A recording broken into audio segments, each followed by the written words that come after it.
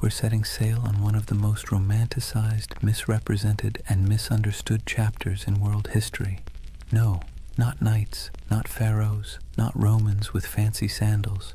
We're talking about pirates, the real ones. Not Johnny Depp wobbling around on deck, but the men and women who sailed the Caribbean and the Atlantic during the so-called Golden Age of Piracy.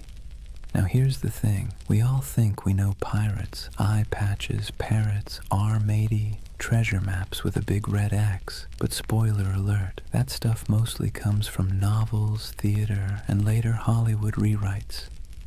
Real piracy was less swashbuckling and more sweaty, smelly, filled with salted beef crawling with maggots, water that tasted like a rotting barrel, and constant anxiety that your ship might sink in a storm, or your captain might keelhaul you for stepping out of line.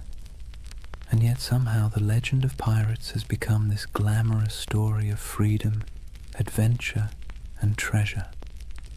But here's the contradiction, and it's worth letting it sink in. The Golden Age of Piracy wasn't golden at all. It was born out of war, poverty, hunger, and desperation. It wasn't about noble freedom, it was about scraping survival out of salt air, blood, and backbreaking work. Yet people keep retelling their stories because deep down we're drawn to the fantasy of escape, of rejecting rules, of carving out a small piece of freedom on the open sea. So, as you settle in, maybe dim your lights or turn on some soft background sounds, let's drift together into this world. Imagine the creak of ropes, the groan of wooden planks, the crash of waves on the hull. Tonight, we'll wander through crowded ports, stand under the Caribbean sun with sweat dripping down our backs, and listen to the salty curses of men who gambled everything on the sea.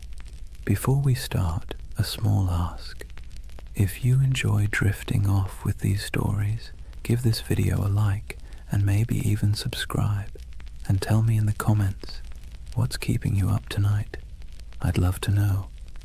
Now, let's begin our first chapter with a world teetering on the edge of chaos, just perfect for the rise of piracy. Chapter 1. A world ripe for plunder. Picture the year 1690. Europe has been locked in endless wars. Spain versus England, England versus France, the Dutch fighting everyone. The whole continent is basically one long family feud where nobody remembers what the argument was about, but everyone is still holding grudges. And while kings and queens play chess with soldiers, their colonies across the Atlantic become treasure vaults waiting to be cracked open. The Caribbean at this time was a furnace, not just from the heat, though the sun baked everything in a way that made even the shadows shimmer, but because it was where European empires collided, traded, and stole from one another. Spanish galleons hauled silver from Peru and Mexico, loading it into massive convoys that lumbered across the ocean toward Spain. English, French, and Dutch merchants sailed their own fleets filled with sugar, rum, tobacco, and enslaved Africans, commodities that would fuel entire economies back in Europe. The ports were alive with contradictions. Imagine standing on the docks of Port Royal in Jamaica around 1700. The smell hits you first: tar, rum, smoke, and human sweat. Dock workers shouted in a dozen languages, sailors stumbled drunk, their shirts stiff with salt, elegant merchants in powdered wigs strutted past barefoot fishermen hauling nets of twitching fish. The soundscape was relentless, donkeys braying, sailors cursing, coins clattering on wooden counters, priests mumbling blessings, cannons occasionally booming in the harbor just to remind everyone who was in charge. And here's the irony. These bustling colonial ports were supposed to be the crown jewels of empire, but they were also perfect breeding grounds for lawlessness. Governments thousands of miles away tried to impose order, but the reality was chaos. Governors took bribes, soldiers deserted, officials looked the other way when merchants smuggled contraband. The Caribbean was a place where, if you had a ship and a crew desperate enough, you could either make a fortune or lose everything in a week. Now think about the sailors themselves. Life at sea under a Royal Navy wasn't glamorous. It was miserable. Sailors were often press-ganged, basically kidnapped into service, dragged aboard ships against their will. Conditions were horrific. Cramped hammocks, weevil-infested bread, floggings for minor offences. Pay was late, if it ever came at all, and if you happened to survive the voyage, chances were you'd be discharged with nothing but a few coins jingling in your pocket and a body half ruined by scurvy. So when word spread that some sailors had gone rogue, ditched their oppressive commanders, seized ships and struck out as freebooters, it sounded less like criminality and more like rebellion. Piracy wasn't just a crime, it was a way out. Let's be clear though, the sea was not forgiving. It wasn't a highway of freedom. It was a gauntlet of storms, reefs, disease, and predators, both human and natural. But if you were a sailor in 1700 staring at the horizon from the deck of a crowded ship, the choice between a brutal life under a navy captain or rolling the dice with piracy might not have seemed that hard. By the turn of the century, the Caribbean had become what you might call a floating economy of risk. On one side, kings, merchants, and governors trying to keep order. On the other side, a growing army of dispossessed sailors, mercenaries, and adventurers who decided order was overrated. All it took was the right moment, a gap in empire, a weakly guarded convoy, a ship with sails trimmed just so, and fortunes could be made overnight. And so, with every galleon groaning under the weight of silver, every sugar plantation coughing up profits, and every port overflowing with sailors who'd had enough of being cheated, the stage was set. The Golden Age of Piracy wasn't born out of nowhere. It was baked into the world itself, into the trade routes, the wars, the greed, and the desperation. The seas were ready, and so were the men who would plunder them. If the late 1600s and early 1700s had a theme, it would be everybody's exhausted, broke, and kind of angry. Europe's great powers had been at each other's throats for decades, and while kings and queens could patch up peace treaties, the wars left a trail of wreckage that stretched across the Atlantic, and in that wreckage, piracy took root. Take Spain, for example. Once upon a time, Spain was the big kid on the block. They had the gold, the silver, the fleets, and the swagger to call themselves masters of the New World. But by the late 1600s, their empire looked less like a shining crown and more like a rusty bucket with holes. Wars drained their coffers, silver shipments were constantly raided, and their ships, once the pride of the seas, were often outdated and slow. Spain still had territory, but its grip was slipping, and everyone else smelled the weakness. England wasn't doing much better. Sure, they were clawing their way toward global power, but back home, ordinary sailors were being tossed around like dice in a rigged game. One year they were privateers, government-approved pirates, with papers giving them permission to plunder Spanish ships in the name of the crown. Then, suddenly, the war ended. The crown said, "Thanks for your service," and those same men were dumped ashore with no pay, no prospects, and no sympathy. Imagine fighting for your country, risking death a dozen times only to be told you were now just another unemployed vagrant clogging up the docks.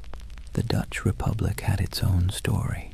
Once dominant traders, their fleets crisscrossed the globe, but wars with England and France chewed through resources, leaving fewer jobs for sailors and merchants. France, meanwhile, under the grandiose reign of Louis XIV, spent lavishly on wars, palaces, and pretty much anything shiny, leaving French colonies stretched thin and their sailors restless. The result? a perfect storm of unemployed seafarers with skills nobody wanted, except in piracy.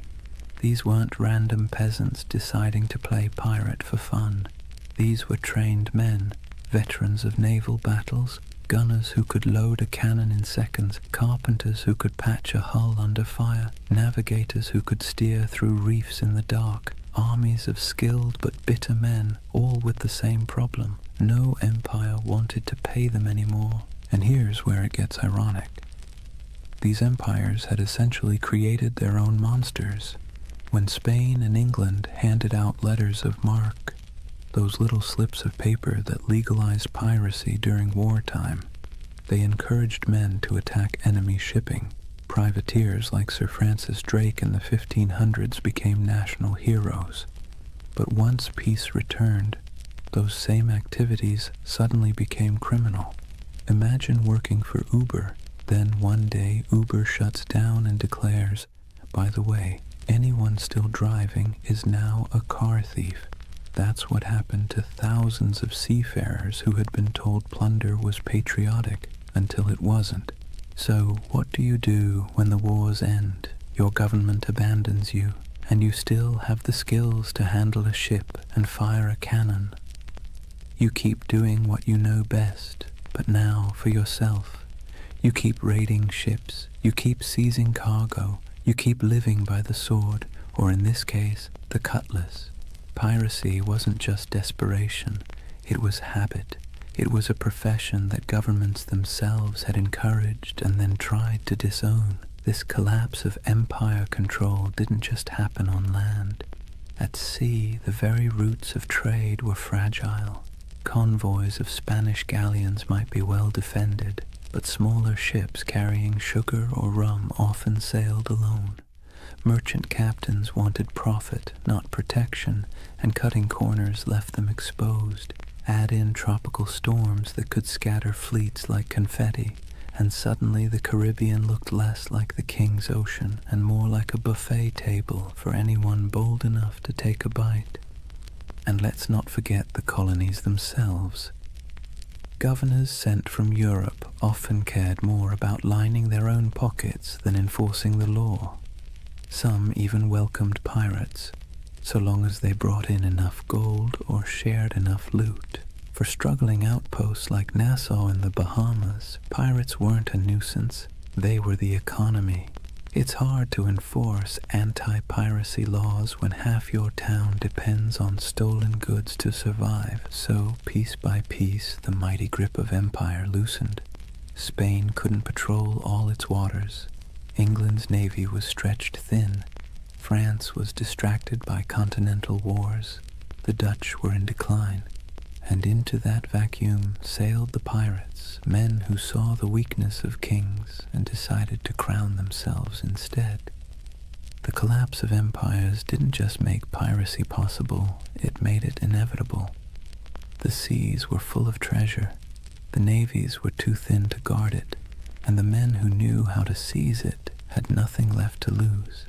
Out of that mix came not just scattered rogues, but an entire era, the so-called Golden Age of Piracy, when men and women from a dozen nations chose the black flag over the king's flag. Let's be clear, piracy didn't appear out of thin, salty air. It was the awkward child of privateering, a sort of legal piracy that governments were perfectly happy to use when it suited them.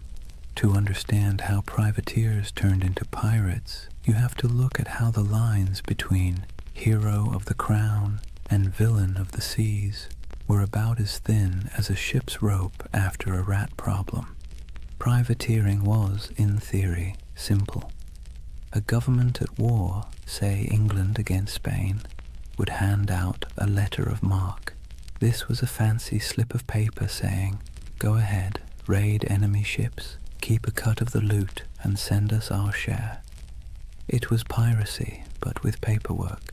Sir Francis Drake did it in the 1500s, sacking Spanish ports and coming home loaded with plunder.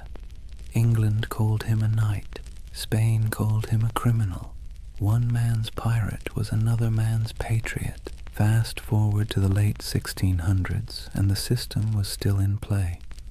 Privateers swarmed the Caribbean and Atlantic during wars, seizing sugar shipments, Spanish galleons, and anything else they could get their hands on.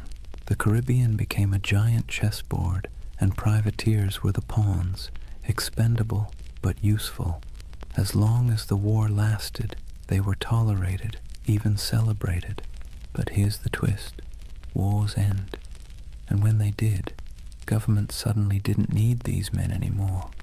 One day you're proudly waving the flag of your nation, attacking the enemy, and selling stolen goods back to friendly ports.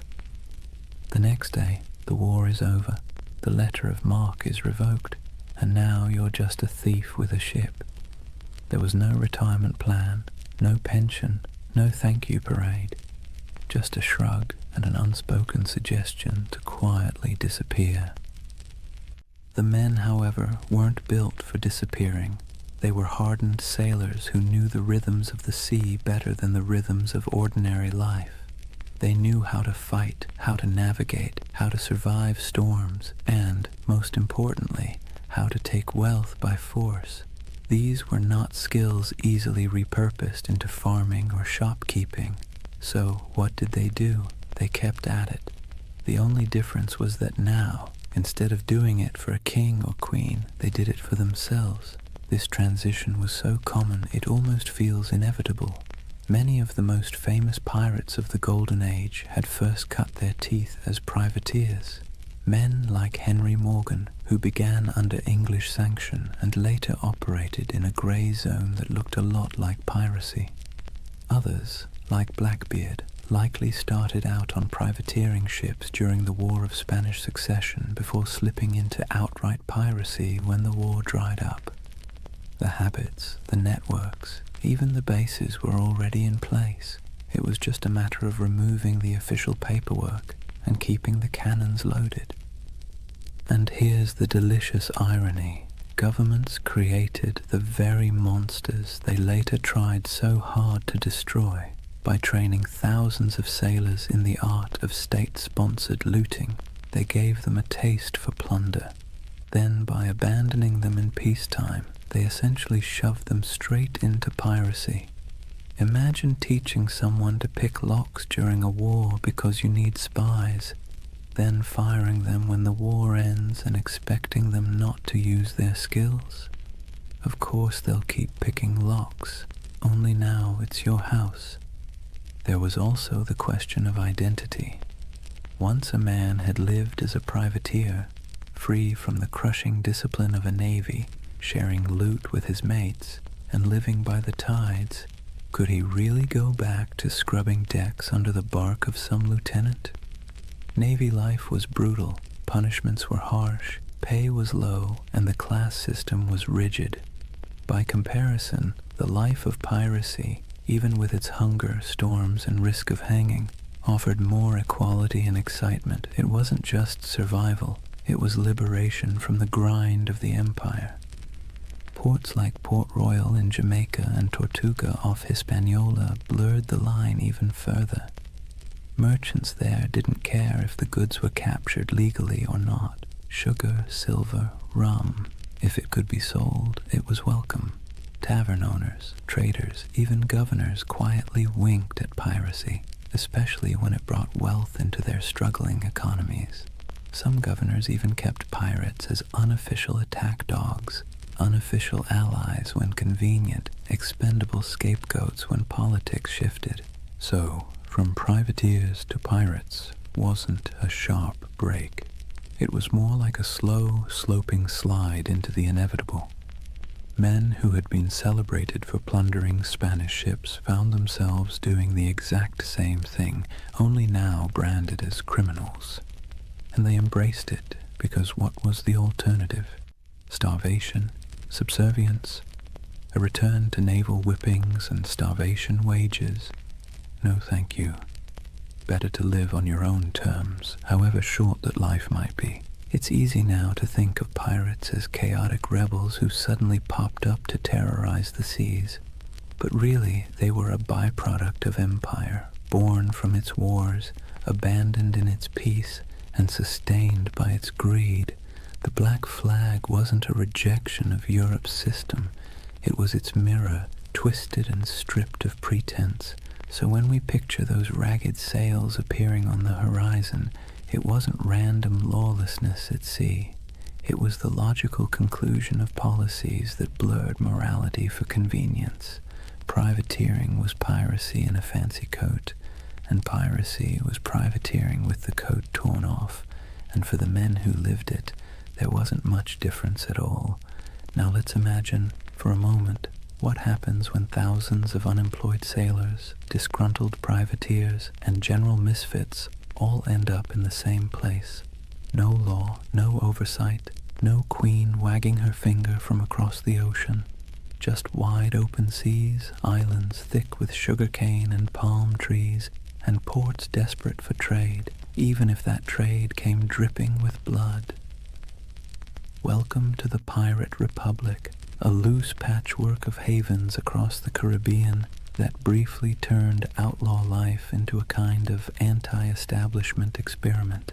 The most famous of these havens was Nassau, on New Providence Island in the Bahamas. Today it's a tourist destination with beach chairs and cruise ships. Back then, it was more like a dusty stage set built for chaos. The island's harbor was shallow, perfect for the smaller, nimble pirate ships, but treacherous for the heavier Navy vessels. That natural advantage made Nassau nearly untouchable, and so it blossomed into the unofficial capital of piracy. If London was the beating heart of empire, Nassau was the loud, drunken laugh echoing across the Atlantic. Life in Nassau was a strange mix of desperation and freedom. Picture ramshackle huts leaning against each other like tired sailors, taverns spilling music and shouting into the night, and the constant smell of rum, sweat, and salt. Pirates from every corner of the Atlantic crammed together, English, French, Dutch, African, even a few indigenous sailors who'd escaped the crushing grip of European colonization. The result was something Europe would never have tolerated back home, a society stitched together by outcasts, running on booze, barter, and the occasional cannon. What made it so intoxicating was the sense of equality. A runaway slave could find a berth on a pirate ship and suddenly be treated, at least relatively speaking, like an equal. A woman could dress as a man, grab a cutlass, and carve her place on deck. Anne Bonny and Mary Read, two of the most famous pirates in history, lived that very reality. The rigid hierarchies of Europe, lords and serfs, captains and peasants, broke down in Nassau's taverns. Everyone was broke, everyone was sunburned, everyone was one bad decision away from the noose. That kind of shared peril made for a twisted kind of democracy. And then there was Tortuga off the coast of Hispaniola. French buccaneers had started it as a base in the 17th century, and over time it became another pirate haunt. Tortuga was wilder, less organized than Nassau, but it shared the same energy, a place where authority didn't reach. Port Royal in Jamaica, before an earthquake literally dropped half of it into the sea in 1692, was the original pirate playground. It was called the wickedest city on earth, a place where taverns outnumbered churches and every second house was either a brothel or a gambling den. Imagine Las Vegas, but with more cannons and fewer neon lights. These places weren't just drunk paradises, they were strategic. Pirates needed somewhere to fix ships, sell stolen goods, and recruit new crews. Without havens, piracy would have been short-lived. With them, it flourished. Merchants, governors, and tavern owners often looked the other way, because piracy was good for business. Silver, sugar, indigo, rum, it all flowed into these ports. And once it was in the market, who really cared where it had come from? The world's first free trade zones, if you like, just with more swashbuckling. The dream of the Pirate Republic was intoxicating because it offered what Europe didn't: freedom from rigid social classes, for the sailor who'd been whipped half to death on a navy ship, for the indentured servant who had been treated like disposable property, for the runaway enslaved person. Nassau or Tortuga was a chance to live on your own terms. Yes, those terms often meant short lives, disease, and eventual capture. But for a fleeting moment, the Pirate Republic offered something resembling equality. It was messy, chaotic, and fueled by rum, but it was theirs. It's easy to romanticize this as some proto-democracy at sea, and in truth, pirates weren't building utopias. They fought among themselves, they drank themselves half to death, and they betrayed each other when the loot was good enough. But there was a kernel of something radical here. Ordinary people, most of them poor, illiterate, and cast aside by empire, were writing their own rules. Captains could be voted out. Plunder was divided more fairly than wages in most European jobs, and there was a sense, however fragile, that out here in the Caribbean heat, you weren't just surviving, you were free. Governments, of course, hated it. To them, the Pirate Republic was an insult, a slap in the face of civilization. They saw it as a cancer spreading across the Caribbean, undermining trade and embarrassing the crown. And so, predictably, they began plotting its destruction. But for a brief, shining decade or two, the dream held. A world of tattered sails and lawless harbors, where outcasts became rulers, if only of themselves. So when you hear the phrase Pirate Republic, don't imagine marble halls or noble ideals. Imagine crowded taverns with lantern light flickering on sweat-streaked faces, mugs of grog slamming onto wooden tables, and the hum of 50 different languages mixing in the night. It wasn't a nation in any official sense, but it was a community, strange, fragile, reckless, that gave piracy its beating heart. By the early 1700s, piracy wasn't just a nuisance, it was a global scandal. Imagine you're a London merchant who's just sent off a ship full of sugar from Barbados.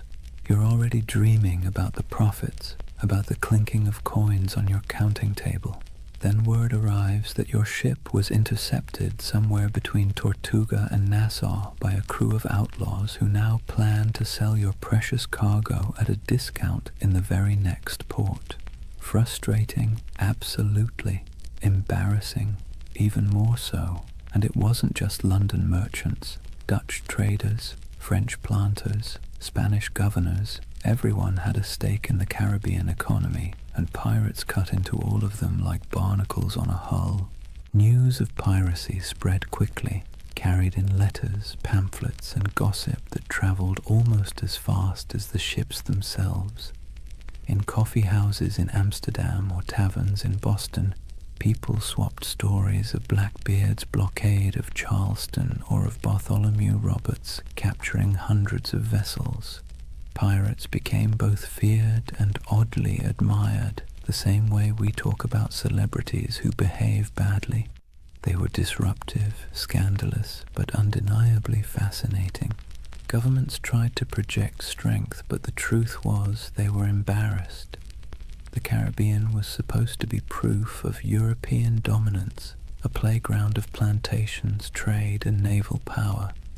Instead, it was crawling with independent outlaws who mocked imperial authority with every stolen sail. Spain, already stretched thin across its empire, struggled to protect the treasure fleets.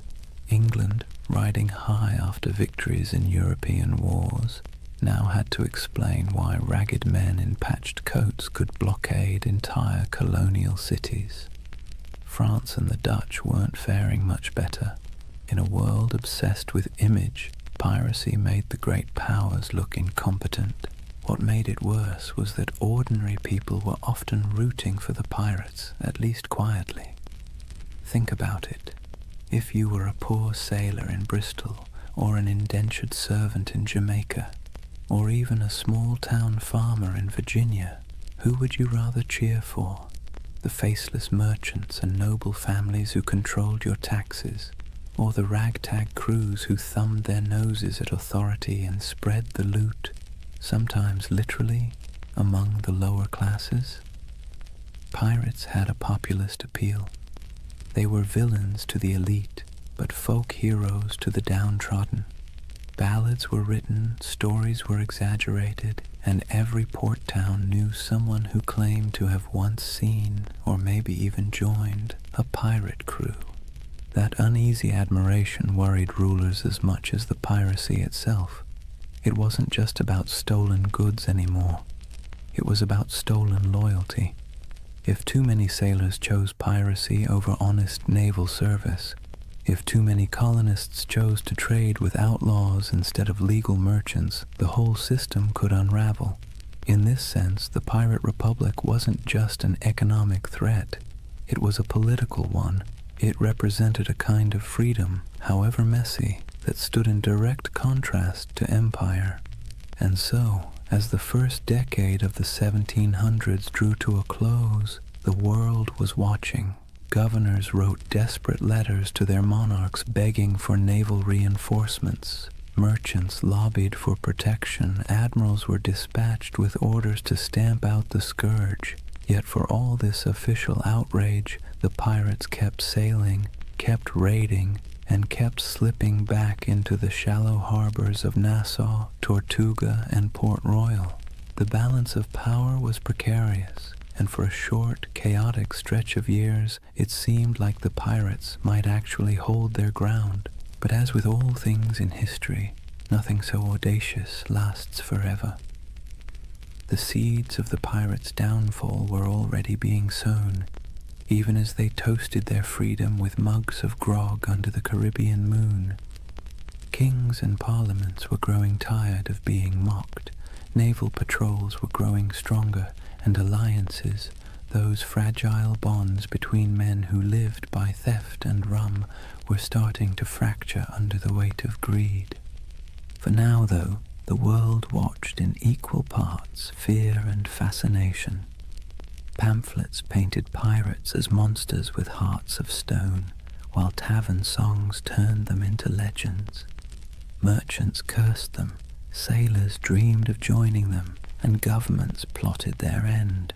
The Golden Age of Piracy was in full swing, and like all golden ages, it glittered brightest just before the fall. Chapter 2. The Pirate's Life, Grit, Glory, and Grievance.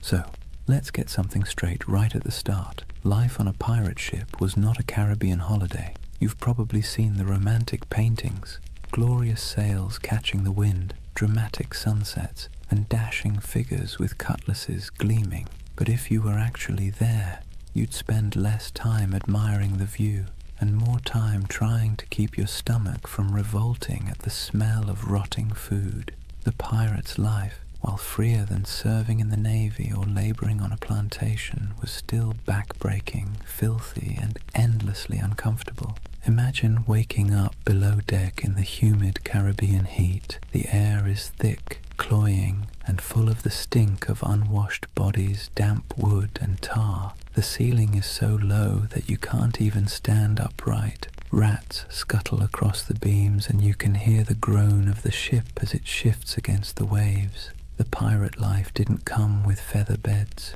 You'd likely be sleeping on rough planks, maybe with a scrap of canvas for a blanket if you were lucky. Every day began with the creak of ropes, the bark of orders, and the endless rhythm of labor needed to keep a ship moving. Food was its own special kind of torture. Pirates stole plenty of supplies from captured ships, but unless you were lucky enough to raid a fresh merchantman recently, meals were, let's say, monotonous. Salted beef, so tough you could use it as a weapon. Hardtack, which was basically a cracker but harder than stone and often infested with weevils. Grog, a mix of watered-down rum, was the drink of choice, not because it tasted good, but because plain water went bad quickly in the heat. If you were lucky, you might snag some fruit or vegetables before they spoiled, but scurvy was always lurking like an uninvited guest. Teeth loosened, gums bled, and bones ached from the lack of vitamin C. Daily chores weren't glamorous either. Pirates weren't just fighting and drinking, they were sailors first. That meant scrubbing decks, mending sails, climbing rigging slick with salt spray, and bailing water from the hold during storms. And storms, by the way, were constant reminders that the sea itself was often more dangerous than any enemy. A hurricane could scatter a fleet in hours, leaving survivors clinging to driftwood while their dreams of plunder sank to the bottom. And yet, for all this hardship, men, and a few women, chose it willingly. Why? Because compared to life in the Navy or under the whip of a plantation master, piracy offered something intoxicating: freedom. On a pirate ship, you weren't at the mercy of a cruel officer with a whip. You weren't paid starvation wages while some admiral or merchant lined his pockets. Instead, you had a say in decisions, a share of the loot, and a chance, just a chance, to change your fortune. The hardship was the same, but the dignity was different. Entertainment helped break the monotony. Pirates loved music, fiddles, pipes, and drums when they could get them. They told tall tales, gambled with dice and cards, and sang bawdy shanties that echoed across the waves. Some ships even kept pets, parrots, monkeys, or stray cats, both for company and for laughs. And of course there was always rum. Rum was less a drink than a coping mechanism, numbing sore muscles, smoothing frayed nerves, and sometimes sparking brawls that left men with more bruises than treasure. But make no mistake, life aboard a pirate ship was a constant balancing act between freedom and discomfort. The same deck where you danced to a fiddle tune at night might be awash with seawater or blood the next morning. The same comrades who shared their food with you today might vote you out tomorrow if you crossed the wrong line. It was a world where everything was unstable. The sea, the supplies, the alliances, and that instability defined the pirate's existence. So, yes, the Golden Age of Piracy glittered, but the day-to-day life was about sweat, salt, hunger, and a kind of stubborn resilience. You didn't become a pirate because it was comfortable. You became one because, for all its stink and danger, it gave you control of your own fate, at least for a while. Here's a funny thing about pirates. They were some of the most democratic people of their time, not in the sense of voting booths and campaign speeches, but in a rough, practical way that actually mattered to the men living on those creaking decks. Imagine that. While monarchs squabbled over crowns back in Europe and kings claimed they ruled by divine right, pirates were out on the high seas voting on who got to be in charge. When a crew formed, the first order of business wasn't just raiding a Spanish galleon. It was drawing up what they called the Articles. These were pirate constitutions, handwritten agreements that spelled out everything from how loot would be divided, to punishments for theft, to the share of compensation if you lost a limb in battle. And yes, pirates had a kind of early insurance system. If you lost an arm, you might get 600 pieces of 8, a leg, maybe 800. It wasn't exactly health insurance with a friendly provider, but it was better than what the average soldier got on land, which was nothing at all. The articles also set limits on behavior: no gambling below deck, lights out at a certain hour, no deserting in battle. And yes, they often forbade bringing women on board, though that rule was broken often enough to be almost comical. These weren't arbitrary rules, they were survival tactics. A pirate ship was a pressure cooker of bad food, bad hygiene, and too many strong personalities packed into too small a space. Without rules, things would have descended into chaos faster than you can say. mutiny. Now, the captain wasn't an untouchable figure like on a Navy ship. Pirate captains were elected by the crew, and they could be voted out just as easily. If a captain was too reckless, too stingy with loot, or just too annoying, the crew could replace him with someone else. This was radical for the 17th and 18th centuries. Imagine a farmhand in Europe marching up to his landlord and saying, "Sorry mate, we've had a vote and you're fired." Unthinkable.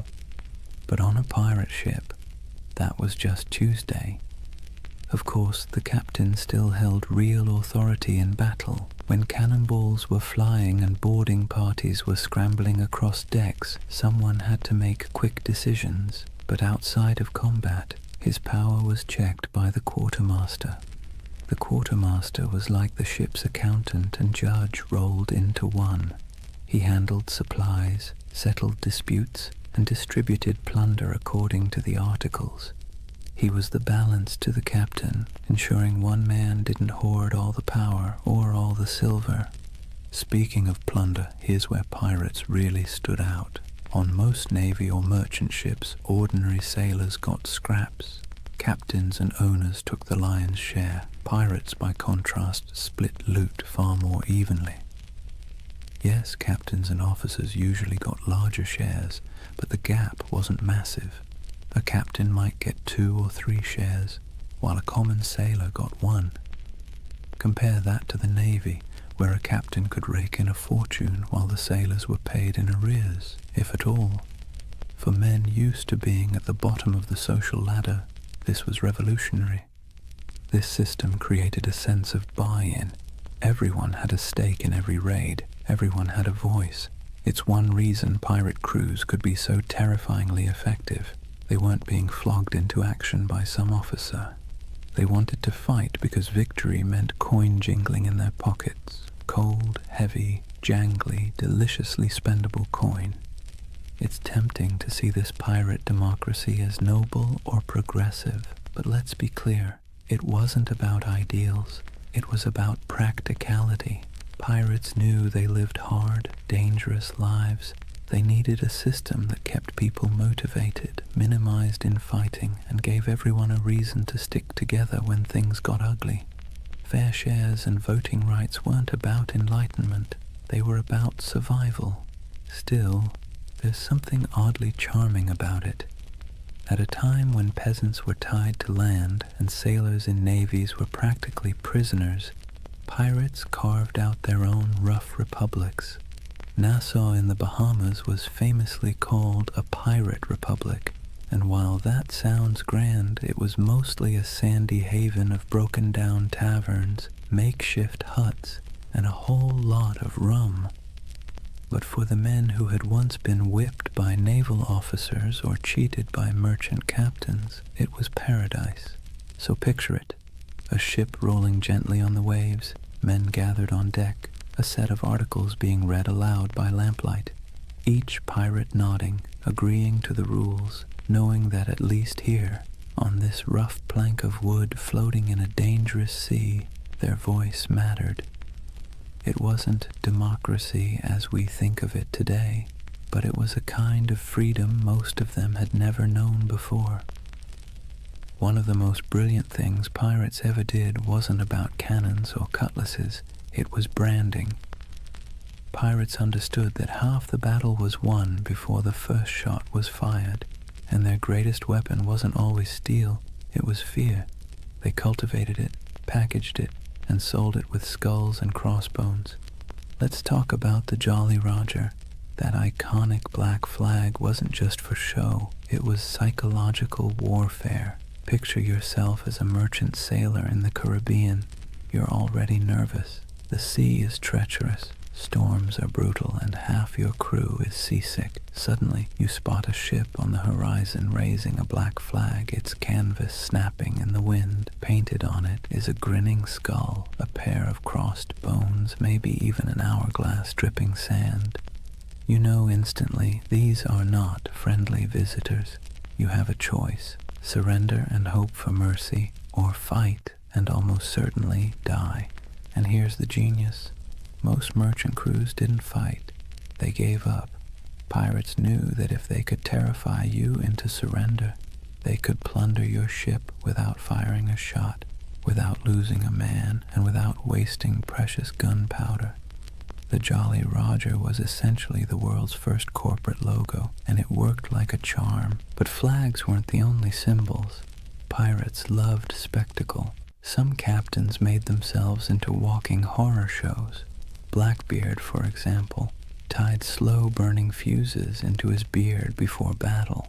Imagine a man storming across your deck with his hair literally on fire, eyes wild, smoke curling around his face like some demon from the deep. That's not just intimidation, that's theater. He was turning himself into a nightmare that sailors would retell in every port from Jamaica to London. Superstition also ran deep. These were men who spent their lives on the unpredictable sea, so of course they looked for signs, omens, and rituals. Whistling on board was considered bad luck because it might whistle up a storm. Bananas were famously avoided on ships, tied to tales of vanished vessels and mysterious deaths. Cats, on the other hand, were seen as good luck, their twitching tails thought to calm the winds. Some pirates tattooed symbols for protection, crosses, anchors, mermaids, inked in crude lines that doubled as badges of identity and talismans against doom. Then there were the rituals before battle. Some crews would gather for a speech, others for a raucous round of rum-fueled singing. There might be a drum beat or a chant, something primal to stir courage. Pirates knew the value of theater not just for their enemies, but for themselves. Fear is contagious, and courage sometimes needs a costume.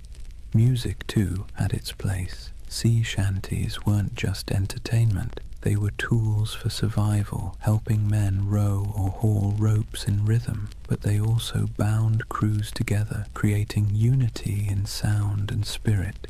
Picture the dark deck of a ship, waves crashing, lanterns swaying, and a chorus of rough voices rising into the night, carrying equal parts defiance and desperation. Symbols and superstitions gave pirates an edge. They were outnumbered and outgunned by naval powers, but they turned reputation into a weapon.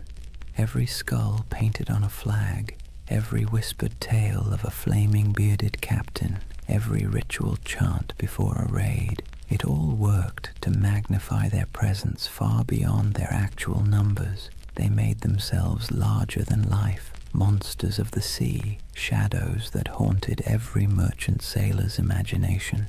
And the beauty of it? Most of it cost nothing. A painted flag, a dramatic entrance, a bit of theatrical madness. Pirates didn't need massive armies or endless treasuries. They needed fear, and they knew how to conjure it. So next time you see that skull and crossbones, remember, it wasn't just a warning, it was a brand, a promise of chaos, a theater of fear that made the legend of piracy far bigger than the men themselves. For all the flags and fiery beards, life aboard a pirate ship wasn't just about battle. In fact, most days weren't spent fighting at all. They were spent doing the very ordinary, very human things that bound a crew together, eating, talking, laughing, and finding scraps of comfort in a world made of salt and splinters.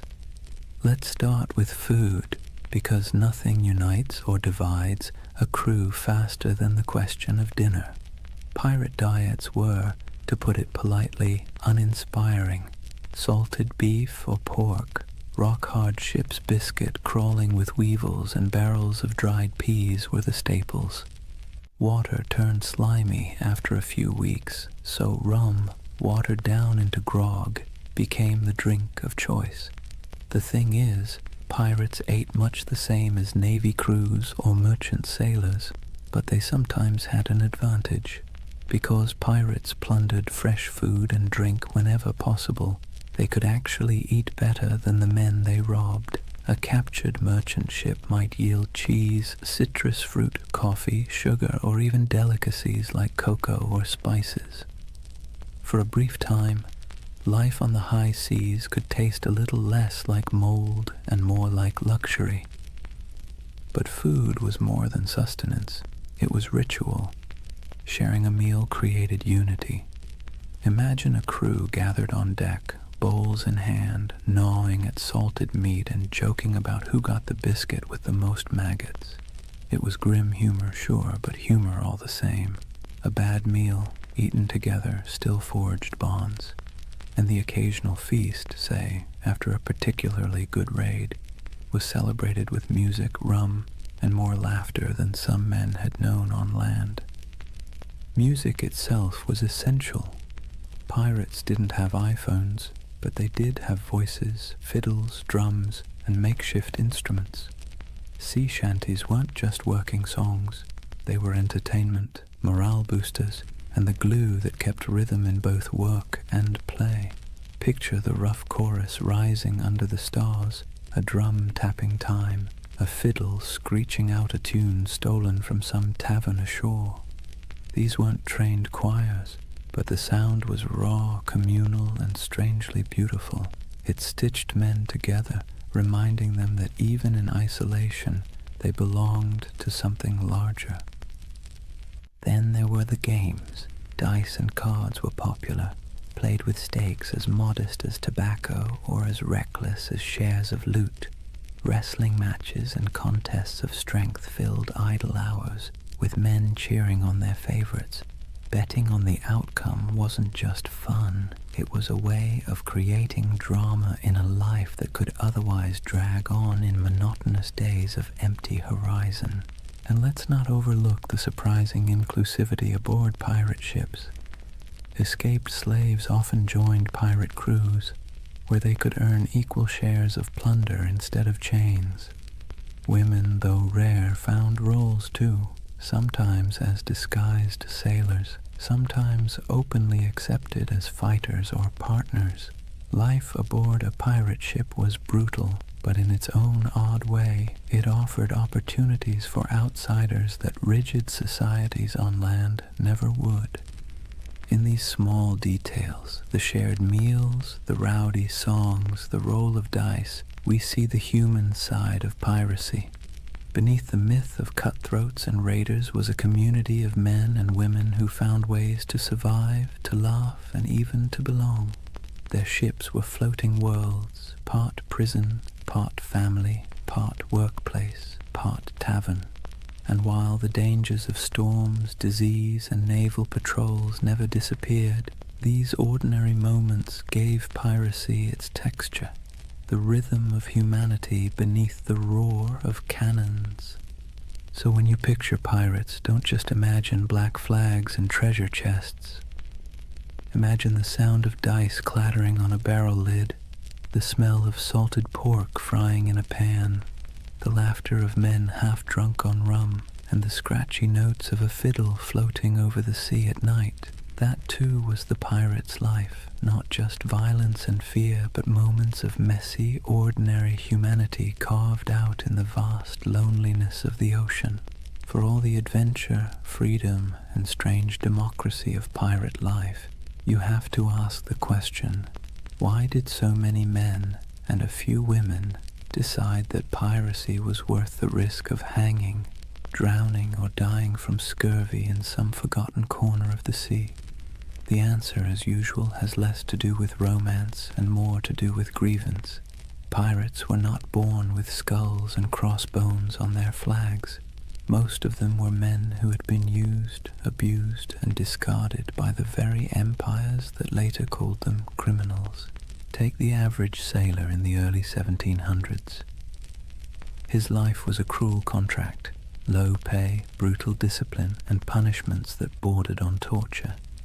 The British Navy in particular ran on forced service. Impressment gangs snatched men off the streets, dragging them aboard ships where they might serve years against their will. Once aboard, they were flogged for minor infractions, fed poorly, and often paid late, if at all. It was a life so grim that joining a pirate crew, where you at least got a vote, a share of plunder, and the occasional feast, looked less like criminality and more like opportunity. Then there were the privateers. These men had once sailed under legal commissions, essentially hired by governments to plunder enemy ships during wartime. But when treaties were signed and peace declared, those commissions were revoked.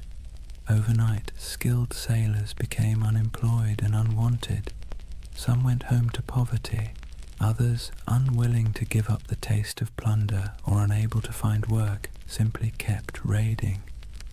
The difference was only paperwork. Yesterday's patriot privateer was today's villainous pirate.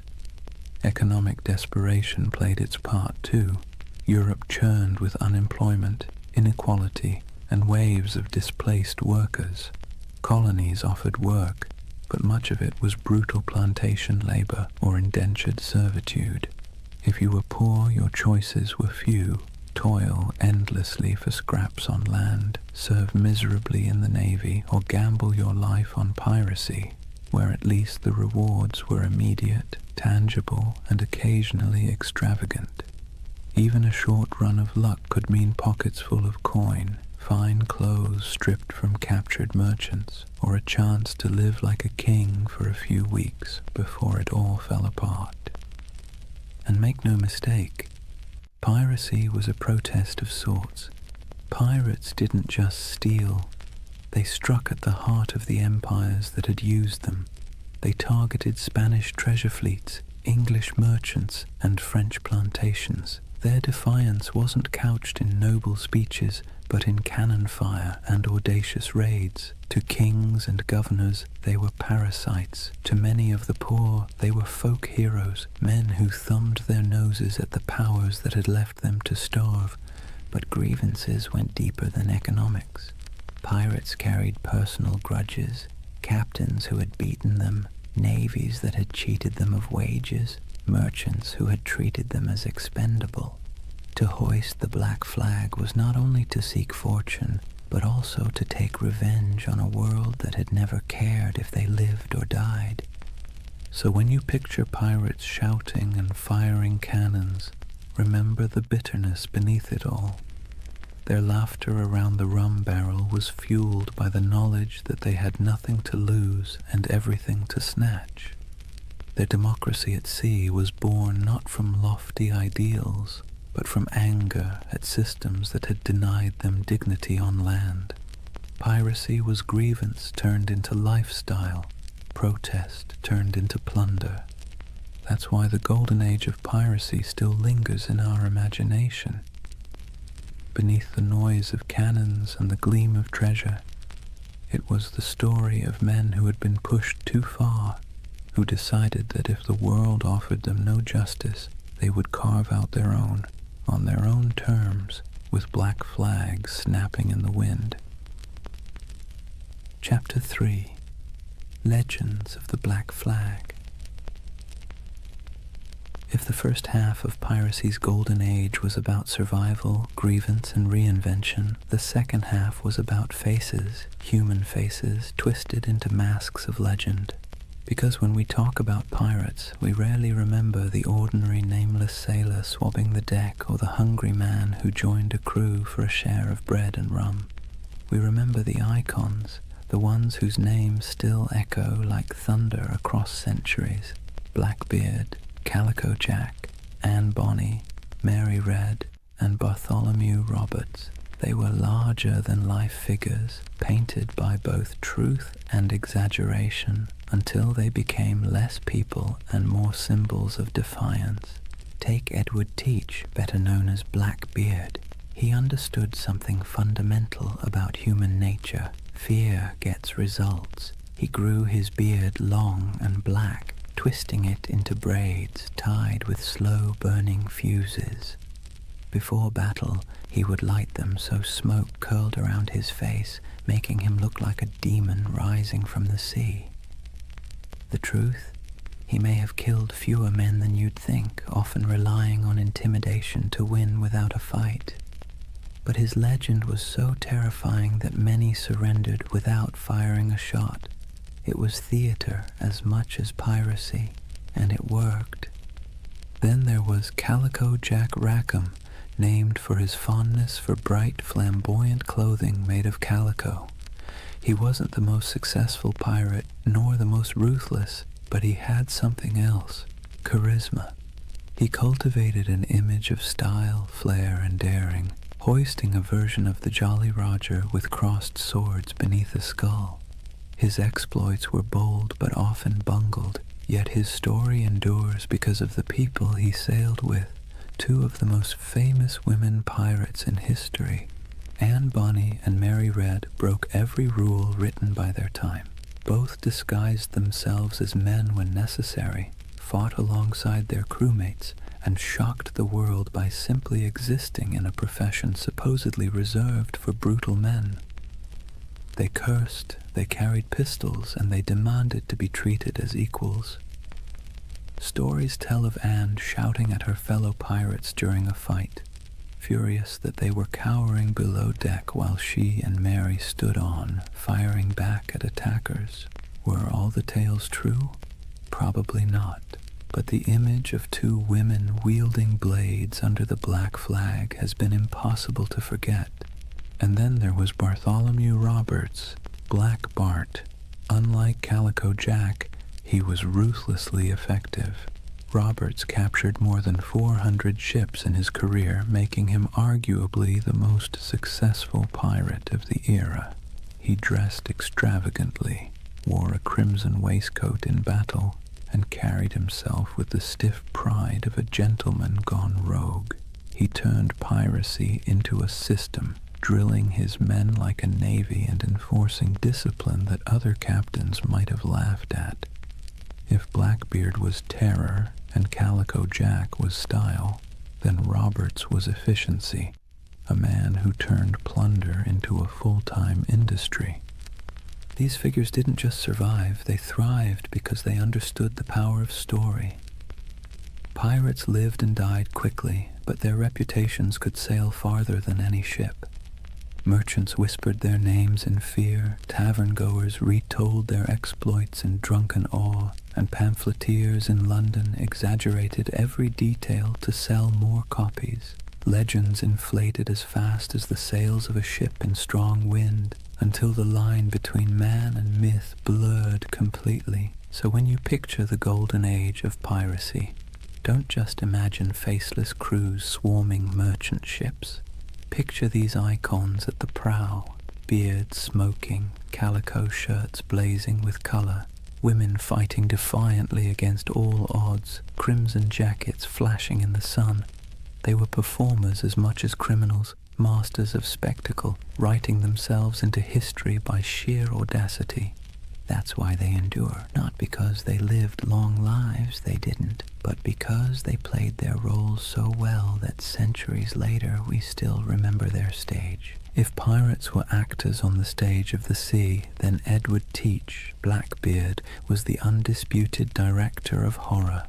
He understood better than almost anyone else that violence wasn't always necessary if you could make your enemies believe it was inevitable. His greatest weapon wasn't his cutlass or pistols, but the terrifying image he constructed of himself. Imagine this. You're a weary merchant sailor, your ship heavy with sugar and rum, when you spot a vessel in the distance. Its sails are patched but full, its hull dark and looming, and then you see him. A giant of a man with wild, coal-black hair and a beard so thick it looks like it's swallowing his face. He's tied slow-burning fuses into his braids, sparks spitting, smoke curling around him as if he's stepped straight out of hell. The sight alone is enough to send shivers through the toughest crew. Guns are loaded, cannons are aimed, but more often than not, the merchant ship simply lowers its colors and surrenders. Why fight when the devil himself has shown up to collect? Here's the funny part. For all his terrifying image, Blackbeard wasn't actually the most bloodthirsty pirate. In fact, his ledger of confirmed kills was surprisingly slim compared to others. He didn't need to spill blood when his performance did the work for him. He crafted a persona so fearsome that it did the fighting long before the first cannonball flew. Think about it. Would you rather battle a man who looked like your neighbor or a smoke-shrouded demon who seemed to revel in chaos? Most captains chose the wiser option and handed over their cargo. Blackbeard also knew the value of spectacle beyond the battlefield. He cultivated stories about himself, feeding into his myth. He'd fire pistols in the air just to startle his own crew. He once blockaded the entire port of Charleston, South Carolina, holding the city hostage until he was supplied with medicine. This wasn't just piracy, it was theater on a grand scale, a demonstration that one man and a few ships could humiliate an entire colony. It was both ridiculous and awe-inspiring. But beneath the smoke and noise, Blackbeard was a practical man. He divided plunder with some fairness, treated his crew as partners more than slaves, and knew when to negotiate. He wasn't some mindless brute. He was calculated. His use of fear wasn't just for show. It was a strategy that minimized actual risk. Why fight bloody battles when you can win by reputation alone? Still, his career was short. He rose fast and fell faster. By 1718, the British Crown, tired of his antics and the disruption of trade, decided it had had enough. Lieutenant Robert Maynard lured him into a trap off the coast of North Carolina. In a brutal fight, Blackbeard was shot and slashed repeatedly before finally going down. His severed head was hung from Maynard's ship like a grotesque trophy, a final theatrical image for a man who had lived by performance. And yet, did death end the legend? Not at all. If anything, it sealed it. Blackbeard's ghost was said to haunt the waters where he died, his headless body swimming in the waves, searching for its lost skull. Fishermen swore they saw his spectral ship, the Queen Anne's Revenge, drifting silently across the horizon. Whether or not any of it was true didn't matter. The myth had already outgrown the man. So when you hear the name Blackbeard today, you're not just recalling a pirate, you're recalling one of history's greatest performers, a man who understood fear as both an art and a weapon. His stage was the sea, his audience the world, and his performance so unforgettable that centuries later we're still applauding in awe and a little bit of dread. If Blackbeard was the terrifying face of piracy, then John Rackham, better known as Calico Jack, was its fashion icon. The man wasn't particularly fearsome, nor was he especially successful compared to others, but he had something almost as valuable as gold: style. His nickname came from the brightly patterned calico coats he wore, loud enough to be seen from a mile away. It was a choice that said, I may not be the biggest or the baddest, but I'll be the most noticeable. And in a world where fear and reputation kept you alive, being memorable mattered. Calico Jack's story would likely have been a footnote in the annals of piracy, if not for two extraordinary women who joined his crew, Anne Bonny and Mary Read. Their presence turned his otherwise average exploits into a legend that has fascinated people ever since. Anne Bonny was born in Ireland, but grew up in the Americas, the daughter of a wealthy planter. She had a fiery temper and a restless spirit. Stories say she once stabbed a servant girl with a kitchen knife, though the truth is hard to pin down. What we do know is that she wasn't content with the role society expected of her. Marrying a small-time sailor didn't calm her spirit. Running away with Calico Jack did. She traded the plantation house for the rolling deck of a pirate ship, proving herself as fierce with a blade as any man. Mary Red's tale was even stranger. Born in England, she was disguised as a boy from childhood so her family could inherit money. She grew up living as Mark Red, working as a soldier and sailor.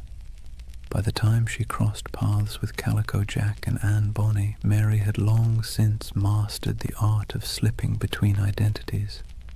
When she joined their crew, she initially kept her disguise. But Anne, curious and bold, discovered the truth. Instead of turning her away, Anne accepted her, and the two became close allies. Now picture it, a small pirate crew led by a man in flamboyant coats, backed by two women who defied every expectation of the age. While other pirates leaned on spectacle or terror, this trio leaned on audacity. Reports from the time describe Anne and Mary fighting openly in men's clothes, wielding pistols and cutlasses, cursing louder than the men beside them. They weren't mascots or novelties, they were feared combatants. When boarding parties went over the rails, Anne and Mary were often the first in line. One of the most famous stories of their courage came during the final days of Calico Jack's career. His ship was cornered by a pirate hunter. Most of the crew, drunk and unwilling to fight, cowered below deck. But Anne Bonny and Mary Read fought ferociously, shouting at the men to come up and defend themselves. Outnumbered and abandoned, they couldn't hold out forever. The ship was captured, and the crew taken to trial in Jamaica.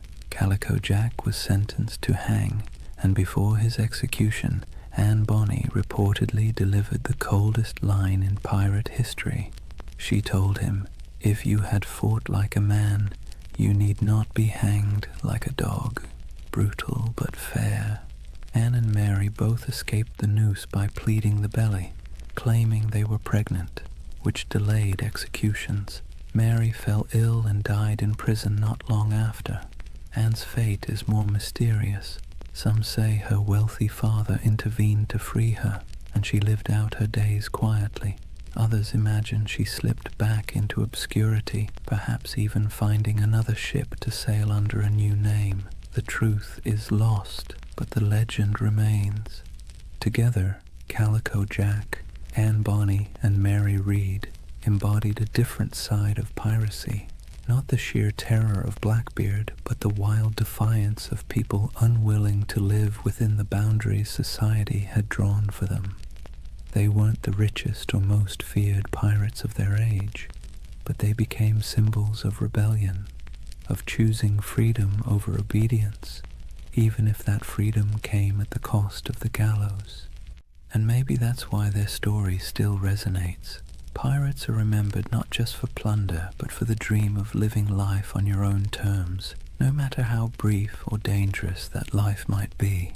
When people imagine pirates, they often picture chaos, rowdy drunkards waving swords, shouting curses, and stumbling around the deck. But not all pirates fit that mold. Some, strangely enough, insisted on discipline, manners, and even a touch of elegance. Enter Bartholomew Roberts, also known as Black Bart, the most successful pirate of the Golden Age. Not in legend, but in sheer numbers, the man captured over 400 ships in his career.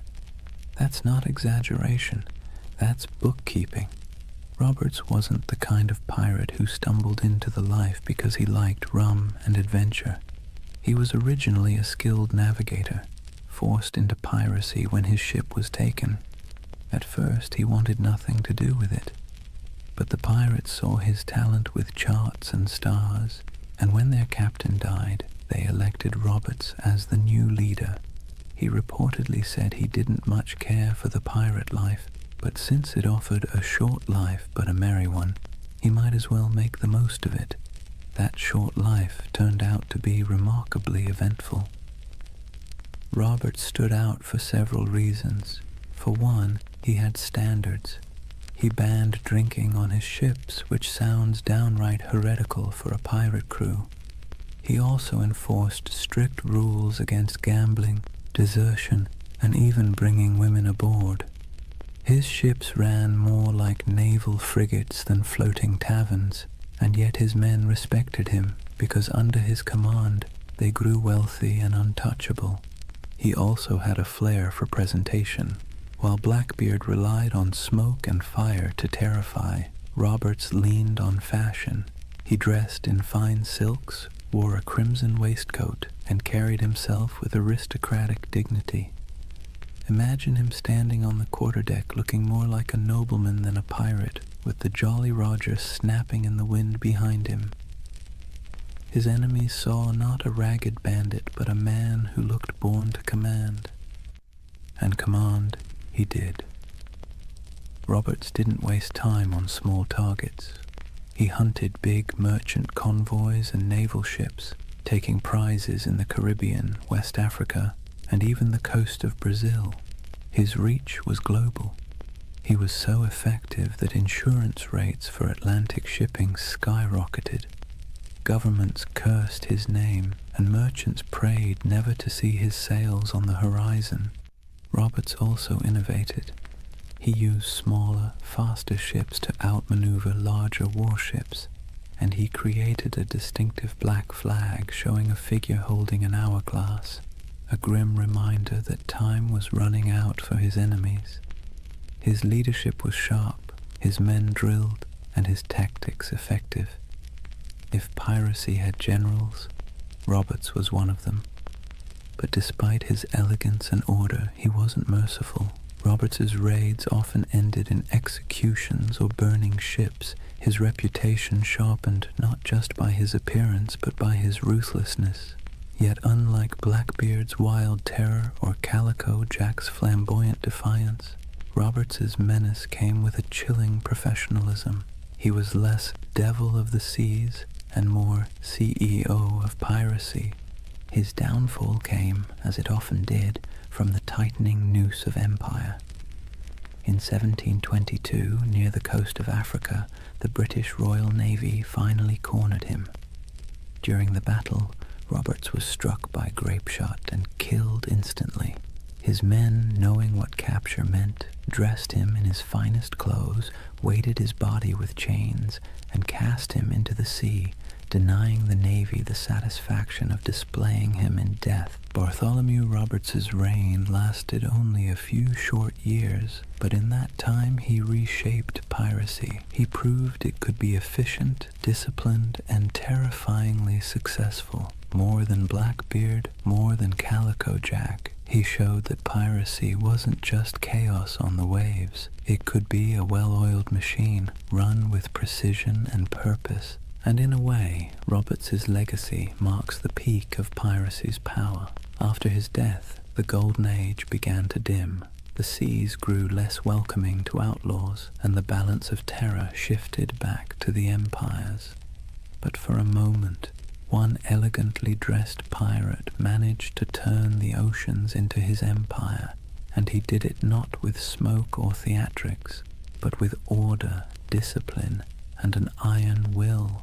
If pirates were remembered only for their hunger, sickness, or sunburn, the Golden Age wouldn't have stuck in our imagination. What really carved them into legend were the moments when ragged crews on creaking ships went toe-to-toe with empires and lived to tell the tale. These were the epic raids and showdowns that spread their reputation across oceans like wildfire, whispered from tavern to tavern, and exaggerated until they felt larger than life. Let's start with the Caribbean, where Spanish galleons groaned under the weight of treasure hauled from the New World. These ships were floating vaults, packed with silver from Peru, gold from Mexico, and spices from across the empire. They were also well-armed and heavily guarded, but that didn't always save them. Pirates struck with speed, knowing that a single galleon could fund a lifetime. Stories circulated of bold raids where men climbed aboard under musket fire, smoke filling the decks as treasure chests were dragged away. The truth was often messier, with smaller victories and more frustration, but the image of pirates plundering Spanish treasure ships became the core of their legend. Then there were the blockades, audacious acts where pirates essentially declared themselves rulers of the sea. Imagine sailing into a harbor, dropping anchor across the entrance, and holding an entire town hostage. That's exactly what Blackbeard did at Charleston in 1718. For nearly a week, he strangled the city's trade, capturing ships and ransoming hostages. The people of Charleston, terrified of massacre, had no choice but to give in to his demands. It wasn't just robbery, it was theater, a statement to the world that pirates could hold whole cities in the palm of their hands. Other raids were more brutal, like the infamous attack on Ouida on the coast of Africa by Bartholomew Roberts. Roberts stormed the harbor, seizing ships, killing crews, and leaving smoking wrecks behind him. His reach across continents showed how piracy had gone global. It wasn't just the Caribbean anymore. It was the Atlantic, Africa, Brazil, anywhere trade sailed and wealth moved. But the stories weren't just about treasure. They were about battles fought against impossible odds. Pirate crews often faced warships far larger than their own. When they won, it wasn't just luck, it was tactics. They fought dirty, boarding quickly, using fear and confusion as weapons. A Navy captain might train for years to master a cannon broadside, but pirates knew how to turn desperation into an edge. Their greatest victories weren't about gold. They were about proving that outcasts and runaways could stand against the giants of empire. Of course, these showdowns didn't always end well. For every successful raid, there were failed ones, with crews scattered, captured, or killed. Yet somehow, it was the victories that stuck in memory. Sailors retold the stories in candle-lit taverns, each time with a little more smoke, a little more fire, a little more treasure. And as the tales grew, so too did the aura of piracy. It's worth pausing to think about why. Pirates didn't win many wars. They didn't topple kingdoms or rewrite maps, but they became symbols because of these moments when they defied the odds, even briefly. They lived in the cracks between empire and chaos, and their raids and blockades became stories of small men standing up to vast powers. That's the kind of tale that sticks, even when the facts get fuzzy. So whether it was Blackbeard choking a city, Roberts storming a harbor, or nameless crews slipping away with treasure under the moonlight, these epic showdowns kept the legend alive. And while empires eventually struck back in those brief, violent, theatrical moments, it was the pirates who ruled the seas. Chapter 4. The End of an Era. For all the bravado of pirates waving black flags and swaggering into taverns, their freedom was always temporary. The Golden Age of Piracy wasn't built on strength, it was built on neglect. The empires of Europe had been too busy fighting each other to deal with the nuisance of rogue captains. But once the wars settled and merchants began counting their lost profits, the patience snapped. Suddenly, the same kings and governments who once winked at piracy decided it was a scourge that had to be eradicated.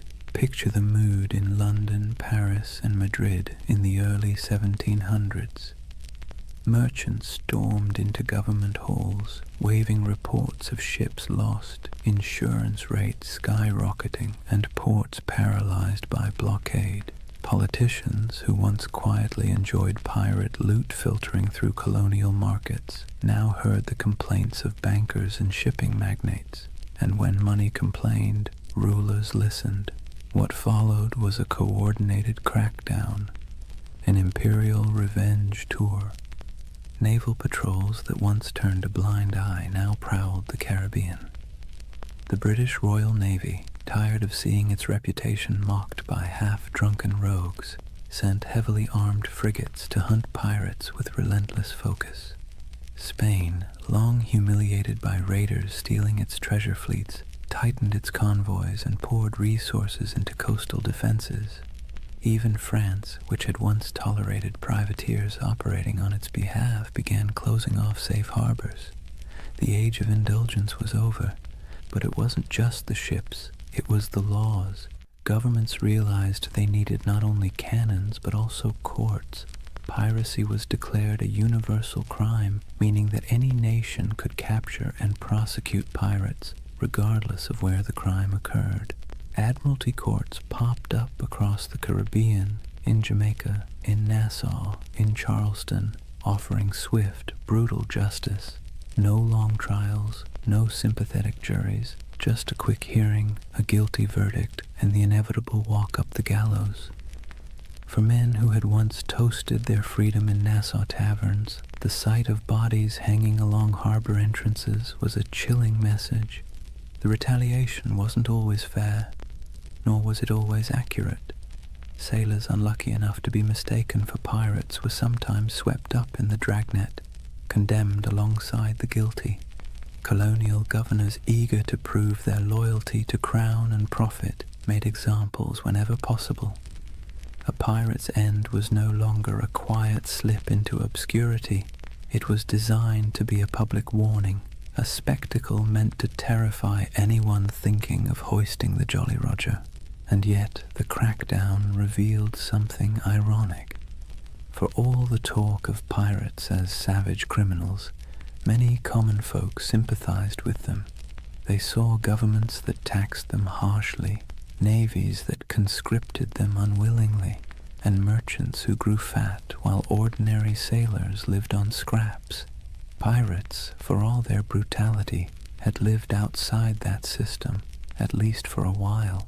So when governments retaliated, it wasn't just pirates who grumbled. It was the people who sometimes saw in those outlaws a shadow of their own frustrations.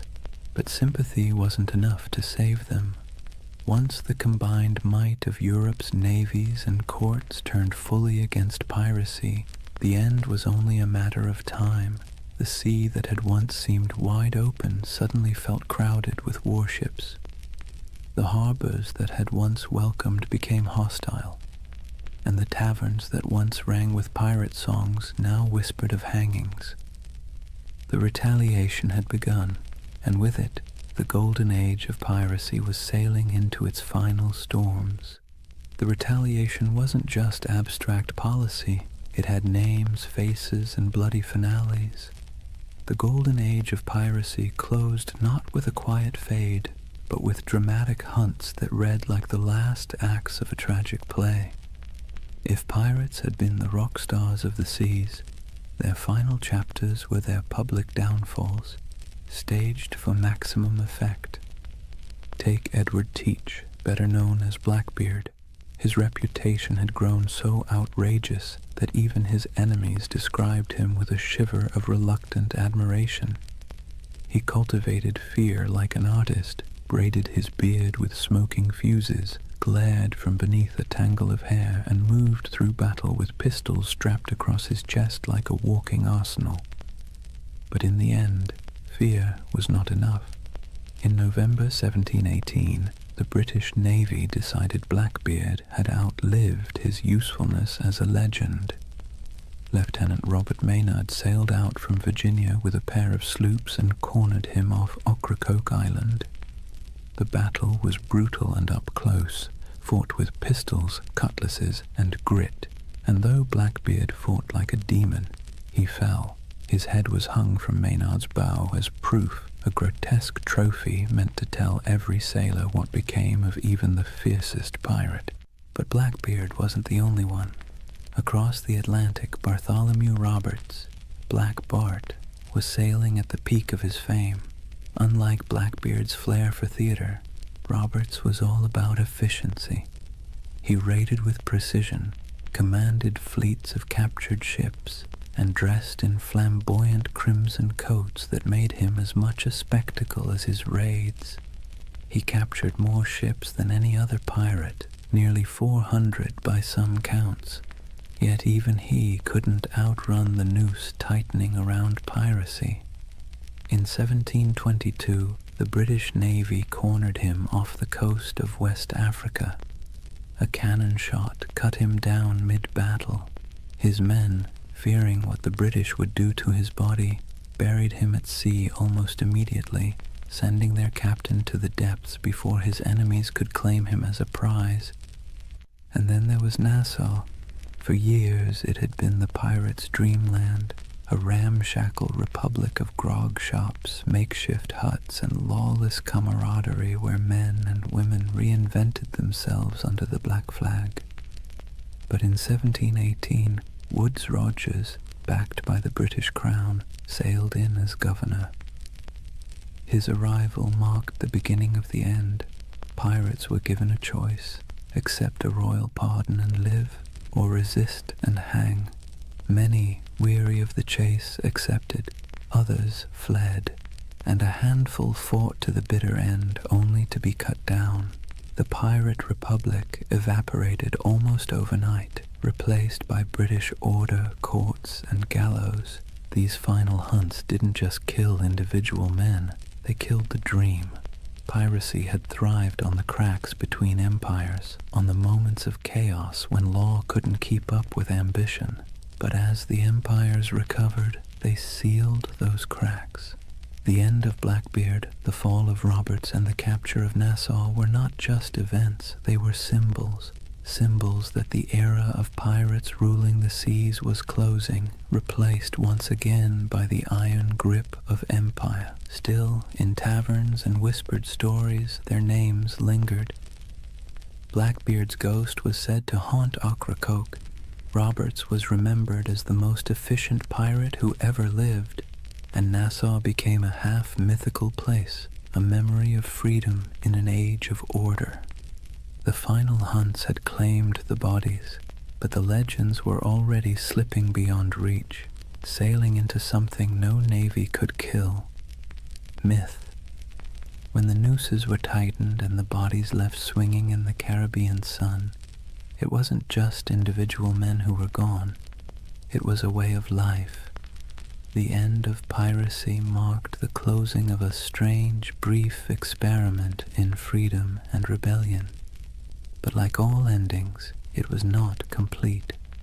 Something was lost, yes, but something also remained. So, what was lost? First, the fragile dream of equality at sea. On land, society was suffocatingly rigid. Kings at the top, peasants at the bottom, and 1,000 unspoken rules about who could eat what, wear what, or even look at whom. But on a pirate ship, things were startlingly different. Captains were elected, loot was shared, and even the least skilled sailor had a voice in the Articles of Agreement. When piracy ended, that floating democracy sank with it. Back came the brutal hierarchy of naval life, where sailors were whipped into obedience and officers strutted about like petty kings. The sea, once a frontier of possibility, reverted to another arm of empire. Also lost was the illusion of safe passage for merchant ships. For 2 or 3 decades, the Caribbean and Atlantic had felt like waters where danger lurked behind every horizon. Every fat merchantman sailing out of Havana or Port Royal lived in fear that a black flag might rise from the waves. The end of piracy reassured investors, merchants, and kings, but it also stripped the seas of a strange kind of excitement. The stories that once terrified crews would, in time, thrill readers instead. But for the men who lived it, the sudden absence of that uncertainty was like a silence, comforting to some, suffocating to others. And let's not forget the pirate havens themselves. Nassau, Tortuga, Port Royal, these places lost their wildness. Nassau was brought under British law, Tortuga became just another colonial backwater, and Port Royal, once notorious as the wickedest city on earth, was tamed after earthquakes and hurricanes tore it apart. The rowdy taverns, the lawless marketplaces, the smoky wharves where men from every corner of the Atlantic rubbed shoulders, all faded into memory. In their place came customs officers, naval patrols, and clerks counting barrels of molasses with joyless precision. Yet, for all that was lost, so much remained. Pirates had stamped themselves into the imagination of the world, and that stamp proved impossible to erase. Their names lived on in court transcripts, sailor songs, and whispered tales in dockside taverns. the terror they once inspired began to transform into legend and legend into myth. People who once cursed them began retelling their stories with a touch of admiration. Blackbeard's ferocity, Anne Bonny's defiance, Bartholomew Roberts's crimson finery, all these details outlived the reality of hunger, disease, and gallows. What also remained were the scars left behind on empire itself. Piracy had forced colonial powers to admit that their grip on the seas was fragile. They had to pour money into patrols, fortifications, and treaties. In a way, pirates had been the most honest critics of empire. They exposed its weaknesses, exploited its greed, and thrived on its contradictions. Even in defeat, they left a mark, a reminder that power is never absolute, and that resistance, even in the form of theft and chaos, can rattle the mighty. And then, of course, there was the cultural inheritance. Pirates gave us more than just a few colorful tales. They gave us a vocabulary, pieces of eight, dead men tell no tales, the Jolly Roger. They gave us an image of freedom and defiance, however messy the reality was. They gave us a vision of men and women who lived outside the law, who thumbed their noses at kings and corporations, who carved out fleeting moments of liberty in a world dominated by authority. That vision survived long after the hangings were over. So yes, much was lost when piracy ended, but perhaps what mattered most remained. The idea that, for a brief, turbulent moment in history, ordinary people seized the sea and lived by their own rules, and even as their bodies rotted under the Caribbean sun, their legends sailed on untouchable. Here's the thing about pirates. They may have died at the gallows, but their ghosts never left. The Golden Age of Piracy, brief as it was, cast echoes that still rattle through our culture today.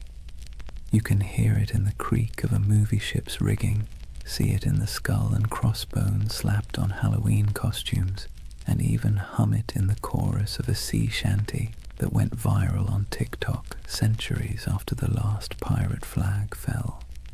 The age itself ended, but the echo never stopped. The first echo came in literature. In the decades after the crackdowns, sailors still sang about Blackbeard and Roberts in taverns, but it wasn't until the 18th and 19th centuries that writers really started polishing the pirate into something mythic. Captain Charles Johnson's A General History of the Pirates, possibly written by Daniel Defoe, was basically the pirate's who's who of its time. It turned real men into larger-than-life anti-heroes, blending fact, rumor, and outright invention. Without Johnson's book, we might not even remember Anne Bonny or Calico Jack. He gave them immortality, even if he also gave them a touch more swagger than they probably had in real life. The next big echo came with adventure novels. Robert Louis Stevenson's Treasure Island didn't just echo the Golden Age, it amplified it into something permanent. Long John Silver's Crutch and Parrot, the buried treasure maps marked with X, the idea of pirates talking in a peculiar accent. These weren't direct from history, they were creations, echoes distorted into legend, and yet they stuck so firmly that even today, when you picture a pirate, you're probably picturing Stevenson's imagination more than anything Blackbeard ever did. The echo spread into song and theater, then into Hollywood. Errol Flynn swung from rigging with suspiciously clean teeth. Disney built an empire of its own with Pirates of the Caribbean, turning Captain Jack Sparrow into a global icon. And with each retelling, the pirate grew further from the salty, disease-ridden truth and closer to an eternal symbol of rebellion, freedom, and adventure. Pirates once hanged for terrorizing shipping lanes were recast as lovable rogues. History got smoothed over, but the echo carried on. There's another echo too, one that's less flashy but maybe more important. Pirates left behind ideas that have crept into modern conversations about democracy, labor, and resistance. the way they divided plunder fairly, the way they voted for leaders, the way they allowed voices that were silenced on land to be heard at sea, all of that has fascinated historians. Some have even argued that pirate ships were floating laboratories of democracy, a rough but radical experiment in fairness. The echo of those ideas about equality, about rejecting hierarchy, still has a strange resonance today, whether or not we acknowledge the source. And then there's the personal echo, the one that whispers in our imaginations when we stare at the horizon. Pirates embody the dream of escape, the fantasy of cutting ties, hoisting sails, and vanishing into the blue to live by no one's rules but your own. Most of us would never want the reality, the scurvy, the lice, the constant threat of death, but the dream lingers. It's why pirate flags still flutter on college dorm walls, why people still hold talk like a pirate day, and why buried treasure stories still make kids dig holes in the backyard. The echo isn't just in books and movies, it's in us. So when we talk about the Golden Age of Piracy, remember, it didn't just end, it transformed. The flesh and blood pirates are gone, but the shadows they left behind still sail. Their flags wave in our stories, their songs ring in our ears, and their ideas, twisted, exaggerated, but stubbornly alive, still haunt the edges of culture. The seas are quieter now, the Caribbean no longer stalked by men with pistols and cutlasses, but in the echo of their age, they never truly died. So here we are, at the quiet end of a noisy age. The Golden Age of Piracy burned bright and brief, just a few decades of chaos, rebellion, and salt-stained dreams. In reality, it was cramped decks, spoiled meat, diseases that lingered like unwelcome passengers, and the constant threat of capture. Yet somehow, from those harsh conditions came a legend that refuses to sink. Think of what we've walked through tonight. We've seen how wars and collapsing empires set the stage for piracy. We've stepped onto ships where men voted for their captains and shared their plunder in a rough version of equality. We've met figures who blurred the line between myth and reality. Blackbeard with his smoky theatrics, Anne Bonny and Mary Read defying expectations, Calico Jack turning piracy into style, and finally we watched as governments cracked down, the nooses tightened, and the so-called Republic of the Seas faded back into dust. But of course the story didn't really end there. Pirates didn't just vanish, they drifted sideways into imagination, into tavern songs, into novels, into Hollywood, into Halloween costumes and internet memes. Their Jolly Roger still waves, not from a mast, but from the collective imagination of every generation that sees in them a flicker of freedom, rebellion, or adventure. They were criminals, yes, but also dreamers, and maybe that's why we can't quite let them go. As you lie back now, let the rhythm of the waves soften in your mind. Picture the creak of a ship's timbers rocking gently in the swell, the lanterns swinging in the dark, the faint hum of a sea shanty fading into the night. Out there, beyond the horizon, the pirates have gone, but their echoes remain, half history, half myth, all carried forward by our restless need for stories. And unlike those sleepless men who once scanned the waters for sails on the horizon, you don't need to keep watch tonight. You can rest easy, knowing the only thing waiting for you is the calm of sleep. Close your eyes, let the waves carry you, and drift peacefully into dreams. Good night.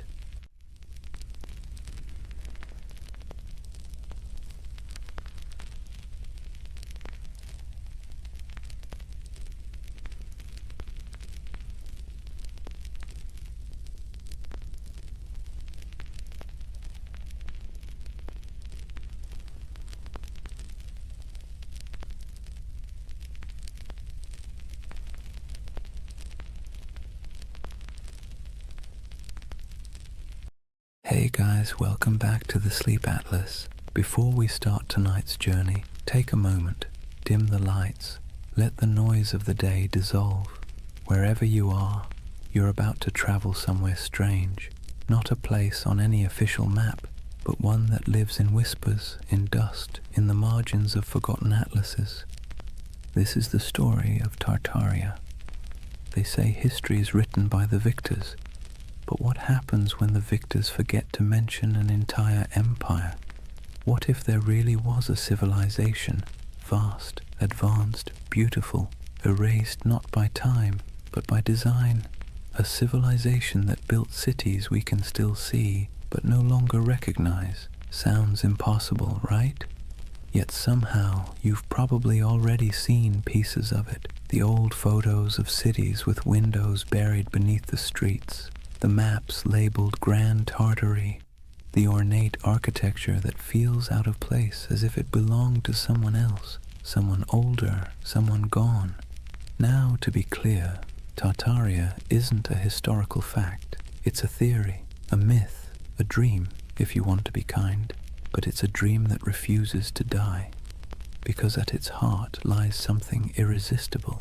The idea that history isn't what we think it is, that we've been handed a world with a few missing chapters, and whether you believe the myth or not, it's hard not to feel something when you see it. So tonight, we're going to drift through that myth together, through maps, ruins, and half-buried cities, through stories of explorers and erased empires, through the dusty edges of history where imagination and memory blur together. And if you fall asleep along the way, that's fine. That's kind of the point. For more journeys through history to help you sleep, please subscribe to the Sleep Atlas. And hey, what's keeping you up tonight? Let me know in the comments. Alright, let's begin. Imagine fog rolling over endless plains, gold grass bending under the wind. You stand before a vast land that feels both ancient and impossible, somewhere between Asia and memory, somewhere once called Tartaria. Chapter 1. The Empire That Never Was, or was it? They called it Grand Tartary. On maps from the 17th and 18th centuries, it sprawled across nearly half of Asia, an empire stretching from the icy edges of Siberia to the mountains of Tibet, from the Pacific all the way to the Caspian Sea. A continent-wide expanse so huge it made Europe look like a backyard garden. But here's the strange thing. When you look closer, it doesn't behave like any other empire on the map. No clear capital, no list of rulers, just a name, Tartaria, floating over deserts and steppes, surrounded by decorative drawings of camels and horsemen. The cartographers might as well have written, "Here be mystery." And yet, for hundreds of years, Western mapmakers copied that name again and again. Tartaria, Grand Tartary, the Great Tartar Empire. Sometimes they drew castles or cities with minarets. Sometimes they left it blank, as if even they didn't know what they were depicting. So what was Tartaria, according to the official story? Nothing. The word Tartary was simply a European catch-all term for the unknown lands of Central and Northern Asia. The people who lived there, Tatars, Mongols, Siberian tribes, were lumped together under one convenient label. To the Europeans of the 1600s, it was the great blurry East, wild, uncivilized, and beyond comprehension. But to modern eyes, it doesn't look like nothing. It looks deliberate, mysterious, like the ghost of something that was once real. And that's where the story starts to hum. Because if you look long enough, if you trace enough old maps, you start to notice inconsistencies. Cities drawn where no cities should exist. Structures too grand for the people historians claim built them. Ruins that don't seem to fit their supposed age. Some believe those ruins were Tartarian, that an advanced civilization, older than Rome, older even than Egypt, once stretched across the world. They say its architecture was sophisticated, its technology almost magical, free energy, perfect symmetry, towering buildings powered not by fire or water but by something lost, something we can no longer name. It sounds absurd, but then you see the photos, black and white images from the late 19th century, cities under construction except everything already looks finished, cathedral-sized buildings supposedly built in a decade, though even modern machinery would struggle, streets half-buried, windows below ground level, as if the earth itself had swallowed the first floors. That's where the mud flood theory enters.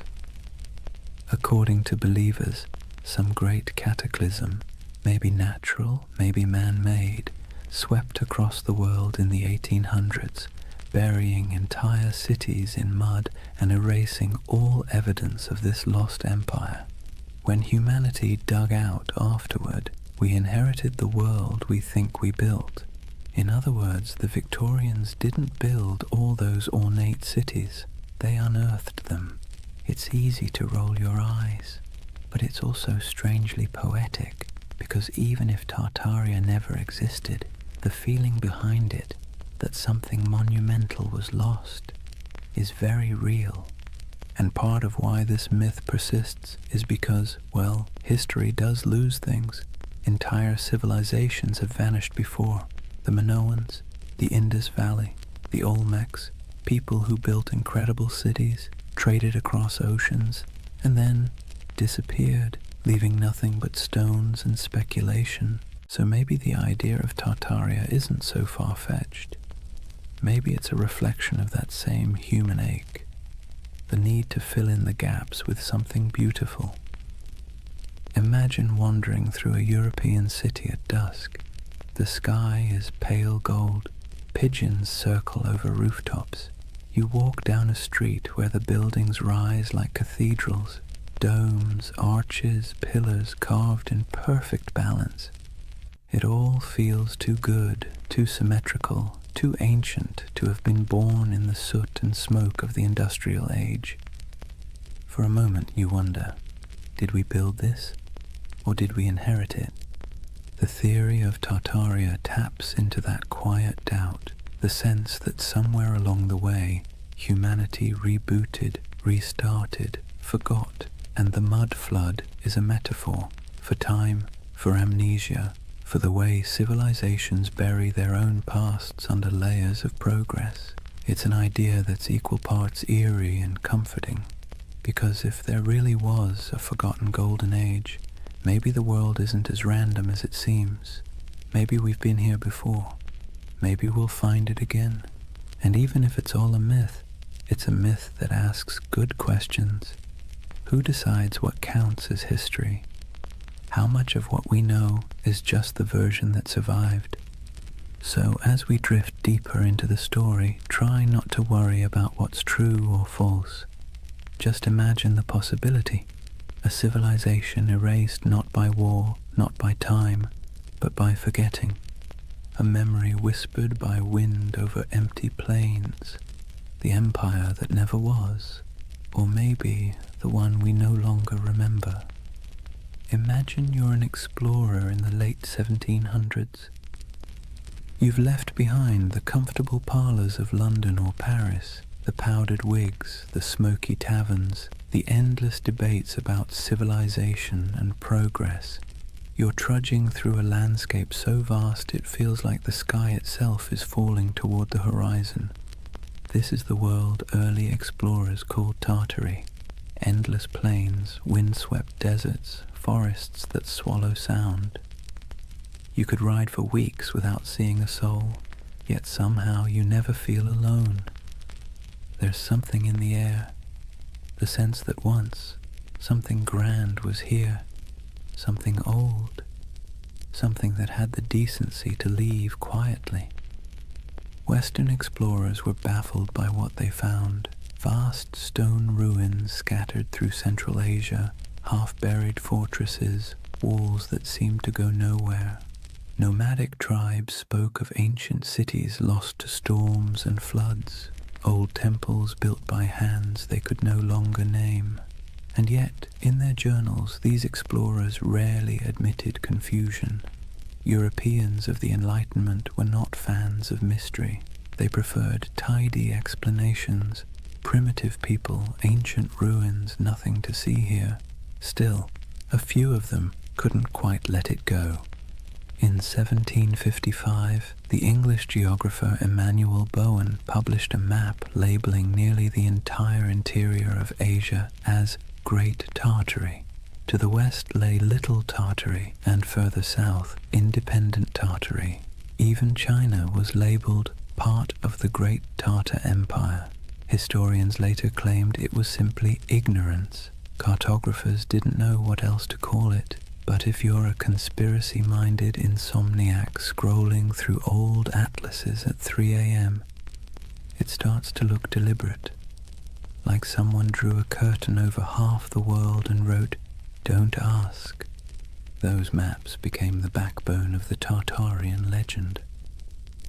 The idea that there was once a sprawling civilization across Siberia and Central Asia, erased from history and memory alike. And when explorers traveled through those regions, what they described often sounded contradictory. They found nomadic tribes living in tents, herders, hunters, perfectly ordinary people. But they also found traces of things that didn't fit. Ancient irrigation systems, half-buried brickworks, strange mounds that hinted at forgotten settlements. The farther they went, the more surreal it became. In Siberia, there were reports of colossal ruins swallowed by forests. In Mongolia, strange carvings and fortifications half lost to the sands. Some described crumbling citadels near the Altai Mountains, built of stone so precisely fitted it might as well have been cast, not carved. To modern historians, it's no great mystery. Remnants of older cultures, Turkic kingdoms, Mongol fortresses. But to the romantically inclined, it's something else. Evidence, perhaps, of a civilization that once ruled these lands, far older and more advanced than the textbooks admit. And then there's the emptiness, the eerie, silent expanse that made even hardened travelers uneasy. Take the accounts of Peter Simon Pallas, a German naturalist who explored Russia and Siberia in the 1770s. He described vast areas devoid of inhabitants, where ruined settlements lay beside abandoned mines and decayed fortifications. He mentioned rivers cutting through landscapes that seemed to have been reshaped by catastrophe, as though floods or mudslides had swept entire cities away. When his journals were published in Europe, readers found them haunting. The image of a land once filled with life, now reduced to wind and silence.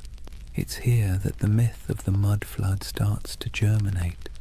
The idea that an ancient disaster literally buried a civilization under layers of sediment, windows below street level, doors half submerged, entire first floors beneath the dirt. For believers, that wasn't just geology, it was evidence. And if you've ever walked through an old city, St. Petersburg, Prague, even San Francisco, you might have noticed it too. Streets sitting higher than the building's original entrances, like time itself kept adding layers. Of course, historians say it's just how old cities evolve. Roads get repaved, foundations sink, streets are raised to prevent flooding. But the human imagination doesn't like boring answers. Geological settling doesn't keep you awake at night. The idea of a worldwide cataclysm, though, that does. What's compelling about these explorers' reports is not what they found, but what they felt. The sense that they were moving through someone else's world, one that had been erased. There's a moment in nearly every explorer's journal, the kind that never makes it into the abridged editions, where they sound tired. The grand adventure wears off, and what's left is silence. Cold wind, vast skies, the creak of leather, and a feeling that they are walking through the afterlife of history. They pass strange earthworks, abandoned stone foundations, carvings of faces eroded to anonymity. Sometimes they sketch them, sometimes they move on. Always there's the sense of almost understanding, almost remembering. And maybe that's what Tartaria really is, a landscape of almosts, almost history, almost memory, a civilization that feels like it should have existed, even if it didn't. Think about it. How many times has humanity stared at something old and half-broken and said, we could never build that today? It's an illusion, but a powerful one. Standing before ruins or monuments, we see not just stone and mortar, but the faint shadow of our own fragility. We want the past to be smarter than us, nobler than us, more advanced than we deserve. It's easier to believe we're living in the ruins of greatness than to admit that maybe we're the ones who'll be forgotten. So when explorers trudged across those endless Asian plains and saw remnants of something they couldn't explain, it planted a seed, a legend. And legends, once born, never die. They sleep, they wait, they resurface in new forms, on message boards, in YouTube videos, in late-night rabbit holes where half the fun is not believing, but wondering. The Tartarian myth is less about what those explorers found and more about what we want to find, meaning, continuity, proof that the world once made sense and that maybe beneath all this noise and chaos, it still does. Imagine the explorer's campfire. The air is thin and cold. Sparks float upward, swallowed by the night. Somewhere in the distance, wolves call to each other, and above stars shimmer, the same constellations those long-lost Tartarians might have seen if they ever existed at all. The explorer looks out over the dark plain, notebook open, and writes one word on the page, Tartaria, a word that means nothing and everything. They say the earth remembers, every stone, every layer of dirt, every foundation buried beneath a modern street is a diary, written in silence. But if you listen to the believers of the mud flood, the earth doesn't just remember, it hides. Picture this, a city half buried, windows that look out onto soil instead of streets, doorways that open into nothing but packed dirt, buildings whose first floors have vanished beneath layers of earth and time. To most, it's a quirk of old construction. To the followers of Tartaria, it's evidence of something far stranger, a global cataclysm that erased an entire civilization in a single, muddy sigh. The mud flood theory is one of those beautiful modern myths that could only have been born in the age of the internet. It began quietly, like a whisper in digital catacombs, obscure forums, old photography groups, amateur historians trading ideas. Someone noticed something odd, antique photos from the 1800s showing cities with half-buried buildings, windows at ground level, strange architectural anachronisms. Then someone else noticed the same thing somewhere else, and suddenly a pattern emerged, or seemed to. If you stare at enough old photos for long enough, patterns start to appear everywhere, and soon the whispers took form. What if history isn't what we think it is? What if there was a reset, a literal flood of mud that buried the old world, wiped it clean, and left us to rebuild on top of its bones? It sounds ridiculous, but also admit it. It's a little bit seductive. Let's take a closer look at what this story really says. According to the myth, sometime in the 18th or 19th century, dates are always vague, an immense cataclysm struck the earth. Not water, but mud, thick, heavy, suffocating mud that rolled over cities like a blanket, swallowing buildings, streets, even entire civilizations. What survived was what we now call our world, a reset civilization built atop the ruins of the one before. The theory claims we are the survivors of an amnesiac world living in the shadow of a forgotten age. And once you start looking for it, you see it everywhere. Old photographs of St. Petersburg, where neoclassical buildings seem to have half their height underground. Doorways that lead nowhere in Istanbul. Strange window wells in San Francisco. Cathedrals whose ground floors appear oddly misaligned with the modern streets around them. The world, it seems, is full of buried stories. But here's where the magic, or the mischief, lies. Context. Cities grow, streets rise, pavements get repaved, foundations sink, earthquakes shift land. Engineers, bless their pragmatic hearts, have been dealing with that since ancient Mesopotamia. It's normal, but the human imagination doesn't want normal. It wants wonder. It wants the cosmic version of a plot twist.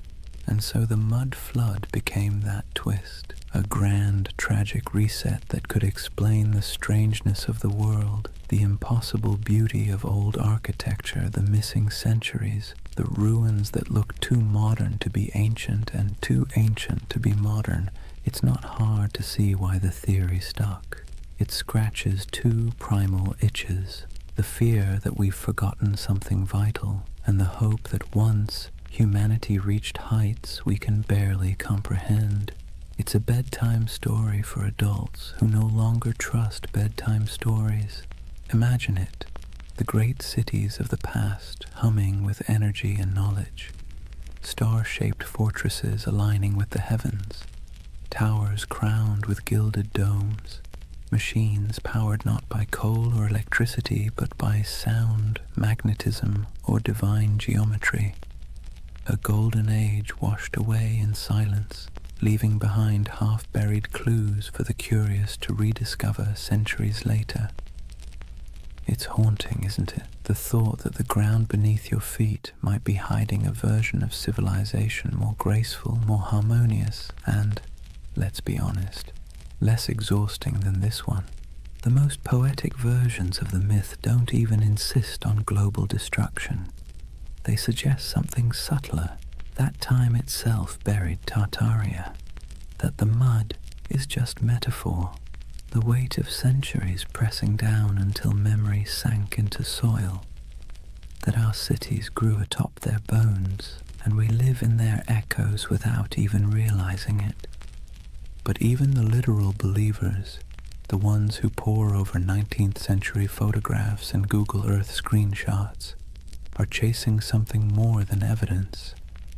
They're chasing awe, the sense that the world is not yet fully explained, that maybe, just maybe, there are still secrets hiding in plain sight.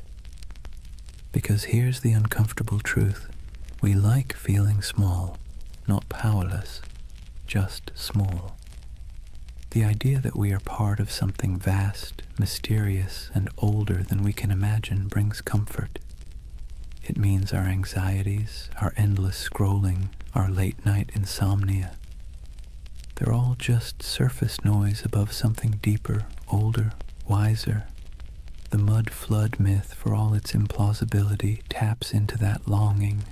It's also, in a strange way, an act of defiance. In an age where algorithms decide what we see and experts tell us what to believe, the mud flood says, "No, I'll look for myself." It's a rebellion of curiosity, however misguided.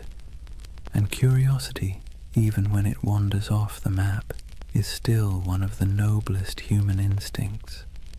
There's another reason the mud flood myth feels oddly soothing.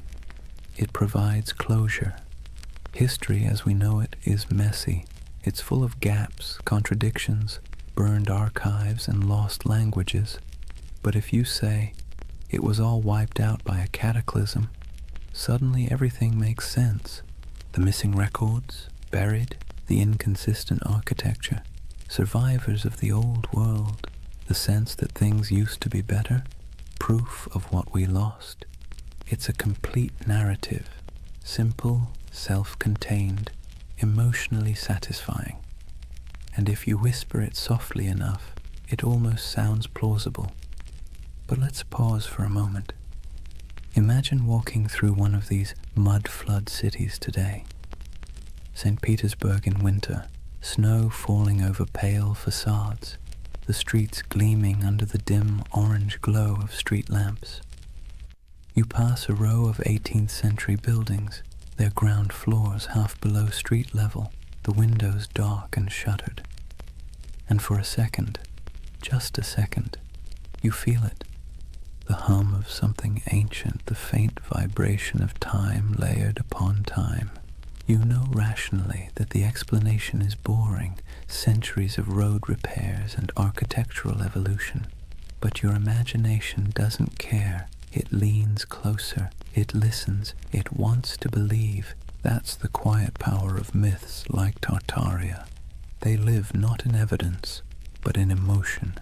And emotion, not logic, is what builds civilizations, or stories of them. So when someone insists the world was buried in mud a few hundred years ago, it's tempting to laugh, but look closer, and you'll see what they're really saying. They're mourning something they can't name.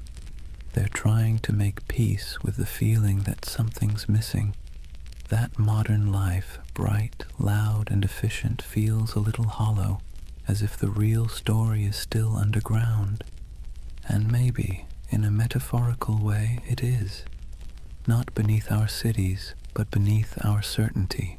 History is the soil we stand on, and every generation adds another layer.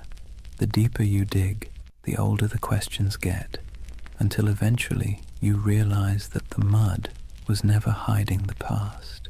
It was making it. The world is built on burial, and everything beautiful is, in some sense, reclaimed from the dirt. So maybe Tartaria was never an empire at all. Maybe it's an idea, a longing for the lost wholeness of things. Or maybe it's just a very elaborate excuse for why so many basements flood in spring.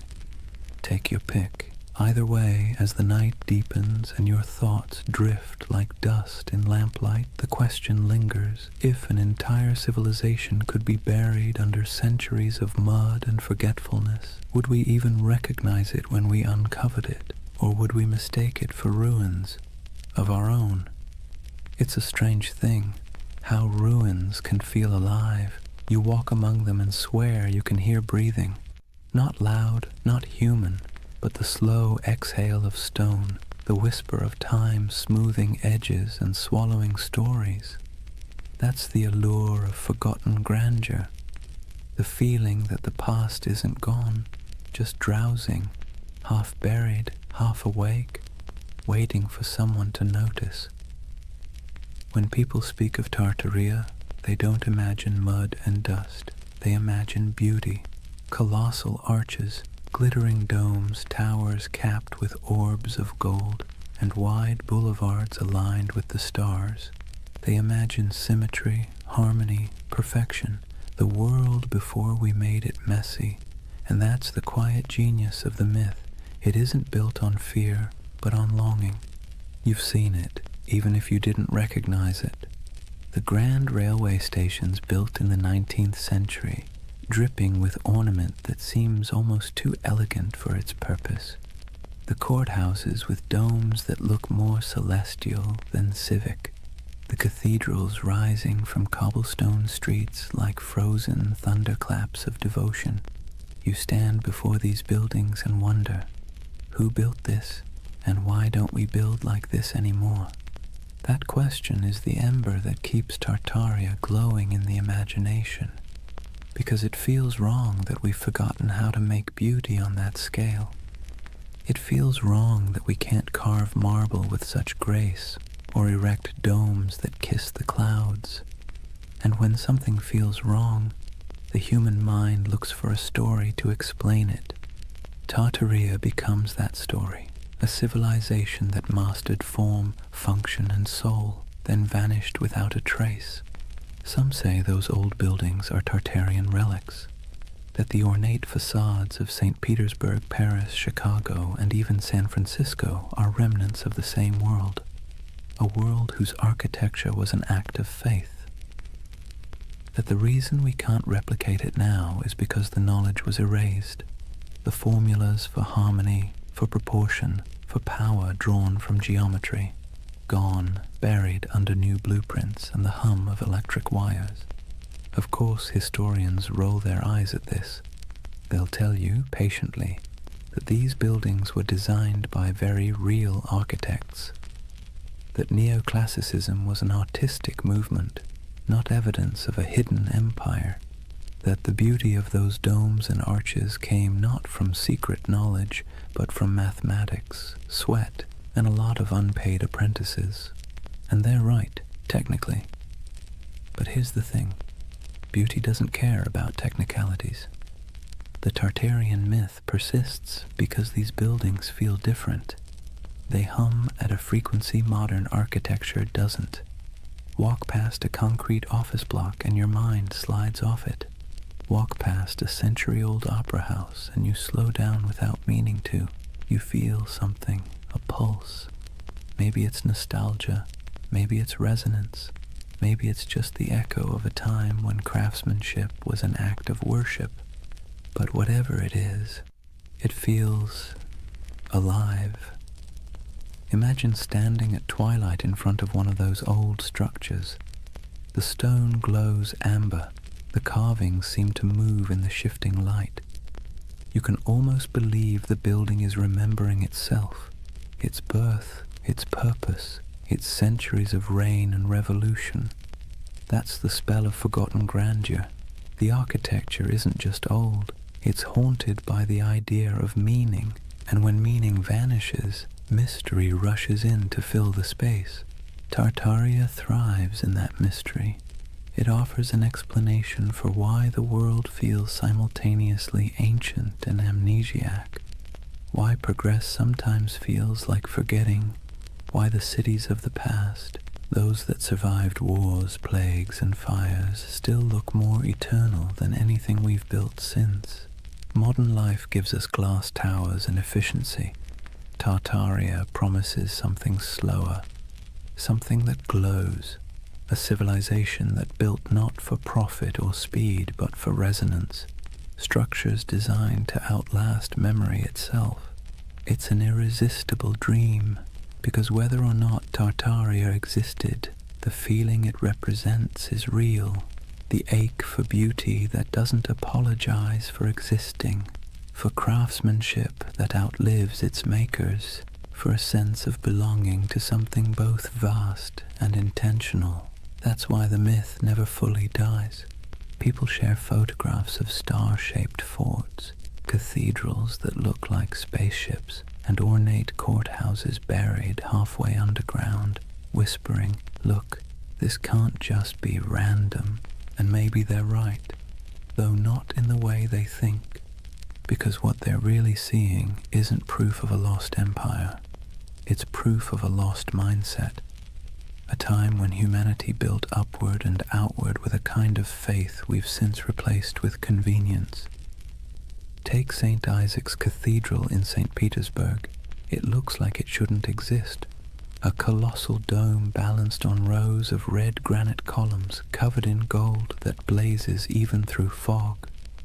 Inside, the marble floors mirror the heavens, and the ceilings are painted with saints so vivid they seem alive. Visitors describe it as overwhelming, transcendent, but the Tartarian imagination sees something else, evidence. They ask how such grandeur could be built in the early 1800s by hand in a place that was supposedly swamp and snow. They ask why the foundations look so deep, as if the building once stood taller. Historians give answers: scaffolding, imported granite, decades of work. But believers see a gap, and gaps, as we know, are where myths thrive. It's comforting in a way, because when you believe in Tartaria, you believe that someone once got it right, that the world once understood balance, proportion, light, and energy, that humans long ago built in tune with the earth instead of against it. It's a prettier story than the truth that history is mostly a series of accidents that occasionally produce beauty by mistake. And yet, even if the story is wrong, the emotion behind it is not. There's something deeply human about looking at ruins and imagining paradise, about standing in front of a crumbling palace and whispering, "Who were you? What did you know that we've forgotten?" We do this everywhere. In the jungles of Cambodia, staring at Angkor Wat, in the deserts of Egypt, under the shadow of the pyramids, in the mountains of Peru, among the terraces of Machu Picchu. We look at beauty that endures and assume it must have come from a civilization wiser than ours. Maybe it didn't, but maybe the impulse to think so says more about us than about them. Because really, the myth of Tartaria isn't about lost knowledge, it's about lost reverence. We miss believing that beauty meant something, that it wasn't an accessory, but a form of truth. That stone could hold memory, and domes could sing.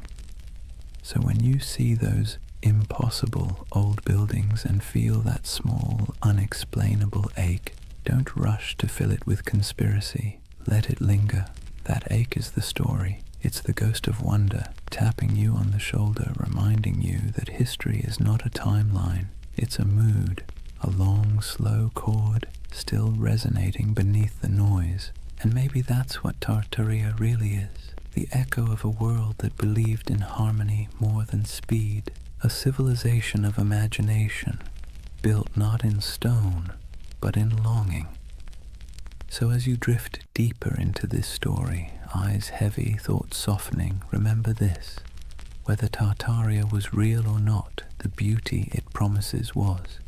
You can still walk through it, touch it, breathe it in brick and marble and dusk. It's there, waiting quietly behind every ornate facade and every buried window.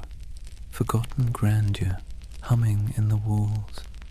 There's something strange about ideas that shouldn't survive, yet somehow do. Tartaria is one of them. Every few decades it slips back into conversation like a ghost that refuses to stay buried. A whisper here, a map there, a photograph that feels off.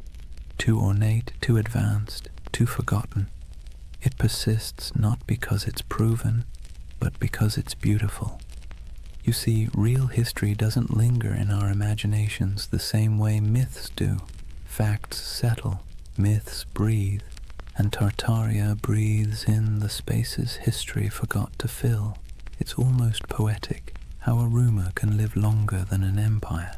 How a half-remembered word on an antique map, Tartary, can spark entire worlds in the modern mind. Because the truth is, humans don't remember data, we remember stories. And this one, it's irresistible. A world erased, a golden age hidden beneath our feet. The paradox of Tartaria is that it survives precisely because it never existed. A real empire would have ended, decayed, been replaced, but something that never was can never truly die. It hovers in imagination, endlessly renewable, unprovable, untouchable. The perfect myth for the digital age, weightless, viral, and infinitely remixable. Scroll through YouTube or Reddit and you'll see it. Old photographs of grand cityscapes labeled Tartarian architecture, posts about star forts and buried windows, endless debates about free energy, hidden cataclysms and lost technology, thousands of comments beneath them, people saying things like, "I've always felt something was off about history." It's not about belief, it's about belonging.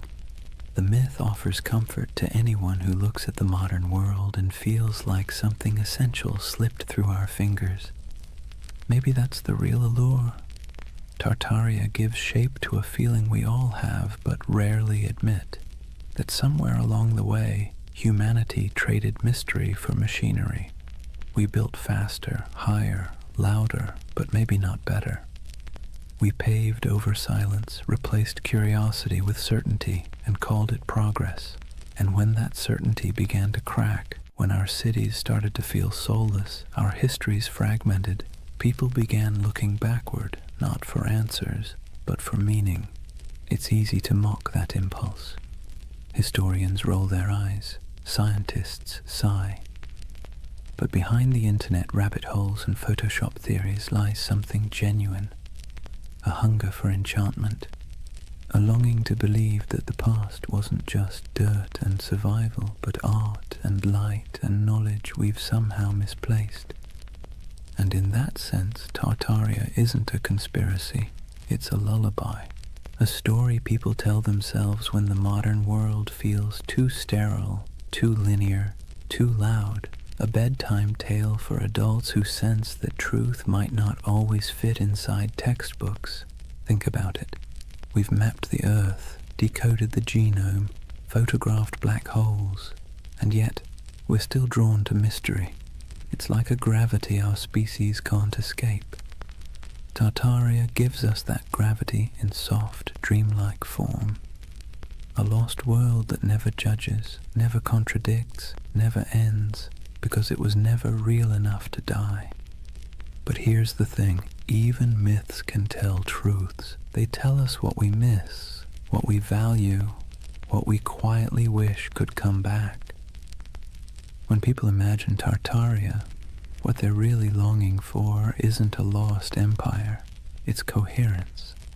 A sense that the world once made sense, that knowledge was sacred, that beauty and purpose weren't at odds. In a way, Tartaria is less about history and more about therapy, a collective daydream for a civilization that feels spiritually jet-lagged.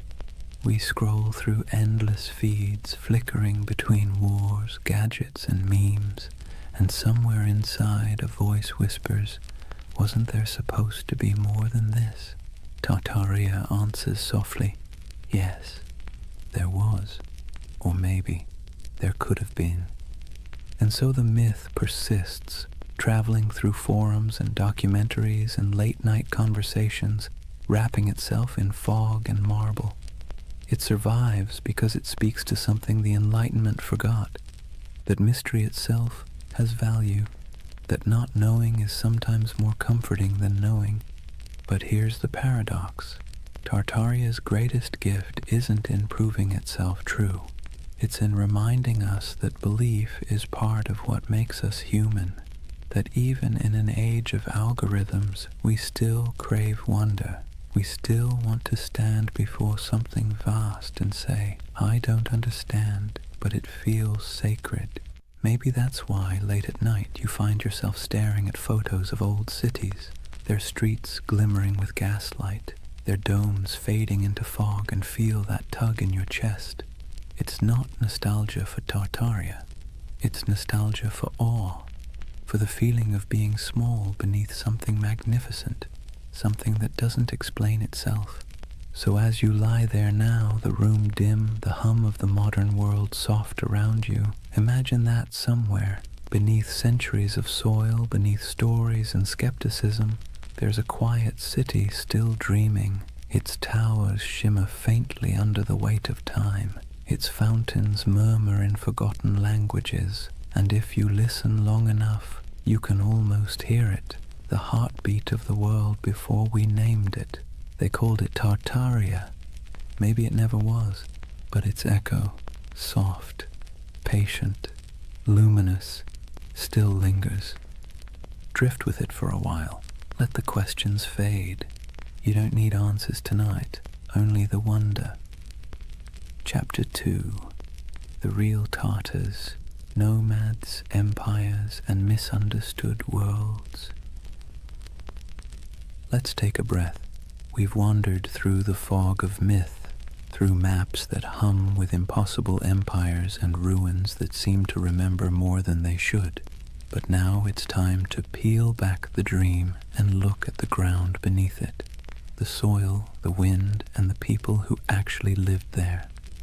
Because behind every legend lies something real, even if it's been twisted beyond recognition. So let's step out onto the steppe. Imagine yourself standing somewhere between Russia, Mongolia, and Kazakhstan. Not today, but thousands of years ago. There are no borders here, no lines on a map, no marble cities, just horizon, an ocean of grass rolling under a sky so wide it makes you dizzy. The air smells like dust and horses. The sound of wind is constant, threading through tall stalks of feather grass. This is the birthplace of what Europe once called Tartary. Not a single empire, but a world of motion, a civilization without walls. To Western minds, this landscape always felt alien. How could a people rule without cities? How could a culture thrive without monuments? To the steppe nomads, that question would have sounded absurd. Their monuments were movement. Their empire was the horizon itself. Centuries before anyone drew Tartaria on a map, there were the Scythians, archers and horsemen who painted their bodies, buried their dead in golden tombs, and drank fermented mare's milk. The Greeks feared them, the Persians tried to conquer them, and yet they moved like smoke, impossible to hold. Herodotus called them a people who have no towns, no walls, no fixed abode, as if that made them lesser. But in truth, it made them free. The Scythians mastered the horse long before Rome even dreamed of chariots. They stitched their world together with leather, not mortar. They carried fire in bronze cauldrons, slept beneath felt tents, and worshipped gods of wind, sun, and sky. To them, the land wasn't empty. It was alive, a vast breathing plain where everything connected through motion and story. After the Scythians came the Sarmatians, then the Huns, then the Turkic Khaganates. The names shifted, but the rhythm stayed the same. Nomads rising like storms, surging westward, reshaping everything in their path. They raided, traded, intermarried, and vanished into the mist again, leaving behind only graves and legends. And so, by the time medieval mapmakers in Europe began sketching the world, this enormous, ungovernable space had already become a myth. To them it was a blank, the unknown lands beyond the Christian world, filled with monsters, giants, and Tartars. That word, Tartar, wasn't even theirs. It came from outsiders, likely twisted from the name of a Turkic tribe, the Tatars, with a dash of poetic menace added. Medieval Europeans thought it sounded like Tartarus, the Greek underworld, so they called these nomads Tartars, as if they'd come from hell itself. You can almost hear the shiver in the name, but the truth was far more complicated and far more interesting. These weren't demons, they were people. Traders, horsemen, mothers, poets. They lived lives as rich as any Roman senators, just measured differently. Picture a nomadic camp at sunset. The steppe glows gold. Horses graze on the horizon, their coats shimmering in the low light. Fires crackle as women stir pots of milk and millet. Children chase each other between felt tents, yurts, their laughter carried by the wind. Men return from herding, their bows slung over shoulders, dust clinging to their boots. The air smells faintly of smoke and grass. Somewhere, a throat singer begins a low, resonant song, and the notes ripple across the plain like the hum of the earth itself. This was their Rome. Not a city of marble, but of motion and memory. And to them the West's obsession with stone walls would have seemed as strange as worshipping stillness. But as centuries rolled on, stillness began to win. Empires like China, Persia, and eventually Russia pushed outward, trying to tame the steppe. They built forts, drew borders, demanded tribute. The nomads resisted, then adapted. They traded horses for silk, hides for grain, freedom for survival. Slowly, their infinite world began to shrink. By the time European explorers stumbled across these lands in the 17th and 18th centuries, the old steppe empires were fading. The Scythians were long gone. The Mongols' great Khanates had fractured. The once fluid borders had hardened into lines on parchment, and those lines, curved by ignorance, exaggerated by imagination, became the first maps of Tartary. To the west, it looked like a mystery, an empire that wasn't quite there, a vast, seemingly empty space once teeming with civilizations that had vanished. But to those who lived there, it wasn't emptiness, it was memory. The bones of ancestors beneath the grass, the hum of stories in the wind, the echo of hoofbeats across the centuries. And maybe that's where the myth begins to make sense, because when you stand on a plain that stretches to the horizon in every direction, it's easy to believe that time itself might fold here, that something ancient could still be sleeping under the soil. Perhaps the world didn't erase Tartaria at all. Perhaps it just forgot how to see it. Let's be honest, Europe never really understood Asia, not in the Middle Ages, not in the Renaissance, and arguably not even now. For centuries, the lands east of Moscow and west of China were less a geographic reality and more a psychological one, an enormous blank space where anything could exist. And in that blankness, the idea of Tartary began to grow like a mirage. Imagine a candlelit room in Venice, sometime around the 14th century.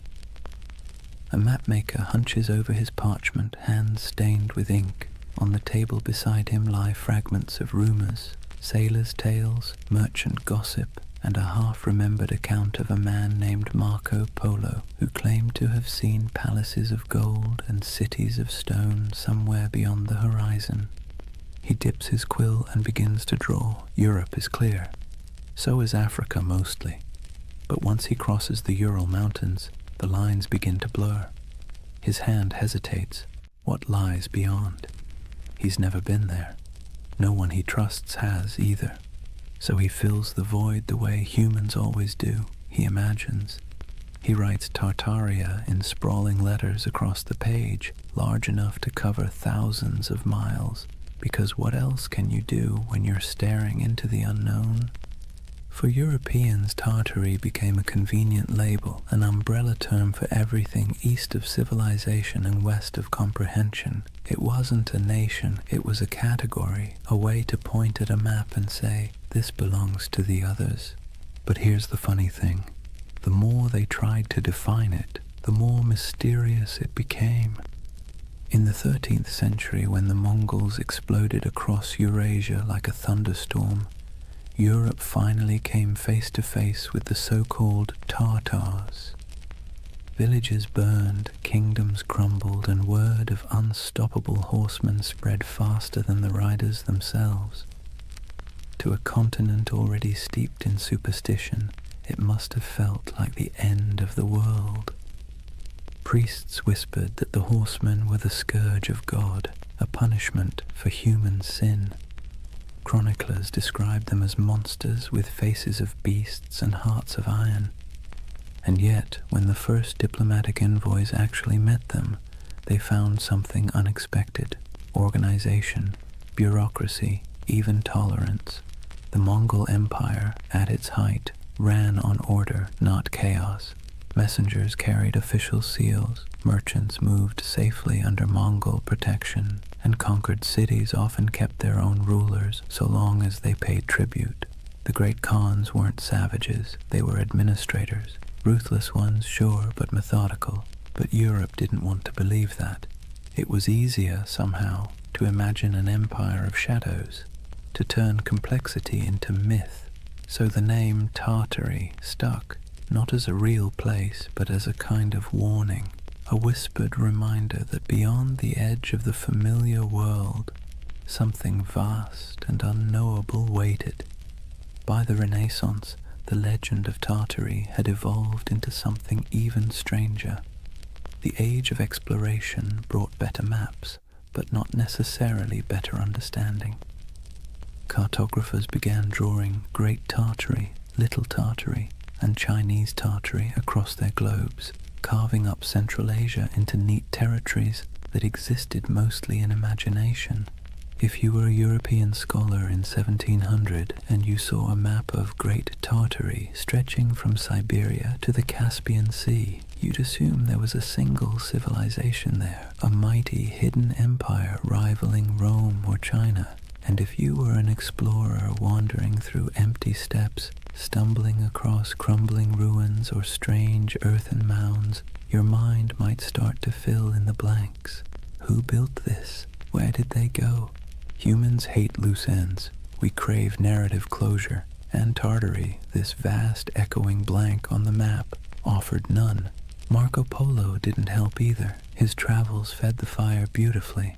He spoke of vast courts, cities paved in stone, golden palaces, and khans who ruled lands so wide that weeks of riding couldn't cross them. He wasn't wrong exactly. The Mongol Empire really was that enormous. But when his book was copied, translated, and retold, his words grew elastic. People read his tales and imagined something grander still, a civilization older than memory, hidden beneath layers of dust and time. You can almost see it, the way myths grow like vines around facts. Even the Enlightenment couldn't kill it. In the 18th century, as Russian explorers pushed eastward into Siberia, they stumbled upon ancient fortifications, strange geometries in the earth, and traces of civilizations long gone. The local tribes spoke of ancestors who built great cities before the snows came. The scholars, baffled, wrote it all down, and back in Europe, those reports fed the imagination once more. By now, Tartary had become more than geography. It was an aesthetic. The word conjured mystery, distance, and faded grandeur. Artists painted sweeping landscapes of icy mountains and lone riders beneath silver skies. Novelists filled their pages with lost kingdoms and forgotten dynasties. And so, when conspiracy theories about a lost Tartarian empire began resurfacing centuries later, it wasn't from nowhere. It was born of something older, a long European tradition of misunderstanding the East, of romanticizing what couldn't be explained, and of filling blank spaces with dreams. Maps, after all, are never neutral. They don't just show where things are, they show what people believe matters. And for centuries, Tartary mattered not because it was real, but because it was mysterious. Imagine yourself once more looking at one of those old maps. The parchment crackles under your fingers. The ink has faded to brown. The edges are frayed. Across the top, in flowing letters, are the words, Magna Tartaria. You trace the line of mountains, the curving rivers, the scattered cities whose names you don't recognize. You realize you're staring not at geography, but at imagination, a dream caught in ink, a memory of a place that never quite existed, but that never fully went away either. And maybe that's why Tartaria still captures people today. It wasn't born in a lab or on a message board. It was born in candlelight on parchment, in the minds of men who couldn't stand not knowing. A story that began as cartography became mythology. And mythology, as history always proves, has a way of outlasting the truth. Picture a road that isn't really a road. It's not marked by signs or asphalt or tidy lines of direction. Instead, it's an invisible web of paths, camel tracks winding through dunes, mountain passes marked by cairns, river barges drifting under starlight. This was the Silk Road. Not one road, but thousands, threading together China, Persia, India, Byzantium, and everything in between. And somewhere in the middle of that vast tangle lay the ghost of Tartary. The Silk Road was less about silk than it was about exchange. Of goods, yes, but also of ideas, stories, and beliefs. Every caravan that set out carried more than fabric and spices. It carried imagination. The West dreamed of the East as a place of wonder, while the East saw the West as a land of restless curiosity. And where those two imaginations met, right there, In the open steppes of Central Asia, the myth of Tartary quietly took root. Imagine the rhythm of a caravan, bells jingling from camel necks, dust swirling beneath hooves, a merchant humming softly, half to himself, half to keep his pace. At night, when the fires burned low, stories flowed like wine, tales of lost cities swallowed by sand, temples of gold hidden in the desert, empires that rose and vanished before the next dawn. Every traveler added a new layer to the legend, and the Silk Road became less a trade route than a whispering gallery of the world's dreams. Now let's be clear, there were empires here, real ones. The Scythians, Parthians, Sogdians, Kushans, and of course the Mongols, civilizations that thrived for centuries, building fortresses, minting coins, and carving art that fused Greek realism with Persian geometry and Indian grace. These were the real architects of what Europe would later call Tartary. But to a traveler passing through, the borders blurred. One city's language faded into another's. One god's statue looked suspiciously like a god from somewhere else. The world felt unified and strange all at once. The Silk Road had a way of softening distinctions. It made neighbors of distant worlds. Greek philosophers' ideas found their way into Buddhist monasteries. Chinese silk wrapped Roman senators. Persian astronomers charted the same stars that guided caravans across the steppe. But myths travel even faster than silk. When a merchant from Samarkand sold a roll of fabric in Venice, he didn't just trade goods, he traded worlds. He told stories of the East so dazzling they didn't sound real. Cities with towers of glass, he might say, rivers that shimmer like silver. Men who lived 200 years, and back home, when he unpacked his profits and poured himself a drink, he probably heard equally absurd stories about the West.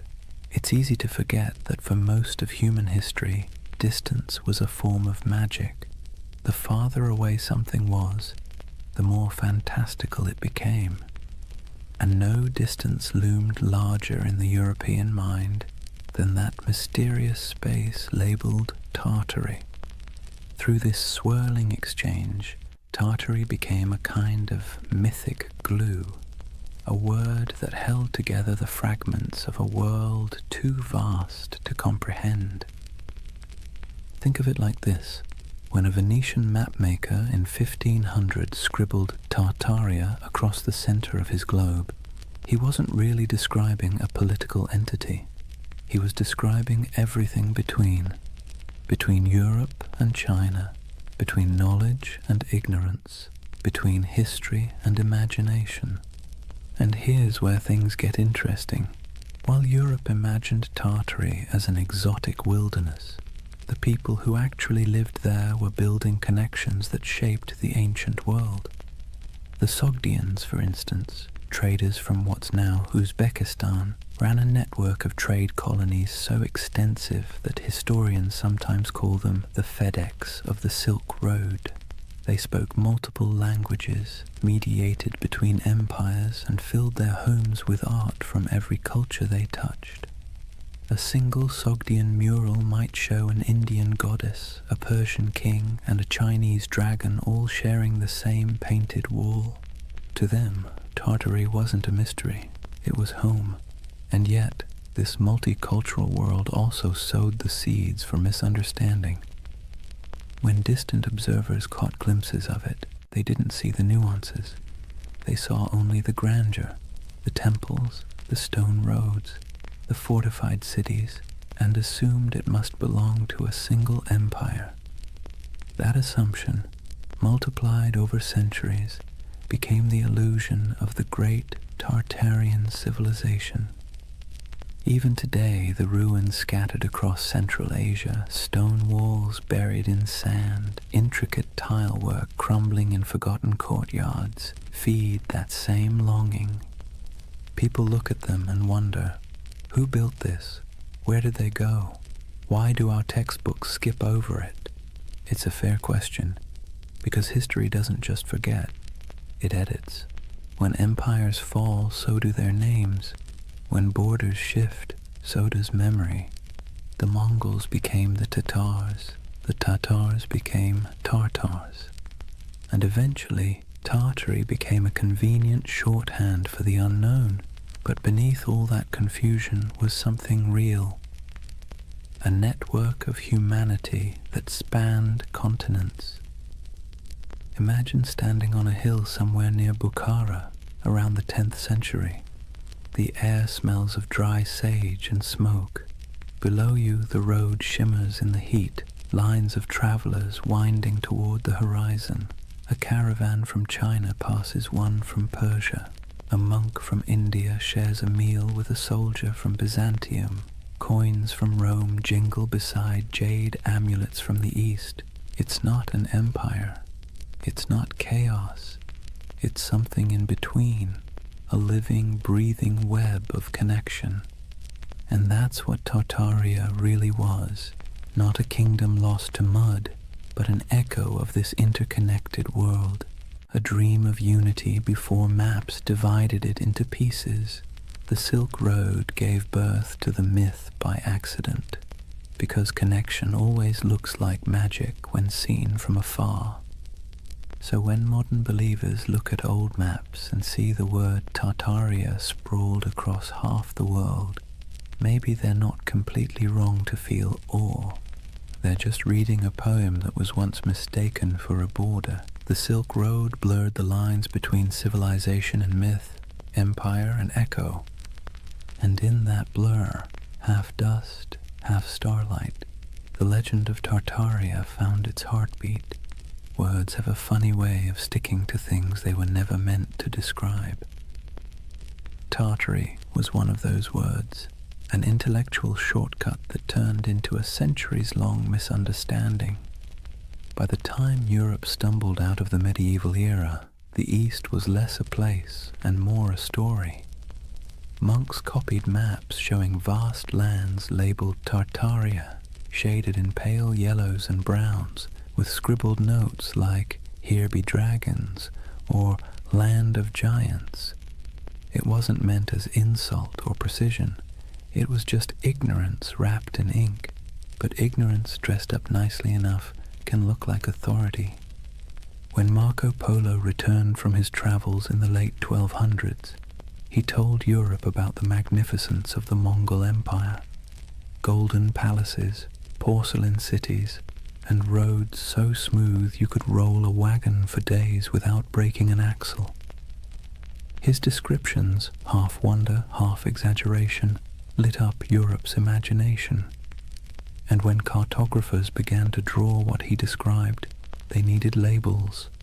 Cathay for China, Ind for India, and for everything else in the vast cold space north of Persia and east of Russia, Tartary. Let's be clear, Europe didn't know what Tartary was, but that didn't stop them from acting like they did. To Western minds, Tartary became a convenient placeholder for the unknown. It wasn't a country, it was a concept. A blank canvas where explorers, missionaries, and chroniclers could project whatever they needed to believe about the world beyond their reach. And what they needed, more often than not, was mystery. Maps from the 16th and 17th centuries show it sprawling across the top of the world like a sleeping giant. Great Tartary, Independent Tartary, Chinese Tartary, Little Tartary, names multiplying like rumors. To anyone who studied those maps, the message was clear. Beyond the borders of civilization lay a vast land of danger, wealth, and the unknown. And there's something deeply human about that. When faced with uncertainty, we name it. We box it in with words, even if those words are wrong. To Europeans of the early modern world, Tartary became shorthand for all the places they hadn't yet conquered, understood, or categorized. It was an intellectual convenience, a linguistic shrug. Everything out there. If you were a 17th century scholar in London and someone mentioned the Tatars, you might imagine fur hats, horsemen, frozen tundra, and endless plains. You wouldn't know the difference between a Mongol prince in Karakorum and a nomad in the Kazakh steppe. To you, it was all Tartary, but that flattening, reducing countless cultures into a single word, had consequences. It erased identities, histories, and languages in the Western imagination long before any empire actually reached those lands. Imagine an atlas from the 1700s, lying open on a polished oak table. The continents are familiar enough now. The Americas are roughly shaped. Africa's coasts are charted. But look at Asia, and you'll see something odd. Above India and China stretches an ocean of blankness, punctuated only by the word Tartaria, scrawled in proud, swirling letters. No cities marked, no rivers traced, just emptiness. That emptiness became an invitation. Missionaries imagined lost Christian kingdoms hidden in those plains, descended from the mythical Prester John. Explorers fantasized about tribes of giants or entire cities of gold. Poets and philosophers romanticized the steppe as a land of freedom, wild, untamed, untouched by decadence. And over time, that fantasy hardened into pseudo-history. Tartary wasn't just a blank spot anymore, it was a world-view. Even the word itself carried a sting. Derived from Tatar, it got twisted into Tartar, echoing the Greek Tartarus, the underworld. Early chroniclers saw the Mongols storm into Europe in the 13th century and thought, "Ah, yes, these must be the people from hell." The name stuck, and for centuries afterward, Tartar became synonymous with savagery, chaos, and apocalypse. When the Mongol Empire fractured and faded, the word didn't fade with it. It lingered.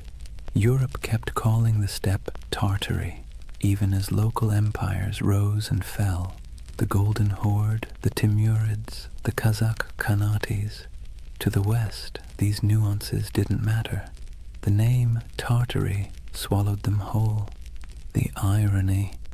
By the time Europe started mapping Tartary with any real accuracy in the 18th and 19th centuries, it had already become a relic. Russia had expanded eastward, swallowing Siberia province by province. Qing China had claimed the west, and yet the word persisted, echoing in atlases long after it had lost any real meaning. There's something almost poetic about that. How a word can outlive the thing it never actually described. And it's here that the modern myth of Tartaria quietly germinated, because when those old maps resurfaced centuries later, digitized, color-corrected, and posted online, they seemed to show something uncanny. A vast empire covering half the world, cities we've never heard of. Borders that no modern historian could explain. To the curious eye, it looked less like a cartographic mistake and more like a cover-up. Why don't they teach this in school? People asked. How could such a massive empire just vanish? But the answer, as with most things, is simpler and somehow more mysterious. It didn't vanish. It never existed. Not as one empire, anyway. What vanished was understanding. What collapsed was the web of meaning connecting the real places, Siberia, Mongolia, Central Asia, to the word Tartary. The West's misunderstanding created a ghost, and the modern age brought that ghost back to life. There's an eerie beauty in that, a reminder that myths don't die. They just wait for technology to resurrect them. When you look at one of those antique maps, ink faded to sepia, the parchment curled at the edges, you can almost feel the hum of it, not as evidence of a conspiracy, but as a fossil of imagination. Tartary wasn't a lie. It was a mirror. It reflected Europe's fears, desires, and limits. And like all mirrors, the longer you stare into it, the more it stares back. By the dawn of the 18th century, the old mystery of Tartary was about to meet its slow death, not in battle, not in flames, but in bureaucracy, in borders drawn, treaties signed, and maps updated by men who preferred paperwork to poetry. It wasn't an erasure in the way myths like to imagine. No secret cataclysm, no forbidden knowledge sealed away by shadowy elites. It was something quieter, more mundane, and somehow more tragic. Tartary was about to be swallowed, not by time, but by empire. Let's set the stage. The year is 1721. Peter the Great has just declared the Russian Empire. He's reformed the army, modernized the navy, shaved the beards off his nobles, and built a brand new capital, St. Petersburg, on a swamp that would one day gleam like a mirror of Europe itself. Russia, once the frontier of the old Tartarian wilderness, now saw itself as its conqueror. And conquest, as Peter understood, was as much about naming as it was about fighting. Where the maps once said Tartaria, Russia began writing Siberia, Yakutsk, Omsk, Irkutsk. The empty spaces of imagination were replaced with administrative precision, governors, garrisons, and census records. You can almost hear the scratching of quills replacing the crack of hooves across the steppe. This was empire by cartography. For centuries, Europe had peered east and seen a void. Russia filled it with coordinates. And just like that, the last breaths of Grand Tartary disappeared under layers of ink and decree. But here's the irony. While the West's maps were losing their mystery, the lands themselves were as unknowable as ever. Siberia wasn't tamed. It was endured. Frozen rivers, taiga forests, mountains that chewed up expeditions and spat them out as legends. To the empire, it was a treasure chest of resources, furs, minerals, and later oil. But to the people living there, it was home. The native tribes, the Evenki, Buryats, Yakuts, and dozens more, didn't think of themselves as Tartarians or Russians. They were simply themselves, and yet, in the tidy world of European cartographers, they became footnotes to someone else's empire. Take a moment to picture a Russian expedition in the mid-17th century, trudging through snow so bright it hurts to look at. The air burns the lungs, the dogs pant steam. A Cossack officer marks a new river on a map, proud that he's bringing civilization to the wilderness. But behind him, an old shaman watches silently, knowing that the land doesn't belong to anyone who needs to draw it to believe it's real. That's how Tartary truly vanished, not by disaster, but by documentation. The Enlightenment had arrived, and mystery was no longer fashionable. The world had to be measured, categorized, and explained. A single romantic name like Tartaria didn't fit into that neat little system. It was too vague, too mythic, too medieval. By the early 19th century, Tartary lingered only as a kind of ghost word on maps, an anachronism that survived in outdated atlases or in the minds of travelers who still preferred fantasy to geography. You might find Chinese Tartary scribbled across what is now Xinjiang, or independent Tartary hovering somewhere over Kazakhstan, but it was already fading, the ink almost apologetic. What had once stretched across half the known world was reduced to a linguistic relic, an old world word for a world that no longer existed. But this quiet death of Tartary created a strange paradox. By removing the name, the empires of the 18th and 19th centuries thought they were clarifying history. In truth, they erased a mystery so thoroughly that, centuries later, people would come looking for it again. Because that's the thing about erasure, it always leaves an outline. In the modern age, when digital archaeologists started poring over antique maps, The rediscovery of Tartaria didn't feel like uncovering a lie. It felt like uncovering a secret. Here was proof, they thought, that something immense had once existed and been scrubbed from the record. The irony? They weren't wrong about the erasure. They were just wrong about what was erased. It wasn't a hidden utopia or an advanced global empire. What disappeared was ambiguity itself, the willingness to admit we didn't know everything. The 18th century push for rational order, scientific mapping, and imperial control smoothed the rough edges of the world, and in doing so, it flattened mystery into history. Let's be clear, the loss of Tartary wasn't a conspiracy.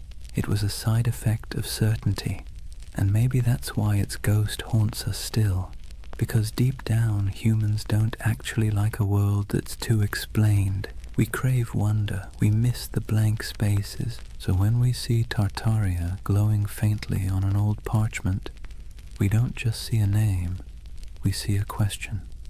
A whisper from the past asking, "What did you forget?" The collapse of Tartary wasn't a fall. It was a fade-out, a slow dimming of a word that once carried the vastness of the unknown. And the quieter it got, the louder the myth became.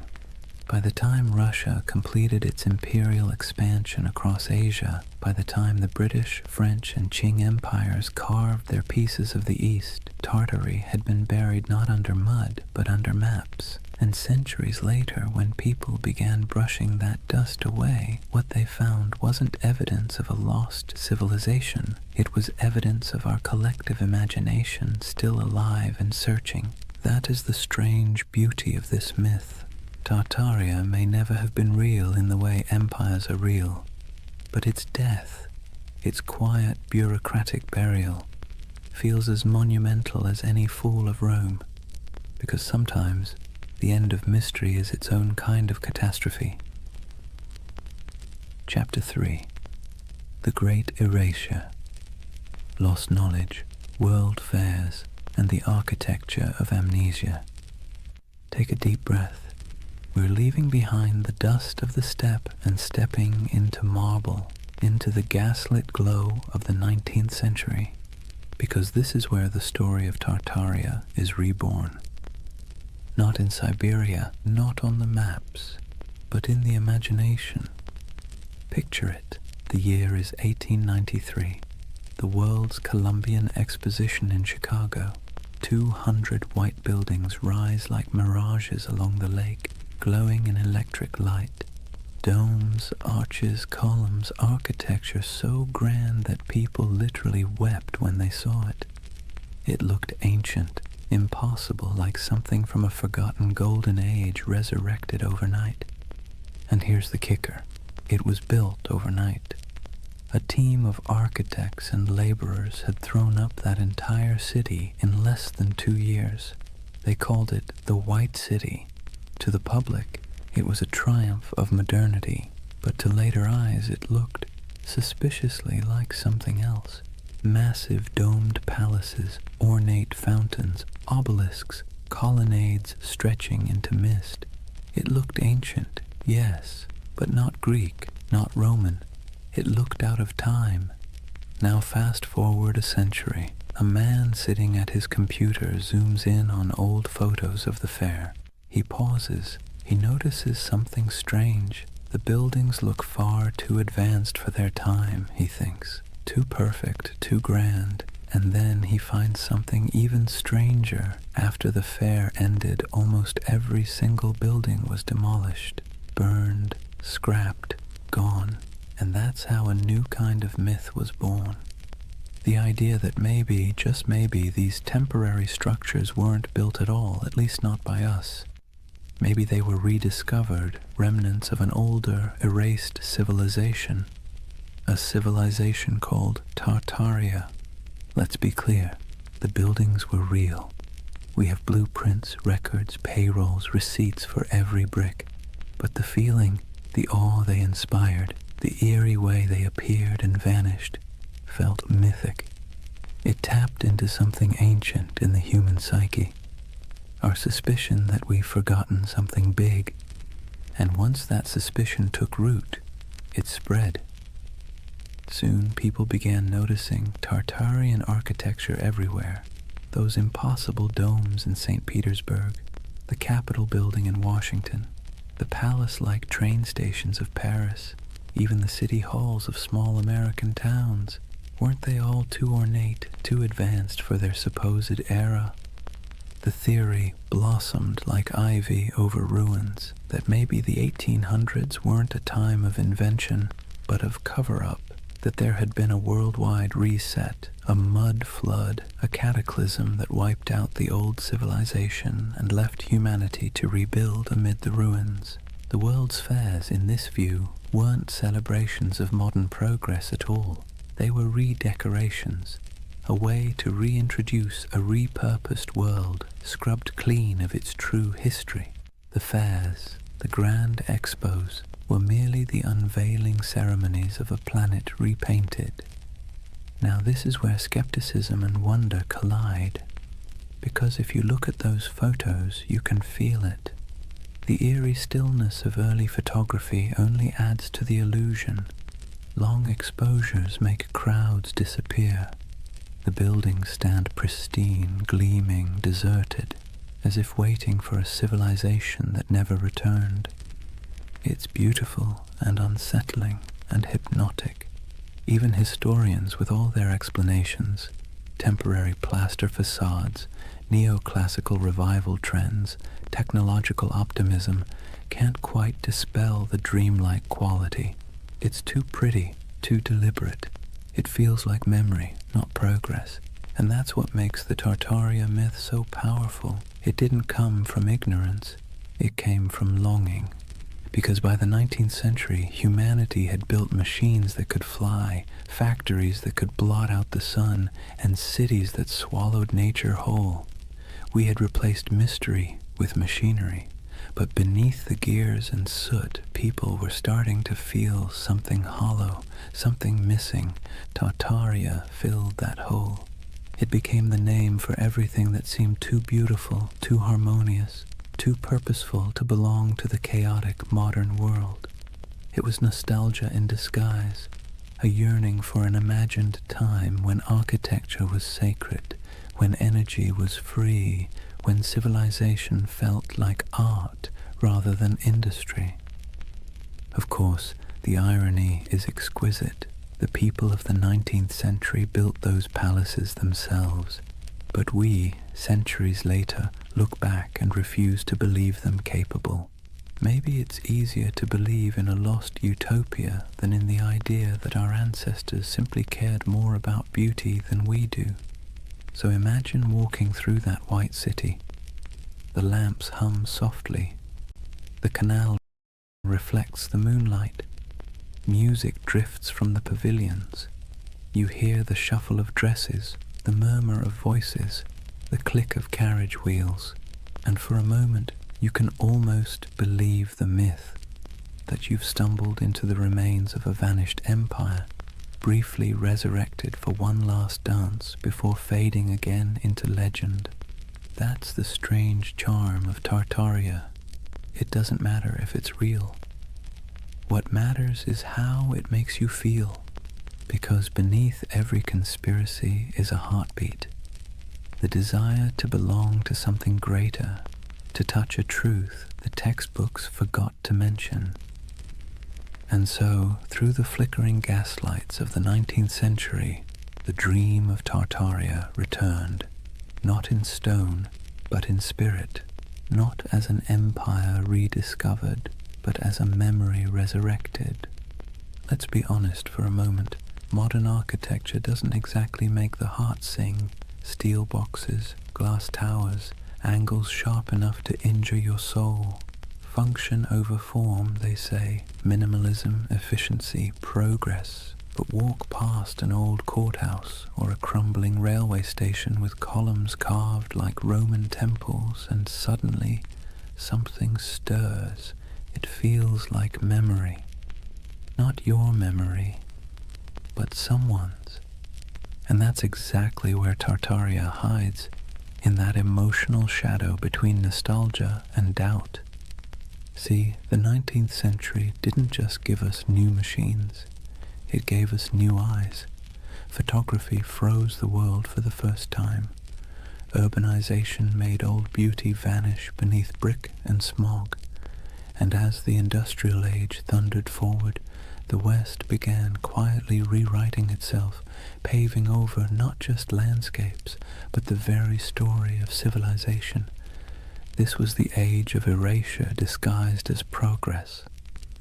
When old cathedrals were restored into shapes they had never been, when ancient city walls were torn down to make room for the future, when soot-blackened monuments were scrubbed and renamed, their histories conveniently rewritten for the age of reason. Historians call it modernization. Tartaria believers call it cover-up. Now, let's pause and take a breath, because this is where myth and history start blending like watercolor. The truth is simpler, but also sadder. It wasn't a conspiracy, it was forgetfulness. The 1800s were obsessed with the new: steam, glass, iron, materials that seemed to promise immortality.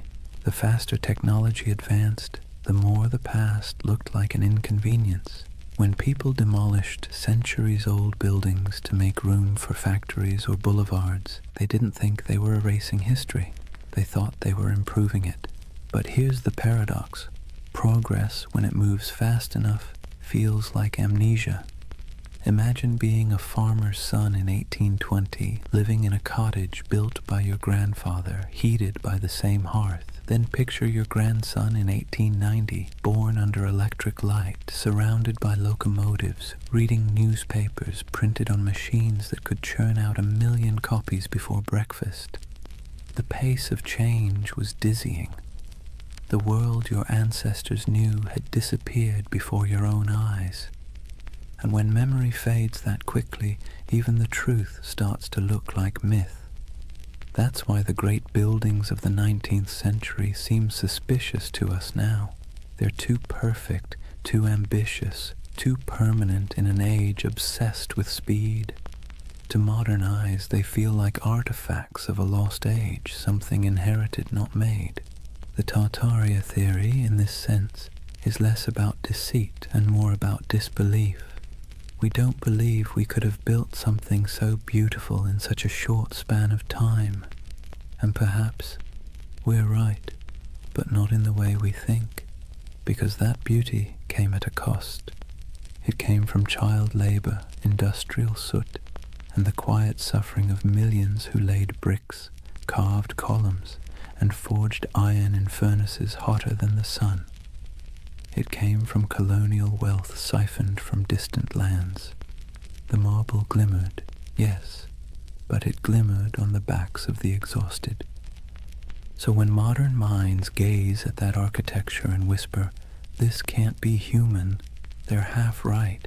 It wasn't built by ordinary humanity. It was built by empire. But myths rarely linger on exploitation. They linger on wonder. That's what gives the Tartaria myth its endurance. It erases guilt and replaces it with awe. Instead of confronting how we gained that grandeur, we imagine inheriting it from some ancient, harmonious civilization. A world without conquest, without industry, without soot. A world that built for beauty's sake alone. That's the secret comfort of believing in Tartaria. It allows us to dream of innocence without the blood, to long for sophistication without the cost. And it's not entirely foolish, because beauty is suspicious in the modern world. Think about it. When was the last time a new building made you stop and gasp? When was the last time a city skyline felt like poetry instead of spreadsheet logic? We live in an age that worships utility and scoffs at ornament. So when people look at those domed cathedrals, those train stations like palaces, those impossible star forts etched into the earth, they don't just see architecture, they see meaning, they see intention. And maybe that's what we've lost, the sense that building could be an act of reverence. The Tartarian lens turns architecture into scripture.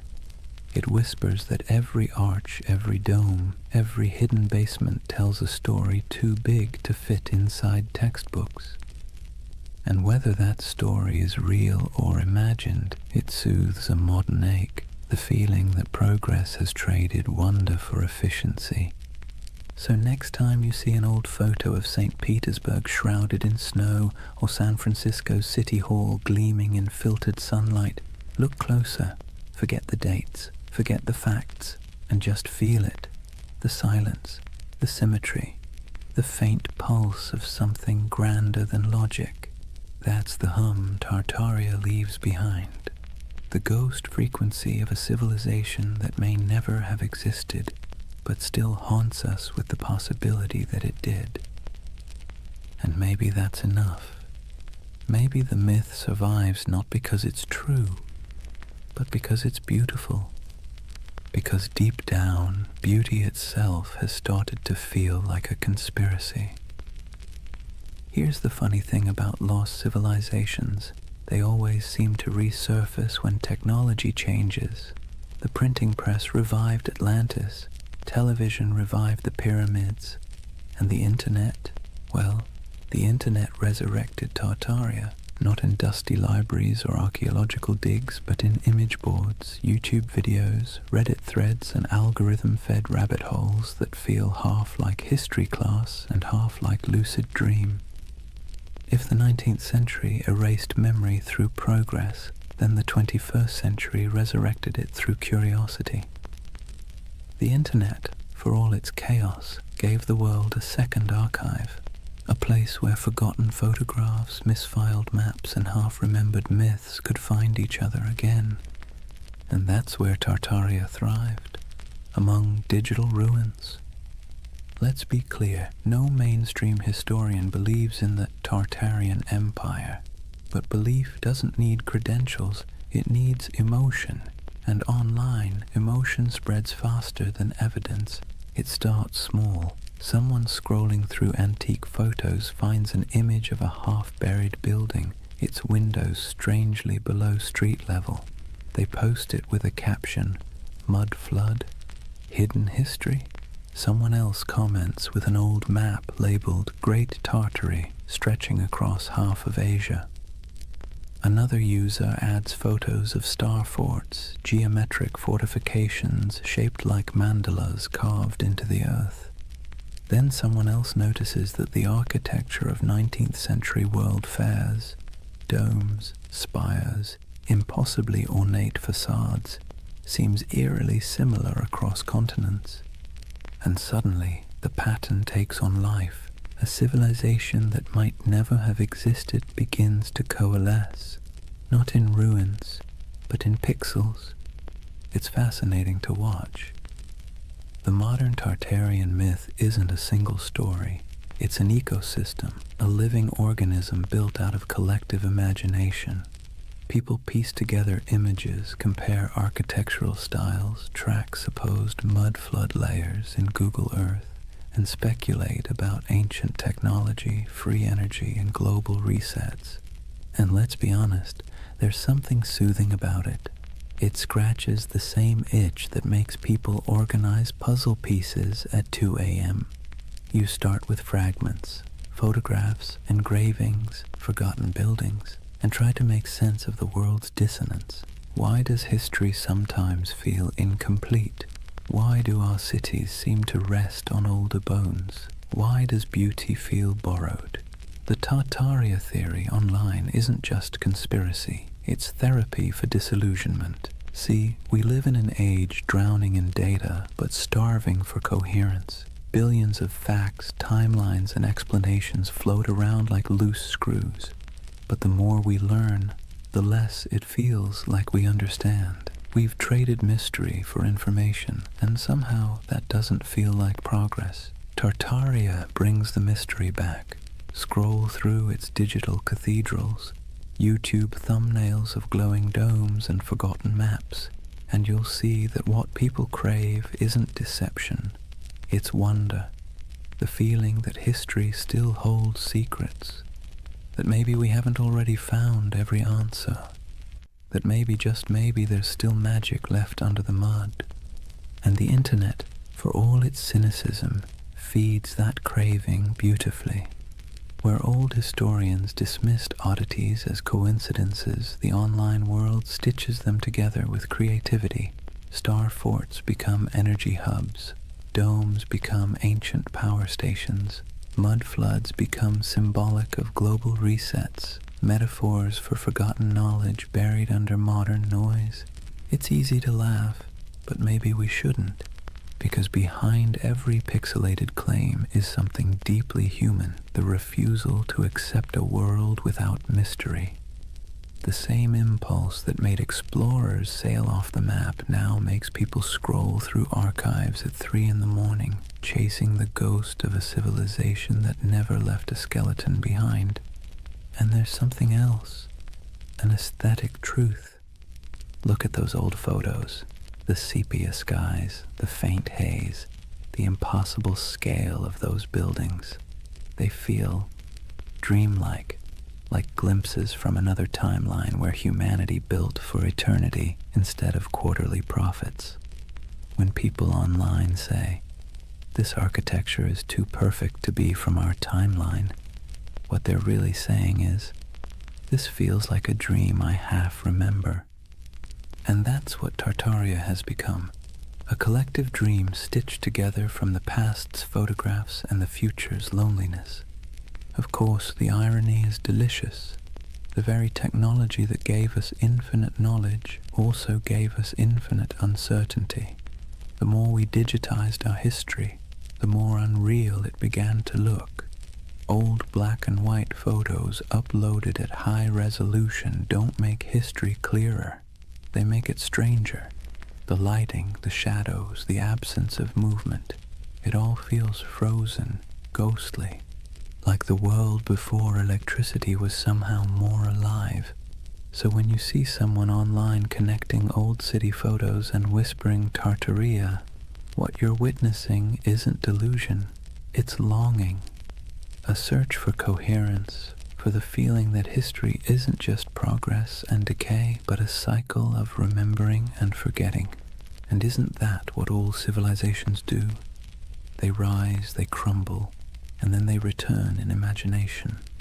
Rome, Atlantis, Lemuria, Tartaria, each one a mirror reflecting not the past, but our hunger to belong to something grander than the present. In that sense, the internet didn't invent Tartaria, it simply gave it a voice, a new empire of whispers sprawling across servers and screens, where myths are immortal and disbelief is optional. Scroll long enough and you'll start to see why people stay. The posts feel soothingly repetitive. Arches, domes, star forts, mud floods, each image a little lullaby of lost grandeur, a bedtime story told by algorithms instead of grandfather. So maybe Tartaria isn't a place at all. Maybe it's what happens when memory and imagination meet in the glow of a computer screen. Half fact, half wish. The myth doesn't just say, "Look what we've lost." It says, "Look what we still want to believe." And that, perhaps, is the most human story of all. Let's pause for a moment, take a slow breath, and think about why people believe in things like Tartaria. Not in the mocking way you see on forums or documentaries, but really think about it. Why does the idea of a lost civilization hidden under our cities feel comforting? It's not stupidity. It's not gullibility. It's yearning. Humans, for all our cleverness, are wired for mystery. We're pattern-seeking animals, tracing meaning in the stars, in tea leaves, in the cracks of old maps. The unknown makes us restless. The known makes us bored. And between the two, we spin myths that make life feel a little more meaningful. Tartaria lives in that space. It's not really about mud floods or star forts. It's about the suspicion, deep down, that the world we've been handed is incomplete, that someone, somewhere, has hidden something important, that maybe history isn't a straight line of progress, but a looping dream where civilizations rise, fall, and are forgotten not by accident, but by design. And honestly, that's not such a crazy thought. Think about how much of history you've forgotten personally. Think of everything humanity has lost to fire, war, vanity, or neglect. Libraries burned, languages erased, empires swallowed by desert and jungle. The dark ages weren't dark because nothing happened. They're dark because the light of memory didn't reach that far. So when someone looks at an ornate 19th century building and says, "I don't think we built that," they're not rejecting history. They're mourning it. They're mourning a world that seems to have misplaced its wonder. Let's be clear, modern life doesn't give us much mystery anymore. We have answers for everything, or at least the illusion of them. You can type any question into a search bar and get a dozen replies in seconds. But that convenience has a side effect. It kills the thrill of not knowing. And mystery, as it turns out, is essential to the human spirit. Without it, the world feels flat. That's where conspiracies slip in. They fill the void left by lost awe. When people say the elites hid the truth of Tartaria, what they're really saying is, I miss when the world felt magical. It's an emotional rebellion against boredom, a soft protest against a sterile universe made of facts but lacking enchantment. And here's the interesting part, it's not new. Every age invents its lost golden age. The Greeks dreamed of Atlantis, the Victorians romanticized Lemuria, the 20th century turned the Mayans into cosmic prophets, and now in the digital age we have Tartaria, an empire of dreams built on archives and algorithms. Each generation looks backward and imagines perfection because it's easier than imagining perfection ahead. We do it because the past is safe. It can't disappoint us anymore. Psychologically, belief in a hidden civilization like Tartaria scratches multiple itches at once. There's pattern recognition, the brain's love for connecting dots even when they don't belong together. There's narrative control, the soothing illusion that the world makes sense, that nothing happens by accident. And there's nostalgia, the bittersweet ache for a world that may never have existed, but should have. And then there's trust. Modern institutions, media, government, academia, have lost credibility with the public. When experts say, that's impossible, a growing part of the population quietly replies, so was flight once. The more closed and dismissive authority becomes, the more open people become to alternative voices whispering, maybe they're hiding something. It's not that people trust random YouTube channels more than historians. It's that the channels sound human, curious, skeptical, fallible. The voice of official history often sounds cold, certain, and patronizing. The voice of the Tartaria believer sounds like someone sitting beside you late at night saying, "Look at this, doesn't it make you wonder?" And wonder is addictive. Once you feel it, it's hard to go back to plain explanations. Even the act of believing, of piecing clues together, creates a small dopamine rush. It gives the believer a sense of purpose. You're not just scrolling, you're investigating. You're part of something big, something secret. It's empowering in a world that makes most people feel small and powerless. So the Tartarian myth becomes more than a theory. It becomes a community, a shared dream. People trade discoveries, maps, and theories not because they're delusional, but because it feels good to search together. The hunt becomes the reward. And in that sense, Tartaria isn't a symptom of ignorance. It's a symptom of loneliness. Think about it. The more connected we are online, the less connected we feel in real life. Cities are crowded but isolating. News is constant but disorienting. Our modern world gives us everything except belonging. And so, people build belonging out of mystery. Believing in a hidden past means believing in meaning itself, that we're not just floating through chaos, that someone somewhere once built something extraordinary, and maybe we can again. That's not conspiracy. That's hope in disguise. Of course, hope can be dangerous when it turns to dogma, when questioning becomes obsession, when imagination becomes paranoia. That's when the myth begins to rot, when every gap in knowledge becomes a plot, and every historian becomes an enemy. That's when wonder collapses into fear. But before that point, before the cynicism sets in, there's something oddly beautiful about it. People standing in awe before old cathedrals and asking, how did they do it? People digging through archives at midnight, convinced that history still has secrets. It's easy to mock that. Harder to admit that it's the same impulse that built science, art, and philosophy in the first place. Curiosity is the ember. Myth is just the smoke. So the Tartarian believers, in a strange way, are modern heirs to the ancient dreamers, the ones who stared at the stars and saw gods, the ones who saw order in chaos. They're not historians, but they are human. They want the past to matter. They want the present to make sense. And maybe that's why Tartaria lingers.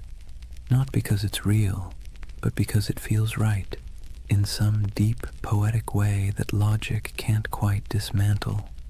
It tells a story not about what we've found, but what we've lost. And that's a kind of truth, too. As the night deepens, imagine those endless digital threads, thousands of people across time zones, glowing screens reflecting in tired eyes, all dreaming together of a civilization that never was. Maybe they aren't crazy. Maybe they're just homesick for a world that once felt full of wonder. Let's take a breath here. After all this talk of vanished empires and buried cities, it's time to do what the best historians always do. Look carefully, quietly, and without agenda. Because when you set aside the noise of the internet and really look at what's left of Tartaria, what you find isn't a conspiracy. It's something far more human, and somehow even more fascinating. The term Tartary was not a secret code name for a lost empire. It was a geographic placeholder, a cartographer's shrug. For centuries, Europeans simply didn't know what lay beyond the Ural Mountains or deep in the Siberian steppe. So they wrote Tartaria, like writing Here Be Dragons, a kind of verbal fog to fill the blanks. The maps weren't evidence of an empire erased. They were evidence of ignorance being slowly replaced by exploration. And those grand old buildings, the ones people point to as proof of impossible architecture, they're very possible. Magnificent, yes. Impossible, no. The ornate city halls, cathedrals, and palaces of the 19th century weren't built by some forgotten super-civilization. They were built by humans with chisels, scaffolds, and a near-religious obsession with grandeur. The 1800s were a century drunk on ambition. Industrialization made iron, glass, and concrete cheaper than ever. Colonization and global trade poured wealth into Europe's cities. Architects looked backward to Greece, Rome, Byzantium, and Egypt, and then combined everything like over-enthusiastic chefs. The result was the neoclassical explosion. Domes, columns, and marble facades that looked ancient but were brand new. That's why so many people mistake them for relics, because they were designed to look timeless. They were Rome in steel corsets, deliberate nostalgia built in brick and plaster. The world's fairs that fuel so many Tartarian videos, they were real, yes, and they really did look astonishing. whole temporary cities of palaces, fountains, and gleaming towers that appeared overnight and vanished just as quickly. But they weren't cover-ups. They were theatre. They were the 19th century showing off. Most of those buildings were plaster over wood, not marble. They were meant to impress, not endure. When the fair ended, the facades were torn down or burned, leaving only photographs that today look eerily like the ruins of a forgotten world. No secret empire, just show business. And those famous mud flood buildings with their half-buried windows, they too have ordinary explanations. Cities sink, streets rise, over centuries as populations grow and roads are repaved. Layers of soil and stone accumulate. Old ground floors become basements. It's not mystery, it's maintenance. Yet it's easy to see why the illusion caught fire, because even the real explanations, erosion, engineering, economics, are, in their own way, beautiful. The world doesn't need hidden magic to be miraculous. Consider this. The same roads once labeled Tartarian carried traders, nomads, poets, and conquerors across continents. Cultures met, clashed, and blended until identities blurred. What Europe called Tartary was not one empire but a kaleidoscope of peoples, Turkic, Mongol, Persian, Russian, Chinese, each with their own stories, languages, and gods. Out of their collisions came ideas, inventions, and art that shaped the world we still live in. The myth says Tartaria was erased. The truth is that it was never singular to begin with. It was many, and that's why it's hard to pin down. The steppe doesn't lend itself to borders. Empires there were fluid, waves of power that rolled across the grasslands and receded again. The Scythians, the Huns, the Mongols, the Khazars, they all rose, ruled, and vanished, leaving behind only fragments. To an outsider, that flux looked like a void. To those who lived it, it was life itself. And maybe that's where the misunderstanding lies. Western history loves walls and dates, beginnings, endings, dynasties. The steppe doesn't play by those rules. Its empires were seasonal, migratory, woven into the land and wind. If you expect pyramids, you miss the poetry. So no, there was no single global Tartarian empire, but there was a vast interconnected world of trade, culture, and movement that stretched from Europe to China long before globalization had a name. The Silk Road wasn't just silk, it was the internet of its day, transmitting not data but ideas. Buddhism, astronomy, metalwork, medicine all passed through those dusty caravans. The real miracle isn't that something was erased, it's that so much survived, and yet debunking doesn't have to mean disappointment. If anything, it should make the world feel richer, because the truth is not dull, it's layered. The mud flood isn't proof of deception, it's proof of time. The ornate buildings aren't relics of a forgotten empire, they're monuments to human excess. The missing maps aren't evidence of suppression, they're artifacts of discovery. And here's the quiet irony. Even the myth itself is part of history now. The videos, the forums, the believers, they've become a digital folklore, our century's way of myth-making. Future historians might study us and say, they dreamed of Tartaria because they were tired of concrete. Maybe that's what keeps the story alive. Not deceit, but desire.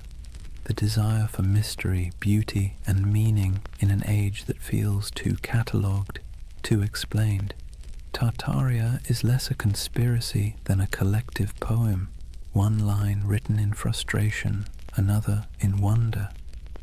And perhaps that's how we should leave it, gently. The myth and the truth coexisting like twin shadows cast by the same fire. The factual story of history's shifting frontiers and the emotional story of humanity's hunger for lost splendor. So the next time you pass an old building with buried windows or stumble across an antique map marked Tartary, don't roll your eyes and don't fall into the rabbit hole either. Just pause, look, feel the weight of centuries pressing quietly under your feet. Real or imagined, every layer of that soil carries a story. Because whether it's called Rome, Babylon, Atlantis, or Tartaria, the dream of forgotten empires never really fades. It just changes shape, waiting for someone new to wonder. Chapter 4. The Eternal City. Why We Dream of Lost Civilizations. Take a moment, close your eyes, and imagine you're standing in the ruins of a city that never existed. The stones are warm beneath your feet. The air hums faintly with the echo of 1,000 unrecorded stories, and the wind brushes against carved columns whose builders' names were never written down. It's a dream, but somehow it feels truer than waking. That's the strange comfort of Tartaria. Even after we've picked apart the facts, even after the history books have closed the case, the idea lingers. The notion that somewhere, sometime, humanity built something magnificent, a civilization unified, enlightened, and then, inexplicably, erased. It's the same instinct that makes us search for Atlantis, or Lemuria, or the lost library of Alexandria. A quiet yearning that whispers, maybe we used to know more, maybe we were better once. And let's be clear, this isn't foolishness, it's longing. Believing in Tartaria isn't really about maps or mud floods. It's about something deeper, the ache for lost harmony, for order in the chaos of modern life. When we look around at endless screens, broken systems, and cynical politics, it's easy to imagine that somewhere in the past, people had it figured out, that there was a time when beauty and wisdom ruled, before we traded them for convenience. The myth gives that feeling a shape. Tartaria becomes a mirror for what we think we've lost, a golden age we can project our frustrations onto, a fantasy of unity against the fragmentation of the modern world. But here's the curious twist. Myths like Tartaria comfort us because they're out of reach. They can't be disproven in a way that satisfies the heart. The less we know, the more space the imagination has to wander. That's what myths do best. They thrive in the gaps, the shadows between facts. Think about how the story feels, not just what it says. Tartaria isn't told in sharp, factual sentences. It's whispered in forums late at night by people who sound more wistful than conspiratorial. They're not shouting about domination. They're sighing about what might have been. It's not paranoia, it's melancholy. The same kind of melancholy you feel walking through an abandoned building, seeing beauty and decay folded together. There's a paradox at the heart of this comfort. We know modern life is more advanced than any age before it, yet it rarely feels that way. We have the internet, medicine, spaceflight, instant communication, but we also have loneliness, burnout, and an undercurrent of loss. The myth of a vanished civilization fills that emotional void. It says, you're right to feel that something's missing. It's like nostalgia for a memory we never had, and in that sense, Tartaria isn't about the past at all. It's about the present, about how alien our own world can feel. The skyscrapers of glass and steel, the humming servers, the sterile symmetry of cities built for efficiency rather than awe. No wonder people scroll through photos of old domes, arches, and impossible cathedrals and feel something stir. Those buildings look like they remember something we've forgotten, so we call it Tartaria. We give the feeling a name. It's easier to believe there was once an age of grace that was stolen than to accept that beauty is fragile. and we let it slip away ourselves. But this comfort isn't all illusion. The belief itself reveals something profound about us. Humans are meaning-seeking creatures. When the world feels senseless, we create patterns to make it make sense. We weave stories over the noise, and in those stories, we find calm. Myths are our way of telling ourselves that the universe still has order, even if it's hidden. That's why so many people find peace in the idea of a lost civilization.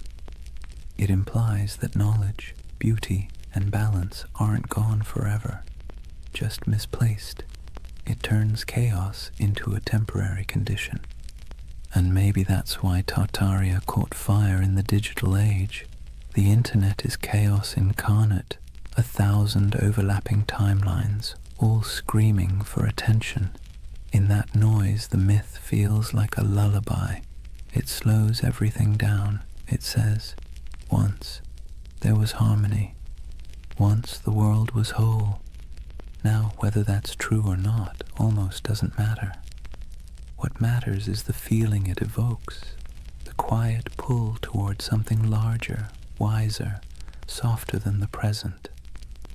The myth becomes a kind of spiritual balm for an age that measures everything but meaning.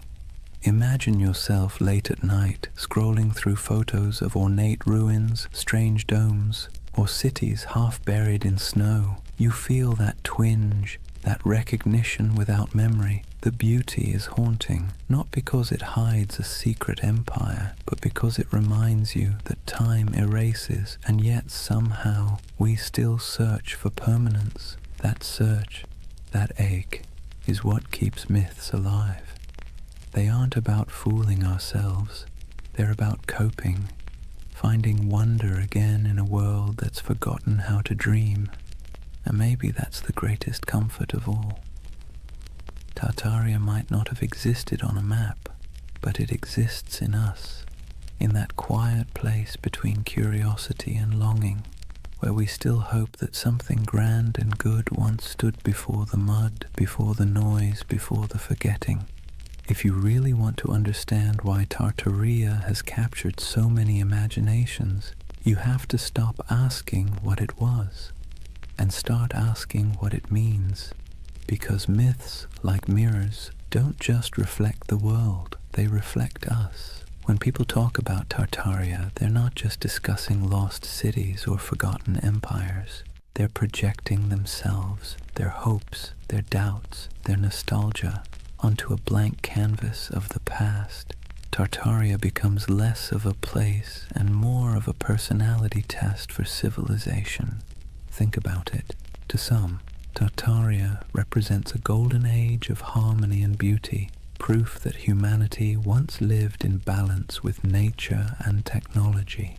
To others, it's evidence of corruption and suppression, a story of truth hidden by elites and rewritten by victors.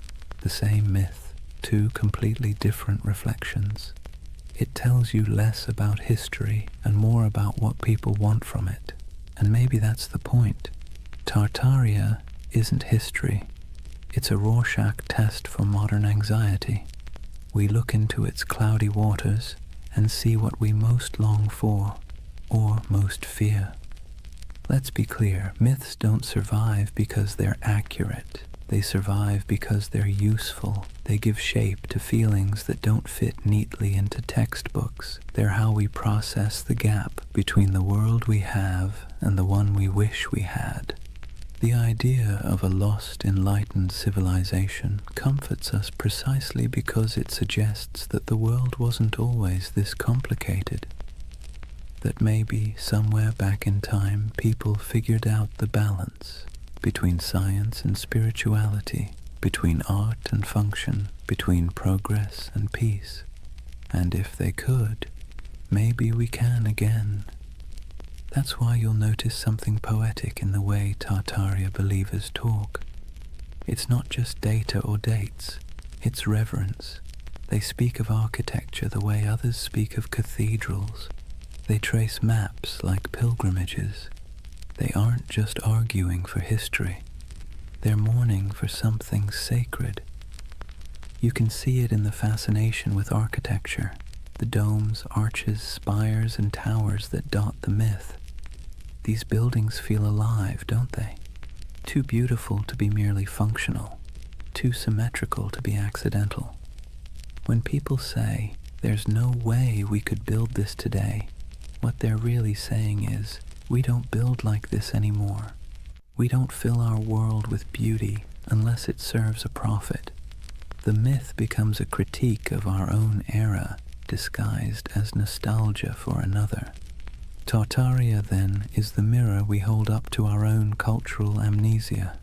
We scroll through pictures of palaces and fairgrounds, domes and star forts, and we whisper, "How did we forget to dream like this?"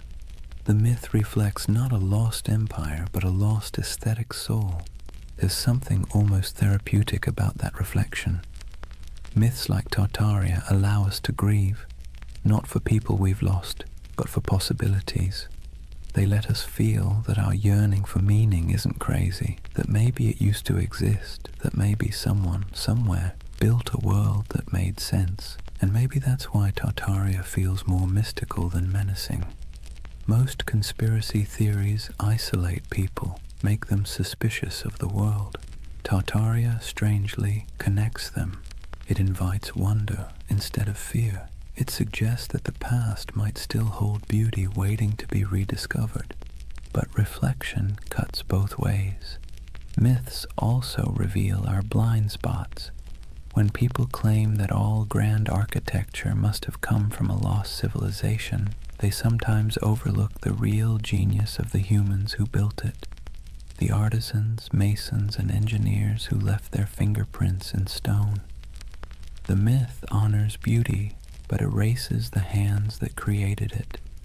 It's a paradox. In searching for greatness, we forget the greatness already recorded, and maybe that's the truest mirror of all.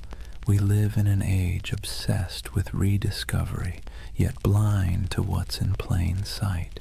We chase mysteries across continents while ignoring the ones humming beneath our feet, the hidden systems, the forgotten craftsmanship, the quiet brilliance of ordinary people. Tartaria, then, tells us something we don't often admit, that we don't fully trust our own civilization. We sense that something's off, something hollow beneath all the progress. So, we project our doubt backward into the comforting distance of myth. In the reflection of Tartaria, we see ourselves, advanced yet uneasy, connected yet lonely, powerful yet perpetually nostalgic. It's less about whether an empire was erased, and more about whether we've erased our ability to feel awe. Maybe that's why the myth persists, because deep down, we're not really searching for proof of Tartaria. We're searching for proof that humanity still knows how to build something beautiful and believe in it. And if myths are mirrors, then maybe looking at Tartaria long enough isn't about finding truth in the past, but rediscovering it in the present, in the domes still standing, the dreams still lingering, the stories we keep retelling because they make us feel a little less small. So the next time someone mentions the lost empire, don't argue, just listen, because behind every myth is a whisper of what we wish were real. And sometimes that wish tells you everything you need to know about the people dreaming it. Every empire, no matter how radiant, tells the same quiet story, one of ascent, arrogance, and entropy. Rome, Egypt, the Maya, the Mongols, the British, the Ottomans, and if you believe the whispers, Tartaria. The names change, the rhythm doesn't. Civilizations are like tides. They rise with clarity, crest with confidence, and recede with denial. It's not failure, it's physics. Even stars burn out, and they're made of far sturdier stuff than marble or pride. So maybe that's why Tartaria lingers in our collective imagination, because it fits the pattern too well. A lost empire swallowed by time, a forgotten people erased by cataclysm. a name that once filled maps and now feels like a ghost. It's familiar, almost comforting in its tragedy. Let's be clear though, no empire believes it's the one that's going to fall. Every generation thinks it's special, unique, immune to collapse because it has better technology, more data, smarter systems. But arrogance, like gravity, pulls everything back to Earth.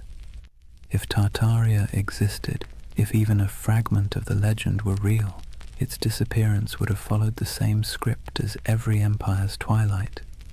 The small cracks first, corruption, complacency, overreach, then the slow decay disguised as progress, and finally the quiet moment when the last flame flickers out and the world simply moves on. You can almost imagine it, the final days of a grand civilization, not with war or fire, but with exhaustion, merchants still trading, scholars still writing, architects still sketching impossible domes for clients who will never pay. The end doesn't always come with thunder. Sometimes it's a sigh. And here's the thing. We need myths like Tartaria because they remind us that our own civilization isn't exempt. It's a soft warning wrapped in wonder. The idea that maybe, just maybe, we've been here before. Towering cities, vast networks, unshakable certainty, and lost it all to hubris and time.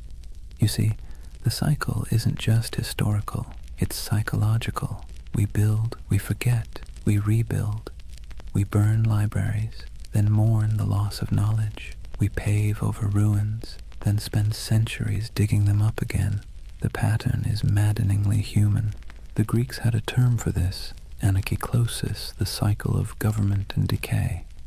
Kingdoms become tyrannies, tyrannies become democracies, democracies collapse back into chaos. Wash, rinse, repeat. The myth of Tartaria just takes that ancient idea and stretches it across a planetary scale. And that's what makes it powerful, because deep down we know the pattern fits us too. Look at the ruins of any civilization, and you'll find the same fingerprints. Ambition, brilliance, greed, denial. The same stone roads leading nowhere. The same monuments built to outlast time, quietly losing that argument. Even today we build our towers of glass and steel, our data empires, our digital libraries with the same optimism that we're preserving knowledge forever. But maybe 1,000 years from now, someone will wander through our abandoned cities and ask the same question we whisper about Tartaria. Who built all this? Maybe that's why we're drawn to stories of collapse told in soft voices, because they allow us to grieve for what's inevitable before it happens. They help us process the strange truth that impermanence is not failure, it's the natural order. In that sense, Tartaria becomes a bedtime story for civilization itself, a reminder that we are temporary but not meaningless, that even in loss there's continuity. The ruins of one world become the foundations of the next. And if you look closely, you'll see that rebirth is always hiding inside decay. The Renaissance bloomed from the ashes of plague. The Enlightenment grew out of dark superstition. Even myths once dismissed are rediscovered as metaphors with new life. The cycle never ends. It only changes costume. So perhaps Tartaria isn't just about a lost civilization, but the eternal rhythm of creation itself. We build worlds, lose them, and then dream them again. Every myth, every ruin, every archive is a heartbeat in that endless pulse. Imagine standing at the edge of some forgotten city, moss creeping over marble, wind sighing through hollow windows, and realizing that this place once thought it was eternal too, that people once stood here, confident that their children's children would never forget their names. But the earth has other plans, and yet the beauty is in the persistence. Even in silence the stones whisper, Even when names fade, the patterns remain. Every fallen empire becomes a lesson written in dust, and every myth like Tartaria is the echo of that lesson, trying to reach us before we make the same mistake. History doesn't repeat exactly, but it rhymes in hauntingly familiar cadences. The trick isn't to break the cycle, it's to learn to hear the rhythm, to build with humility, to remember what was forgotten before, and to leave behind something that, even when buried, still hums with meaning. So when you hear the word Tartaria, don't roll your eyes. Listen to the rhythm beneath it, because that's not just a myth about the past. It's a lullaby for the present, and maybe a warning for the future. There's something irresistible about a mystery that refuses to die. You can debunk it, explain it, trace its origins down to the dusty corners of old libraries, but if it still feels like a secret, people will keep chasing it. That's the real magic of Tartaria. It doesn't survive because it's proven. It survives because it haunts. In a world that measures everything, categorizes everything, and leaves nothing ungoogleable, a mystery like Tartaria feels like a rebellion. It's a crack in the glass of certainty, a reminder that not everything is neatly archived in the cloud. Some things remain just out of reach, teasing, luminous, half-remembered. Let's be honest, the modern world isn't built for mystery. We live in an age of answers. Every question has a search bar waiting to solve it in half a second. And yet deep down, we miss not knowing. We miss wonder. We miss the feeling that the world is bigger than our understanding. Tartaria gives us that feeling back. It's a paradox. We're surrounded by more information than any civilization in history, and somehow we trust less of it. We have satellite maps of every mountain, street view of every alley, but we still find ourselves staring at old maps labeled Grand Tartary and thinking, maybe something's missing. Maybe history isn't as linear as it pretends to be, and who can blame us? The past is always a little blurry, like a photograph printed from a damaged negative. Historians do their best to fill the gaps, but even the most rigorous scholarship leaves shadows. Tartaria slips into those shadows, into the empty spaces between what we know and what we feel. There's also a quiet beauty in unanswered questions. They remind us that curiosity itself is a form of connection. When someone spends years digging through forgotten archives, zooming into grainy satellite images, or exploring the ruins of an abandoned palace, they're not just chasing facts, they're chasing wonder. They're trying to feel something vast and timeless, something that hums beneath the noise of everyday life. Tartaria gives people permission to believe that the world might still hold secrets. That's why even skeptics can't quite bring themselves to dismiss it entirely, because even if it's not true in a historical sense, it's true in a psychological one. It's the same impulse that made ancient people draw constellations in the stars, to impose meaning on the infinite and find comfort in the patterns. Imagine yourself walking through an old European city at night. The cobblestones glisten after rain.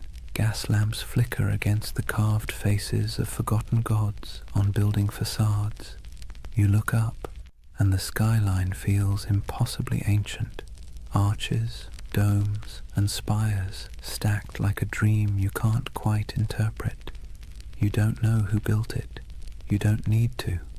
The mystery itself is enough. It's like hearing a song in a language you don't understand but somehow recognize. Tartaria lives in that feeling. The hum between knowing and not knowing. The soft echo of lost craftsmanship, the sense that time might be a loop and we're just tracing paths our ancestors already walked. And the irony is, the more we learn about history, the more mysterious it becomes. Every discovery opens 10 new questions. Every answer reveals how much we don't know. The ruins of Göbekli Tepe pushed back the dawn of civilization by thousands of years. The Antikythera mechanism rewrote what we thought the ancients could build. Maybe Tartaria doesn't exist, but the idea that civilizations rise and vanish, leaving traces we mistake for impossibilities, isn't so far-fetched after all. Even the skeptics, the scientists, the historians, they're chasing the same thing as the dreamers. They just call it research instead of mystery. But deep down, it's the same hunger to understand what came before, to find meaning in the ruins. There's a gentle wisdom in letting some mysteries remain mysterious. Not every story has to be resolved. Not every legend needs to be disproven. Some things are more beautiful when they stay slightly out of focus. Tartaria belongs to that realm, the twilight between history and imagination. Because here's the truth. Even if we mapped every ruin, deciphered every language, catalogued every artifact, we'd still find ourselves asking, what's missing? What did we overlook? What used to be here? And that question, that ache, is what keeps humanity moving forward. It's what drives us to explore, to create, to tell stories at all. Mystery, in a strange way, keeps us human. It reminds us that we don't control everything, that there are still edges to the map, and in a world that feels increasingly small, that's a comfort. So if you ever feel the pull of Tartaria, the urge to look at an old map and imagine lost cities under the soil, buried glass domes beneath the ice, vanished languages whispered through time, don't resist it. It's not foolishness, it's memory dressed as wonder. It's the part of you that still wants to believe there's more to the story, because there always is. Imagine drifting in that half-awake space between dreaming and memory, the kind where time doesn't quite make sense and faces blur into landscapes. That's what the myth of Tartaria feels like, a collective dream stitched together from ruins, half-forgotten books, and the quiet yearning that maybe, just maybe, humanity once built something beautiful and lost it. Not just an empire, but an idea. Tartaria isn't really about maps or mud floods. It's about longing. The longing for a golden age before the noise, before the smog, before the blinking lights of modern anxiety. A world where cities gleamed, not with plastic and neon, but with purpose. Where architecture felt alive, humming with mystery. Where the air itself seemed to remember something divine. When people talk about Tartaria, they're really talking about home, a home they've never seen but somehow recognize. It's tempting, isn't it, to imagine that once there was a civilization so advanced it left behind the blueprints of paradise, smooth white marble gleaming under perpetual sunlight, towers spiraling toward the heavens, not in arrogance but in harmony, streets where water flowed instead of traffic, and knowledge wasn't locked in institutions but breathed like air. The myth whispers that maybe humanity peaked, fell, and forgot, and maybe we're just children trying to remember the lullaby our ancestors sang before the storm. Let's be clear though, Tartaria, as the internet tells it, probably didn't exist, but the feeling of it does.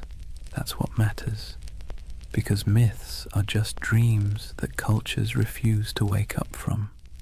They serve a purpose, especially in times like ours, when everything feels impermanent, synthetic, and accelerated. Tartaria slows the world down. It reminds us of the beauty of mystery, craftsmanship, and the sense that not everything has to be profit or progress. There's a kind of poetic justice in the way this myth took shape online, in the strangest corners of the internet. A digital ghost story for the digital age. Scroll long enough through photos of ornate buildings with impossible domes and buried windows, and you'll feel it too, that little flicker of awe. Even if your rational mind rolls its eyes, your imagination leans in. What if, it whispers, what if this really was part of something greater? The myth resonates because we're surrounded by ruins and don't realize it. The old train stations, the opera houses, the abandoned civic buildings with ceilings painted like cathedrals, they still stand, silent and out of place. They belong to an age that believed in permanence, in beauty as a civic duty, and compared to that, our world of glass and rectangles feels hollow. Tartaria becomes a name we give that feeling, the ache for artistry, for meaning carved in stone. But beneath the aesthetic nostalgia is something deeper, a memory not of buildings, but of belonging. When people say they erased Tartaria, what they're really mourning is the loss of connection, the sense that we were part of something coherent, meaningful, and vast. We feel fragmented now, nations arguing, truths dissolving, the past rewritten every week on social media. Tartaria becomes a symbol of unity we've misplaced, the dream that once we all spoke the same unspoken language, the language of creation instead of consumption. Maybe that's why the myth refuses to die. It's not a conspiracy, it's a yearning, a collective homesickness for a world that valued wisdom over noise. Whether it's a literal memory or a psychological echo doesn't matter. Myths like this are emotional fossils. They preserve what facts forget. If you strip away the maps and theories, what remains is something tender. The belief that we can do better, that humanity once built something sublime, not through domination, but through understanding, and that maybe we can again. It's less about recovering a lost empire and more about remembering how to build meaning into our world. And maybe, in a strange roundabout way, the myth is right. There was a flood, a metaphorical one, the flood of time, technology, and forgetfulness. It buried not cities, but attention. It drowned not buildings, but wonder. And now, through whispers of Tartaria, people are trying to dig it back up. Not the structures, but the feeling of awe they carried.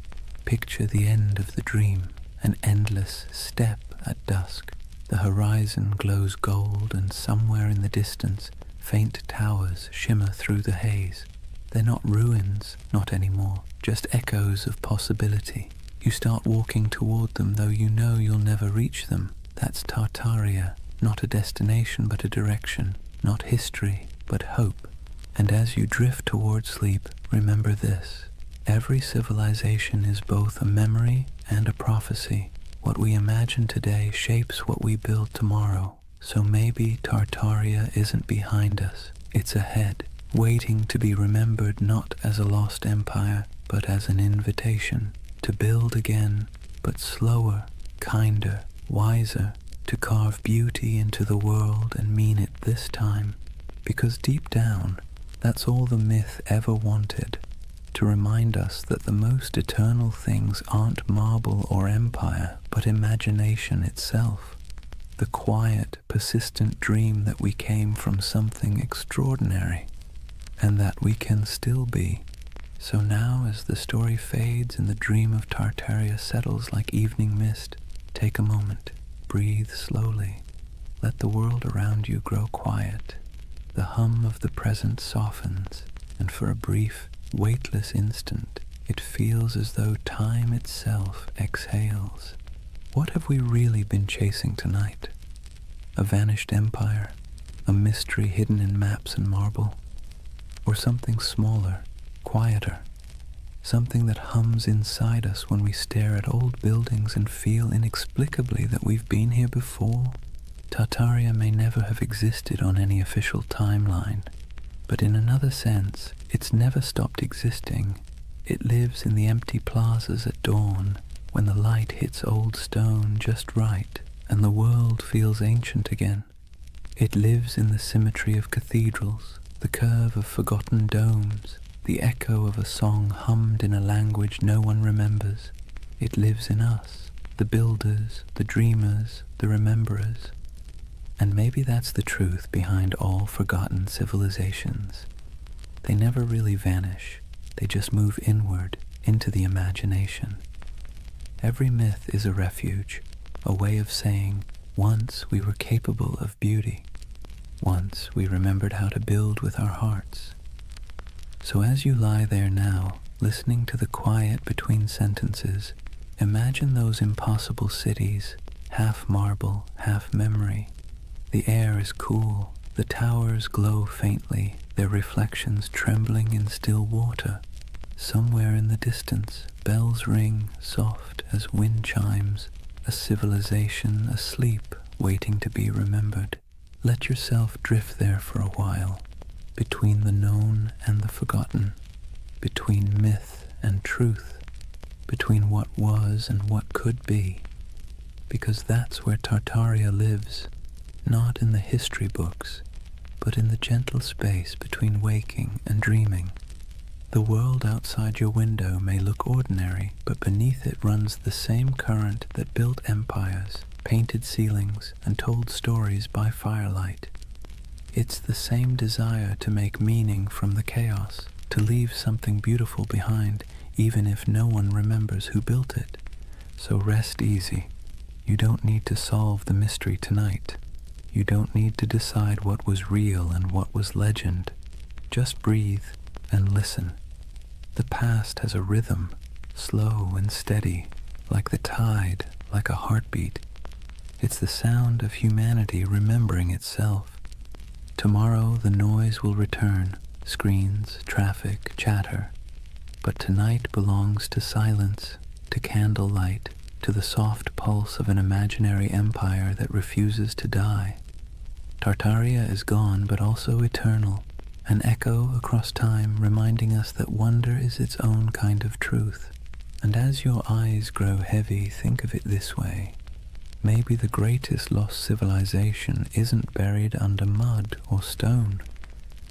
Maybe it's the one inside us, waiting to be uncovered again. A world built not from power, but from awe. Good night, dreamer. Sleep well under ancient skies. And if you find yourself walking through those shining cities again, don't rush. Stay a while. The empire of imagination is always open.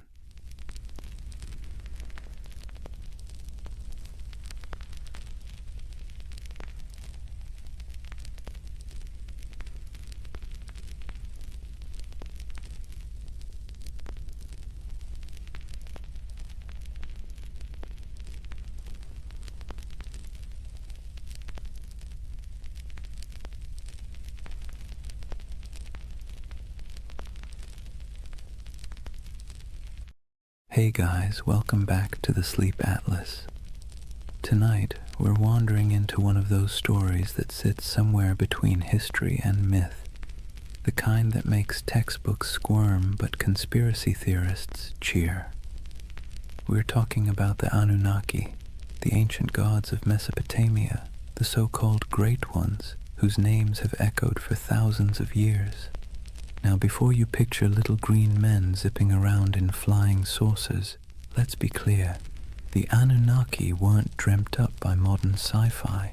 They were very real to the people of ancient Mesopotamia, the Sumerians, Akkadians, Babylonians, and Assyrians, who lived their entire lives believing these beings were watching, judging, and occasionally meddling in their affairs. These gods weren't distant. They weren't serene. They were moody, demanding, and sometimes alarmingly human in their behavior. But here's the twist. In the last few decades, the Anunnaki have been rebranded, plucked out of their ancient temples and repackaged as spacefaring engineers who supposedly created humanity. You've probably seen them pop up on late-night cable documentaries with dramatic music, or in corners of the internet promising that the truth is out there. On one hand, that's entertaining. On the other, it's a perfect reminder that myths are slippery. They change to fit whatever worries and wonders we carry. So tonight, I'm going to tell you their story, the real story, as much as we can piece together from clay tablets, broken myths, and a lot of scholarly head-scratching.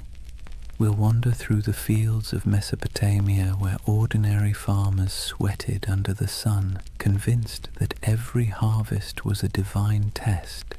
We'll meet kings who built entire cities just to brag that the Anunnaki approved of them. We'll listen to myths where God squabbled, punished, and occasionally spared humanity. And yes, we'll peek into the modern fascination with aliens because apparently every ancient thing eventually gets abducted by sci-fi. But don't worry, this isn't a lecture. Think of it as a long, meandering, nighttime walk through a world that feels both impossibly distant and strangely familiar. So, dim the lights, maybe pull a blanket a little tighter, and let's drift together into the land between rivers and gods. And before we begin, let me ask, what's keeping you up tonight? Let me know in the comments. I'd love to hear where in the world you're listening from. Settle in. Let's start at the beginning. Chapter 1. Life under the watchful eyes of the gods. Imagine yourself standing in the wide open plain of Mesopotamia, the land between the rivers, the Tigris to the east and the Euphrates to the west. The horizon stretches flat and endless, broken only by the shimmer of heat and the twisting bodies of those unpredictable rivers. The air is heavy, thick with dust and the smell of damp reeds. Somewhere in the distance, a donkey brays, and over all of it, an invisible weight hangs in the air, the belief that the Anunnaki are watching. To the people who lived here thousands of years ago, the rivers weren't just water, they were divine moods made liquid. A generous flood meant the Anunnaki were pleased, a drought meant they were angry, a sudden storm that flattened your barley fields. That was a cosmic tantrum, the gods reminding you who really ran the show. Every harvest, every illness, every successful birth or sudden death was interpreted as a sign that the Anunnaki were either blessing or punishing humanity. Daily life unfolded under this constant sense of scrutiny. Farmers trudged barefoot through muddy fields, wooden plows dragged by weary oxen. Every furrow cut into the soil was not just work, but an offering. An unspoken prayer that the Anunnaki would let the grain grow. Scribes bent over clay tablets in the shade of temples, scratching wedge-shaped symbols into wet clay, convinced that the gods valued their careful accounting of grain, beer, and taxes. Mothers tucked their children into reed mats at night with stories of Inanna and Enlil, half myth, half warning, because even bedtime carried reminders that the gods were keeping score. The landscape itself reinforced the idea. Towering ziggurats rose above flat mud-brick cities, stepped pyramids painted in bright colors that have long since faded. To climb one was to ascend closer to the heavens, to the Anunnaki who supposedly convened in their council chambers above. At the base, ordinary people shuffled forward with offerings, bowls of grain, jars of beer, bleating goats, hoping that their small sacrifice might earn a flicker of divine favor. And through it all, the question lingered. Were the gods ever satisfied? The answer, most of the time, was no. If the Anunnaki were pleased, life was merely tolerable. If they were displeased, life became unbearable. It was a kind of spiritual anxiety disorder written across an entire civilization, one that never let you forget that your fate was being judged by beings you couldn't see but definitely believed in. So here's the paradox of Mesopotamia and of the Anunnaki themselves. They gave people a framework to explain the chaos of life, but they also kept everyone permanently nervous. Imagine waking up every day knowing that your job performance review wasn't coming from your boss. but from a pantheon of unpredictable, immortal beings with the power to ruin your entire year. Comforting? Not exactly. Necessary? Absolutely. That was life under the watchful eyes of the Anunnaki, and it was only the beginning. Now that we've set the scene, the dust, the rivers, the nervous glances toward the heavens, let's lean into the daily grind of keeping the Anunnaki happy. Because if there was one thing everyone in Mesopotamia agreed on, it was that the gods were needy. Think of the Anunnaki less like distant divine beings and more like an extended family of very spoiled aristocrats. They didn't simply exist in the background of your life. They were treated as if they lived right there in the city with you, lounging in temples that were really more like mansions stocked with food, drink, and endless attention. Priests fed the gods' statues elaborate meals. They clothed them in fine garments. They bathed them, sang to them, and even tucked them into bed at night with rituals designed to assure the gods that yes, they were adored. And here's the kicker, the gods didn't actually eat the food, wear the clothes, or drink the beer. The priests did, but in the logic of the time that was the point. The offering wasn't about literal nourishment, it was about respect, about demonstrating submission to the divine order. Imagine working all day in a scorching field, hauling baskets of barley, and then handing over a chunk of your hard-earned harvest to a temple where priests would cook it up in front of a golden statue. You didn't get to enjoy the meal, the gods did, or so you were told. This wasn't optional. Failing to make offerings wasn't just rude, it was dangerous. Skip your temple duties, and you risked angering a god who could retaliate with a bad harvest, a plague, or a flood. It was like living with an unpredictable landlord who might torch your house because you didn't bring them enough bread. And so, day after day, people dragged their grain, their livestock, their jars of beer, and their prayers into the temple courtyards, hoping the divine egos were stroked enough to leave them in peace. Markets reflected this cycle of giving and appeasing. Merchants sold incense imported from far-off lands, exotic woods for temple furnishings, and precious stones for idol adornment. Whole industries thrived not because people needed goods for themselves, but because the gods supposedly needed them. The economy of worship was real, and it was heavy. And then there were the rituals, constant, exhausting, and often bewildering. Priests performed chants, sacrifices, and ceremonies to interpret the gods' moods. Ordinary people had little say in the process. They simply trusted or feared that the professionals got it right. Was the river about to flood? Only the gods knew. Was a plague looming? Better pay for a ritual just in case. Imagine the anxiety. You might lose your family, your crops, your city, not because of something you did wrong in the field, but because a priest forgot to wash a statue properly before a ritual. This constant pressure shaped how people thought about themselves. You weren't just a farmer, a merchant, or a craftsman. You were a servant of the gods, and your work was always under review. The Anunnaki weren't the kind of bosses who praised your effort either. At best, they ignored you. At worst, they punished you for reasons you could never quite understand. And yet there was comfort too. As strange as it sounds, the ritual obligations gave life structure. There was a rhythm to the year, festivals, sacrifices, processions, moments when the whole city gathered together in noisy, colorful celebrations. For a while, the pressure of survival melted into shared relief. Beer flowed, music played, incense smoke curled into the sky, and people could convince themselves that the Anunnaki might actually be pleased for once. But make no mistake, the weight of worship was heavy. It pressed down on every meal, every harvest, every family gathering. It meant living in a world where you never really owned your life. You were always making payments upward, into the hands of gods who demanded much and explained little. Civilization, in other words, came with a permanent divine subscription fee.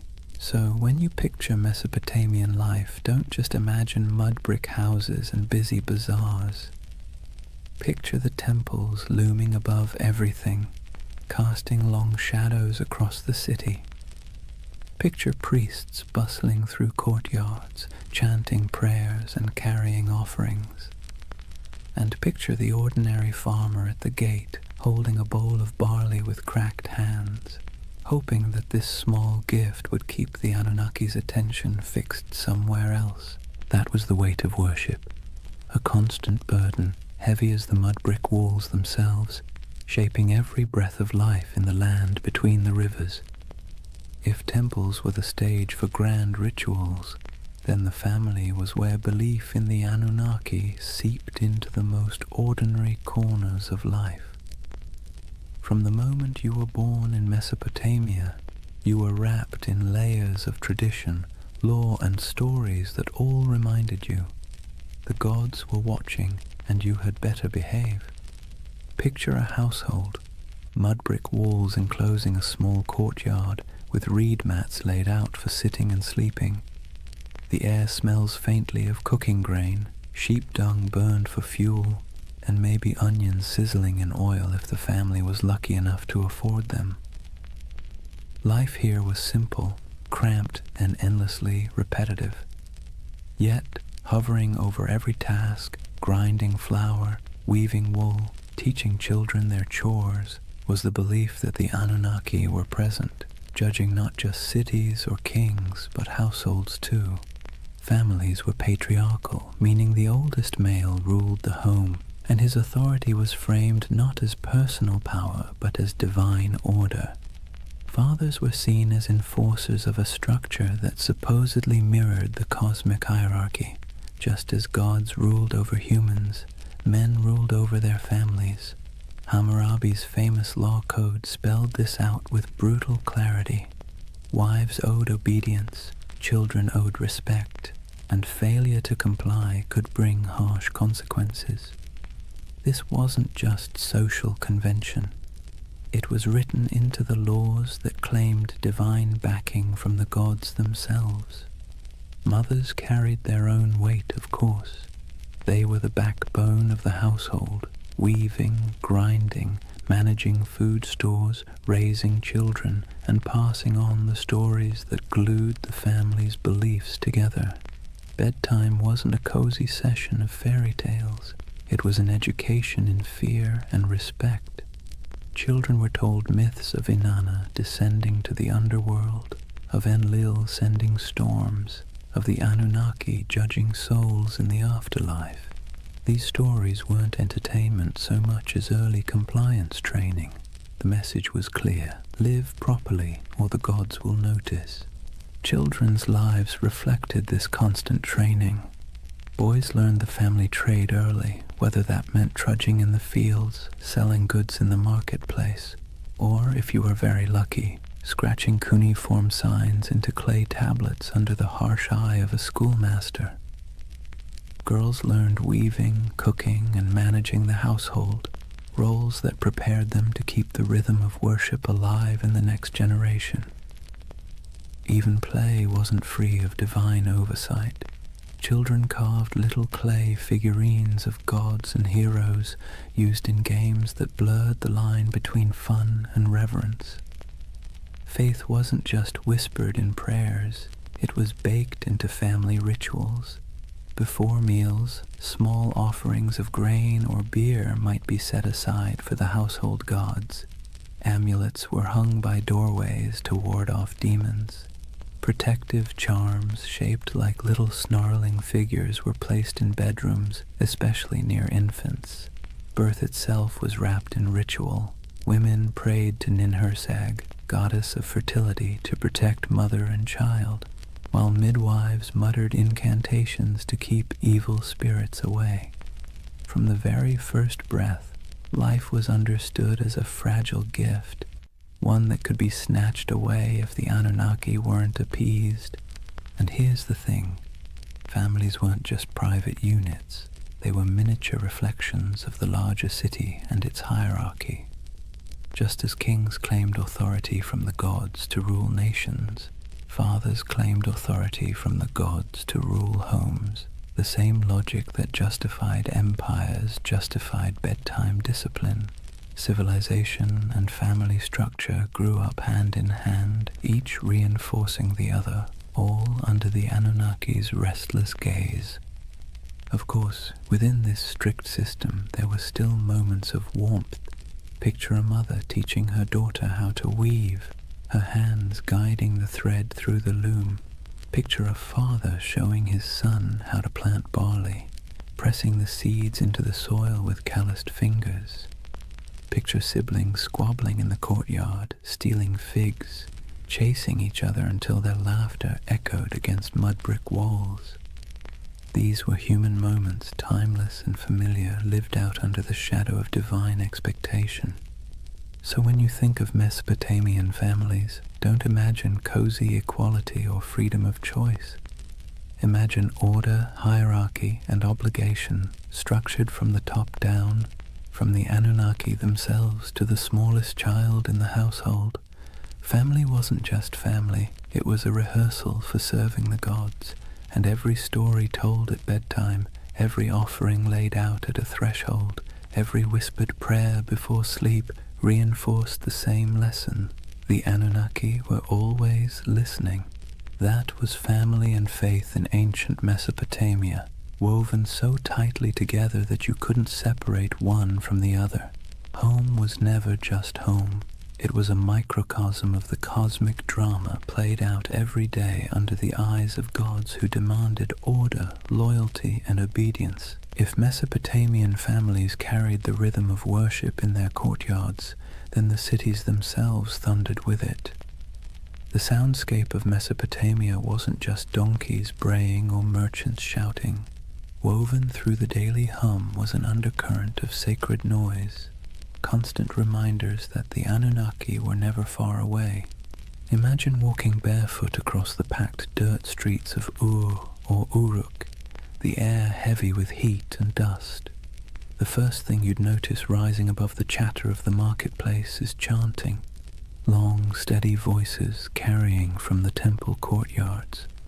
Priests chanted hymns in Sumerian or Akkadian, their words flowing like the rivers themselves, steady, unrelenting, rhythmic. To the people listening, these weren't just words, they were incantations meant to keep the cosmic order intact. If the chanting stopped, who knew what chaos might break loose?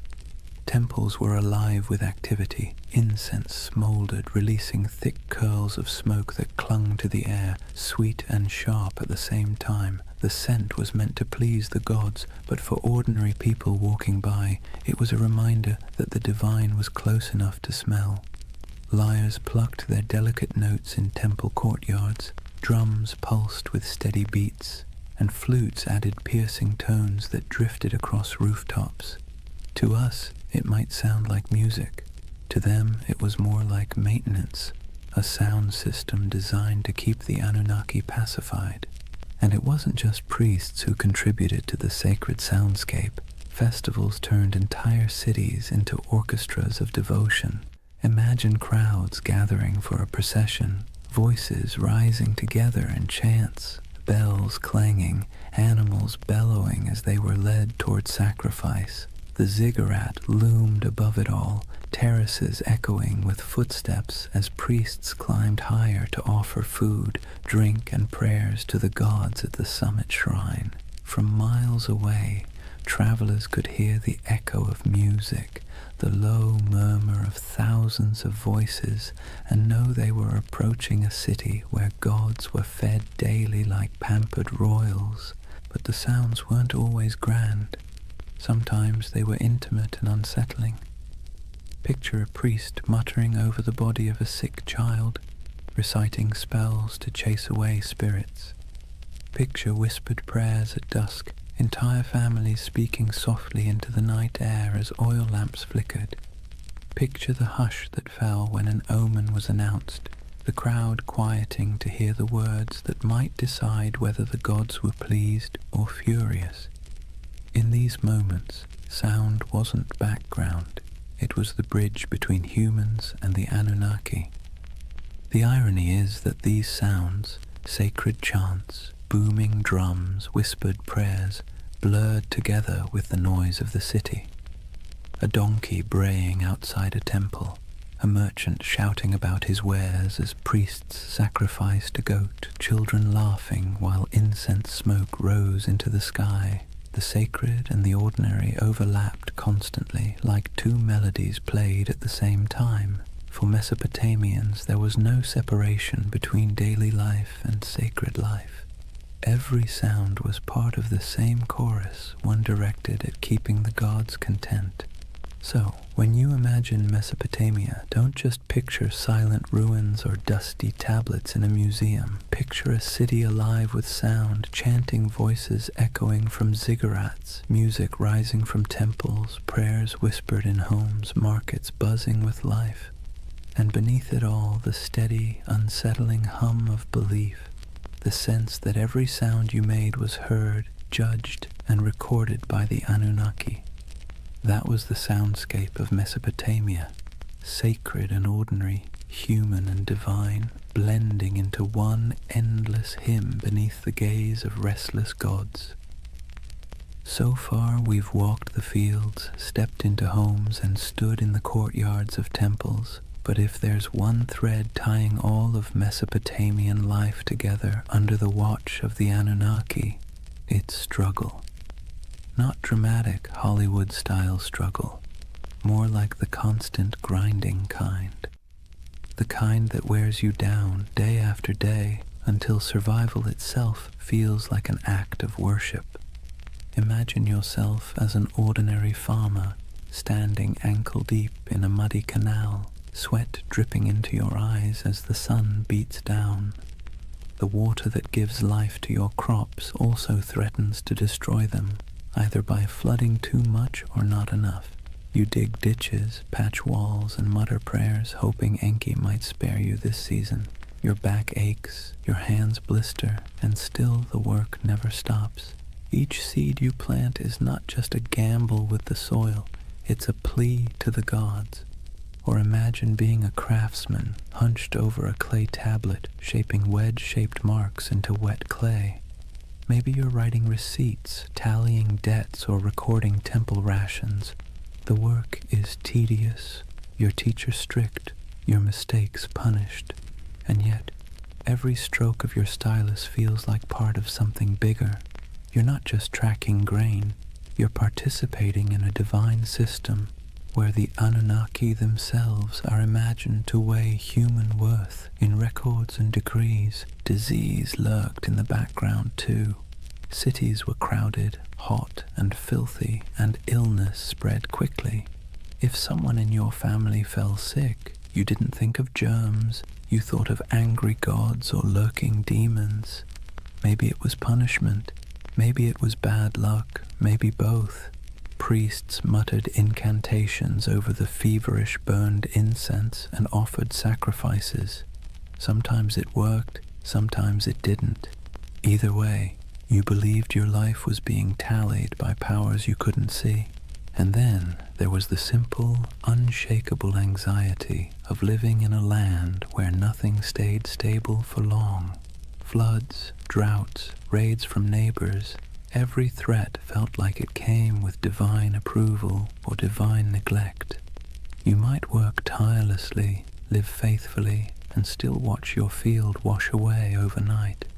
It's no wonder that Mesopotamian myths constantly circle back to the same themes. Humans struggling, gods displeased, chaos always around the corner. But within that struggle, there was resilience. People endured.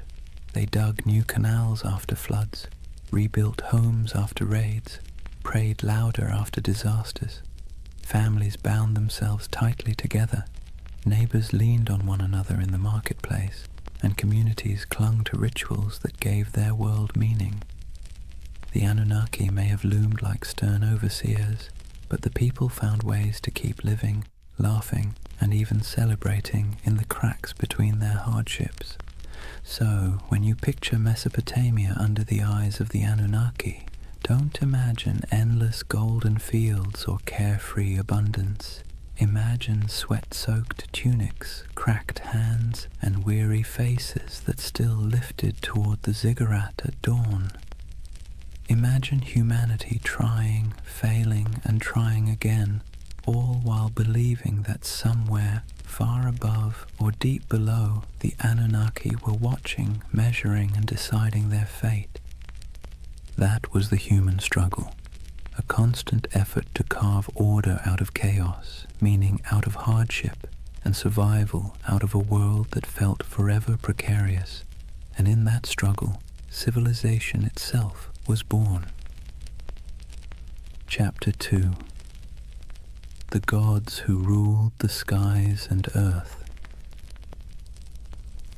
If life in Mesopotamia felt like a constant test, then the examiners were the Anunnaki. These weren't gentle guardian angels or abstract philosophical ideas. They were the great gods, beings who sat at the very top of the divine food chain, descended from the union of Anu, the Sky Father, and Ki, the Earth Mother. To the Mesopotamians, the Anunnaki weren't distant background characters. They were judges, enforcers, and supervisors, always peering down like cosmic landlords who never forgot to collect rent. The word itself, Anunnaki, has a heaviness to it, something that sounds like it should be whispered by torchlight. Ancient scribes described them as the 50 great gods, though their numbers shifted depending on which city you asked. Some texts placed them in the heavens, others in the underworld. In either case, their role was clear. They were the arbiters of fate, the beings who decided whether you lived to see another harvest or whether your name would vanish into dust. Picture it like a cosmic council chamber. Anu presides as the lofty patriarch of the skies, his authority absolute, but his personality distant. He isn't the kind of god you chat with about personal problems. He's the one who sets the tone, like a CEO you've never met, but whose name sits on every memo. Beneath him, Enlil, god of air and storms, is the enforcer, a figure as feared as he was respected. He could bless the land with life-giving rain or flatten it with violent winds. His moods were the weather forecast. Ea, or Enki, the clever god of wisdom and water, often played the role of fixer, the one who bent the rules when the council's decisions were too harsh. Ninhursag, the mother goddess, embodied fertility and nurturance, though even she could be stern when humanity overstepped. The Anunnaki weren't imagined as serene or harmonious. Their council was more like a divine courtroom full of debates, rivalries, and power plays. They were the ones who weighed the fates of kings and commoners alike. If a ruler conquered a rival city, it was because the Anunnaki permitted it. If a plague swept through the streets, it was because the Anunnaki had signed off on the punishment.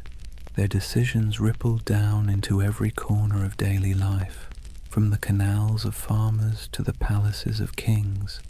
And while ordinary people couldn't see them directly, their presence was everywhere. Every temple inscription invoked their names. Every prayer carried their authority. Every law code claimed their approval. Kings ruled not because of military might alone, but because they claimed to be chosen by the Anunnaki. To question their power was to question the gods themselves, and that was a career-ending move, if not a life-ending one. So, when you picture Mesopotamian religion, don't imagine a single figure like Zeus hurling thunderbolts or a kindly creator painting the skies. Imagine a boardroom full of moody, powerful beings, each with their own agenda, each wielding immense influence over humanity.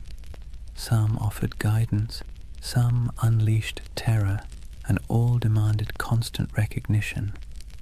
The Anunnaki were both the architects and the auditors of civilization, and their signatures were stamped on everything that survived from Mesopotamian life. They weren't just gods in stories. They were the living framework of reality, the background hum of existence. And under their watchful eyes, humanity took its first halting steps into what we call civilization. If the Anunnaki were the great gods of Mesopotamia, then their stories were the epic sagas that gave life meaning and, frankly, kept people both entertained and terrified. These weren't bedtime tales meant to lull you to sleep. They were cautionary dramas about power, mortality, and what happens when you cross the wrong god on the wrong day. Take Inanna, also known as Ishtar, the goddess of love, war, and everything messy in between. Her most famous story is the descent into the underworld. Imagine her striding into the shadowy realm ruled by her sister Ereshkigal, Queen of the Dead. But there's a catch.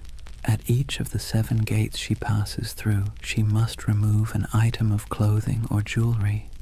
By the time she arrives before her sister, she's stripped bare, not just physically, but of her power and protection, and the Anunnaki, acting as judges in the underworld, condemn her. She's struck down, lifeless, and the world above begins to wither without her presence. Only through divine trickery and intervention does she return, but not without a price. Her lover, Dumuzi, is dragged down to take her place for part of the year. It's a story about death and rebirth, about the cycles of fertility and decay, but also about how even the mightiest goddess isn't immune to the stern judgments of the Anunnaki. Then there's Enlil, the god of storms, whose power was as unpredictable as the weather he ruled. In one tale, he decides humanity has become too noisy. Seriously, that was their crime, just existing too loudly, and pushes for their destruction. You can imagine a farmer shaking his head at this, muttering, "We break our backs in the sun, and still the gods complain we're too chatty." But it wasn't just petty annoyance. The Anunnaki gathered as a council to decide humanity's fate, and their verdict carried the weight of life and death. Enki, the god of wisdom and water, often acted as a counterbalance. He was the sly one, slipping humanity a lifeline when the other gods turned cruel. He whispers secrets to mortals, helps heroes survive floods, and generally makes sure that civilization doesn't collapse entirely under the divine equivalent of poor management. His rivalry with other Anunnaki, especially when their decrees seemed harsh, created the tension at the heart of many myths. Without him, the stories would end a lot sooner, usually with humanity wiped off the map. The Anunnaki didn't just sit around in myths as background figures. They were portrayed as active enforcers of cosmic law. They're described as judges in the underworld, weighing the souls of the dead. They show up in tales as the arbiters of fate, determining whether kings succeed or fall. To the Mesopotamians, this wasn't abstract philosophy. It was how the universe worked. The Anunnaki weren't just on the stage. They were the directors, the critics, and occasionally the executioners. And then, of course, there's the divine drama. Rivalries, betrayals, and power grabs weren't unique to human kings. The Anunnaki mirrored the squabbles of earthly rulers. They fought, negotiated, sulked, and occasionally unleashed chaos on a cosmic scale. Every myth reinforced the idea that the universe was not run by serene, detached beings, but by temperamental gods with very human flaws. So, the mythic storylines of the Anunnaki weren't simple tales. They were the scripts by which Mesopotamians understood their place in the world. When you planted your crops, you remembered Inanna's descent. When storms raged, you muttered prayers to Enlil. When you needed a glimmer of hope, you looked to Enki. These stories explained why life was fragile, why the gods were fickle, and why survival always felt like it balanced on the edge of divine whim. If Mesopotamian myths were the great campfire stories of their day, Then the Epic of Gilgamesh was the full-length box set, multi-season, full of drama, cosmic cameos, and the occasional existential crisis. And tucked into this saga, just behind the swagger of Gilgamesh himself, you find the fingerprints of the Anunnaki. They weren't the stars of the show, but they were always present, quietly pulling strings, stamping judgments, and reminding humanity who was really in charge. Gilgamesh, king of Uruk, is portrayed as 2/3 divine, 1/3 human, a math equation that somehow worked in Mesopotamian mythology but would make your high school algebra teacher sweat. Despite his divine heritage, he still lived under the gaze of the Anunnaki. His strength, his ambition, even his arrogance, all of it was tolerated but not entirely unchecked. The Anunnaki weren't about to let one man, no matter how mighty, get away without consequences. Take his quest for immortality. After the death of his companion Enkidu, Gilgamesh is swallowed by grief, staring mortality in the face. And in that grief, he sets out to find Utnapishtim, the Mesopotamian Noah, the one mortal granted eternal life after the Great Flood. But here's the twist. Utnapishtim's story is inseparable from the Anunnaki. It was they who decreed the flood to wipe out humanity, annoyed once again by our collective noisiness. It was they who sealed the fate of countless villages. And it was Ea, sly Ea, who bent the rules by whispering to Utnapishtim, helping him survive in a boat loaded with animals. Without that divine trickery, there would be no flood hero, and thus no quest for Gilgamesh to undertake. When Gilgamesh finally finds Utnapishtim, he's told in no uncertain terms that immortality isn't for him. The Anunnaki themselves had decreed it. When the gods created man, they allotted him death, but life they retained in their own keeping. That line is essentially the fine print of existence. Humanity got the mud bricks, the barley, the back-breaking labor. The gods kept immortality for themselves. Tough luck. Even the great adventures within the epic, slaying Humbaba, guardian of the cedar forest, or killing the bull of heaven after Inanna sends it to punish him, circle back to the gods' involvement. The Anunnaki weren't background noise. They were the referees, deciding when Gilgamesh had crossed a line and when his hubris deserved punishment. The death of Enkidu, for instance, is the direct result of divine judgment. The Anunnaki convene and decree that one of the pair must die for their defiance. Enkidu becomes the casualty, and Gilgamesh, for all his divine strength, can do nothing but weep and rage. What's remarkable is how these stories resonate with us even now. The Epic of Gilgamesh isn't just about a king wrestling lions or digging canals. It's about humanity's oldest anxieties. Why we die, why we suffer, and why no amount of wealth or power can change those facts. And standing behind those anxieties are the Anunnaki, like cosmic administrators who handed humanity its most dreaded memo. Life ends, always. So, as Gilgamesh wandered deserts, scaled mountains, and crossed seas in search of eternal life, he wasn't just wrestling with his own fears. He was wrestling with the verdict of the Anunnaki, a verdict no mortal could ever overturn. His story wasn't just a king's adventure. It was a parable about the boundaries set by the gods and the futility of trying to break them. And in the end, Gilgamesh's great realization wasn't that he could cheat death, but that he couldn't.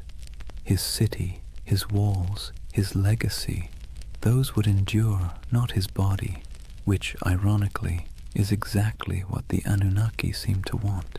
Humanity striving, building, suffering, and remembering, but never escaping.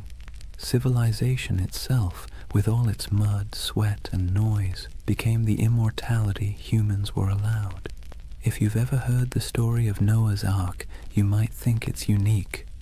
One righteous man, one enormous boat, a zoo crammed 2 by 2, and a god who decided humanity needed a hard reset. But here's the thing, long before the Bible put pen to parchment, Mesopotamia had already told its version. Several versions, in fact, and at the center of everyone, like judges sitting in an endless board meeting, were the Anunnaki. The earliest version we know comes from the Atrahasis epic. In this story, humanity isn't destroyed because of sin or even bad manners, but because of noise. Yes, noise. Apparently, humans were just too loud for the gods to get a decent night's rest. Picture the Anunnaki sitting in their divine chambers, grumbling like cranky landlords. These humans won't stop partying, yelling, clattering around with their plows. Enough. So they decide to wipe the slate clean. First they try droughts, then plagues, then famine, but nothing seems to stick. Humanity, stubborn as ever, bounces back. Finally, the Anunnaki pull the ultimate lever, a flood to drown every last village. Rivers swell, storms rage, and the land sinks beneath walls of water. Humanity is meant to vanish, a failed experiment erased by divine decree. But one god doesn't quite play along. Enter Ea, clever, cunning, and a little too sympathetic toward mortals for his own good. He whispers a warning to Atrahasis, a man chosen not for his holiness but for his usefulness. Build a boat, Ea advises, and not just any boat, a giant vessel sealed with pitch, stocked with food, and loaded with animals. Atrahasis obeys, and when the waters rise, he and his cargo survive, bobbing above the drowned world like the last ember of human life. A later version of the story appears in the Epic of Gilgamesh, where the survivor is called Utnapishtim. The details are eerily familiar: divine anger, whispered instructions, an ark, a flood, and birds sent out to find dry land. Sound familiar? It should. The echoes between these Mesopotamian tales and the later biblical flood story are too strong to ignore. Scholars argue endlessly about who borrowed what, but one thing is clear. Mesopotamia wrote the first draft of humanity's greatest flood myth, and in every draft, the Anunnaki are central. They sit in council, they bicker about humanity's fate, and when the floodwaters finally cover the land, they're portrayed in almost comic relief, huddled together, terrified by the very storm they unleashed. Some tablets even describe them as starving, deprived of the offerings that humans usually provided. Without people bringing bread, beer, and incense, the gods themselves were suddenly cut off. The flood, in other words, was as inconvenient for them as it was catastrophic for us. The flood stories reveal something essential about how Mesopotamians saw the Anunnaki, as powerful but flawed, terrifying but needy. They could annihilate the world on a whim, yet still panic when their own survival was threatened. They were less like all-knowing deities and more like moody overlords with too much power and not enough foresight. For the people who told these stories, the message was clear. Humanity existed at the mercy of forces it could never control. Floods could sweep away entire harvests overnight. Droughts could starve villages. Life was precarious, fragile, and unfair. By embedding those anxieties into myth, the Mesopotamians made sense of the chaos. The Anunnaki weren't just random forces of nature. They were personalities you could bargain with, flatter, or, if you were lucky, find an ear to outwit on your behalf. And maybe that's why the flood myth has lasted so long. It resonates with the most basic human fear, that everything we've built, everything we've struggled for, can be washed away in an instant. The Mesopotamians wrapped that fear in the story of divine judgment, a story so powerful it sailed forward through time, carried on clay tablets, copied into scripture, and retold for millennia. So the flood wasn't just water rising, it was a story of humanity's fragility, the gods' capriciousness, and the desperate hope that someone, anyone might survive to start over again. If you've ever sat through a corporate meeting where everyone jockeys for credit, interrupts each other, and tries to outdo the boss, congratulations, you already understand Mesopotamian divine politics. Because the Anunnaki, for all their cosmic authority, were basically the original middle managers of the universe, constantly bickering, scheming, and pushing their agendas. Let's be clear. The Anunnaki weren't serene, enlightened beings sitting in eternal harmony. They were more like a council of city-states writ large. Each had their turf, their loyalties, and their grudges. When they gathered, it wasn't kumbaya around the celestial campfire. It was more like a landlord's association deciding how much rent to raise while secretly planning who to stab in the back at the next vote. Take Enlil, for example, the storm god, known for being both immensely powerful and immensely irritable. He's often depicted as the one pushing for harsh judgments, floods, plagues, the occasional smiting. If you had to assign him a modern role, he'd be that boss who always thinks the best solution is fire half the staff and never sticks around to clean up the mess. Then you've got Ea, or Enki, the god of wisdom and water, who often played the role of the office saboteur. Whenever Enlil wanted to wipe out humanity, Ea would sneak behind his back, whispering to mortals like Atrahasis or Utnapishtim. He wasn't rebellious enough to stage a coup, but he was crafty enough to bend the rules. Think of him as the co-worker who nods along in the meeting, then quietly emails the client with a completely different plan. And of course, Inanna, also known as Ishtar, the goddess of love, war, and chaos incarnate. She didn't just play politics, she was politics. One moment she's seducing rivals, the next she's unleashing the bull of heaven on Uruk, because Gilgamesh bruised her ego. If the Anunnaki had a group chat, you can bet Inanna was the one sending messages in all caps at 3 a.m. This divine drama mirrored human politics almost perfectly. Kings invoked the Anunnaki to justify their wars. Priests claimed to interpret the gods' wishes, usually in ways that happened to benefit their city. When two cities fought, it wasn't just about irrigation canals or trade routes. It was framed as their gods battling too. The human squabbles were just the earthly reflection of celestial office politics. What's fascinating is that the Anunnaki weren't portrayed as flawless rulers. They were prone to jealousy, anger, and terrible decision-making. They punished entire populations for petty grievances. They feasted on offerings while mortals starved. They demanded loyalty, but offered little security in return. Sound familiar? That's because the people who invented these myths knew exactly what it felt like to live under rulers who acted the same way. The gods were a cosmic mirror of their kings, only with bigger egos and the ability to drown the world when annoyed. And yet this chaos wasn't just accepted, it was baked into the worldview.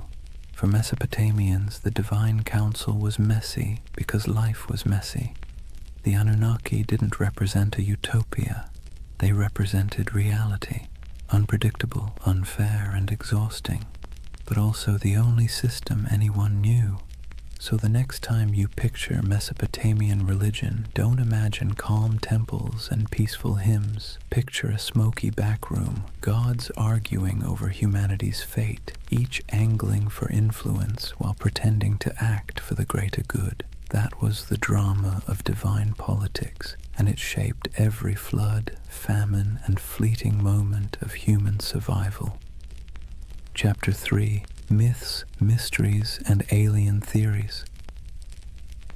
Before we dive into modern theories about aliens with laser beams building ziggurats, let's ground ourselves in how the people of Mesopotamia themselves actually understood the Anunnaki. Because for them, these weren't space visitors or sci-fi saviors. They were the very fabric of existence. The Anunnaki were the great gods, descended from Anu, the sky, and Ki, the earth. They weren't casual background deities. They were the stern judges, the cosmic accountants of fate. Picture them sitting on a celestial council bench, scribbling down humanity's behavior like the universe's first HR department, except the performance reviews were terrifyingly final. They decided who lived, who died, and how the world ticked. But here's the twist. They weren't abstract. They were woven into every corner of daily life. A farmer digging an irrigation canal didn't just worry about weeds or floods. He worried about whether the Anunnaki were pleased with his offering of grain. A merchant weighing silver in the bazaar wasn't just concerned about fair trade. He wondered if the gods of fate were tallying his honesty. The Anunnaki weren't far away. They were breathing down your neck in every deal, every harvest, every storm cloud on the horizon. Temples were their houses, but also their workplaces. Priests acted as caretakers, feeding the statues daily meals, dressing them in embroidered garments, and bathing them in ritual purity. Imagine treating a carved stone figure as if it were your very picky, very powerful roommate who might throw a tantrum if dinner was late. That's the relationship Mesopotamians had with their gods, equal parts reverence and anxiety. The Anunnaki's role stretched beyond the fields and temples. They were tied to fertility, justice, and even the underworld. In some myths, they sit as judges in the realm of the dead, weighing the shadows of human lives like bureaucrats processing endless paperwork. Not exactly a comforting image, but then again, Mesopotamian religion wasn't about comfort. It was about explaining a world that was dangerous, unpredictable, and constantly shifting. And the rituals reflected that. People poured out libations of beer, laid down offerings of bread, burned incense, and sang hymns to keep the divine machine running. Festivals were not just moments of joy, they were mandatory maintenance on the cosmic engine. Skip a ritual, anger a god, and suddenly your canal might collapse or your child might fall sick. So when we talk about the Anunnaki, the ancient understanding wasn't glamorous, it was anxious. These weren't benevolent guardians handing out blessings. They were moody overseers, cosmic bosses whose whims dictated survival. And humanity's job was simple, if exhausting. Keep them fed, keep them clothed, keep them entertained, and maybe, just maybe, they wouldn't ruin your week. In other words, the Anunnaki were less about lofty spirituality and more about survival management. They reflected the world their worshippers lived in, harsh, unstable, unpredictable, but impossible to ignore. So let's clear the fog a bit. When we talk about the Anunnaki, what do we actually know from the ground? What's been dug up, baked in clay, and translated by bleary-eyed archaeologists squinting at wedge-shaped cuneiform? Because while modern theories tend to leap straight into sci-fi territory, the ancient sources are both more grounded and, in some ways, more fascinating.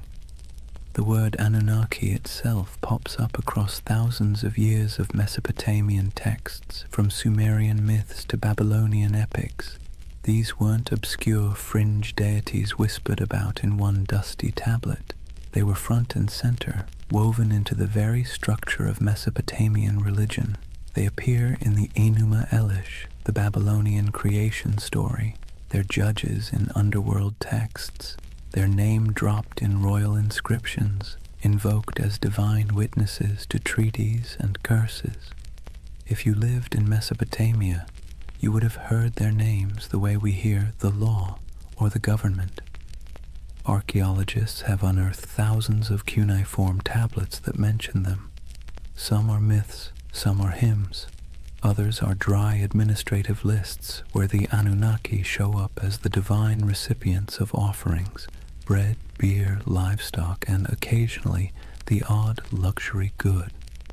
Imagine seeing your gods listed alongside taxes in a spreadsheet carved into clay. That's how real they were to the people of the time. Visually, the evidence is trickier.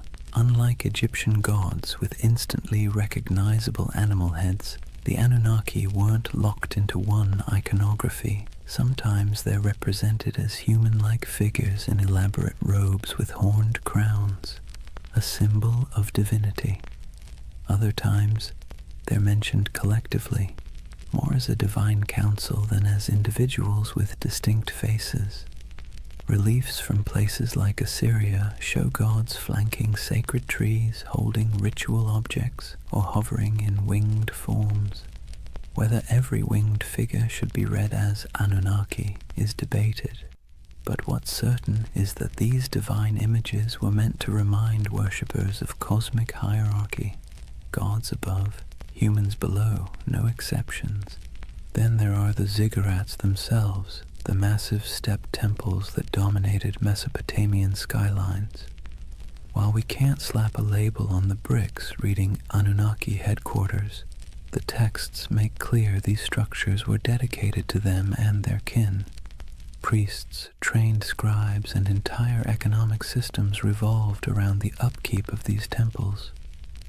Archaeological digs at Ur, Uruk, and Babylon show storehouses stuffed with offerings, workshops producing ritual goods, and courtyards where processions would wind past colossal altars. These weren't quaint little shrines. They were institutions, part Wall Street, part Vatican, part government office, all in the name of gods like the Anunnaki. Of course, the tablets don't answer every question. They leave gaps. Frustrating gaps that modern minds love to fill with speculation. Did the Anunnaki descend from the heavens in some dazzling moment of contact? The texts never say that. Did they genetically engineer humans in a laboratory? No mention. What they do say is that the Anunnaki were the arbiters of fate, the enforcers of divine will, and the ever-watchful overseers of human existence. They're described as present in the underworld, as the ones who decree destinies, and as an assembly that even other gods had to respect. The challenge and the beauty of the archaeological evidence is that it roots the Anunnaki firmly in the ancient imagination without giving us neat answers.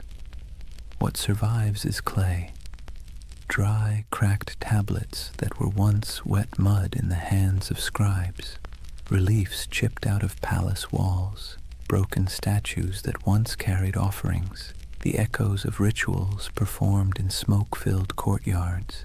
The Anunnaki live on through these fragments, like a puzzle with half the pieces missing, and maybe that's why they remain so compelling, because the evidence is enough to prove they were central to Mesopotamian life, but not enough to fully explain them, which leaves space, too much space, for centuries of speculation, from serious scholarship to, well, let's just say, less serious theories about alien overlords building irrigation canals. Now, here's where things take a sharp turn from dusty tablets to late-night cable television. For thousands of years, the Anunnaki lived quietly in broken clay fragments and forgotten ziggurats. Then the 20th century rolled around, and suddenly they were recast as cosmic engineers from another star system. The gods of the underworld became astronauts, and the myths of Mesopotamia were rebranded as ancient history's greatest cover-up. The name most associated with this reimagining is Zecharia Sitchin, a writer who in the 1970s published a series of books claiming that the Anunnaki weren't just gods. They were extraterrestrials from a mysterious 12th planet he called Nibiru. According to his interpretation of Sumerian texts, these beings came to Earth hundreds of thousands of years ago, mined gold to repair their failing atmosphere, and genetically engineered humanity as a labor force. Essentially, humans are the original interns in someone else's cosmic business plan. Sitchin's book sold like hot bread in a Mesopotamian market. They tapped into a cultural moment when UFOs, space exploration, and Cold War paranoia made alien narratives irresistible. His Anunnaki weren't just mythic figures. They were proof, he claimed, that our origins weren't entirely our own. The gods of Sumer weren't metaphors, they were visitors, technicians, and in some versions, slave masters. And conveniently, they promised to return someday, which gave the whole story a nice mix of biblical prophecy and sci-fi cliffhanger. From there, the Anunnaki leapt into popular culture. They became staples in documentaries, internet forums, video games, and conspiracy theories. You've probably seen them lurking in the background of the History Channel's Ancient Aliens, their horned crowns swapped for astronaut helmets in digital recreations. They pop up in books arguing that ancient architecture, the pyramids, Stonehenge, Machu Picchu, was the handiwork of godlike beings with advanced technology. Never mind that the Sumerians never claimed their ziggurats were rocket launch pads. The imagery proved too enticing for modern imaginations. The Anunnaki as aliens theory has sticking power because it blends two irresistible ideas, that the gods were real and that humans didn't climb the ladder of civilization entirely on their own. It offers mystery, grandeur, and, let's be honest, a touch of flattery. Because if aliens engineered us, then clearly we're special, or at least somebody's favorite experiment. Of course, historians and archaeologists roll their eyes hard enough to sprain something when these theories come up. There's no tablet that says, by the way, we came from planet Nibiru. There's no evidence of spaceports in Ur or genetic labs in Babylon. The texts talk about floods, fate, rituals, and divine councils, not interstellar travel. But for many people, that's part of the fun. The gaps in the evidence are fertile ground for imagination, and Sitchin's Anunnaki filled those gaps in a way that captured millions of readers. It's worth pausing, though, to ask why. Why did the Anunnaki, of all the gods in human history, become the poster children for alien theories? Why not the Greek Olympians, or the Norse pantheon, or the Aztec deities? Partly it's because Mesopotamia is so old. These myths stretch back to the dawn of writing, which makes them feel like they contain hidden truths, the first draft of humanity's story. And partly it's because the Anunnaki were always portrayed as remote, judgmental overseers, an image that lends itself easily to the idea of superior beings from elsewhere. So, in the modern imagination, the Anunnaki have been rebranded, no longer just the moody gods of grain and flood. They're star travelers, geneticists, and absentee landlords of Earth. Whether you buy it or not, you have to admit, it's a heck of a career change for a bunch of ancient underworld judges. So, let's weigh the scales. On one side, we have archaeologists with dirt under their fingernails, carefully piecing together tablets baked 5,000 years ago. On the other, we have modern storytellers claiming the Anunnaki were gold-mining astronauts with a taste for human DNA. Which side is right? Well, that depends on whether you prefer your history served with clay dust or with tinfoil hats. First, the debunking side. Professional Assyriologists, those are the folks who actually read cuneiform, not just squint at it until it looks like spaceships, are nearly unanimous. The alien Anunnaki theory has no basis in the texts. The tablets describe gods with human emotions, divine councils, underworld judges, and mythic battles. They don't describe rocket launches, orbiting planets, or genetic splicing. The so-called translations used by Sitchin and his followers are, to put it gently, extremely creative. Imagine reading a cookbook, ignoring the ingredients list, and deciding it's actually a secret guide to time travel. That's about the level of scholarship we're talking about. Historians also point out that Mesopotamian myths are not unique in describing gods coming from the heavens or shaping humanity. Nearly every culture personified natural forces, storms, floods, fertility, death as divine beings.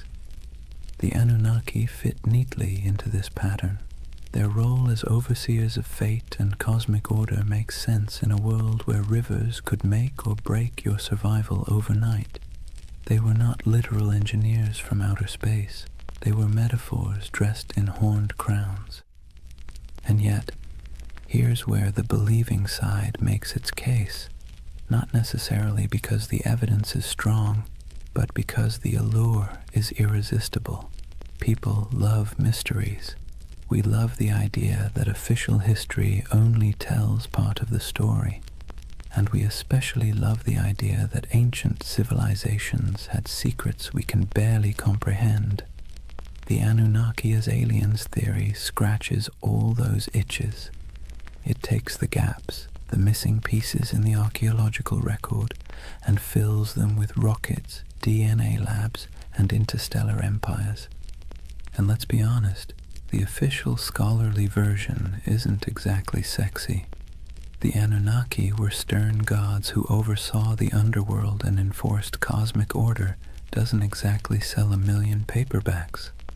The Anunnaki were aliens who built humanity as their labor force and promised to return.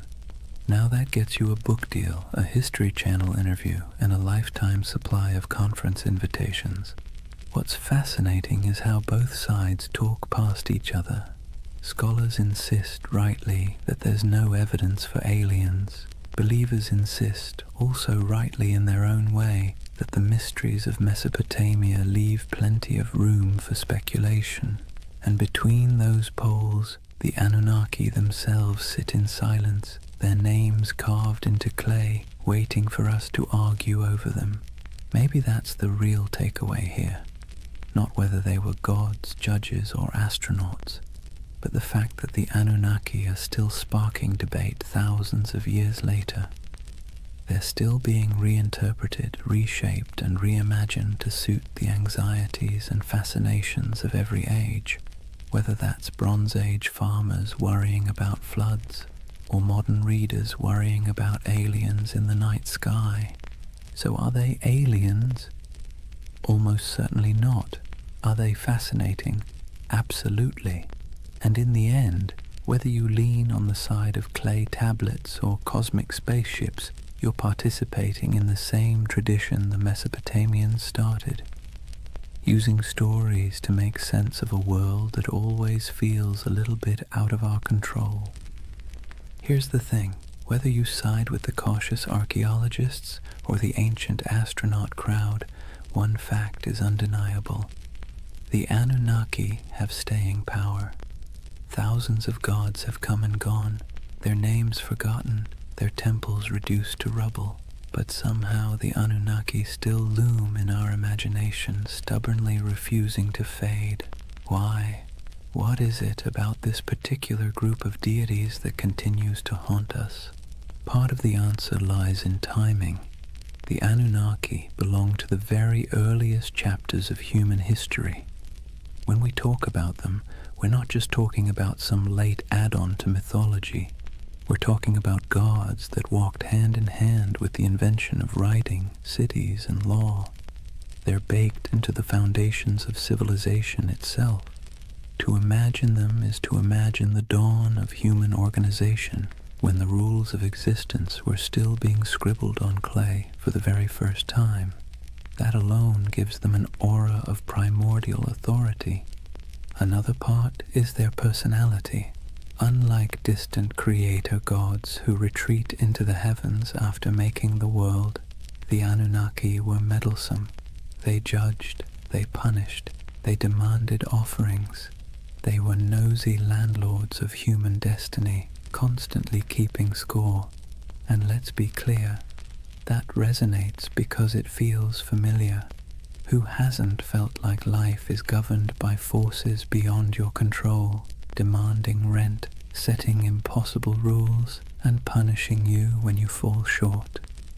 The Anunnaki embody that eternal human anxiety that someone powerful is watching and that your fate is never entirely your own.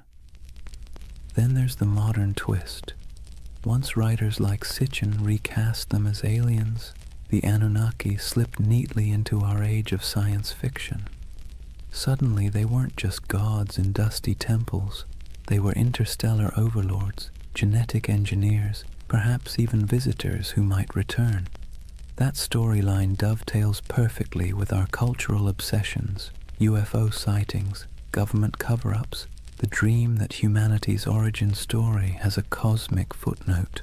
The Anunnaki became flexible enough to serve both the skeptic and the dreamer, the scholar and the conspiracy theorist. But maybe the deepest reason they captivate us is because they stand at the intersection of myth and mystery.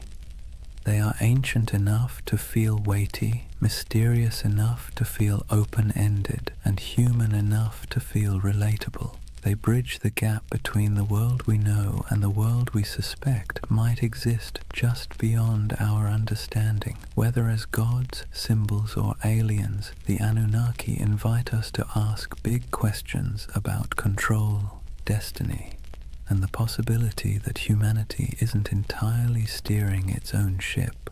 And so they linger on broken tablets in dusty museums, on the shelves of UFO bookstores, in memes, podcasts, video games, and documentaries.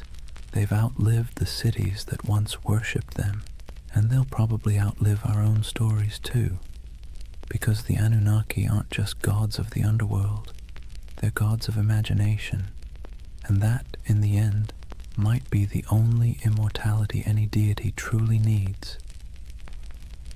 Chapter 4. Legacy, Splendor, and Echoes in Time. If you were a Mesopotamian king, life wasn't just about managing crops or worrying about canal maintenance. That was for everyone else. Your main job, besides bragging in stone, was to convince people that the Anunnaki were firmly in your corner. Ruling wasn't just politics, it was theater, and the Anunnaki were the ultimate stage props.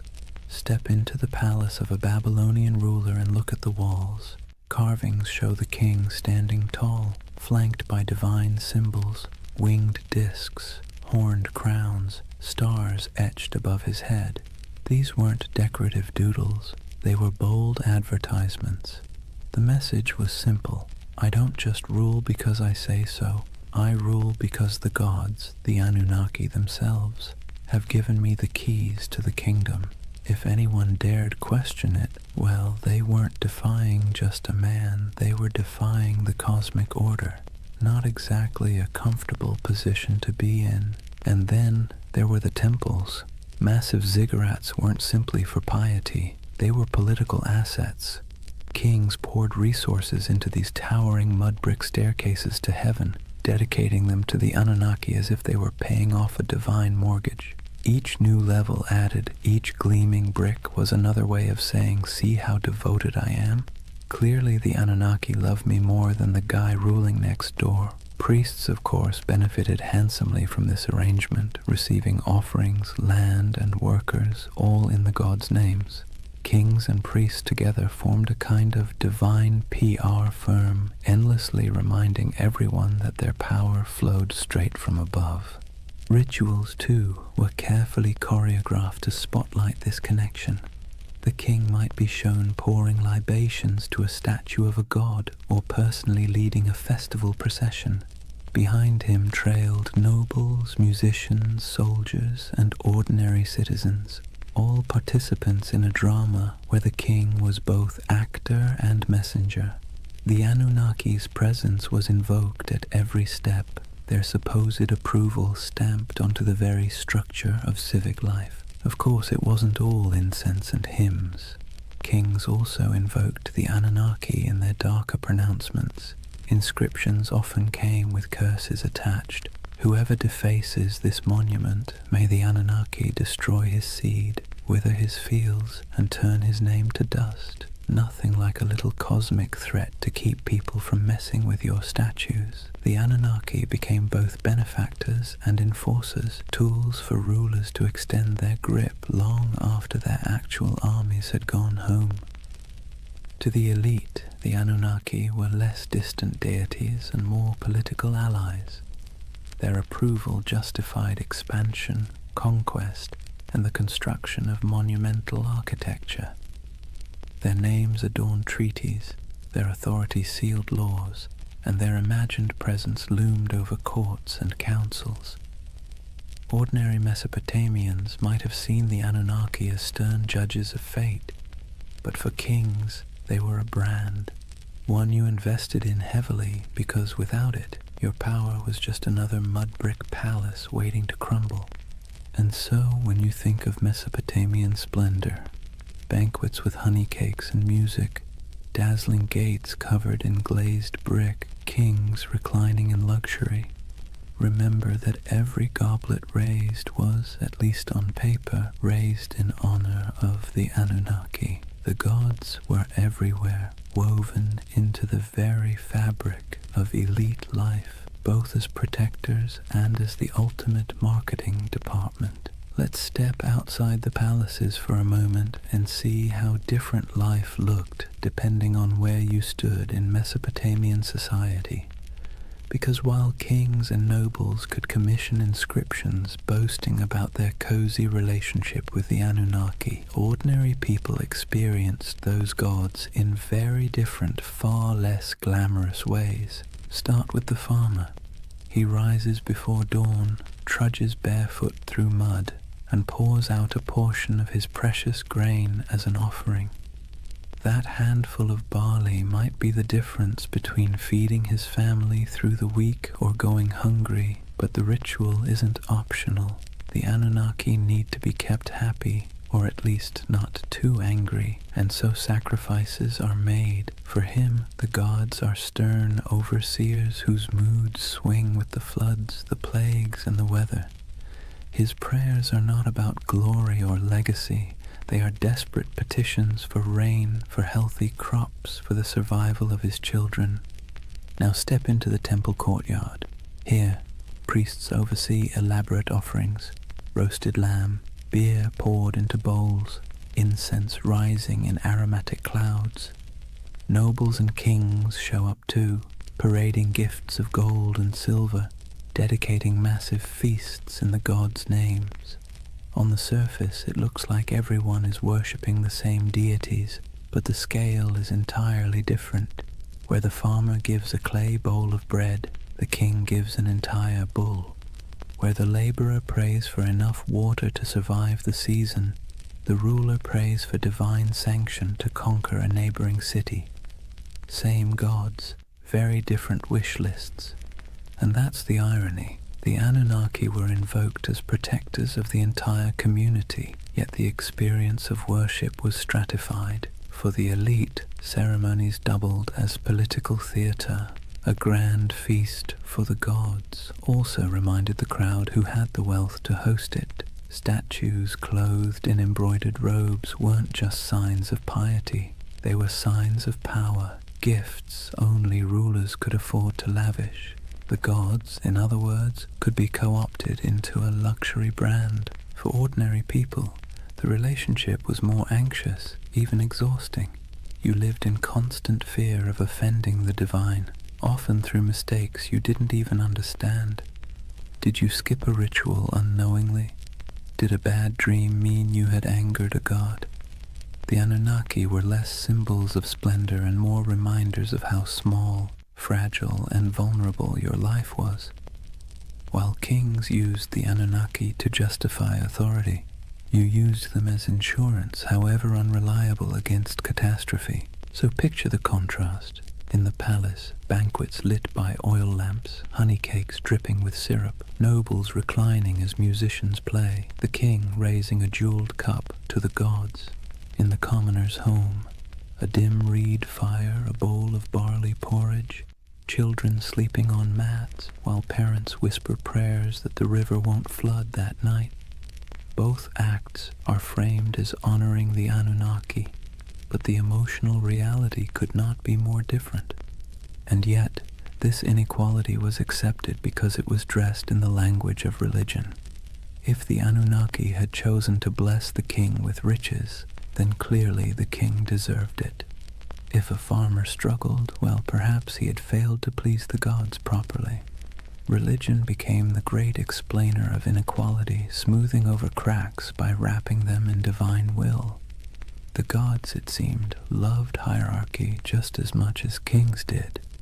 That divide between the opulence of elite worship and the bare-bones devotion of ordinary people reveals something profound about Mesopotamian civilization.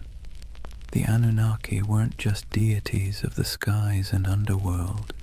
They were instruments of power, woven into the daily grind of survival for some, and the dazzling spectacle of glory for others. Nothing lasts forever, not even gods. For centuries, the Anunnaki dominated Mesopotamian imagination. They judged in the underworld, presided in temples, and loomed over every prayer, curse, and clay tablet. But slowly, quietly, they began to fade, not because people suddenly stopped believing in gods altogether, far from it, but because new powers, new empires, and new religions rolled in, sweeping the old names into the shadows. It began with conquest. Mesopotamia was never an isolated bubble. It was a crossroads where Persians, Greeks, and eventually Romans stamped their own cultures onto the land. Each wave of rulers brought new pantheons, new rituals, and new myths. The Anunnaki, once the unquestioned arbiters of fate, were slowly blended, reshaped, or outright replaced. A Babylonian might once have whispered prayers to Inanna or Enlil, but by the time of the Persians, attention shifted toward Ahura Mazda. Later, under Hellenistic influence, Greek gods elbowed their way into local imagination, blending awkwardly with the old Mesopotamian figures. The Anunnaki became echoes, half-remembered names tucked into older hymns and inscriptions, less feared than they once were. Even in the myths, they began to shrink. In the earliest texts, the Anunnaki were grand, mighty judges of humanity, controllers of storms and harvests. But later, their roles were downplayed, reinterpreted, or demoted. Some became minor underworld deities, their names appearing only in lists or rituals, stripped of personality. Others were absorbed into the identities of more dominant gods like Marduk, who rose to prominence in Babylon. It's as if the divine stage grew crowded, and the Anunnaki were pushed to the background, while new stars took the spotlight. Part of their decline came from the simple fact that memory is fragile. Myths were preserved on clay tablets, but those tablets broke, crumbled, or were buried under centuries of dust. Without scribes constantly rewriting and teaching them, names slipped away. And when temples fell into ruin, when ziggurats melted back into mud, the rituals that once kept the Anunnaki alive dissolved too. Gods require worshippers. Without daily offerings, songs, and fear, even the most intimidating pantheon becomes just a whisper in old stories. Yet their influence didn't vanish completely. Biblical writers remembered Babylon and its gods, often casting them as symbols of arrogance or oppression. Later cultures hinted at shadowy beings who sounded suspiciously like the Anunnaki, stern judges, watchful figures, half-remembered echoes of older myths. But their names, once shouted in temple courtyards, became faint murmurs in academic footnotes and archaeological reports. Imagine walking through the ruins of Ur or Babylon centuries after their decline. The great ziggurats are crumbling, reeds sprouting between broken bricks. Once bustling courtyards are silent save for the wind. The statues of gods are toppled or eroded, their once bright garments long since rotted. To stand there is to feel the silence of forgotten worship, a silence where the Anunnaki once thundered. And yet there's a strange comfort in that silence. Even the gods, it turns out, are subject to time. They too fade, replaced, rewritten. The Anunnaki's decline is a reminder that nothing, no matter how powerful it seems, escapes the erosion of centuries. Their temples collapsed, their names blurred, but the idea of them lingers, proof that even when the divine fades, memory holds on, however faintly. The Anunnaki may have faded from temples and clay tablets, but they never disappeared entirely. Instead, they slipped sideways, out of daily worship and into memory, myth, scripture, and eventually pop culture. In some ways, they're more famous today than they were in the last days of Mesopotamia, though not always for reasons a Sumerian priest would recognize. Let's start with the Bible. The Hebrew writers who lived through exile in Babylon didn't forget the overwhelming presence of Mesopotamian gods. They may not have name-dropped the Anunnaki directly, but echoes of their imagery crept in. The Watchers, described in certain apocryphal texts, the Nephilim, giants said to descend from divine beings, carry a suspicious resemblance to older tales of moody gods and semi-divine figures. The story of the Tower of Babel itself feels like a faint shadow of the ziggurats, those stairways to the heavens where priests once claimed the gods descended. Babylon became a symbol of arrogance, sin, and divine punishment. But behind that symbol lurked the forgotten faces of the Anunnaki. Fast forward a few millennia, and the Anunnaki were dusted off, not by priests or kings, but by authors with a taste for the mysterious. In the 20th century, writers like Zecharia Sitchin gave them a brand new identity, not just gods, but aliens. According to his theory, the Anunnaki were advanced beings from another planet, here to engineer humanity as a labor force. Never mind that Mesopotamian texts say no such thing. This reimagining stuck, feeding directly into the world of ancient astronaut theories. Suddenly, the Anunnaki weren't forgotten deities of grain and underworld judgment. They were interstellar overlords with spaceships, genetic labs, and a taste for gold. Do scholars roll their eyes at this? Absolutely. Archaeologists point out that Sumerian inscriptions mention plenty of gods, but none of them arrive in rockets or dabble in DNA splicing. Still, the theory has traction because it taps into a deep human itch, the sense that our past hides secrets, that civilization began not just with mud and sweat, but with some kind of hidden intervention. The Anunnaki, rebranded as cosmic engineers, became perfect fodder for late-night documentaries, YouTube rabbit holes, and endless speculation about what if. And it didn't stop with conspiracy books. The Anunnaki found their way into movies, video games, and novels. They appear as shadowy gods in fantasy series, as alien overlords in science fiction, as mysterious powers in role-playing games. Their very name carries weight, ancient, strange, vaguely menacing. You don't even need to know who they were to feel a flicker of intrigue when you hear it. It's ironic, really. In Mesopotamia, the Anunnaki were feared as judges, overseers, the divine middle management who ensured humanity never forgot its place. Today, they're debated in podcasts, plastered across memes, and occasionally turned into boss battles on a PlayStation screen. From temple chants to digital avatars, that's quite a career arc for a pantheon. But here's the bigger question. Why do they still haunt us? Why do people, thousands of years later, still turn to the Anunnaki as symbols of hidden knowledge, ancient power, or cosmic conspiracy? Maybe it's because they embody both sides of human imagination, the sacred and the strange, the myth and the mystery. They were never gentle gods. They were moody, demanding, unpredictable. In that sense, they feel closer to us than the serene, distant gods of later traditions. They remind us of a time when the divine was messy, imperfect, and perhaps a little terrifying. And in that imperfection, they remain endlessly fascinating. So whether you see them as forgotten deities, misunderstood myths, or interstellar overlords with questionable management skills, the Anunnaki endure.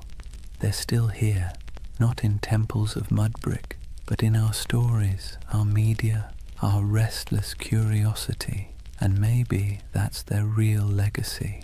Not the rituals of the past, but the questions they leave us with in the present. So here we are, at the end of a long walk through the world of the Anunnaki.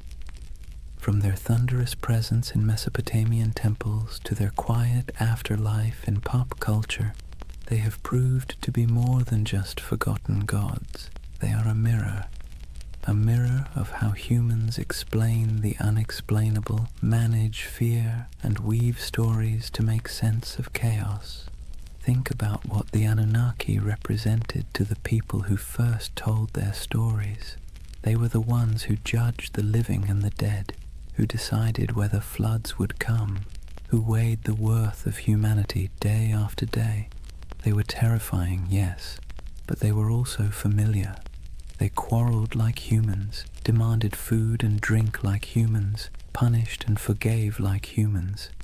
In their flaws, they reflected the world of their worshippers. Life in Mesopotamia was harsh, unpredictable, and full of petty dramas, so naturally their gods were too. Fast forward to today, and the Anunnaki still serve the same role, just in a different costume.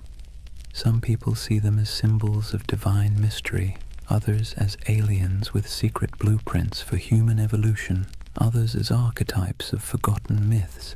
But underneath those interpretations is the same impulse, the need to believe that our world is not random, that there are forces, whether gods, aliens, or fate, shaping our story. And here's the irony. In searching for the Anunnaki, what we really uncover is ourselves. Our hopes, our fears, our longing for meaning. Whether in temple hymns, clay inscriptions, or late-night conspiracy videos, the Anunnaki are less about the gods and more about the humans who imagined them. They tell us that from the very beginning, we've been restless.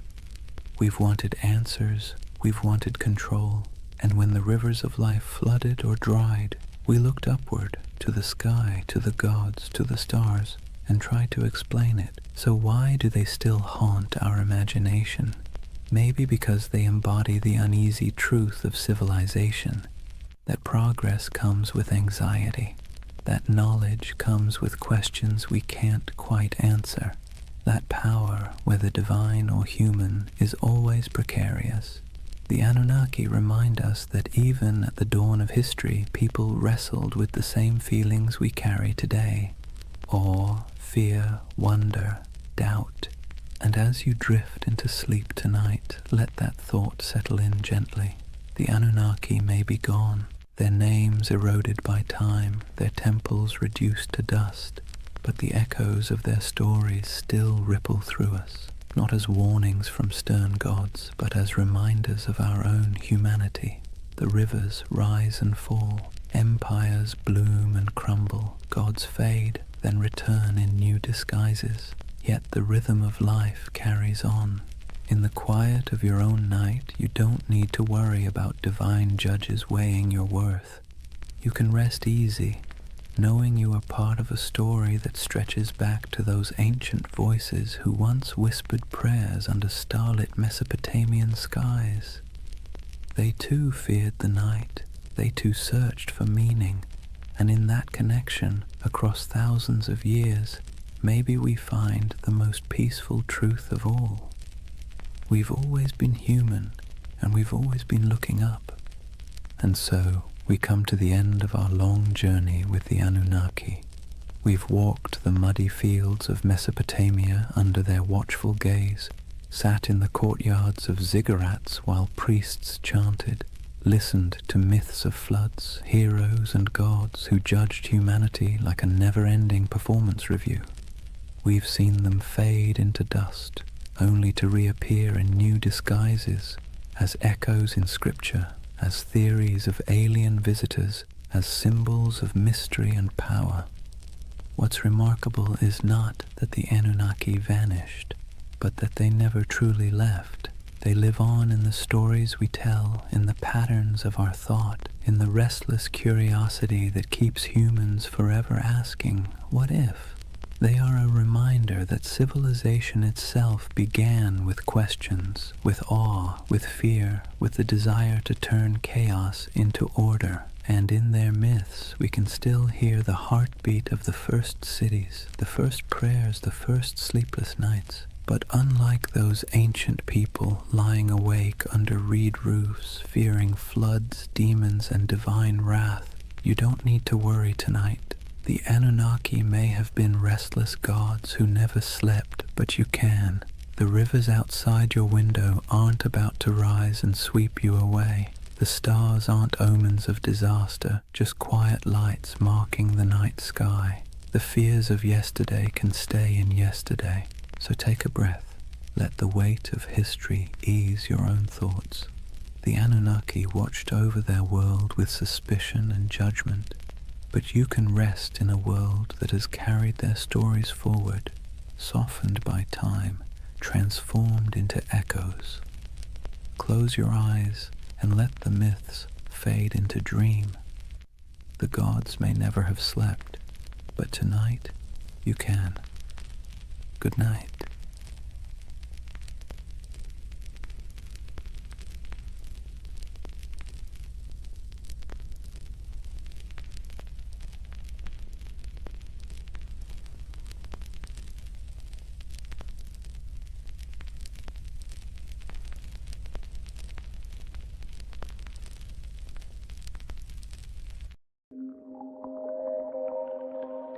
Sometimes history hides things so enormous that we only notice them when we leave the planet.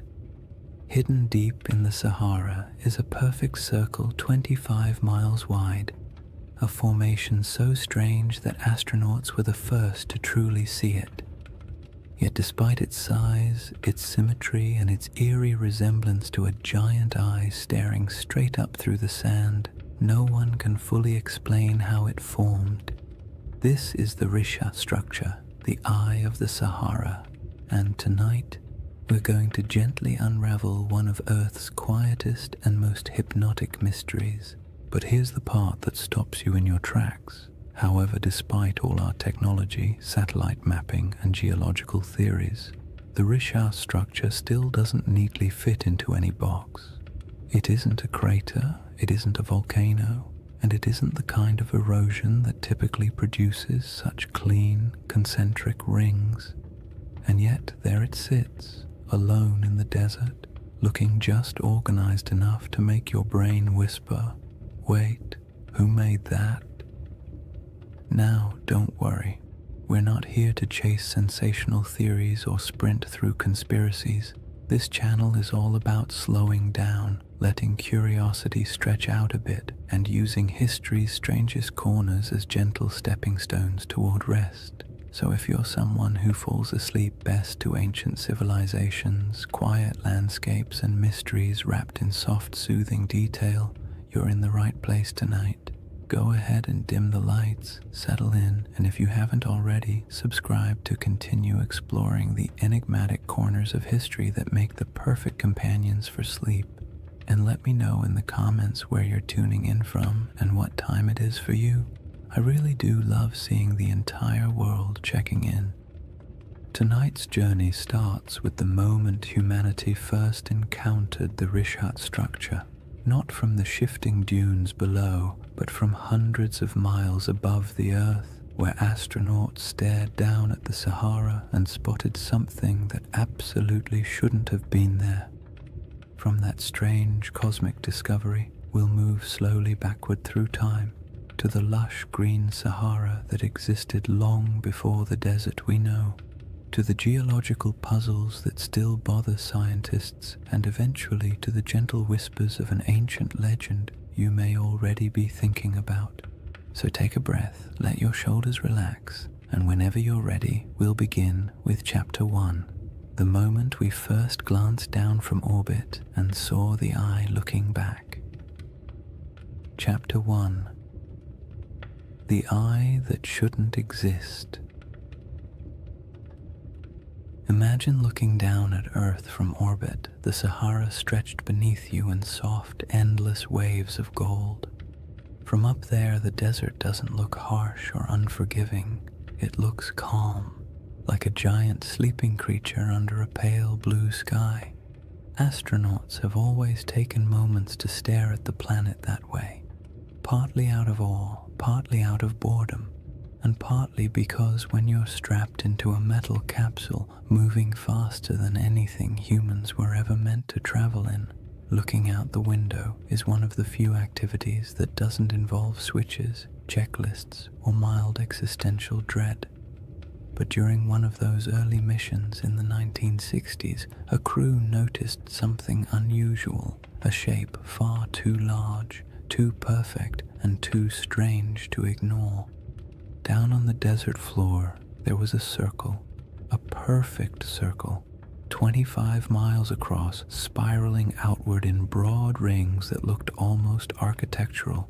Not a crater, not a mountain, not a lake, just a massive, quiet symbol pressed into the land, so large that the only way to truly see it was to leave the planet entirely. To those astronauts, it looked like an eye staring straight back at them from the surface of Mauritania, the Richat structure, though it didn't have that name yet. At the time, it was simply that giant thing nobody expected. From a distance of hundreds of miles, the symmetry was unmistakable: perfect curves, clean rings, a massive pupil-shaped center. It had the kind of geometry that makes your brain immediately start asking questions it can't answer. Why is it so round? Who carved it? What force makes a shape like this in a place so empty? And perhaps the most unsettling question of all, how could something this big go unnoticed for so long? On the ground, the Richat structure is much less obvious. If you were walking across it on foot, you wouldn't see a circle at all.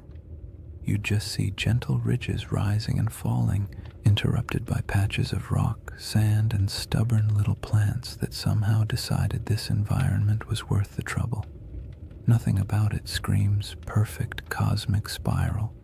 From eye level, it looks like any other collection of rocky hills, the kind of place early travelers might have grumbled about after stubbing a toe or losing a sandal in a patch of loose sand.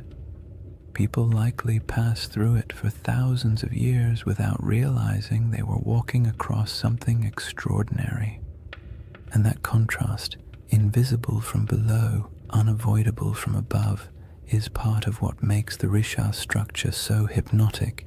It's a feature you can only understand by stepping back far enough to see the pattern. It quietly resists being known, as if it only reveals itself to observers who approach from the right angle, with the right distance, and the right amount of patience. Scientists naturally tried to classify it the moment the images came down from orbit. Their job, after all, is to put everything neatly into categories, like very polite librarians of the natural world. But the Richat structure didn't fit easily. Some insisted it must be an impact crater until the evidence disagreed. No signs of shocked quartz, no melted rock, none of the scars left by a cosmic collision. Others suspected a volcano, but there was no volcanic rock. No lava flows, no ash deposits. Then came theories of uplift, erosion, domes, collapses, each one working nicely for the first few sentences before quietly falling apart upon closer inspection. The Richat structure, in classic mysterious fashion, remained cooperative enough to study, but stubborn enough to defy a simple explanation. It sits awkwardly between categories, like a puzzle piece cut in the wrong shape but still clearly belonging to the overall picture. And it doesn't help that it's located in one of the most remote regions of the Sahara, far from major trade routes, major kingdoms, or the kinds of resources that attract large ancient settlements. This is not the place where ancient people built empires or dug canals or left behind giant inscriptions announcing their presence. It's a place of wind, silence, heat, and sand, the kind of environment that erases evidence as quickly as humans can create it. Yet even in that isolation, The Risha structure demands attention. It is too large to ignore, too precise to dismiss, and too quiet to fully understand. You look at it and it feels like a riddle you weren't meant to solve on the first attempt. The desert around it stretches endlessly, dunes rising and falling like slow-motion waves, while the structure itself sits calmly in the center, a spiral carved into a world of shifting sand. There is a strange comfort in its stillness, as if it has been watching changes for far longer than humans have been paying attention, waiting patiently for someone to finally look down and notice. People naturally draw comparisons to ancient tales, especially the ones involving circular cities and lost civilizations swallowed by disaster. Humans are not subtle when it comes to pattern recognition. You show us a shape that even vaguely resembles something familiar, and our imaginations sprint ahead with enthusiasm.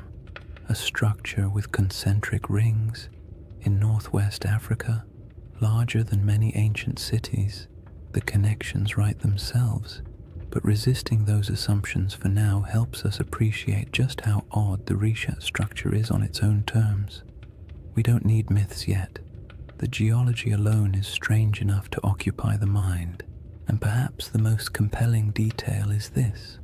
The Risha structure did not emerge in the desert we see today. It predates the dunes, the dryness, the isolation. It formed long before this region became a barren expanse, back when the land was green, watery, and alive. Understanding what this place used to look like changes everything about how we interpret the structure, because the environment around it wasn't always harsh silence. There was a time when this region held rivers, lakes, animals, and early humans whose daily lives unfolded under a sky that seems impossible when compared to the Sahara's modern emptiness. The Risha structure watched all of that.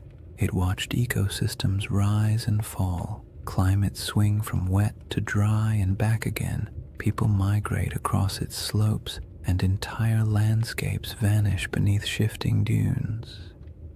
Before we compare it to any myth, we have to travel back to that older world, the Sahara before the Sahara, to see what the eye looked like when it was surrounded not by sand, but by life. To understand why the Risha structure feels so uncanny, you have to set aside the modern Sahara entirely. The desert we picture today, an endless, shimmering expanse of heat and sand, is actually one of the youngest landscapes on the planet. For most of human existence, this region wasn't a wasteland at all. It was green, fertile, and astonishingly alive. Picture wide grasslands rolling out to the horizon, with clusters of acacia trees and patches of wetlands where birds gathered in noisy flocks. Picture rivers meandering through valleys, carrying cool water across a landscape thick with the smell of damp soil after summer rains. And somewhere in the middle of all that, the Risha structure sat quietly, not as an isolated monument in an empty desert, but as part of a thriving environment full of sounds, movement, and human life. This ancient green Sahara wasn't a brief, lucky moment in history.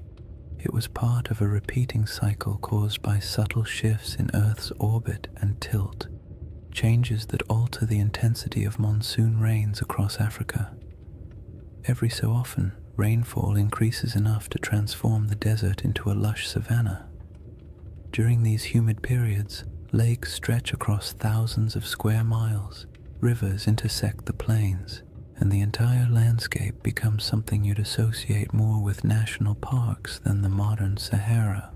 One of these lakes, Lake Megachad, grew so large it dwarfed most modern bodies of water.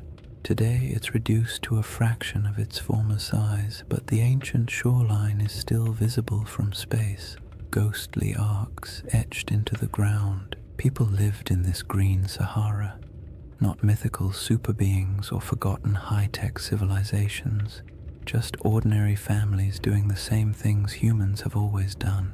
carrying water, tending fires, raising children, arguing about small chores, making tools because stores wouldn't exist for another 10,000 years. They carved rock art showing giraffes, cattle, and hunters. They painted scenes of life that would feel familiar even now. Herders guiding animals, groups traveling together, children playing near pools of water. These paintings sit today in silent caves and overhangs, reminders that the desert once held a different world entirely. In that greener age, the Risha structure would have been part of daily life, not an object of wonder, not a sacred shape, not a giant spiral people tried to decode. Just land from the ground. The structure doesn't appear circular. You only see ridges and slopes, gentle arcs rising and falling like the ribs of a giant slowly sleeping beneath the surface. Early humans would have walked across it without a second thought. Maybe they used its higher points as lookout spots to scan for animals. Maybe they sheltered in its inner valleys when storms rolled through. Maybe they avoided certain parts out of superstition, or maybe they never thought about it at all. Most likely it was simply background scenery, the same way we barely notice the hills near our own towns unless someone points out their shape. But even if it blended into the landscape, the Rishat structure would have quietly shaped the rhythm of life around it. The ridges could have guided migration paths. Water might have pooled in certain low areas after seasonal rains.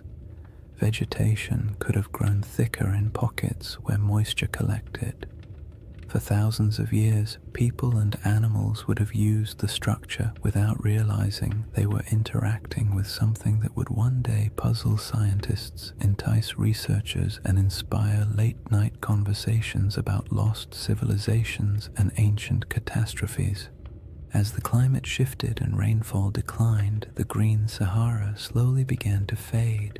Lakes shrank, rivers dried, vegetation withered. The smell of earth after rain became less common.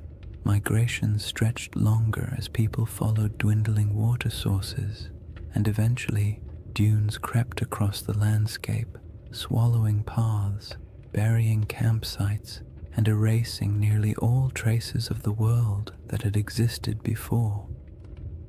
What's haunting about this transformation is how quickly it happened in geological terms. A few thousand years, an eye blink in Earth's timeline, was all it took to turn a thriving ecosystem into one of the largest deserts on the planet. The people who lived here would have witnessed that shift firsthand. Generation by generation, they watched lakes retreat, animals disperse, and once reliable seasonal patterns collapse. Oral traditions from various African cultures still contain echoes of climates changing, waters disappearing, or ancestral migrations driven by environmental upheaval. Stories stretch and distort across centuries, of course, but they often carry a spark of truth at their core.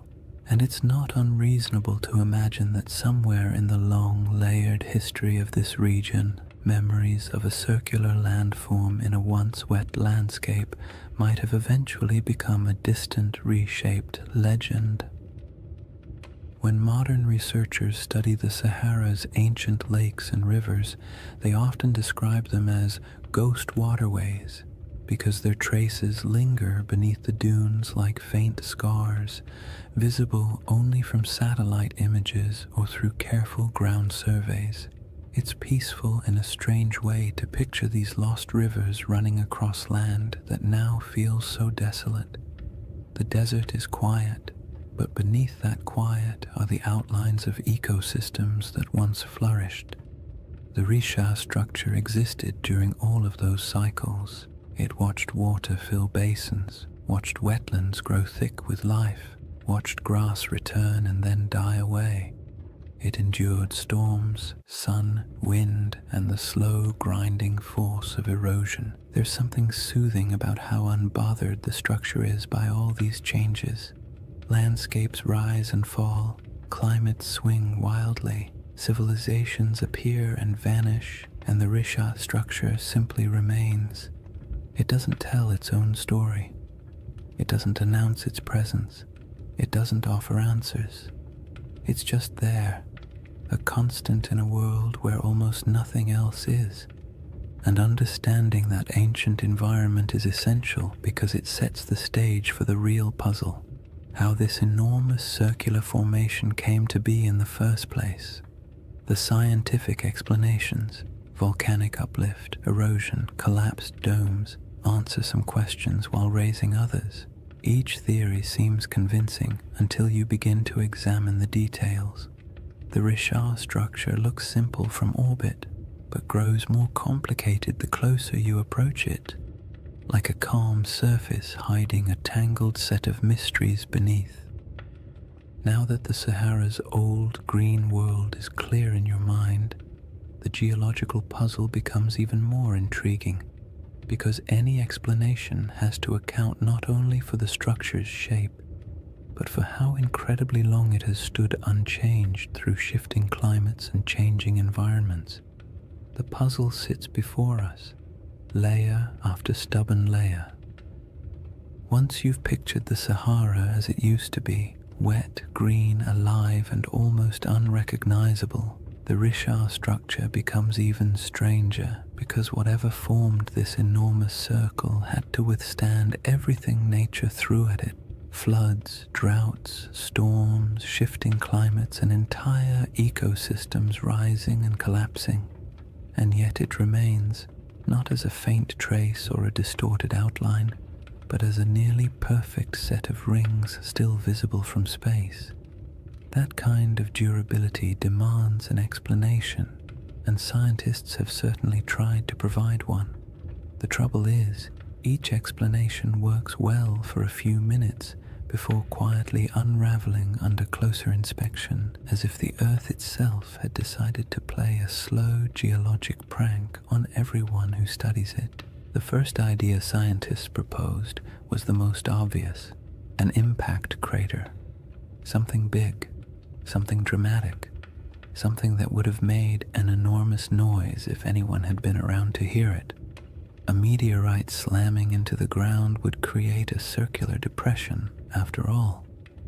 And the Sahara is certainly large enough to have attracted its fair share of flying space debris. But the Rishat structure doesn't behave like a crater.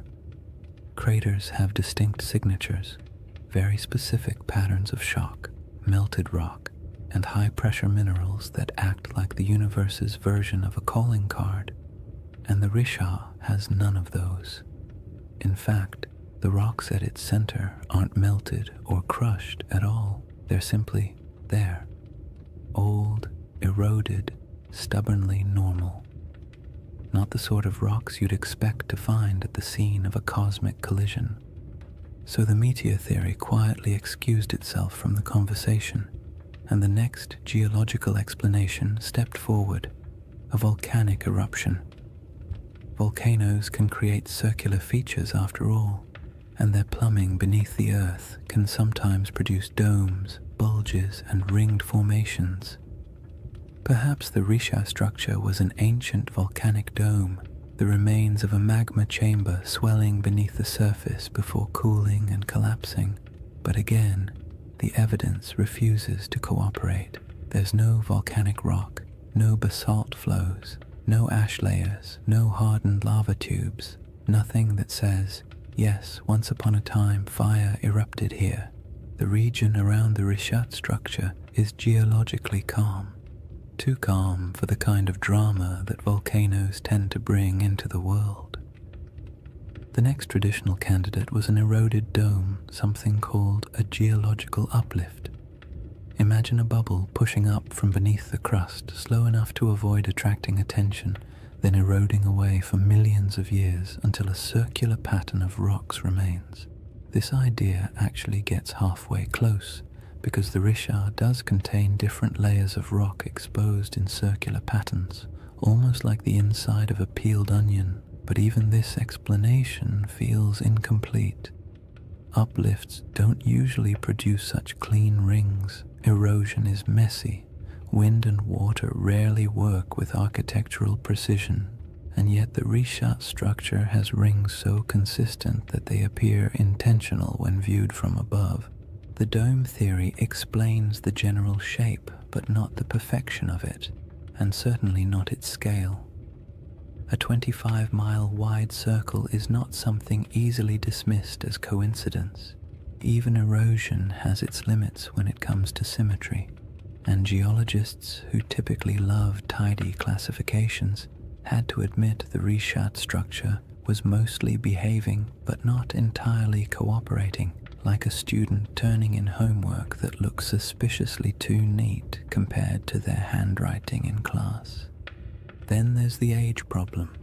The rocks that make up the Richat structure are incredibly old, hundreds of millions of years in some places, but the shaping of the structure itself, the exposure of its rings, is much younger, something pushed upward long ago, something eroded later, something left behind a pattern that would eventually catch the eye of anyone staring down from orbit. It's not a single event. It's a series of long, slow, overlapping processes, each stretching far beyond the human timeline. And yet even knowing that, the structure feels too deliberate. The more scientists studied it, the more the Richat structure revealed small curiosities. The center is oddly flattened. Some ring segments are more pronounced than others. The patterns of quartzite and softer stone alternate in ways that feel as though nature was following a set of instructions. But nature doesn't usually draw in spirals or circles unless something dramatic is happening. Impact, volcanism, collapse. But in this case, the evidence for anything dramatic is conspicuously absent. And then there's the perfect ring issue, the one that quietly bothers everyone who looks at the structure, even if they don't say it out loud. Circles in nature are rare at this scale. Random erosion doesn't create them, rivers don't carve them, wind doesn't sculpt them, and when you see one this large, this clean, and this old, it's hard not to feel like the earth briefly decided to act like a compass and draw a near-perfect shape in the sand. It's not surprising that the Richat structure often leaves people with a vague sense of unease, not fear, not dread, just the gentle discomfort of encountering something that feels too orderly in a world built on chaos. Geologically, the best explanation we currently have is that the Richat structure started as a circular uplift, a dome of ancient rock that rose slowly from the earth long before humans existed. Over tens of millions of years, wind and water eroded the softer materials, leaving behind harder rings of quartzite that resisted erosion. In essence, the shape is a natural accident, a byproduct of uplift plus erosion plus time. But even if this is the correct explanation, it still doesn't quite satisfy the imagination, because most uplifts don't look like this. Most erosion doesn't cooperate so neatly, and so the Richat structure lives in that strange middle space, scientifically explainable, yet visually suspicious, like a naturally occurring optical illusion, a formation that checks enough geological boxes to avoid being classified as supernatural, yet raises enough questions to spark curiosity in anyone who looks at it. It's the kind of feature that almost begs for a story or a legend, something to give meaning to its shape, even if that meaning exists only in the human mind. Once you've explored the geological explanations and realized none of them fully capture the structure's quiet strangeness, it becomes easier to understand why some people entertain a very different question. Not the scientific, what made this, but the mythic, does this remind me of something? A city described long ago, with concentric rings of land and water positioned somewhere to the west of ancient civilizations, a place said to have vanished in a single day and night. The Risha structure does not announce itself as that place, but it echoes the pattern just enough to make you wonder where coincidence ends and imagination begins. Before any comparisons can be made gently or cautiously, the building blocks of those ancient descriptions must be understood not as fantasy, but as the fragments of memory, geography, and storytelling that shaped one of history's most enduring legends. Long before anyone could stare down at satellite images or argue over geological uplift on the internet, there was a different kind of puzzle circulating through the ancient world. A story recorded by a single philosopher, passed on from a conversation he claimed to have heard, describing a civilization so strange and so perfectly structured that it bordered on myth even in its own time. Plato's tale of Atlantis has been repeated so often, repackaged so many times, and stretched so far by imagination that the original description often gets lost under the weight of all the versions built on top of it. But if you strip away the embellishments, the crystal cities, the impossible technologies, the ancient aliens with clipboards, interpretations, you're left with a surprisingly simple outline: a circular city, rings of land and water, mountains to the north protecting it, a broad plain to the south, a river that flowed to the sea stones of red, black, and white, abundant animals, especially elephants, and a civilization that rose to prominence before collapsing in a sudden, dramatic event. Whether this description is literal, symbolic, exaggerated, or entirely fictional is something scholars have debated for centuries. But what matters for our quiet journey tonight is not whether Atlantis existed. What matters is the shape of the story, because that shape is what causes people to glance at a satellite photo of the Risha structure and pause. The comparison doesn't begin with belief. It begins with pattern recognition. Humans are wired to look for familiar shapes in unfamiliar places. It's the same instinct that makes us see faces in electrical outlets or animals in passing clouds. So when someone sees a massive set of concentric rings in northwest Africa, a structure wrapped in mystery and sitting in a region that once held rivers, lakes, and life, it's reasonable that part of their brain whispers, "This looks like something I've heard before." The resemblance is not perfect, not literal, not conclusive, but it's enough to make curiosity shift in its seat a little. Consider the colors Plato mentions: red, black, and white stones.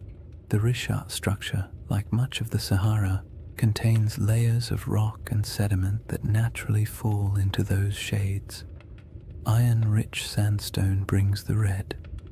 Basalt and volcanic remnants elsewhere in the region bring the black, and pale limestones offer the white. No one is saying ancient builders selected them and arranged them like a geological art project, but the coincidence is interesting, especially when paired with the natural ring pattern visible from above. Then there are the mountains. Plato describes a notable mountain range to the north of Atlantis. The Risha structure sits in front of the Adrar Plateau, a raised, rugged region that would have looked like a natural wall in a greener era. Today, it's a dry, worn highland, sculpted by time and wind, but long ago it would have been more dramatic. Cliffs, ridges, and elevated land dotted with vegetation and wildlife. If early people lived in the region, they would have viewed those northern heights as a defining feature of their landscape. And what about animals? This part always surprises people because they imagine the Sahara as permanently empty. But during the African humid period, elephants were plentiful. So were giraffes, rhinos, crocodiles, and countless other species. Elephants weren't just passing through, they were thriving. Some rock art across the Sahara shows entire herds, depicted with the casual familiarity of people who lived alongside them. So yes, if someone had described this region during one of its greener eras, full of elephants, would have been an accurate statement. The river connection is where things become both interesting and gentle in their ambiguity. In a lush Sahara, a river system could have flowed westward toward the Atlantic. Some ancient channels still appear faintly beneath the modern desert, traced by satellite radar and geological surveys. These channels hint that at least some rivers once traveled across areas that are now sand and stone.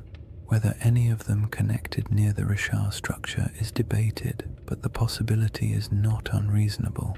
In a world where climates shifted dramatically, waterways did too. It's worth saying calmly and clearly, none of these correlations prove anything. They simply show why the mind wanders toward the comparison. The Richard structure does not need Atlantis to be interesting. Its mystery stands fully on its own. But when the circular shape, the colors, the mountains, the animals, and the long-lost rivers all quietly line up with parts of an old story, your thoughts naturally drift toward the what-if of it all. Plato wasn't writing a travel guide.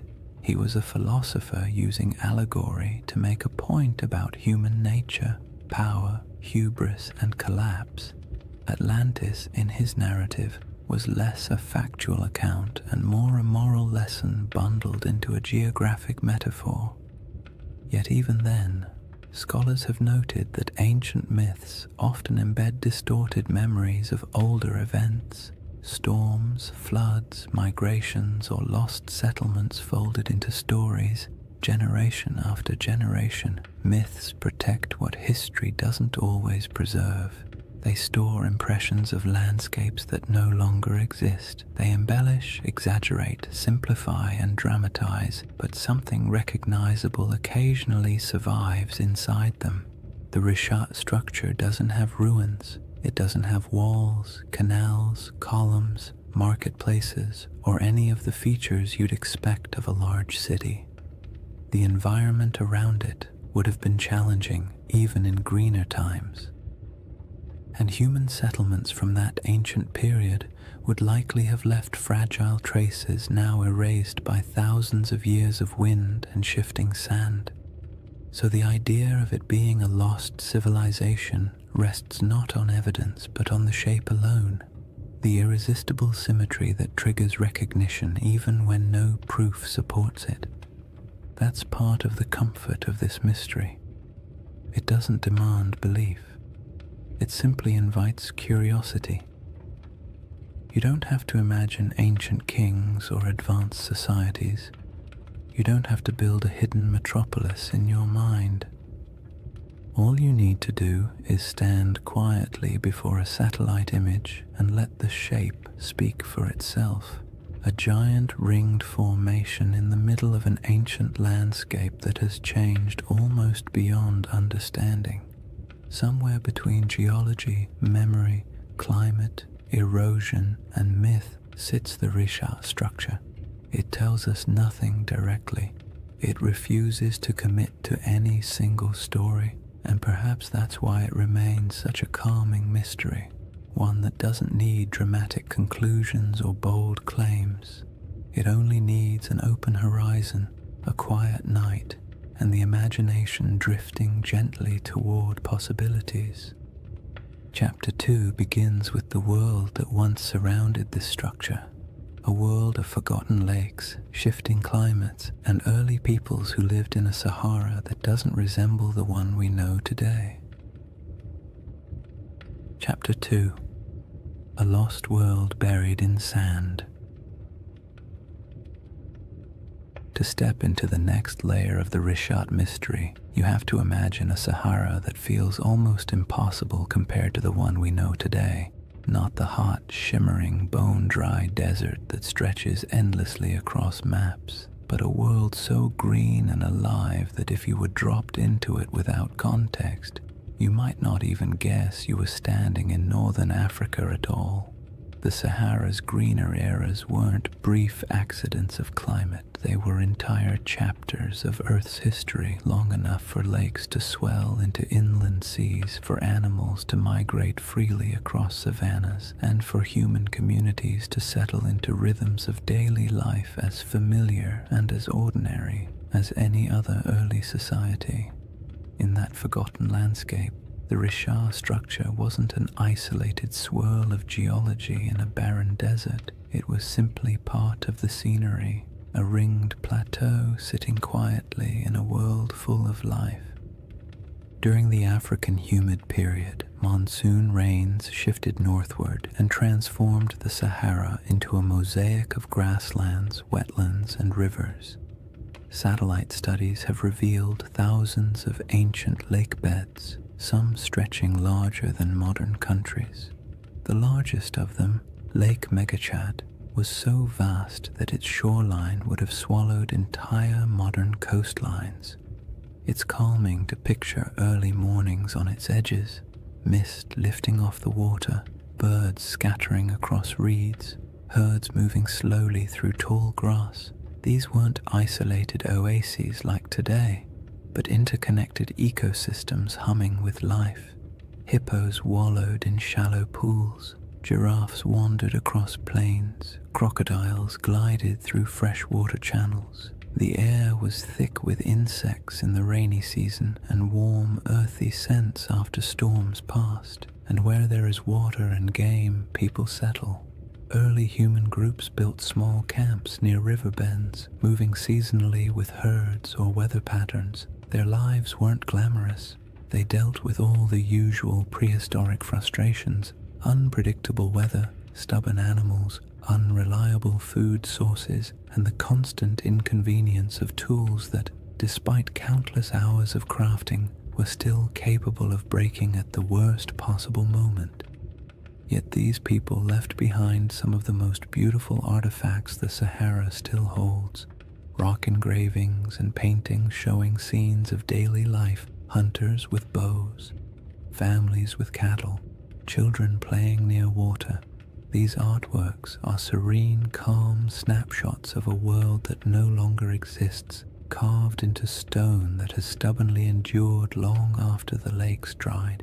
When people imagine ancient civilizations, they picture dramatic stone cities, elaborate temples, complex political systems, the kinds of things that leave behind headlines in history books. But most ancient people, including those who lived in the Green Sahara, were just trying to get through the week without too much trouble.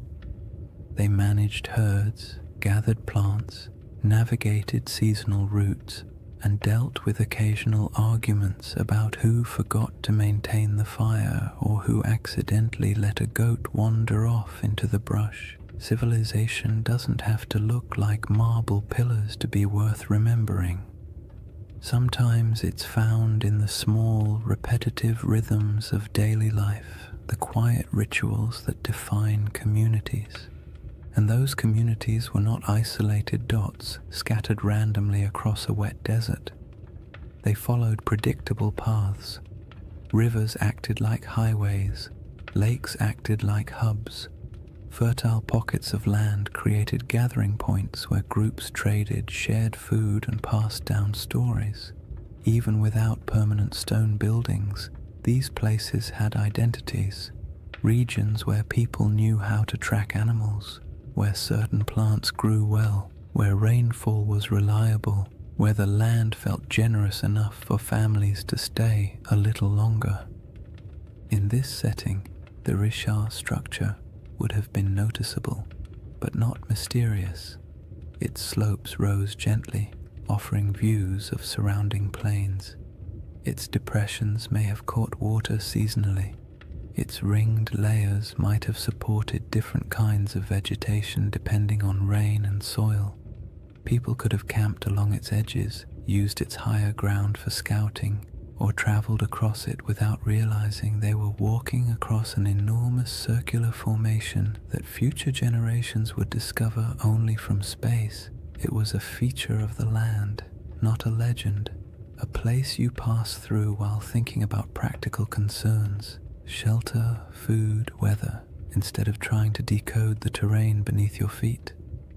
Some researchers have suggested that pockets of early Saharan cultures may have grown surprisingly sophisticated during particularly wet periods, not in the sense of monumental architecture or complex written languages, but in social networks, trade patterns, and livestock management. Evidence shows early domestication of cattle in the region, and groups may have practiced proto-agricultural techniques around wetlands and lake margins.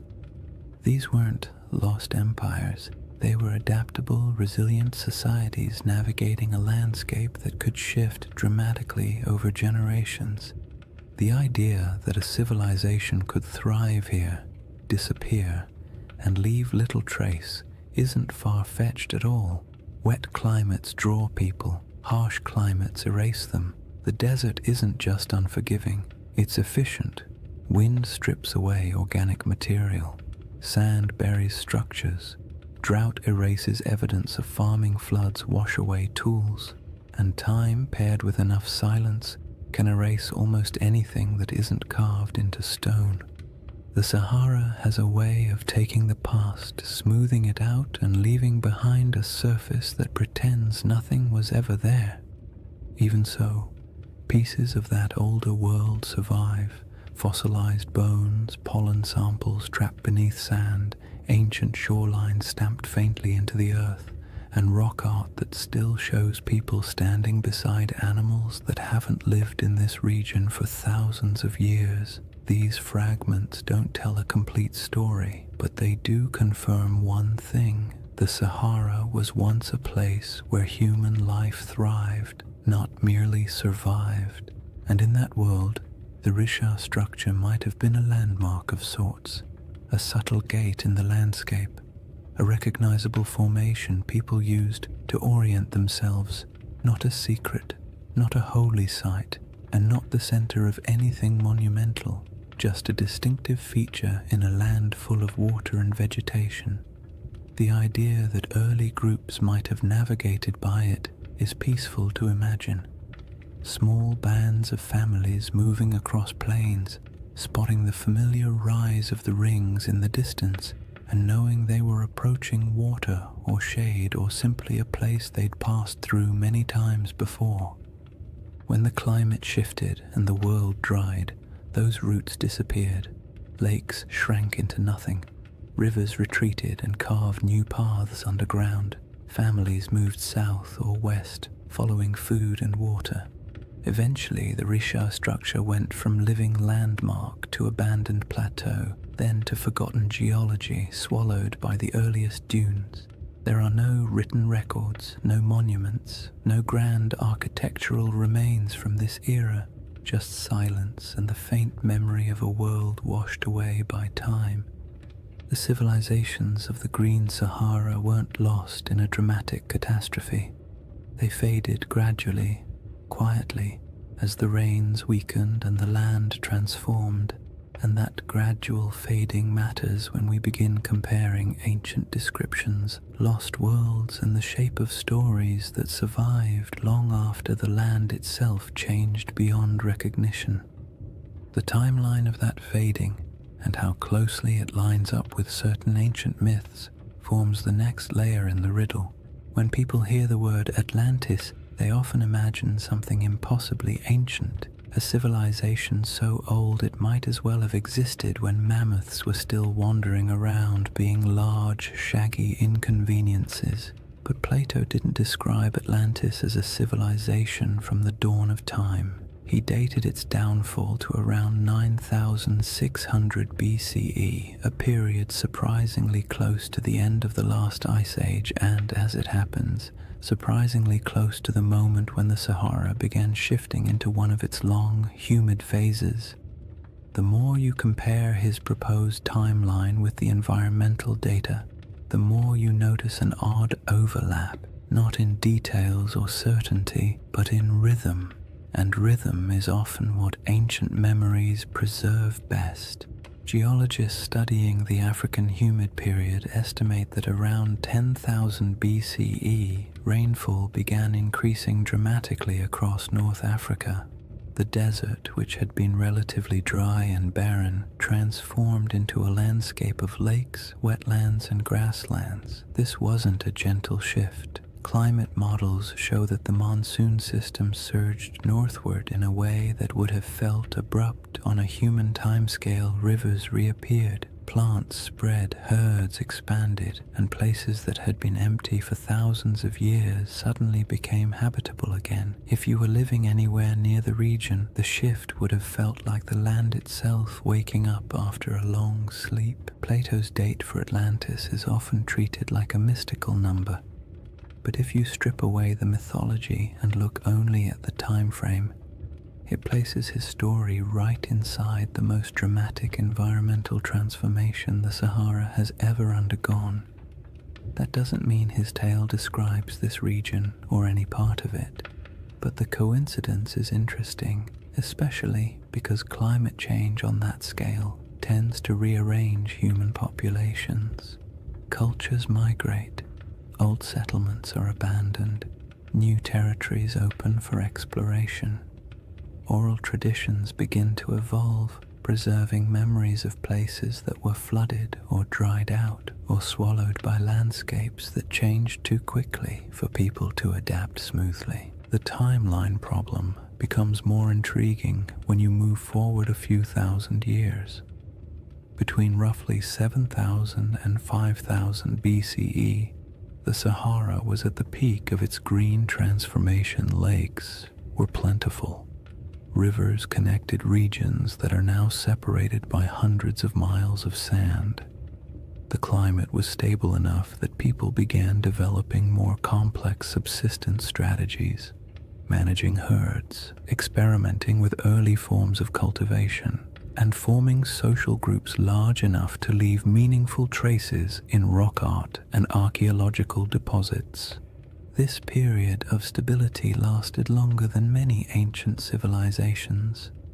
For thousands of years, life in the Sahara was predictable enough for generations to grow up without ever knowing anything except abundant water, warm seasons, and a landscape that supported human life easily. When conditions are that reliable for that long, people tend to form stories about belonging, about identity, about who they are and how their world works. And when environmental changes finally disrupt those patterns, the departure from what once felt normal can echo through oral traditions for centuries.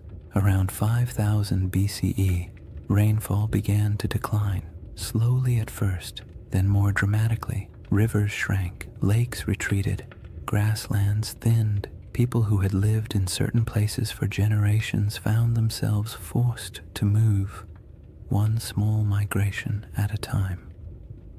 What's striking about this timeline is how well it fits what many ancient myths tend to describe. Not sudden apocalypses, but drawn-out declines, landscapes that once supported life losing their balance. Cultures forced to let go of familiar places, worlds shrinking gradually in ways that felt both natural and tragic. Plato described Atlantis as falling in a moment of sudden catastrophe, but his narrative was shaped by philosophical goals, not meteorological accuracy. When you strip the moral and symbolic layers away, you're left with a simple suggestion: an old civilization, once vibrant, lost to changing conditions long before recorded history. You don't need a supernatural event to produce a memory like that. All you need is a shifting climate. But the timeline problem isn't just about the humid period itself. It's also about the ancient coastline.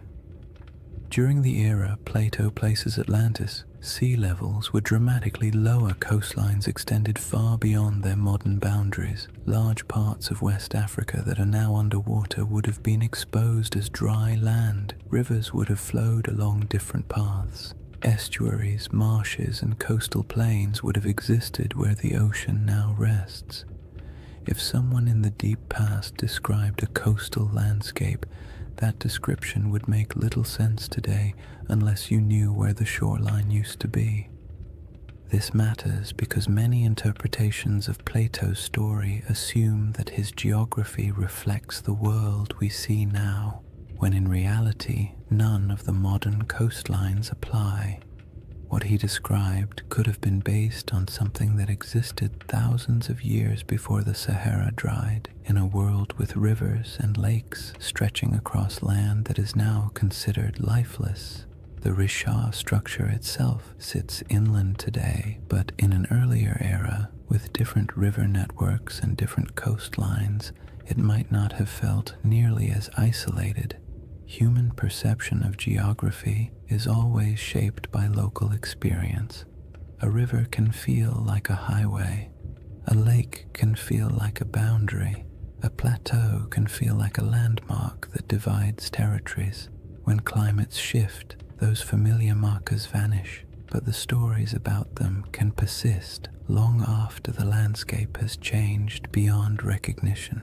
The most compelling part of this timeline overlap isn't the idea that Atlantis maps onto the Sahara, it's the realization that human memory, especially oral tradition, often stretches back further than we assume. Cultures pass down stories of floods, droughts, migrations, and disappearing lands without needing exact dates or written scripts.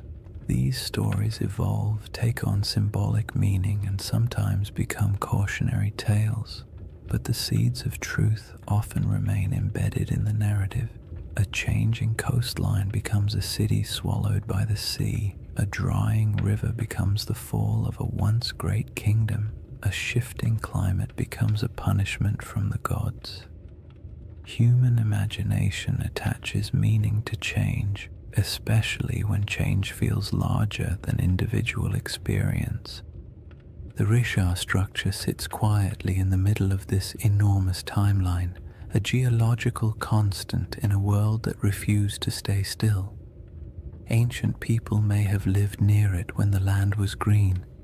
Their descendants may have moved away when the desert expanded. Their grandchildren may have carried memories of lost lakes or vanished rivers into stories told over fires in distant regions. Those stories may have drifted into different cultures over thousands of years, and by the time someone like Plato heard fragments of them, much of the original context would have faded, leaving only symbols and shapes. The timeline problem is not really a problem at all. It's a reminder. The Sahara we know today is young. The world Plato described was older than most of the settlements humans would later build. And between those eras, countless stories were lost, reshaped, or retold. When you compare timelines, climates, and ancient memories, the idea of a forgotten world in North Africa stops sounding fantastical and begins to sound, quietly, like something entirely plausible in a landscape that has reinvented itself so many times. The next piece of the puzzle lies in the maps, reports, and strange hints left by ancient writers who claimed that distant peoples lived beyond the Pillars of Hercules, in lands most Greeks had never seen. These records aren't proof, but they are clues, echoes of a world few modern people realize ever existed. Long before satellites, long before compasses, and long before anyone tried to draw the Sahara from anything resembling first-hand experience, ancient geographers took their best guesses about the world beyond familiar coastlines. Their maps were charmingly confident and wildly inaccurate, full of creatures that never existed, coastlines that wandered like drunk serpents, and entire regions labeled with vague phrases like lands unknown or people of strange appearance. Yet even within that imaginative chaos, certain patterns appear again and again. Rumors of distant nations beyond the Pillars of Hercules, stories of tall tribes, strange settlements, and river systems far to the west that no Greek or Egyptian explorer had ever reached. These fragments don't offer facts. They offer echoes, traces of a world remembered through second-hand conversations, traveling merchants, and stories that had already aged long before they were written down. Herodotus, often called the father of history and sometimes less generously the father of wildly entertaining exaggerations, wrote about mysterious peoples living beyond the familiar reaches of North Africa. He described tribes who were unusually tall, unusually pale, or unusually skilled at activities no one else could verify. He wrote of great rivers flowing through lands no Greek had ever visited, and of cities existing somewhere far inland beyond deserts that seemed too vast for ordinary travel. His accounts mix truth, rumor, and a healthy dose of "someone told me this, so here you go," but they reveal something important. The regions west of Egypt and Carthage were known to ancient writers only through layers of retelling and misunderstanding. They existed in the Greek imagination as distant, half-seen places where strange things could plausibly happen. Cartographers, centuries later, drew maps that included a massive region labeled as Libya or Ethiopia, words that covered almost everything south and west of the Mediterranean. Even when the rest of the world began to take shape on parchment, the Sahara remained a blank expanse into which map makers poured their guesses. Some thought it held great inland seas. Others believed it was home to tribal confederations wealthy in minerals. Medieval maps continued the tradition, referring to kingdoms of the West or lands of gold believed to lie somewhere beyond the desert. These weren't precise descriptions. They were memories filtered through trade routes, travelers' claims, and stories that drifted through cultures like windblown sand. The most interesting thing about these early references is not their accuracy, but their persistence. For thousands of years, people believed that lost polities existed somewhere in the interior of Africa. Some of these rumors later turned out to be distorted accounts of real kingdoms. The Ghana Empire, for example, or the early Sahelian states whose wealth came from gold and trade. But some rumors seem older, as if they preserve vague memories of societies that were already gone by the time written history began. It's not hard to imagine how this could happen if the Sahara once held lakes, rivers, and stable populations. Then early travelers from coastal regions might have heard stories about people inland who lived near great bodies of water. By the time those stories reached Greek scholars, the lakes might have dried, the migrations might have begun, and the cultures connected to those earlier landscapes might have dispersed. All that remained were fragments, not histories, just hints. Modern science adds another layer to this puzzle. With satellite imagery, researchers can trace ancient riverbeds beneath the desert. These paleo-channels, as they're called, snake across the Sahara like veins in an old, forgotten body. Some run directly from central North Africa toward what is now the Atlantic. Others branch into networks that once fed massive lakes. These rivers didn't disappear in a sudden catastrophe. They dried gradually as the climate changed, leaving landscapes that no longer match the stories that may have been told about them. If early civilizations or large communities existed near these rivers, their memory would have been separated from their physical location by thousands of years, making it nearly impossible for later cultures to understand what the stories referred to. This disconnect between old memories and new landscapes is how myths form. A story that once described a river civilization becomes, after generations of retelling, a story about a kingdom swallowed by the sea. A recollection of great plains becomes a memory of a vanished island. A description of a circular plateau becomes an account of a circular city. The Sahara's transformation from green to desert wasn't instantaneous, but it was dramatic enough to fracture cultural continuity. If families were forced to migrate because their water sources vanished, they would carry memories of their old homeland with them. Their descendants might repeat those memories in new places.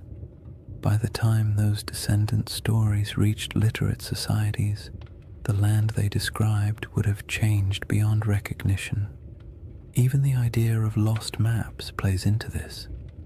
Some early maps portray strange circular features in North Africa, drawn not with precision, but with a kind of symbolic confidence, as if the mapmaker was trying to capture something half understood. These circles often correspond to mountain ranges or basins that once held water. They might represent ancient memories of circular lakes, natural rings of highland terrain, or simply the human impulse to draw the unknown in symmetrical shapes because symmetry feels meaningful. When you compare those old maps to modern satellite images, you occasionally find that their circles line up suspiciously well with real geological features, not perfectly, but enough to make you wonder how much geographic memory survives inside even the roughest ancient drawings. And then there's the broader Mediterranean tradition of referring to lands beyond the West as mysterious, advanced, or somehow older than the civilizations closer to the sea. Phoenician traders, known for their long-range voyages, undoubtedly reached parts of West Africa, but their records are mostly lost. Carthaginian sailors may have traveled even farther, leaving behind legends like those of Hanno the Navigator, who described coastlines that are still debated today. These accounts weren't detailed maps or precise reports. They were impressions, glimpses of coasts, glimpses of rivers, glimpses of interior lands that would later be swallowed by dunes over generations. These impressions morphed. Cultures forgot the context but kept the intrigue.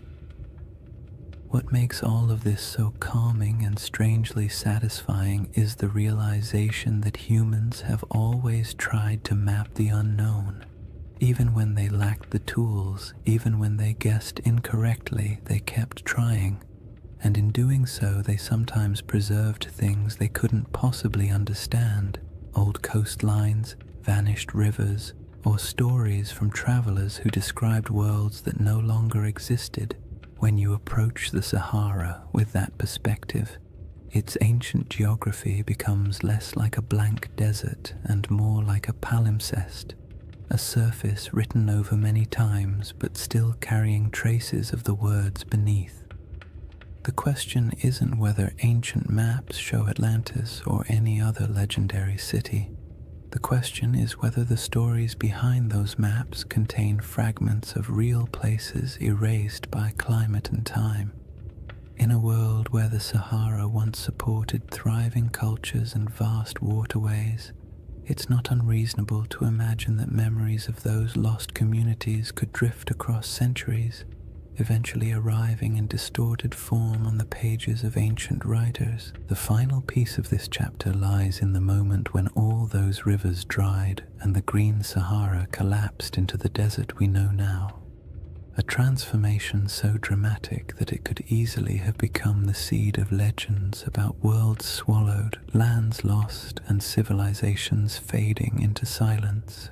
When people imagine worlds disappearing, they usually picture sudden disasters, walls of water, earthquakes splitting the earth, angry gods sweeping civilizations into the sea. But the Sahara didn't collapse in a single night. Its transformation from a green, living landscape into a vast desert was quieter, slower, and far more unsettling. It wasn't a dramatic catastrophe, it was a gradual unraveling of an entire ecosystem, a process so steady and so relentless that it might have felt to the people living through it like the land itself was breathing out for the last time. This slow-motion disaster is one of the most profound environmental changes in human history. and its echoes still shape our perception of ancient worlds. The end of the African humid period began subtly. Rains that had once arrived predictably started coming later. Lakes that had always been full began to shrink just slightly around their edges. Wetlands that had supported birds, fish, and early settlements became patchier. People may not have noticed these first signs at all. One dry season feels like an anomaly. 2 in a row feel like an inconvenience. 3 or 4 begin to feel like a pattern.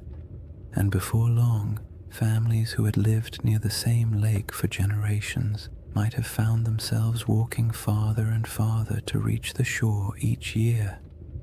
As rainfall continued to decline, the lakes shrank dramatically. Rivers that had once flowed energetically across the plains became shallow streams, then trickling channels, then dry paths where children could walk without getting their feet wet. The soil hardened, vegetation struggled, herds moved away, and because humans rely on the same resources as every other species, they followed. Migration became a necessity rather than a choice. People packed up their belongings, tools, baskets, simple ornaments, memories of what had once been, and set out in search of more reliable water.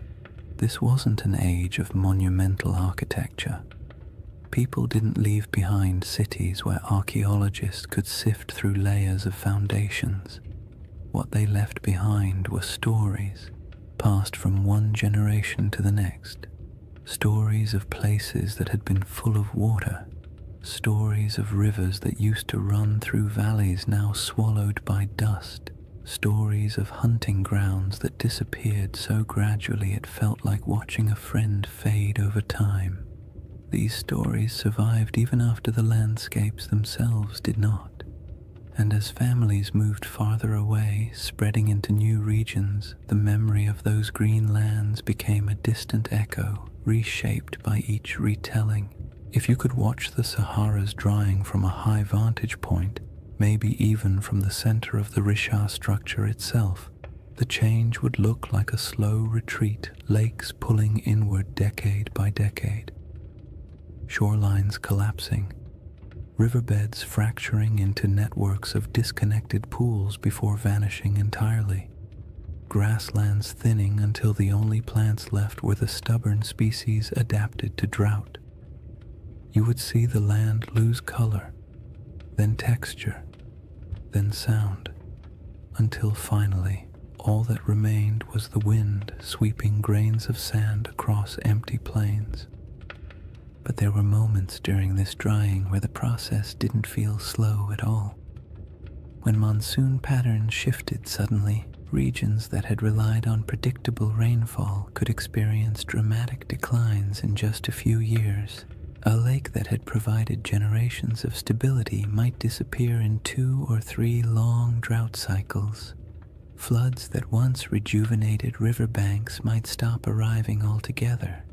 These moments would have felt catastrophic to the people experiencing them. They wouldn't have had the language of climate science, but they would have understood that something fundamental had changed in their eyes. The land had turned against them. Such moments of environmental collapse often become the seeds of myths. A lake vanishing can become a story about the gods withdrawing a gift. A flood that never returns can become a story about a cursed people. A migration forced by drought can become a tale of exile. When these stories pass through enough generations, the context blurs and the details shift. What once described a drying valley might eventually become a narrative of a kingdom sinking beneath waves or disappearing overnight. Not because the original event was exaggerated maliciously, but because the environment changed more quickly than human memory could keep up with. As the desert expanded, dunes began to march across the land. Sand doesn't move with purpose, it simply responds to wind, drifting slowly over everything in its path. It fills valleys, it buries old lake beds, it smooths over animal tracks, human footprints, and any fragile structures that once stood nearby. Over centuries, dunes consumed the last evidence of the old Sahara. Rock art survived only where cliffs or caves shielded it. Any settlements built from organic materials vanished entirely. The landscape became clean, empty, and silent, a perfect blank slate for future generations to wonder about. Today, when you look across the Sahara, it's difficult to imagine the world that came before it. The silence is heavy. The land feels ancient in a way that suggests permanence, but permanence is an illusion. The desert is young, geologically speaking. It is still changing, still shifting, still carrying beneath its surface the faint outlines of rivers that once sustained entire populations. And in the midst of this world of sand sits the Rishat structure, a relic of deeper geological time that somehow feels connected to the stories of the people who once lived nearby. If early civilizations or pastoral groups did gather near the Rishat structure in greener times, they would have watched their world collapse gradually. The retreat of the lakes, the shrinking of rivers, the decline of herds, and the encroachment of sand would have felt like losing a home in slow motion. And when those people moved on, their stories went with them. Stories of a place where water once flowed, stories of circular hills or landscapes shaped in ways that felt meaningful. These stories might have evolved into tales of lost worlds, not because anyone invented them out of fantasy, but because the original geographic references vanished. This is what makes the drying of the Sahara such a powerful backdrop for ancient legends. When a land undergoes such a dramatic transformation, memories of the old world become mythic by default. A fertile plain becomes a garden of the gods. A shrinking lake becomes a vanishing kingdom. A circular plateau becomes a city swallowed by disaster. Not because any of these interpretations are literally true, but because the landscape changed so completely that the only way to explain it was through story. By the time later civilizations began writing their records, the Green Sahara had been gone for thousands of years. All that remained were scattered hints, maps with odd symbols, travelers' reports of ancient rivers, and faint memories passed through cultures far from where the original events took place. And all of it sets the stage for the comparisons and questions that would later emerge when people finally saw the Rishat structure from above and began searching for meaning in its perfect rings. With the ancient landscape transformed, the stage is set for the next part of the mystery. How the Rishat structure quietly echoes elements of Plato's most enduring legend. Chapter 3. Atlantis, Coincidence or Clues?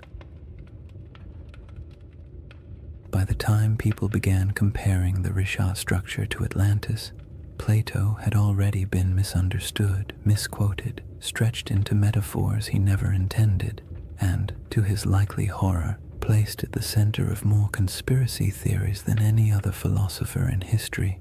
Yet at the core of his tale is a surprisingly compact list of details, simple descriptions that, when read plainly, don't sound like mystical riddle poetry or coded allegory. They sound like someone describing a place, a very specific place with very specific features. Whether he meant it literally, symbolically, or somewhere between the two is a debate scholars love to have, usually over too much coffee, but the details themselves are straightforward enough to explore calmly. The centerpiece of Plato's description is the shape. Atlantis, he wrote, was arranged in concentric rings, alternating circles of land and water, each perfectly circular, each surrounding the next. This is the detail that grabs people instantly because most landscapes do not naturally arrange themselves into rings, and when you see a 25-mile-wide circular formation in northwest Africa, your brain taps you on the shoulder and whispers, Huh, interesting. Plato describes 3 rings of water and 2 of land, though he also notes that parts of the outer sections were later modified by the Atlanteans themselves, which means even in his own story, the shape wasn't necessarily pristine or untouched. When you compare this to the Richard structure, you naturally see a resemblance, not a perfect match, not a one-to-one replication, but a visual echo, a geological rhythm that resembles a narrative rhythm. Next come the mountains. To the north of Atlantis, Plato describes a notable mountain range, high, sheltering, and rich with rivers. The Rishat structure sits in front of the Adrar Plateau, a rugged highland that, in a greener era, would have looked like a natural barrier protecting the region from northern winds. Today it looks like ancient stone sculpted by ages of dryness, but 10,000 years ago those elevations would have been covered in vegetation, dotted with water sources, and significantly more imposing. The match isn't perfect, but it's enough to make you tilt your head slightly. Plato then mentions the plain to the south, long, level, fertile. In his account, this plain was one of the defining features of the Atlantean realm, not the center city, but the agricultural heartland that supported it. In the modern Sahara, fertile plains feel like a strange fantasy, but during the African humid period, they were very real. Vast stretches of land south of the Richat structure once held grasslands, wetlands, and seasonal rivers. The environment shifted dramatically with each cycle of climate change, but during the greener ages the region could have supported exactly the kind of plains Plato describes. Whether he was referencing this area or somewhere entirely different is impossible to say, but the environmental context overlaps in interesting ways. One of the most striking details Plato gives is about the materials used in Atlantis. He refers to red, black, and white stones, distinct colors quarried from the landscape and used for construction. The Richat region naturally contains these colors in abundance. Iron-rich sandstones provide reds, dark volcanic rocks and basalts provide blacks, pale limestones and quartzites provide whites. Again, this doesn't prove anything at all. It simply means the palette Plato described exists in the region, which is more of a quiet coincidence than a revelation. But it's the accumulation of quiet coincidences that tends to capture people's attention. Then there is the detail about elephants.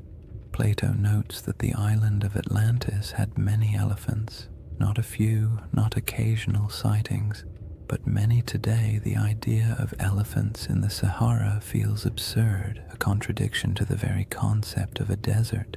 But the Green Sahara held elephants in abundance. Rock art across the region depicts entire herds with casual familiarity. Fossil evidence confirms that elephants ranged widely across North Africa during humid periods. For most of human history, elephants were not exotic in this region. They were part of the everyday ecosystem, so when Plato casually mentions them, it aligns comfortably with what we know about the Sahara's long-lost environment. Plato also describes a freshwater well at the center of the city, providing clean water even as the outer rings filled with seawater. This detail feels mythic at first, but it also reflects a basic geographic truth. Many circular landforms, especially those rising from domed uplift, often have central depressions or areas where water collects. The Richat structure's core is lower than its outer rings, and though it holds no water today, in a wetter climate it may have held springs or temporary ponds after seasonal rains. Early humans could have used such features for drinking water. As climates changed, memories of these water sources might have been folded into later stories. The river to the sea detail is where the puzzle grows delicate. Plato describes a channel from the city to the ocean, allowing ships to pass through the rings. The Risha structure is inland today, very inland, but ancient river systems in the region once flowed toward the Atlantic. Satellite imagery captures paleo channels that trace ancient waterways westward.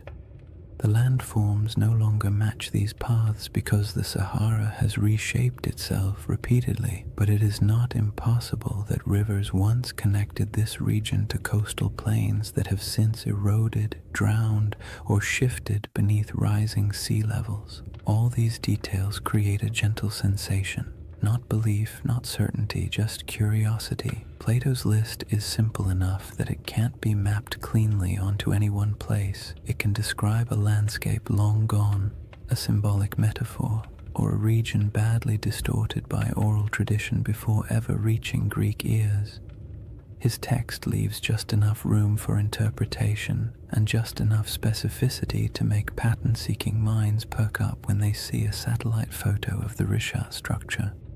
The most important thing to remember is that Plato was not attempting to write a historical documentary. He wasn't giving coordinates or providing an atlas. His story was part philosophical argument, part political commentary, and part inherited memory. He may have drawn from older Egyptian traditions or misunderstood travel accounts or combined several cultural memories into one dramatic narrative. But within that narrative lies a pattern: rings, plains, mountains, colors, elephants, rivers that align loosely, gently, and intriguingly with what once existed in parts of North Africa. What makes this segment of the mystery so soothing to explore is the absence of pressure. You don't need the Risha structure to be Atlantis. You don't need the description to match perfectly. All you need is the simple awareness that Plato left a list of clues describing a place that may have existed in the deep past, a place shaped by water, climate, geography, and memory. And when you place those clues beside a quiet, circular geological formation surrounded by a desert that used to be alive, it becomes easy to drift into a state of gentle wonder, the kind that invites curiosity without demanding conclusions. Once you've examined Plato's clues and quietly accepted that some of them line up with the Rishat structure in a pleasantly suspicious way, the next step is to look at the smaller oddities, the details that don't prove anything on their own but linger in the mind like faint fingerprints on ancient glass. These are the features that make researchers pause, tilt their heads slightly, and say something academic like, "Well, that's interesting." They don't demand conclusions, they simply refuse to be ignored. One of the strangest among them is the presence of ancient salt deposits inside the Risha structure. In a desert environment where rain is scarce and water evaporates quickly, salt isn't surprising by itself. What is surprising is the suggestion that the salt layers within the structure formed through processes involving ancient water bodies. Some geologists have pointed out that portions of the Risha contain evaporate deposits, minerals that form when water sits, lingers, and evaporates over long stretches of time. This doesn't mean the Risha was once a lake, but it does hint that water interacted with its geology in ways that aren't immediately obvious from the modern climate. When you picture the Sahara during a humid phase, rivers flowing, lakes filling, storm clouds gathering, it becomes easy to imagine water pooling in the structure's circular basins, creating the kind of environment where salt layers could slowly accumulate. Then there are the ancient river systems that slither beneath the desert like ghosts of a wetter world. Radar imaging in the late 20th and early 21st centuries revealed the outlines of these massive paleo-channels, dried riverbeds that once carried immense volumes of water across North Africa. Some of these channels flow in directions that match Plato's narrative surprisingly well, running from deep inland regions toward what is now the Atlantic coastline.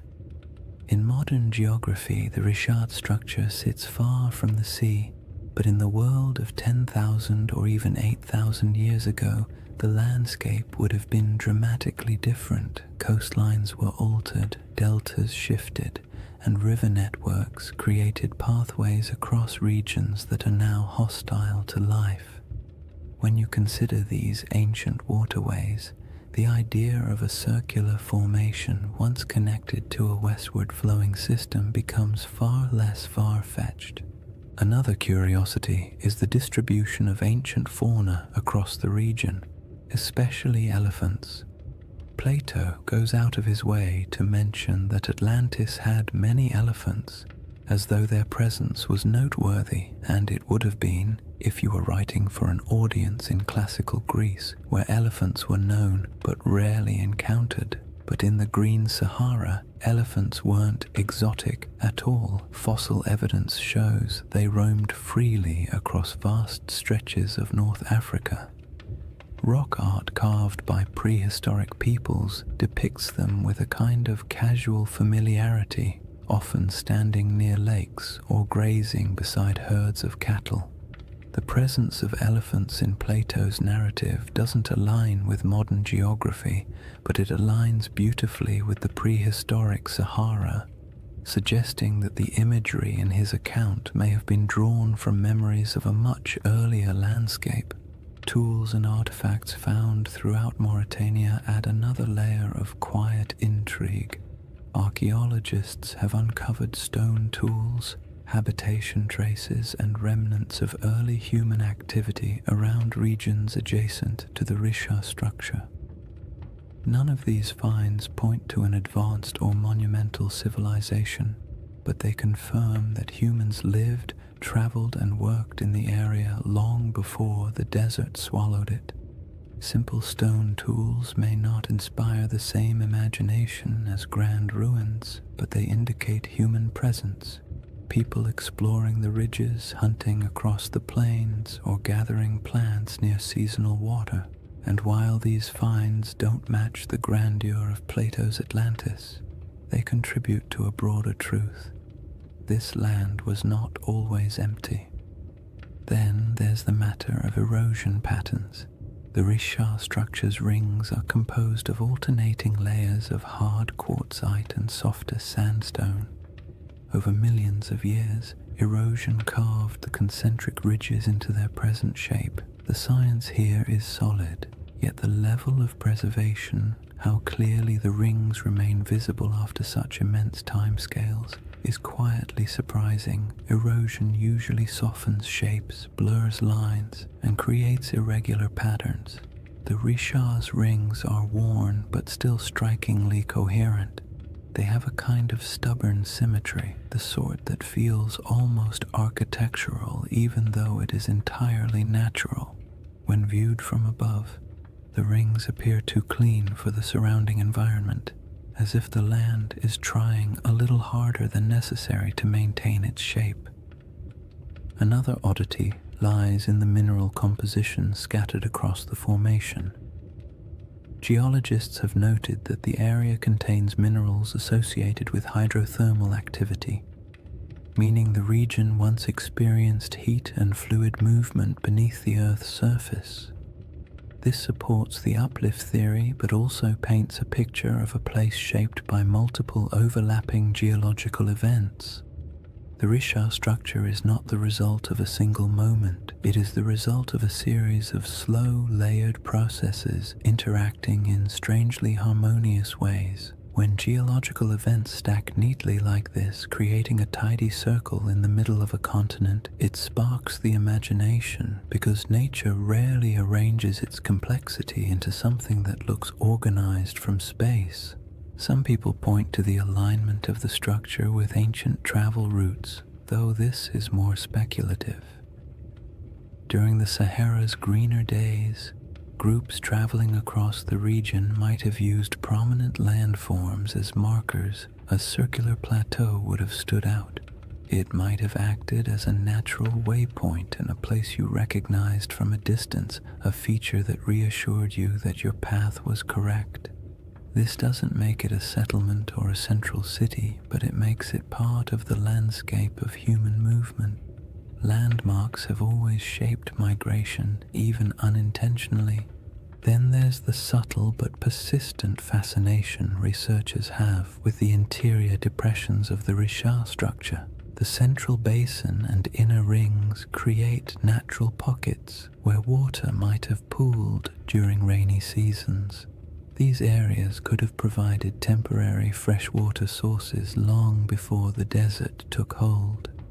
If early communities ever camped here, the structure might have served as a resting place, a place where the land, by pure coincidence, gathered the elements people needed to survive. None of these oddities amount to direct evidence of Atlantis or any lost civilization. They don't point to architecture, writing, or engineering.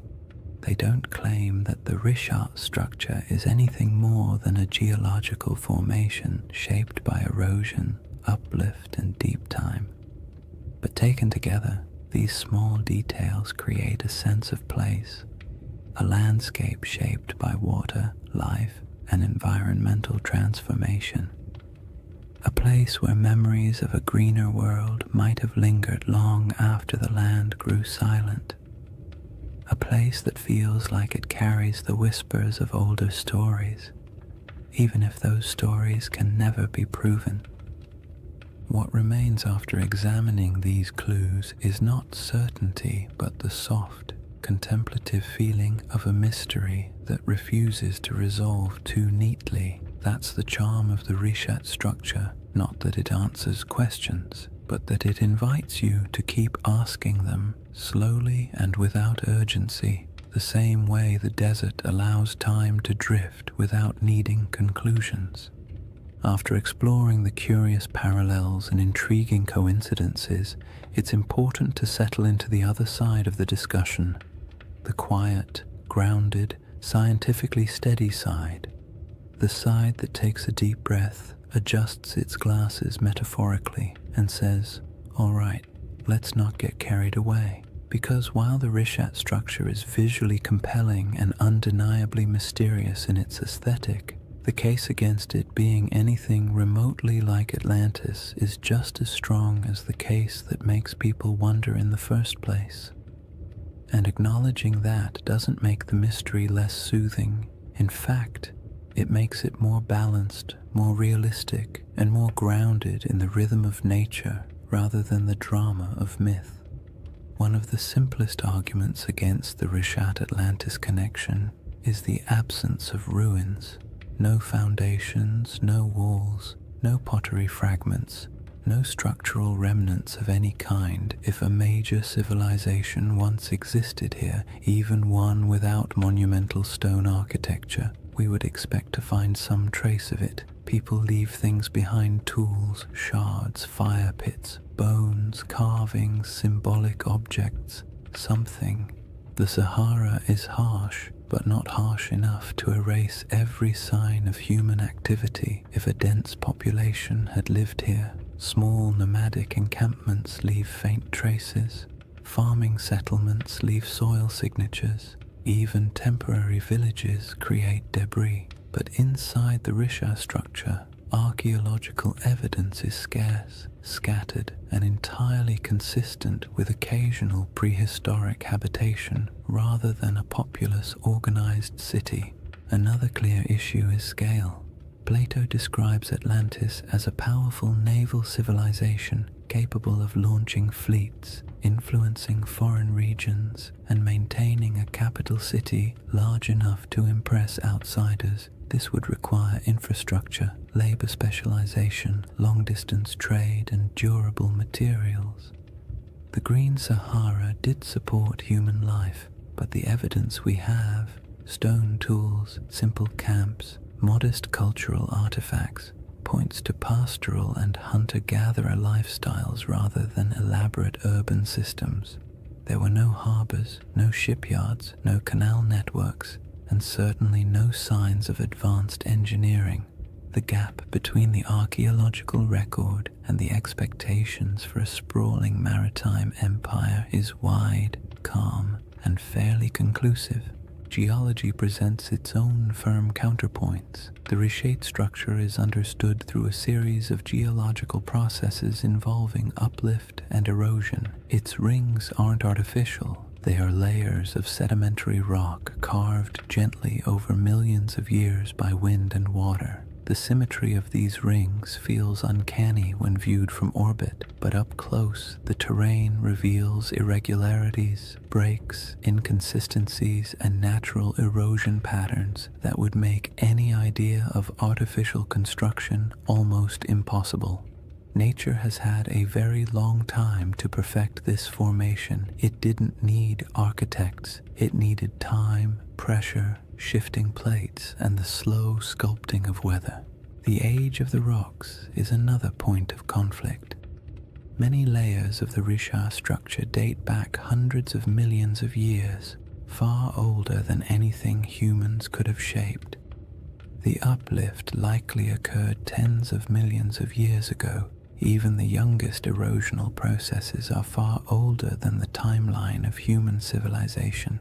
If Plato's account referred to an advanced society around 9600 BCE, the Richat's geological history simply does not align. Humans were not carving rings into uplifted domes while mammoths still roamed the northern forests. The idea collapses under the sheer weight of deep time. There is also the question of context. Atlantis, as Plato describes it, was a hub of Atlantic navigation, a power that interacted with Mediterranean societies, but the Richat structure sits far inland, even accounting for ancient coastlines. Even at its closest connection, this region would have required extensive river systems or routes across wide plains, and while ancient rivers existed, the logistics of sustaining a large maritime civilization so far from stable ocean access are difficult to justify. Plato's Atlantis was a sea power. The Richat region was, at best, a freshwater-rich inland landscape during humid periods. Another important point comes from understanding Plato himself. His dialogues, Timaeus and Critias, are philosophical works, not historical treatises. Atlantis serves as a metaphorical lesson about societal hubris, moral decay, and the consequences of unchecked ambition. Ancient Greek writers often crafted allegorical narratives in grand mythic terms. They weren't necessarily recording precise histories. Even if Plato drew inspiration from older Egyptian stories or folk memories of distant lands, his purpose wasn't to document geography, it was to illustrate ideas. Seeing Atlantis as literal misses the genre he was writing in. Then there's the lack of supporting historical records. No Egyptian writings describe a circular coastal city matching Plato's description. No Phoenician traders mention it in their maritime logs. No Carthaginian accounts reference such a settlement. In a region with extensive interactions between early Mediterranean and African cultures, a highly advanced city would almost certainly have left some mark in oral or written traditions beyond Plato's single dialogue. The silence is telling. All these points form the steady, sensible, scientifically grounded case against the Richat structure being Atlantis or any ancient lost civilization. Yet none of them make the structure less fascinating. The Richat stands out precisely because it embodies contradictions, visually striking but geologically ordinary, evocative of myth yet entirely natural, surrounded by desert but shaped by water in the deep past.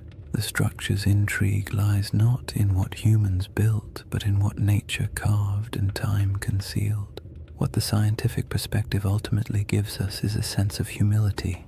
The Richat structure is a reminder that Earth's landscapes can mimic human patterns accidentally, that erosion can outperform architects, that symmetry doesn't always imply intention, and that sometimes the most interesting mysteries are the ones that sit comfortably between explanation and imagination.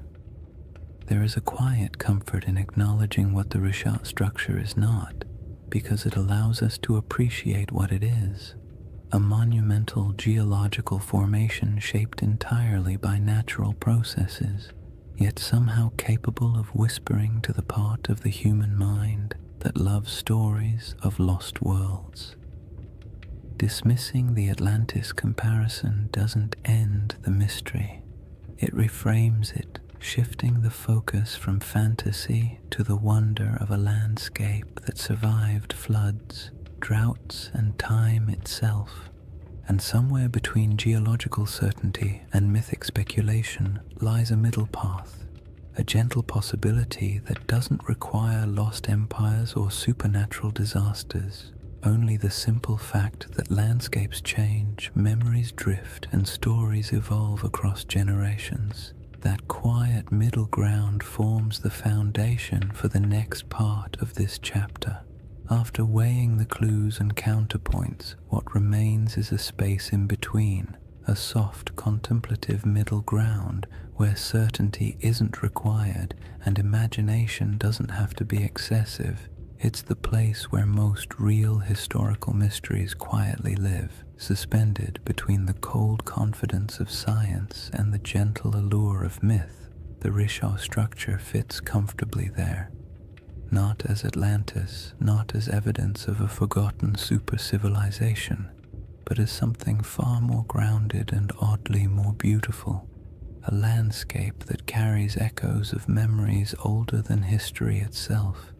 This middle ground begins with an idea that's far less glamorous than lost empires but far more plausible, that Plato's account of Atlantis may have been shaped by older stories, older observations, and older memories passed through generations of storytellers, traders, and priests, not memories of a technologically advanced society, but memories of places that once existed and then disappeared as the world changed.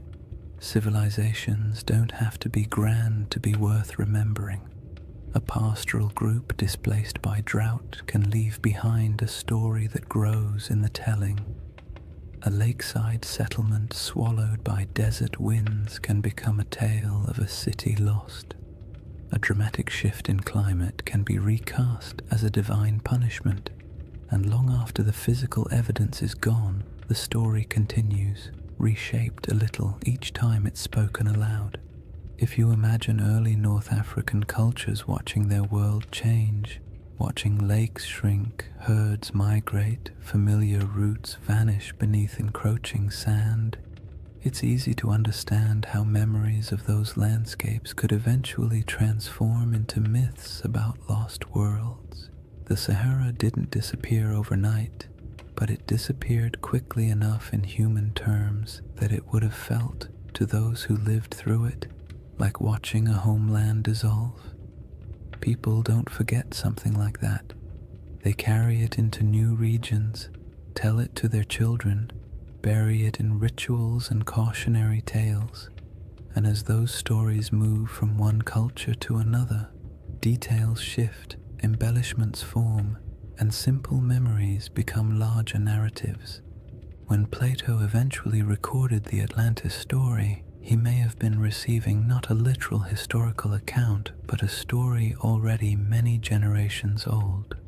A story so old, in fact, that the geography behind it had changed completely since the original events. That is the gentle possibility that keeps the Riche conversation alive. Not that it was Atlantis, but that it resembles the type of place that could have inspired memories strong enough to survive climate shifts, migrations, and cultural reinterpretation.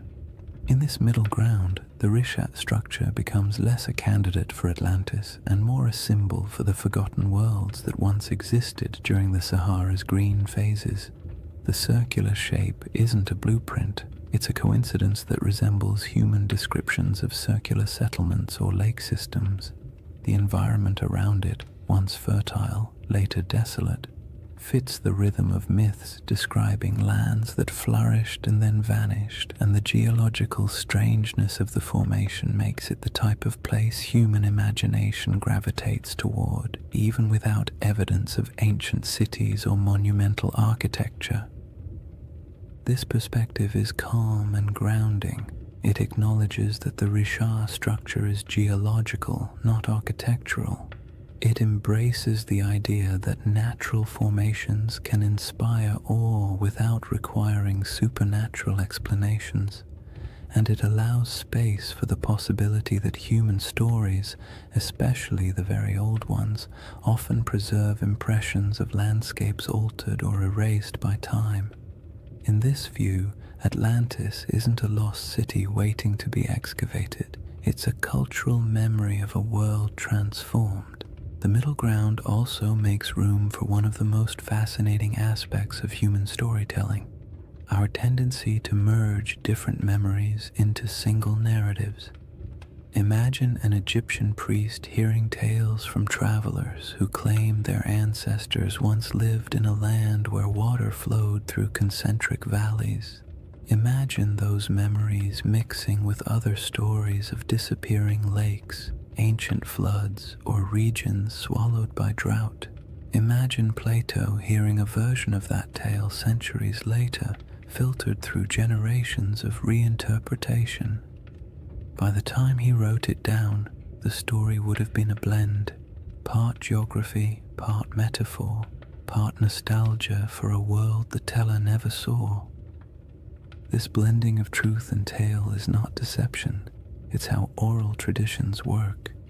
Details shift, landscapes become symbols, natural disasters become moral lessons.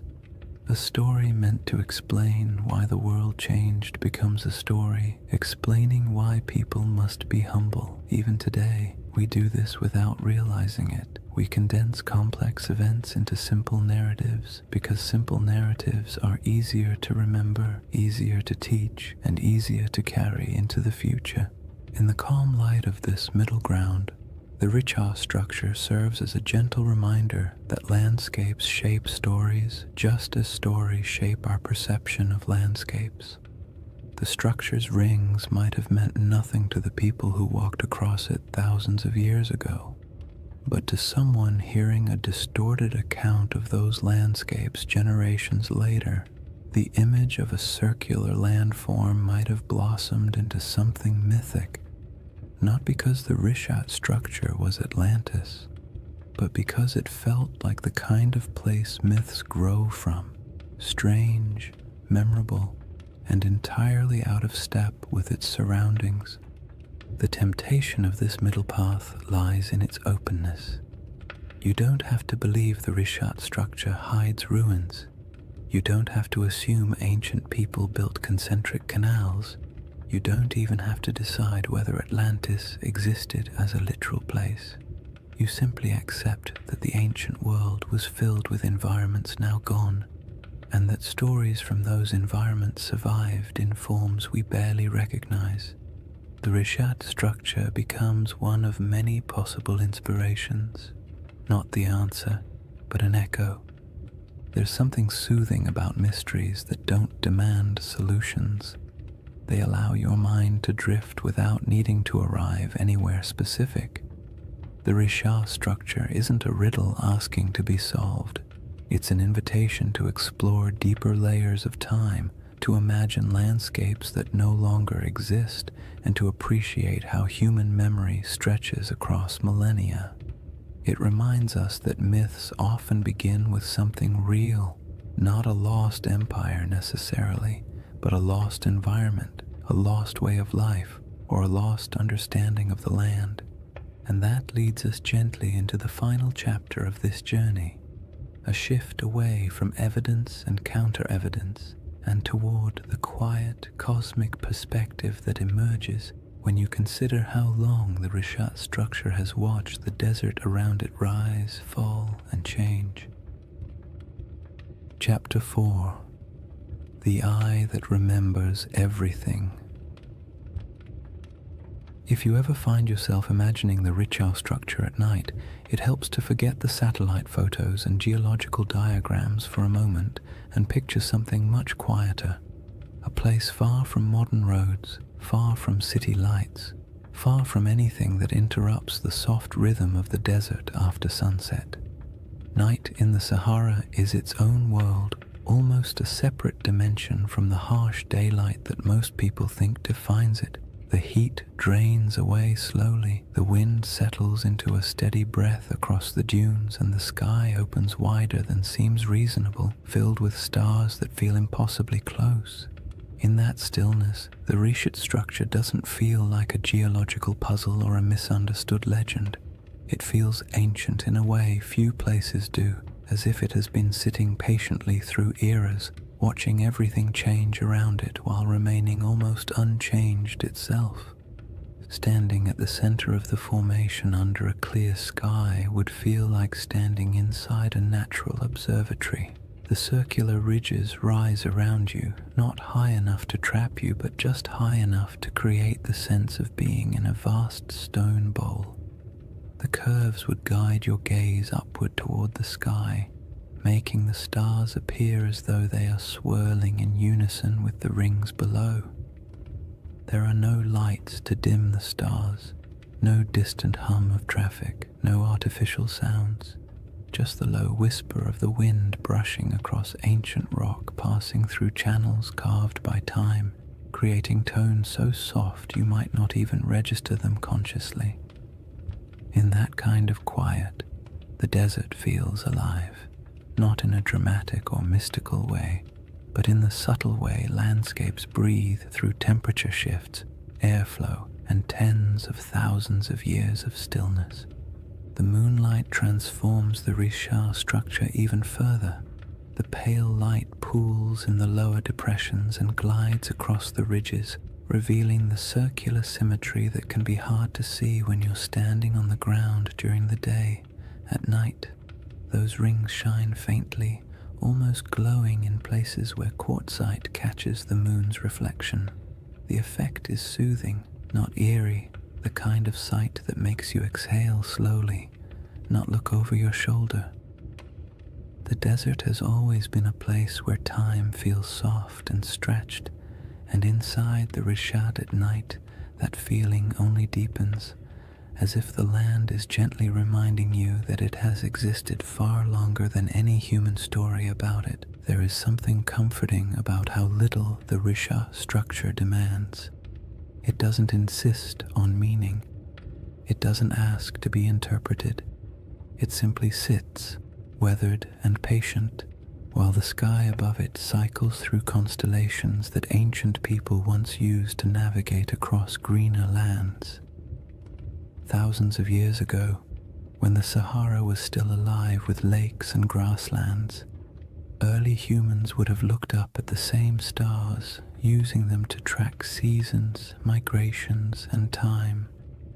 They may have passed near the Richat without knowing its shape, but they would have walked under this same sky, feeling the same cool air after sunset, listening to similar breezes skimming across the land.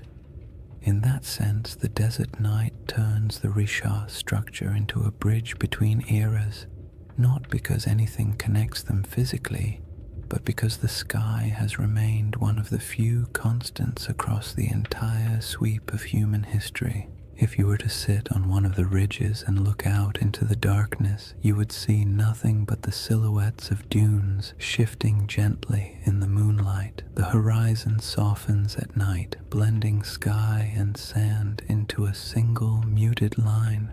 It's the kind of scene that encourages introspection, not analysis. You don't wonder who built the structure or whether it held palaces or temples.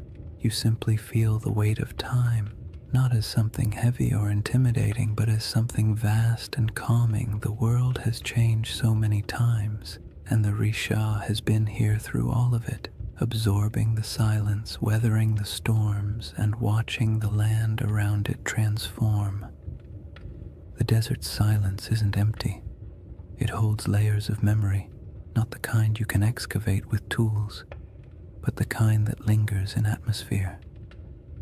The silence feels old, as if it carries a faint awareness of the worlds that once existed here.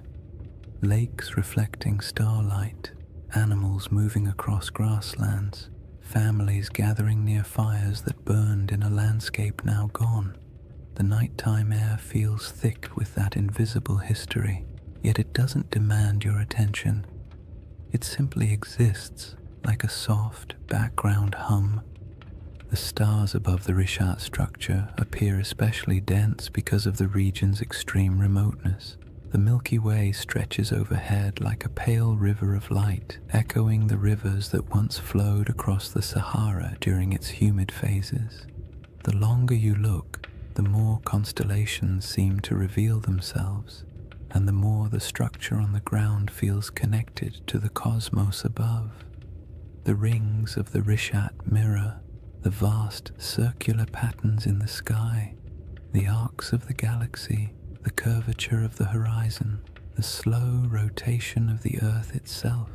It creates a sense of gentle symmetry between Earth and sky, a reminder that humans have always found meaning in patterns even when those patterns were accidental. It's easy to understand why people feel drawn to connect this ancient formation with legends. Standing inside the Risha at night could make anyone feel the urge to tell a story, not a sensational one, but a quiet one about the persistence of the land, the fragility of memory, and the way nature sometimes creates shapes that feel like symbols. In the soft glow of the moon, the structure doesn't look artificial, but it does look intentional in a way only nature at its most patient can achieve. What makes the Risha structure so soothing at night is the way it absorbs human curiosity without answering it. You can wonder about its origins, its place in mythology, its connection to past climates, or whether ancient people ever felt a hint of awe when passing near it. But the structure offers nothing back except the gentle assurance that it will still be here long after our questions fade into silence. In that sense, it becomes a reminder not of lost civilizations, but of time's quiet endurance, the slow, steady processes that shape the earth far beyond human timelines.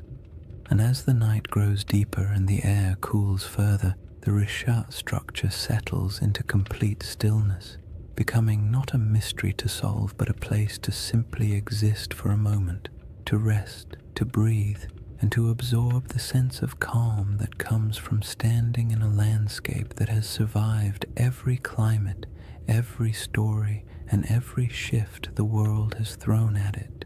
The next layer of this journey explores the source of that storytelling instinct, why humans see patterns, build myths, and create meaning from landscapes that endure long after the civilizations around them disappear.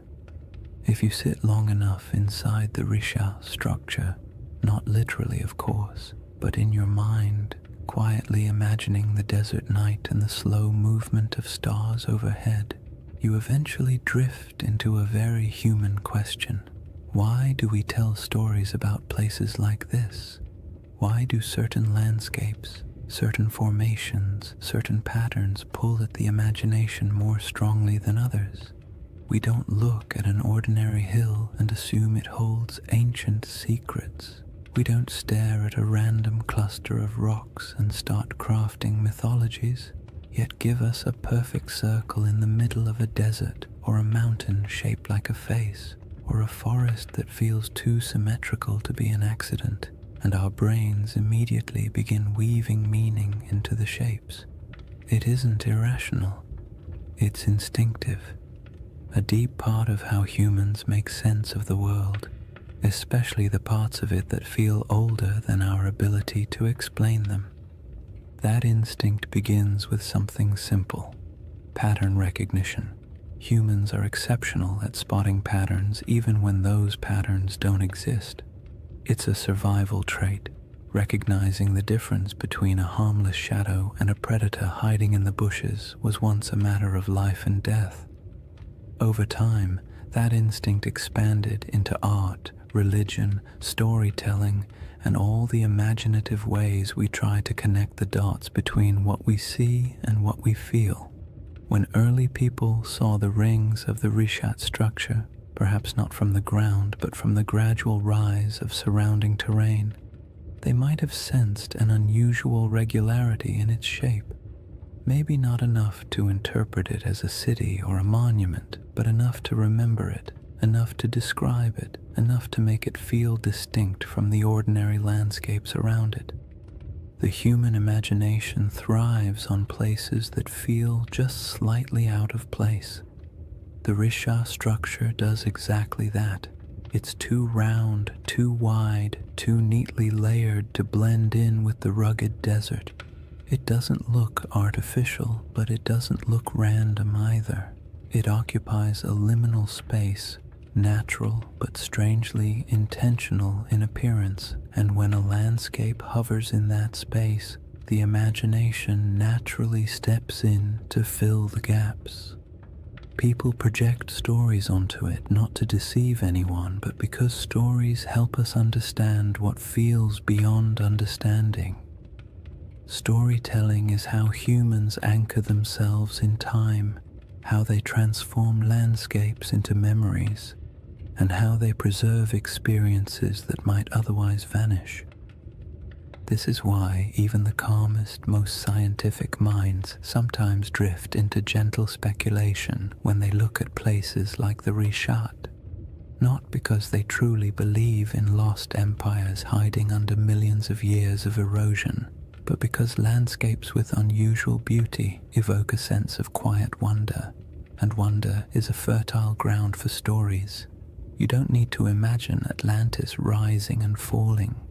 You only need to imagine how it felt for early communities to live in a Sahara full of lakes and wildlife, passing by a strange circular plateau that looked different each season.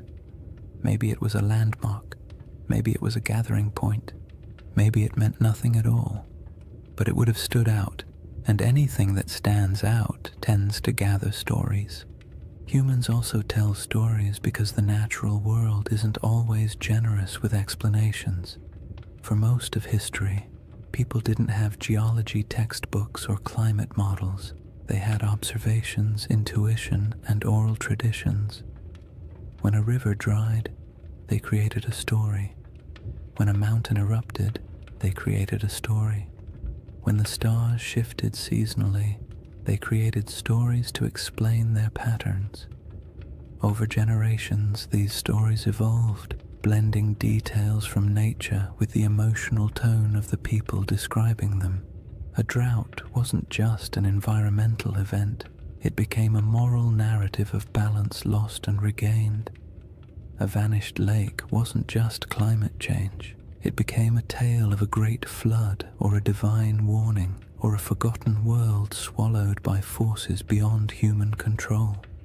It isn't surprising that the Rishat structure, surrounded by a desert shaped by one of the most dramatic climate transformations in human prehistory, inspires curiosity bordering on myth. Long before Plato wrote about Atlantis, people across the Sahara would have witnessed environmental shifts so profound they could barely describe them. Shrinking lakes, migrating animals, the slow invasion of sand, these experiences leave emotional impressions. A landscape that once supported entire populations can fade into silence within a few generations, and when that happens, the stories that form afterward are rarely literal accounts. They become metaphors for loss, change, and the fragility of human presence. The act of storytelling also brings comfort. It creates order in places where nature seems chaotic. It offers meaning in events that feel senseless, and it allows cultures to pass knowledge from one generation to the next. A story about a lost world isn't just entertainment. It's a way of saying, something important happened here, don't forget it. Those stories can stretch across thousands of years, even if the exact details blur.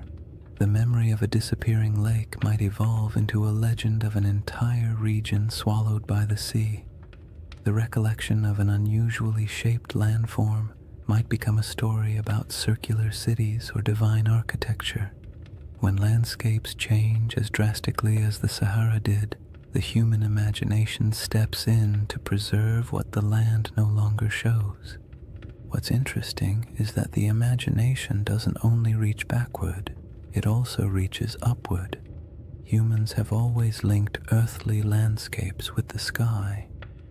The circular shape of the Risha structure mirrors patterns in the heavens, orbits, celestial spheres, the arc of the Milky Way. Ancient cultures often looked at the sky and the earth as mirrors of one another. If something looked meaningful on the ground, they assumed a celestial connection. If something appeared in the stars, they looked for its reflection in the landscape. This tendency isn't mystical, it's psychological. It creates symmetry between the known and the unknown, allowing people to navigate a confusing world through harmony rather than randomness. The Risha structure invites that kind of thinking. At night, when the stars swirl overhead and the rings below form a gentle spiral of shadow and light, it becomes easy to understand how the human imagination might link the two, not through elaborate theories, but through quiet intuition, through the simple feeling that a place shaped in circles must hold a story shaped in circles, through the awareness that landscapes sometimes look like symbols even when they are not, through the natural desire to connect the visible world with the invisible past. In the end, the human imagination isn't a flaw in our understanding of places like the Risha structure. It's a companion. It allows us to explore possibilities without insisting on answers. It lets us appreciate mysteries without demanding they be solved. And it reminds us that even when we know the scientific explanation for a geological formation, we can still feel wonder, still be moved by the beauty of its shape, and still tell stories about what it might have meant to the people who walked through a greener Sahara thousands of years ago. That instinct to remember, to reinterpret, to imagine, leads naturally into the next part of this journey. The way deserts protect, preserve, and occasionally conceal pieces of worlds that no longer exist, leaving behind not cities but quiet geological breadcrumbs for the patient observer. When people think of the desert, they often imagine it as a place that erases everything. Wind sweeping across dunes, sand swallowing anything left on the surface, time grinding all traces of the past into dust. And while parts of that are true, the desert is far more complicated. It destroys, yes, but it also preserves in ways wetter climates never can. Humidity decays wood, softens clay, and corrodes metal. Rain washes away structures and scatters artifacts. Plants reclaim abandoned land quickly, burying the past in roots and soil. But the desert is patient. Dry air keeps things intact. Sand buries but also protects. Stone carvings last almost forever when nothing grows to break them apart. If anything, the Sahara is one of the most powerful memory keepers on Earth, even if it rarely gives up those memories easily. The Rishat structure sits in the middle of this vast archive, not an archive of books or ruins or treasure, but an archive of landscapes. The rings themselves are a geological timeline. Each layer tells a story about a different era of Earth's crust. The minerals inside them remember volcanic activity, erosion patterns, shifts in ancient climates, and surrounding the structure, scattered across the Sahara, lie faint traces of worlds that came and went before the desert took over. Fossils of fish that once swam in freshwater lakes, shells from ancient inland seas, bones of hippos, giraffes, elephants, and antelope that lived in grasslands where nothing but dunes now remain. These remnants are quiet, fragile, and astonishingly well preserved because the desert has held them still for millennia. Even more delicate objects survive in surprising numbers. Stone tools left behind by early humans who walked across plains now buried under dunes, arrowheads, blades, grinding stones, small carvings. They're scattered, not concentrated, evidence of lives lived lightly on the land, following herds, collecting plants, moving when the seasons demanded it. None of these objects tell a story of a centralized city or a monumental culture, but they do tell the story of human persistence in a world that was constantly shifting around them. These tools have edges still sharp enough to cut.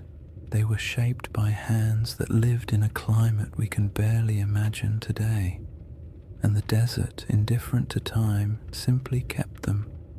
Then there are the rivers, or rather, the ghosts of rivers.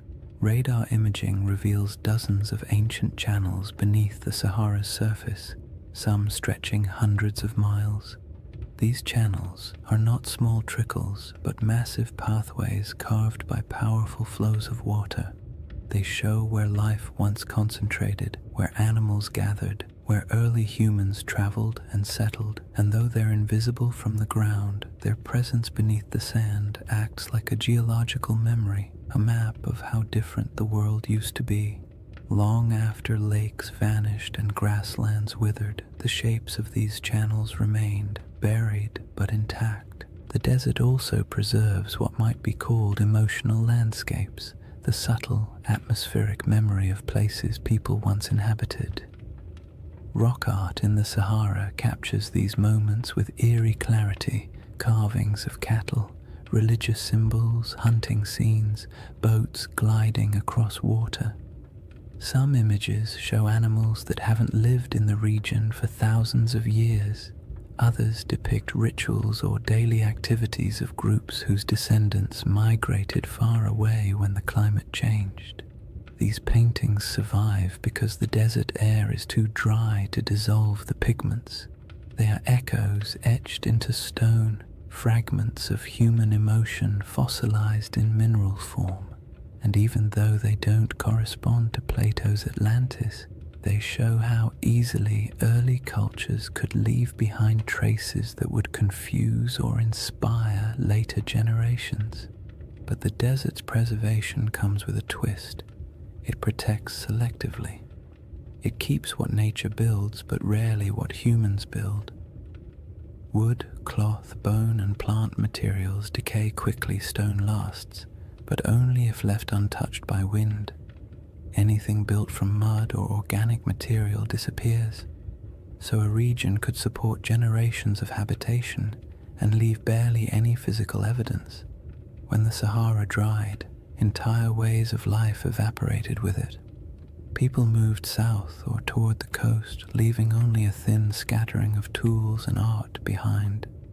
By the time later civilizations emerged in Egypt, Carthage, and the Mediterranean world, the memory of those Saharan cultures had already faded into rumor. What remained was the land itself, a massive desert holding fragments of forgotten worlds. The Risha structure in this context isn't a monument to something lost. It's a survivor from geological history that just happens to sit among the buried traces of human history. Its rings are not ruins, but reminders that the planet keeps records in stone long after humans forget. Its symmetry draws the imagination not because it hides a city, but because it stands out against the silence of the desert, a quiet landmark in a landscape that erases almost everything else. What the desert preserves best, strangely enough, is not artifacts or fossils, but absence. It preserves the feeling of worlds that used to exist but no longer do. It holds the echo of water where there is none. It holds the memory of animals that once roamed freely. It holds the imprint of climate cycles so vast they dwarf every human empire combined. When you stand in a place like the Rishat structure, the most powerful sensation isn't that something is buried beneath your feet, it's that something is missing. something that used to be here but isn't anymore. That sense of absence can be misunderstood as evidence of ruins or lost cities, but it's really just the desert doing what deserts do, revealing nothing and everything at the same time. And that is why this landscape inspires stories. Humans fill silence with meaning. We see the absence and imagine what might have once filled it. We see preserved fossils and picture thriving ecosystems. We see ancient riverbeds and imagine the people who walked beside them. The desert keeps just enough evidence to suggest what once existed, but not enough to tell the full story. And in that gap, wide, quiet, and centuries deep, the imagination takes over. This brings us to the final movement of this journey, a gentle widening of perspective, a step back from geology and fossils and myths, and into the broader cosmic calm that emerges when you stand in the middle of a desert night and realize just how ancient, patient, and enduring the earth truly is. When you step back from all the theories, the geology, the ancient climates, and the quiet wonders preserved by the desert, the Risha structure becomes something simpler. Not a riddle demanding an answer, but a reminder of how small we are against the scale of time. Standing in the middle of its rings, especially under the night sky, you can feel the weight of millions of years pressing gently around you, not in a frightening way, but in a calming, grounding way, the kind that makes your breath slow down without you meaning to, as if the land itself is inviting you to let go of the need for certainty. Because the truth is, the Rishat structure doesn't care what we believe about it. It existed long before humans tried to make sense of it, and it will exist long after our stories fade. The desert has watched entire civilizations rise and fall at its edges, while the eye of Africa simply remained what it always was, a geological formation shaped by pressures, erosion, and deep time. And yet, for something so indifferent, it has a remarkable ability to hold our attention, to stir our imagination, to make us lean forward and whisper, "What if?" That what if doesn't need to be answered. It's enough that the question exists. It's enough that something in a quiet corner of the Sahara can evoke wonder in people who will never stand beside it. We don't need Atlantis for the Risha to matter. We don't need a lost empire or buried ruins. The formation is compelling precisely because it sits on the edge of the known and the unknown, part science, part mystery, part myth, part memory. It invites you to be curious without demanding conclusions, and that is its most soothing quality. If you imagine the Risha at its quietest moment, perhaps just before dawn, when the stars begin to fade but the sun hasn't yet lifted over the dunes, the entire landscape feels suspended. The air is cool, still carrying the desert's nighttime clarity. The sky brightens slowly, revealing the faint outlines of the rings around you. The first light washes over the ridges, turning the stone soft shades of blue and gold. In this moment, it feels as though the structure is waking up, though of course it never sleeps. It simply cycles through light and darkness, warmth and cold, day after day, century after century, long after humanity stopped paying attention, and that quiet persistence is part of its allure. The Rishat structure doesn't ask for interpretation because it doesn't need us. It exists comfortably beyond our stories. We are the ones who project meaning onto it, who draw parallels, who search for patterns, and there's nothing wrong with that. Humans make meaning because it helps us navigate a world that rarely explains itself. But when you're standing in front of something so ancient, so vast, and so unaffected by our questions, the impulse to interpret eventually softens. You start to accept the landscape the way you accept the night sky, beautiful, mysterious, complete without needing answers. This is why the final feeling the Risha structure gives isn't excitement or fear or even curiosity. It's perspective. The kind of perspective that makes you realize how temporary human history is compared to geological time. Civilizations rise, cities flourish, myths form, and then everything fades. But the land remains. The Sahara has been green, then brown, then green again, then sand, then grass, then dunes. The world shifts constantly, but overspans so long that it's easy to forget. Human history is only a blink in the Earth's memory. When you imagine the Eye of Africa remembering, it's not literal, of course. Rock doesn't hold memories the way we do, but landscapes preserve patterns, scars, layers, and echoes of what came before. The Risha structure remembers not through intention, but through endurance, through the way its rings hold the imprint of ancient forces, through the way it witnessed the Sahara's transformation without changing its own essential shape, through the way it stands in the middle of emptiness, still holding the quiet dignity of something older than our oldest stories.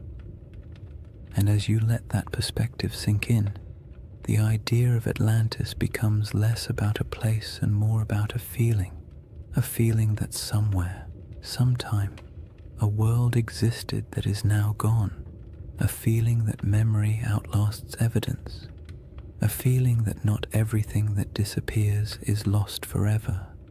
Some things simply fade into new forms, new landscapes, new interpretations.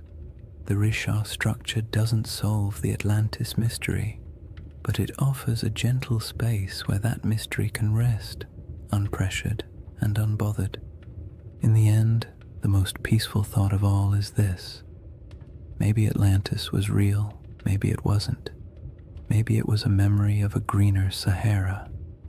Maybe it was an echo of rivers and lakes that vanished before history began. Or maybe it was just a story, a beautifully structured story passed down through generations. But somewhere out there in the quiet heart of the desert, the Eye of Africa is still watching. Not searching, not revealing, just watching. Watching the night sky turn. Watching the dunes shift. Watching time pass with the patience only the earth itself can hold. And there is something profoundly comforting about that. To know that long after questions fade and theories shift and stories evolve, the land remains silent, enduring, timeless. A slow, cosmic heartbeat in the middle of the Sahara, inviting you to breathe a little slower, to let your thoughts drift, and to fall gently into rest. If you've made it this far, awake, half asleep, or somewhere in that gentle in-between space where thoughts drift like sand across a desert floor, then you've journeyed through one of Earth's quietest mysteries. And maybe that's the real beauty of the Risha structure. Not that it holds answers, but that it encourages the kind of patient wondering that modern life rarely gives us time for. In a world full of noise, urgency, and constant stimulation, the Eye of Africa offers the opposite: silence, space, perspective, a slow reminder that the planet moves at a pace far older and far calmer than anything we build on its surface. When you think back to what we've explored, the green Sahara that once flourished with lakes and herds, the ancient river systems buried beneath dunes, the rock art carved by hands that lived in a world we can barely imagine, the geological forces that sculpted the Risha's rings millions of years before humans ever walked near them, it becomes clear that the story of this place isn't about a lost civilization. It's about a lost landscape, a world that once existed, quietly thrived, and then vanished not because of catastrophe, but because Earth itself shifted into a new rhythm. The The Rishat structure is a witness to all of it, a memory in stone shaped not by human intention but by natural processes that unfold over spans of time far beyond our comprehension. And even though the Atlantis comparison has become part of its identity, the truth is you don't need a legend to appreciate this formation. You don't need Plato or myths of rings and cities or theories about ancient mariners. You only need the simple awareness that our planet contains places so strange and so beautiful that they feel like stories even before we start telling them. The Rishat structure is one of those places. Perfectly circular, timeless, a little unsettling, completely mesmerizing, the kind of formation that makes you pause and remember that the earth was sculpting wonders long before anyone arrived to give them names.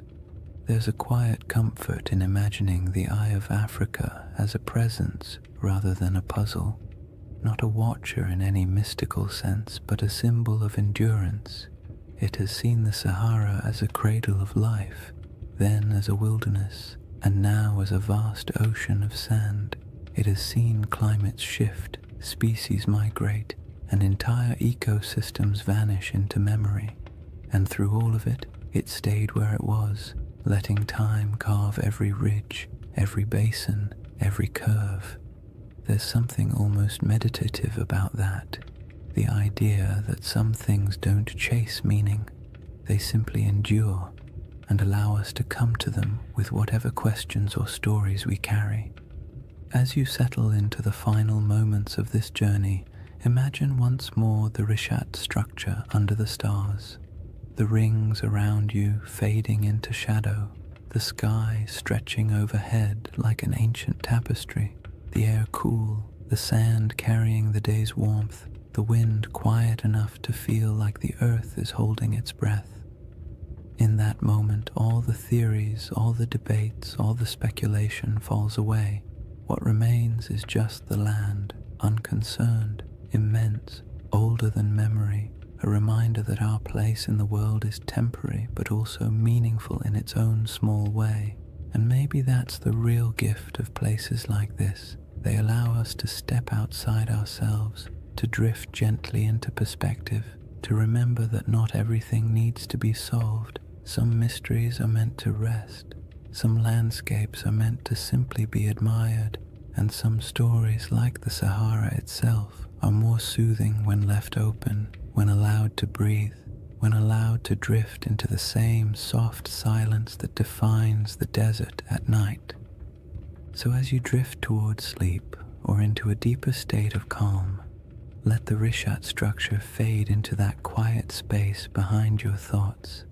Let the rings dissolve into darkness, the stars soften overhead, and the desert wind carry away whatever tension you brought with you. The earth has been here a long time, and it will be here long after the worries of today have faded. You are small compared to the scale of geological time, but that smallness is not a burden.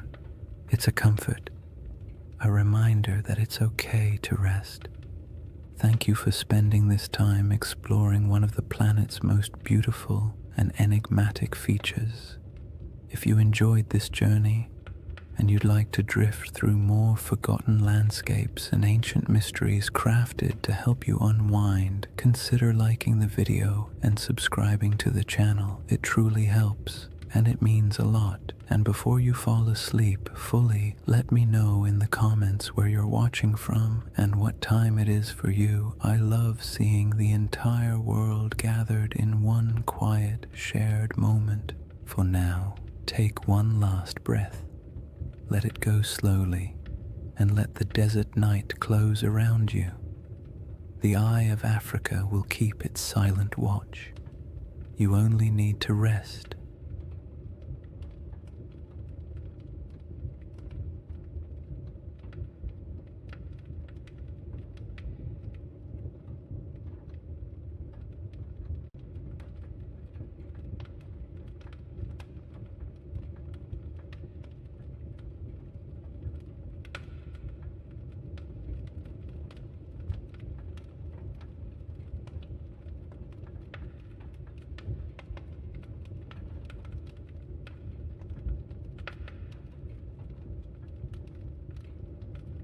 Hey guys, welcome back to the Sleep Atlas. Tonight, we're traveling back to one of history's strangest paradoxes, an army of monks, men who swore vows of poverty, chastity, and obedience, then marched into battle with swords gleaming in the sunlight and banners blazing red crosses against white, the Knights Templar.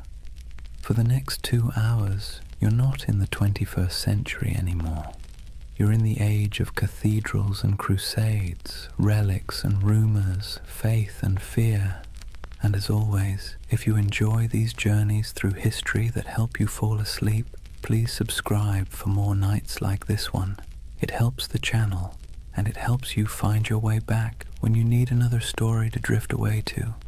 Now tell me in the comments, what's keeping you up tonight? Because tonight, we're going to talk about a brotherhood that was born in faith, drenched in blood, and consumed by legend.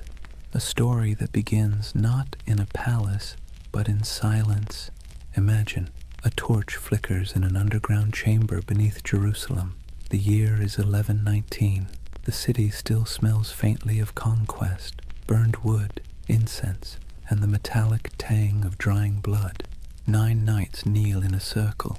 Their armor creaks as they bow their heads.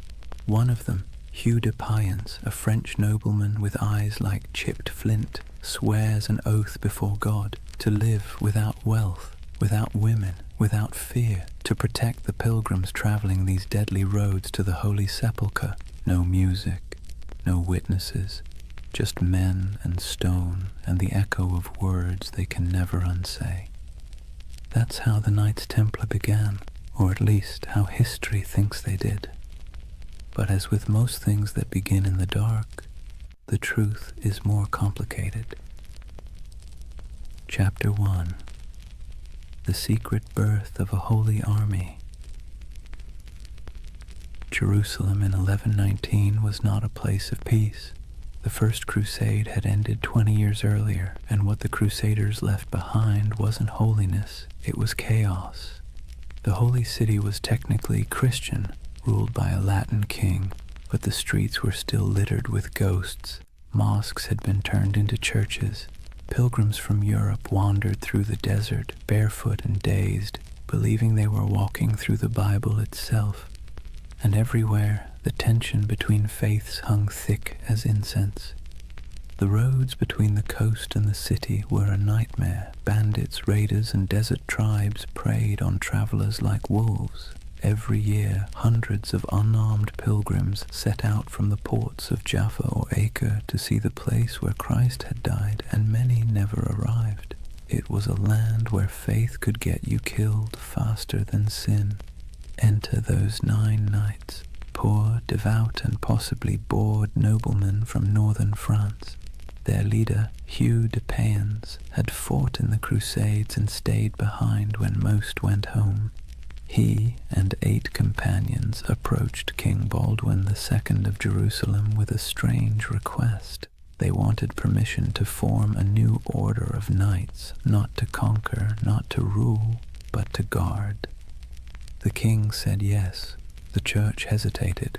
Nobody quite knew what to do with these men. They were knights, yes, but they claimed to be monks too.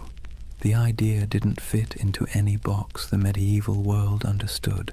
A soldier was supposed to fight, a monk was supposed to pray, and these men wanted to do both. Baldwin gave them quarters in a building that stood on the ruins of the Temple of Solomon, the most sacred and controversial ground in the world. And that's where their name came from. The poor fellow soldiers of Christ and of the Temple of Solomon, or more simply, the Knights Templar. Now here's where things start to shimmer with myth, because for nearly a decade, nobody heard much from them. No glorious battles, no public presence, just 9 knights living quietly in a half-ruined temple, claiming to protect pilgrims.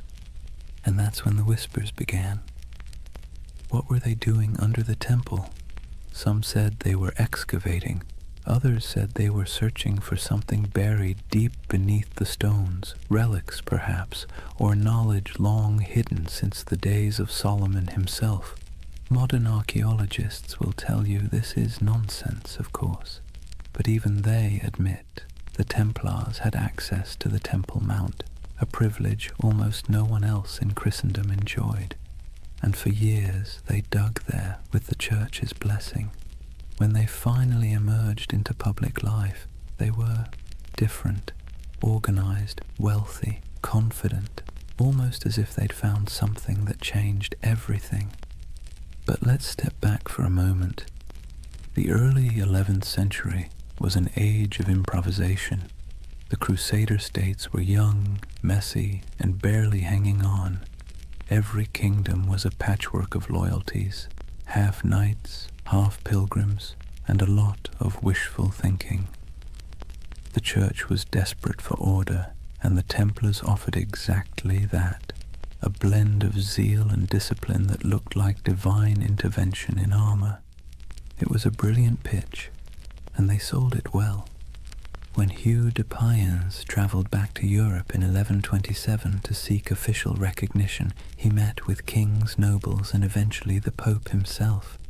The Church loved them, a holy army that required no payment, asked for no land, and swore absolute loyalty to God. It was a bureaucrat's dream. Pope Honorius II granted them official status, and a few years later, in 1139, another pope, Innocent II, took it even further. He declared that the Templars answered to no king, no bishop, and no law except the popes. They were untouchable, exempt from taxes, allowed to cross borders freely, and permitted to collect donations directly from the faithful. In other words, the Knights Templar became a multinational corporation, centuries before such a thing should have existed. And that's where their story stops being quaint and starts getting strange. Because remember, these were men who began with nothing. Their symbol was two knights riding a single horse, a visual metaphor for poverty. Within a generation, that same order owned castles, fleets, and entire banking networks. They were the world's first financial institution that operated across borders. But we're getting ahead of ourselves. Right now, there's still just 9 men under the ruins of Solomon's temple, holding candles against the dark. Picture it. The smell of wax and oil smoke, the faint hum of wind through broken columns, the distant cries of muezzins echoing from the city below. The world is shifting. Faith, power, greed, all swirling together into something entirely new. Somewhere between prayer and politics, the Templars had found a formula that worked.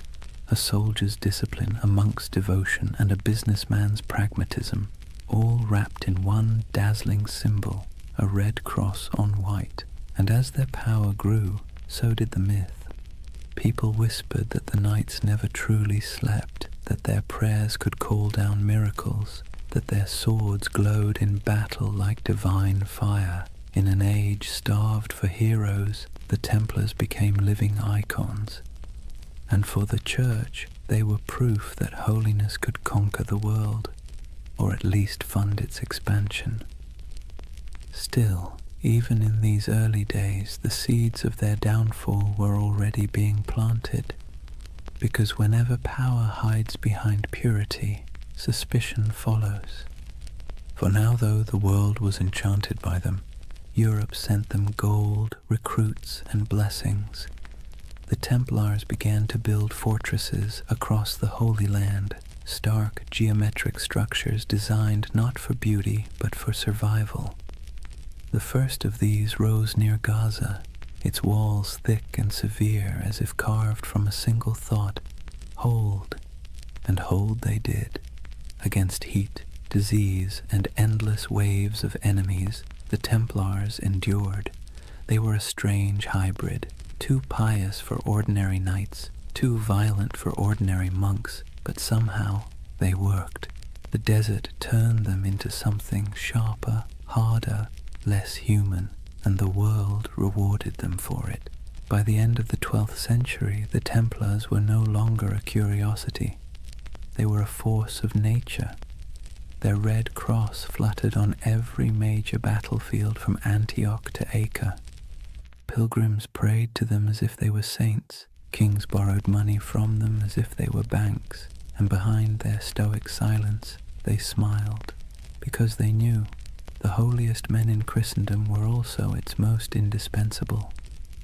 The Holy Land. It sounds peaceful, doesn't it? Golden deserts, olive groves, sun-bleached ruins, the kind of place you might imagine angels hovering over in serene silence. But in the early 12th century, it was anything but serene. Jerusalem had been liberated by Christian crusaders only a few decades earlier, and let's be clear, liberation in medieval terms usually meant blood up to the ankles. The First Crusade had ended with the massacre of nearly every inhabitant of the city, Muslim, Jew, and even some Christians unlucky enough to be standing in the wrong doorway. The survivors who staggered out of those gates left behind a city that was holy, yes, but also haunted. Now, imagine you're one of the pilgrims arriving from Europe after that carnage. You've sold your land, kissed your family goodbye, and endured months on a leaky ship that smelled of salt, vomit, and desperation. You finally set foot on the sacred soil of Jerusalem, only to realize it's crawling with mercenaries, thieves, and rival priests arguing over who owns which holy relic. There were monks selling pieces of the true cross for pocket change, relic peddlers waving around bones that supposedly belonged to every apostle, and beggars who could quote scripture better than bishops. It was chaotic, commercial, and weirdly alive. The Holy Land was supposed to be a place of purity, but it was also a marketplace of faith, and this was the world the Templars were born into. To protect pilgrims, they needed roads. To patrol the roads, they needed horses. To feed the horses, they needed money. And to get money, they needed support from Europe, which meant they needed branding. And few groups in history have ever branded themselves better. The Knights of the Temple. It sounded like a riddle, a name that whispered of prophecy, secrecy, destiny. In an age addicted to relics and miracles, the idea of an army living on sacred ground was irresistible. Still, their mission was grimly practical. The routes from the ports to Jerusalem, Jaffa, Acre, Tyre, were treacherous. Travelers were robbed, murdered, or sold into slavery. The Templars became the bodyguards of faith itself, escorting caravans of believers through the desert, fighting off raiders who saw pilgrims as walking coin purses. Picture it, a long line of weary travelers trudging beneath a white-hot sun, sandals kicking up dust, and ahead of them a small band of armored men on horseback, faces hidden behind helms, silent except for the creak of leather and the dull thud of hooves. To see that Red Cross approaching must have felt like salvation made visible. But Jerusalem wasn't the only concern. Beyond the city walls, the Crusader states were fracturing. Christian lords squabbled like children over territory they barely controlled. The Kingdom of Jerusalem, the County of Tripoli, the Principality of Antioch, all were fragile, stitched together by ambition and distrust. The Muslim world, meanwhile, was far from united but infinitely more patient. Leaders like Zengi, Nur ad-Din, and later Saladin understood that the Crusaders were temporary. Empires built on zeal tend to burn bright and burn out. The Templars didn't know it yet, but they were living on borrowed time. For now, though, their world was still expanding. They built their first fortresses across the Holy Land, massive, angular structures that looked more like stone mathematics than architecture. No decoration, no vanity, just geometry and faith. These weren't castles meant to impress. They were meant to survive. Thick walls, narrow gates, cisterns for water, hidden staircases for escape. If you were a Templar stationed in one, your days were predictable. Prayer, patrol, repair, repeat. The heat was relentless. Armor became ovens. Horses collapsed from thirst. And yet, they endured. They believed every drop of sweat was a prayer, every scar a kind of devotion. The Templar life was monastic but also militarized. They rose before dawn, prayed, trained, rode, and ate simple meals in silence. Even at the table they sat in pairs, sharing food from a single bowl, just as they once shared horses when they were poor. That duality, poverty and power, humility and dominance, defined them. To outsiders it made the Templars look almost supernatural. They were disciplined in a world that thrived on chaos. They didn't drink, gamble, or chase women. They didn't hoard gold for themselves, but for the order. Compared to the average Crusader knight, who often behaved like a drunk tourist with a sword, the Templars seemed godlike. But discipline has its price. Their strictness made them feared, but it also made them cold. And in a land that worshipped stories, coldness was suspicious. Rumors spread that they worshipped strange idols, that their prayers were not quite Christian, that beneath their white mantles they bore symbols not approved by Rome. None of it was true, yet, but you can see why people started to talk. The Templars were always apart. They answered to no king, no priest, and no local authority. They were an army within an army, a church within the church. And whenever men form a power that stands outside all others, paranoia soon follows. Still, in the 1130s and 1140s, those fears were whispers drowned out by praise. Pilgrims wrote home about the silent, white-cloaked knights who saved them from bandits. Kings sent donations, nobles offered land. The Templar name spread across Europe like wildfire. Soon new recruits poured in, sons of minor lords, second brothers with no inheritance, men too proud to farm and too poor to rule. To join the Templars was to gain purpose, rank, and immortality of a kind. When they swore their vows, they gave up everything, property, family, even their names. They became one organism, and that made them terrifyingly efficient. Meanwhile, in Jerusalem, politics festered. The so-called Latin kingdom looked glamorous from afar. Gleaming churches, processions of relics, knights shimmering in gold. But behind the spectacle lay disease, infighting, and endless debt. Maintaining an army in the desert cost a fortune, and Europe's appetite for holy war was already fading. That's where the Templars' financial genius quietly began. They developed systems for storing, transferring, and protecting wealth for pilgrims and crusaders alike. A traveler could deposit money at a Templar preceptory in London, receive a coded letter, and withdraw the funds safely in Jerusalem. It was medieval banking, and it worked. While the kings of the Crusader states struggled to feed their armies, the Templars were busy inventing international finance. It's a miracle they didn't invent the credit card. Their wealth, however, wasn't just monetary, it was reputational. In a world obsessed with honor, the Templar cross became a brand of trust. Churches displayed it proudly. Merchants painted it on their ships. Even thieves hesitated to rob a Templar convoy because rumor said anyone who did would die within the year. But faith and fear are fickle allies. By mid-century, the political tides began to turn. Muslim forces under unified banners were pushing back. The dream of permanent Christian rule in the East was already fraying. The Templars found themselves fighting not for glory but for survival. Still, for every setback, they doubled down. When they lost a castle, they built two more. When armies fell, they recruited faster. When allies faltered, they became their own nation of stone and secrecy. You can almost admire the sheer stubbornness of it. The idea that faith could replace geography, that brotherhood could outlast empire. By the late 12th century, The Templars were no longer 9 poor knights in a ruin. They were the backbone of Christendom's military and financial power.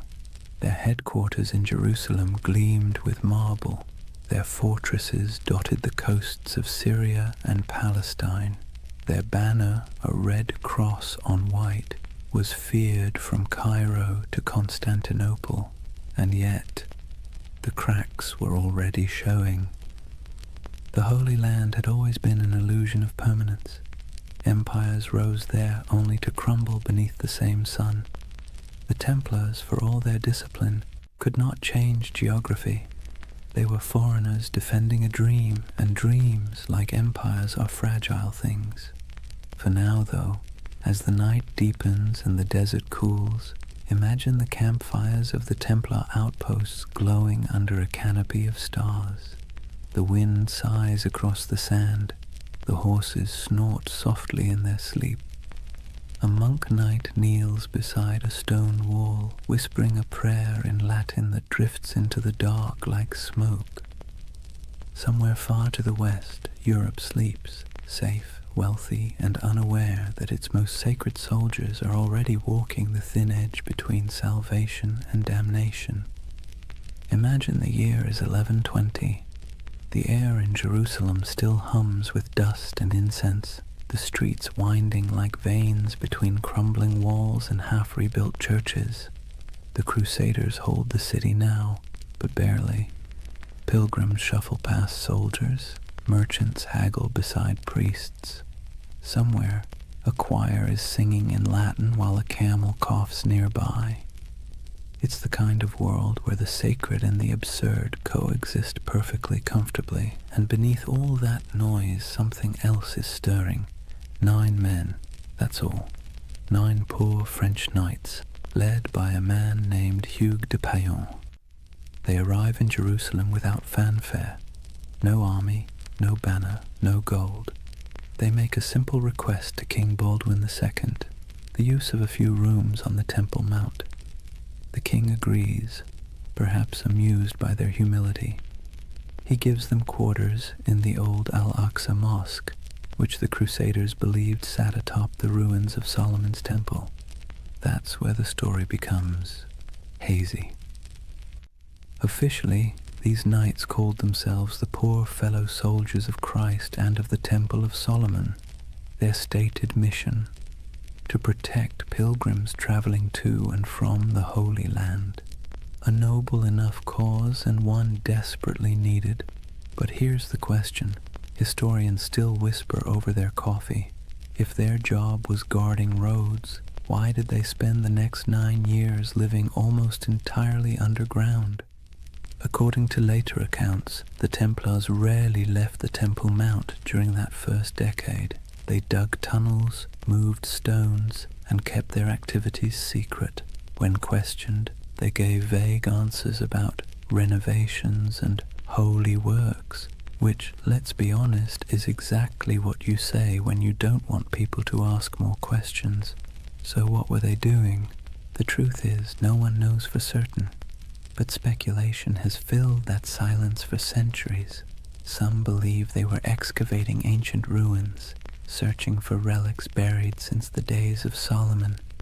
Others suggest they were hunting for texts, scrolls containing forgotten wisdom, early Gnostic writings, alchemical treatises, even architectural blueprints said to hold divine secrets. And then, of course, there's the most enduring rumor of all, the Holy Grail. It's easy to roll your eyes now, but picture it from their perspective. You're in the 12th century, sleeping on the ruins of the most mythic temple in history. You're a warrior who believes God speaks through symbols, and beneath your feet are thousands of years of rubble, Babylonian, Persian, Roman, Byzantine. If faith ever had a basement full of mysteries, this was it. The Templars' time under the Temple Mount became the seed of every legend that followed. Later chroniclers claimed they discovered something extraordinary, but were maddeningly vague about what that was. Some said they found the Ark of the Covenant, Others insisted they unearthed gold from Solomon's treasury. More imaginative souls suggested they uncovered proof of bloodlines, records linking Christ's family to European royalty. And then, of course, there were the occult theorists who decided the knights had learned sacred geometry, secret knowledge about the structure of the universe itself. Whatever the truth, one thing is certain. When the Templars finally emerged, they were not the same men who went in. They returned to Europe transformed, quietly powerful, almost unnervingly composed. Hugues de Payen travelled to France and sought an audience with Bernard of Clairvaux, one of the most influential churchmen of the age. Bernard was a Cistercian monk, a man so ascetic he considered sleep an indulgence and food a distraction. Yet he was also a brilliant strategist, the closest thing the medieval church had to a public relations genius. Hugues explained the mission, a brotherhood of knights bound by poverty, chastity, and obedience, dedicated to God but armed for war. Bernard immediately saw the potential. It was a paradox so perfect it had to be divine. Monks who killed, soldiers who prayed, holy poverty funded by the wealth of nations. In 1129, at the Council of Troyes, the Templars received official papal approval. They were no longer just a handful of wanderers. They were an order of the Church. Bernard even wrote a sermon for them, in praise of the new knighthood, describing the Templar as a man who fears neither demons nor men, because he bears Christ in his heart and steel in his hand. It was marketing genius. Overnight, the Templars went from mysterious diggers under a ruin to God's chosen army. Donations poured in, nobles offered land, peasants offered sons. The Templar banner, white for purity, red for martyrdom, became one of the most recognized symbols in Christendom. But still, the whispers persisted. Even as they rose, people kept asking, what did they find beneath that temple? Why did they never speak of those 9 silent years? The truth, if there is one, is probably less cinematic and more bureaucratic. Archaeology as we know it didn't exist. Digging beneath ancient ruins wasn't about science. It was about faith and superstition. Maybe they really did find something sacred. Maybe they found nothing but stones. But it almost didn't matter. The mystery itself was more powerful than any treasure, and the Templars knew how to use that. You see, medieval Europe adored relics because relics made the invisible visible. A saint's bone could turn a dusty chapel into a pilgrimage site. A scrap of cloth from Christ's robe could transform a forgotten village into a holy destination. The Templars, deliberately or not, became a living relic. They didn't need to show proof of miracles. Their very existence was the miracle. Their silence became their sanctity, their secrecy, their strength. And silence travels farther than any sermon.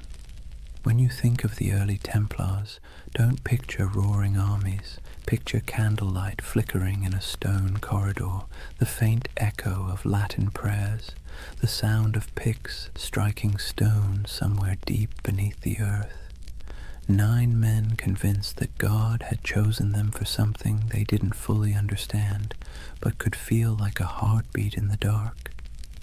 The idea of the hidden runs through everything they did afterward.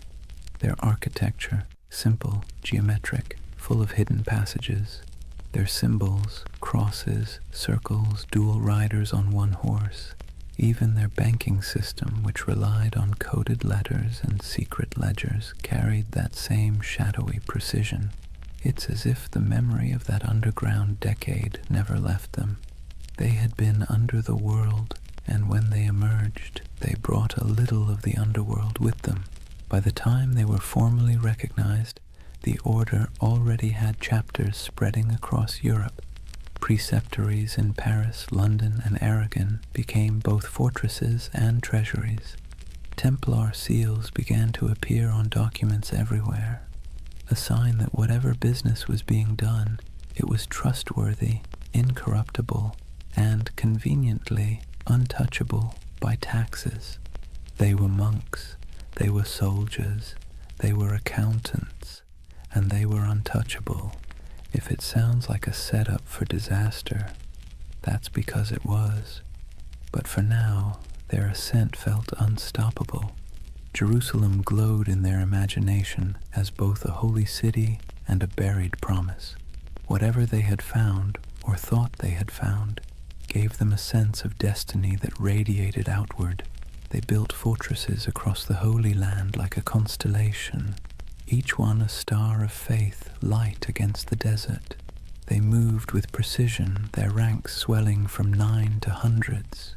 Their banners fluttered beside kings, yet their loyalty remained solely to the order and to God, or at least their version of him. And through it all, that mystery under the temple lingered, quiet and magnetic.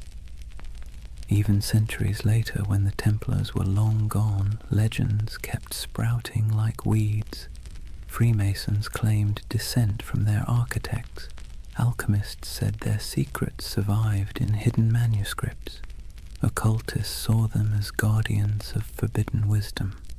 Historians, somewhat exasperated, kept insisting they were just monks with good bookkeeping skills.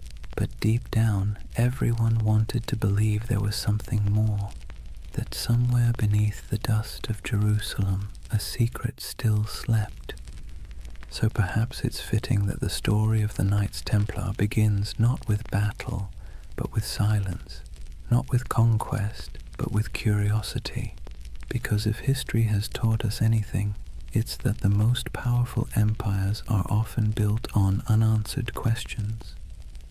The Templars' first great victory wasn't on a battlefield, it was in the imagination, and that, more than gold or relics or papal favor, would carry them into legend. Picture Rome in the early 12th century, a city that smells of candle wax and incense, but also of politics. Papal banners hang limp in the sun.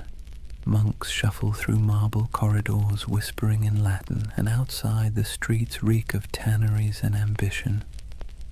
The church by now was more than a faith. It was the nervous system of Europe, pulsing through every kingdom, dictating who ruled, who knelt, and who burned. Kings were crowned by its hands, empires justified by its blessings. And into this complicated organism walked Hugh de Payens and his strange little band of knights. They didn't look like much. They were poor, quiet, foreign. Their armor was worn, their mission vague. Yet they brought with them something the church found irresistible: usefulness. You see, the Holy Land was chaos. The Crusader kingdoms had been carved from blood and miracle, and now they were crumbling just as quickly. Pilgrims were still being robbed, caravans ambushed, relics stolen, and cities changed hands faster than anyone could update the maps. The church needed protectors, reliable ones, faithful ones. And the Templars, well, they were perfect. No wives, no children, no debts, no distractions, just pure obedience. The kind of men who'd ride into battle without pay, die without complaint, and most importantly, funnel everything they owned directly into the hands of the church. But they needed legitimacy first. The Pope's blessing wasn't just a stamp of approval, it was armor. It turned obscure men into an institution. So Hugh de Payens traveled to meet with the powerful Abbot Bernard of Clairvaux, a man both saintly and strategic. Bernard was the face of the Cistercian reform movement, which prized simplicity, purity, and obedience. He lived on bread, wore plain robes, and wrote letters that could humble kings. He was also, conveniently, the Pope's favorite monk. When Hughes explained the idea of warrior monks, men who prayed like monks but fought like crusaders, Bernard saw opportunity gleaming like gold leaf in a gospel. Think of it. Europe was overflowing with restless knights, violent men with nothing to do once the Crusades ended. They roamed the countryside, looting villages, feuding over puddles of land, and repenting on Sundays. The church couldn't stop them, but what if it could redirect them? The Templars were the perfect solution. Channel the chaos of knighthood into a holy purpose. Sanctify violence, wrap war in prayer. Bernard became their champion. He wrote, in praise of the new knighthood, a sermon that would become their manifesto. In it, he drew a sharp line between ordinary knights and these new holy warriors. The Knight of Christ, he wrote, fights the battles of the Lord without fear, for he bears Christ in his heart and steel in his hand. It was genius, simple, poetic, dangerous. With those words, the Templars became the Church's favorite paradox. Men who could kill for peace, who could die for salvation, who could hold a sword and a rosary in the same hand and never feel the contradiction. At the Council of Troyes in 1129, the Templars were officially recognized as a religious order. Pope Honorius II approved their rule, a strict code of conduct modeled after monastic life but adapted for war. They took vows of poverty, chastity, and obedience. They ate in silence. They wore plain white mantles to symbolize purity, later marked by a red cross, the color of martyrdom. They slept in communal dormitories, their armor near at hand. They prayed 8 times a day. And yet they were also soldiers, men who trained for battle, guarded caravans, and fought with terrifying precision. It was an impossible combination, but that was the point. The contradiction itself was their mystique. The Church, always hungry for spectacle, adored it. Sermons across Europe began praising these poor knights of Christ as living saints. Relics were touched to their swords. Songs were written about their devotion. Donors poured gold into their coffers. Within a decade, they owned lands across France, England, and Iberia. Within 2, they controlled a network that stretched from London to Jerusalem, all under the cross, all under God. The irony, of course, was that their vow of poverty made them one of the richest organizations in Europe. Nobles who couldn't join gave donations instead. Merchants stored money in Templar houses for safekeeping, the world's first reliable banking network. Pilgrims could deposit coins in Paris and withdraw them in Acre. It was faith-based finance, centuries before anyone invented the word finance, and all of it tax-free. The papal bulls that followed granted them extraordinary privileges. Templars answered only to the Pope himself. They could cross borders freely, build their own churches, even collect tithes. Kings couldn't touch them. Bishops couldn't question them. They were a country within a country, a kingdom without a king. And perhaps most importantly, they believed their mission was divine. Every Templar fortress was built like a sermon in stone, simple, geometric, symmetrical. Their architecture rejected ornamentation, favoring clean lines and silent strength. Every chapel pointed east toward Jerusalem. Every wall was both defense and devotion. They didn't just build structures, they consecrated the landscape. Travelers who saw them described the order as unnervingly calm. They marched without shouting. They fought without looting. They prayed without hesitation. To their enemies they were terrifying. To their allies, indispensable. And to themselves, they were chosen. You can almost hear it in the rhythm of their days, the steady tolling of bells, the scraping of armor on stone floors, the murmured prayers before dawn, each man believing he was part of something eternal. But let's be clear, beneath the holiness there was also bureaucracy. For every knight who swung a sword, A dozen servants and scribes managed logistics, accounts, and correspondence. Templar commanderies became administrative hubs full of ledgers, seals, and shipments. They dealt in contracts as often as crusades. Still, their image remained pure. To medieval Europe, the Knights Templar were walking proof that heaven and earth could coexist, that spiritual discipline could be forged into literal steel. But to the cynical eye, they were something even more interesting, the Church's experiment in privatized holiness. They were what happens when faith becomes an organization, efficient, obedient, and profitable.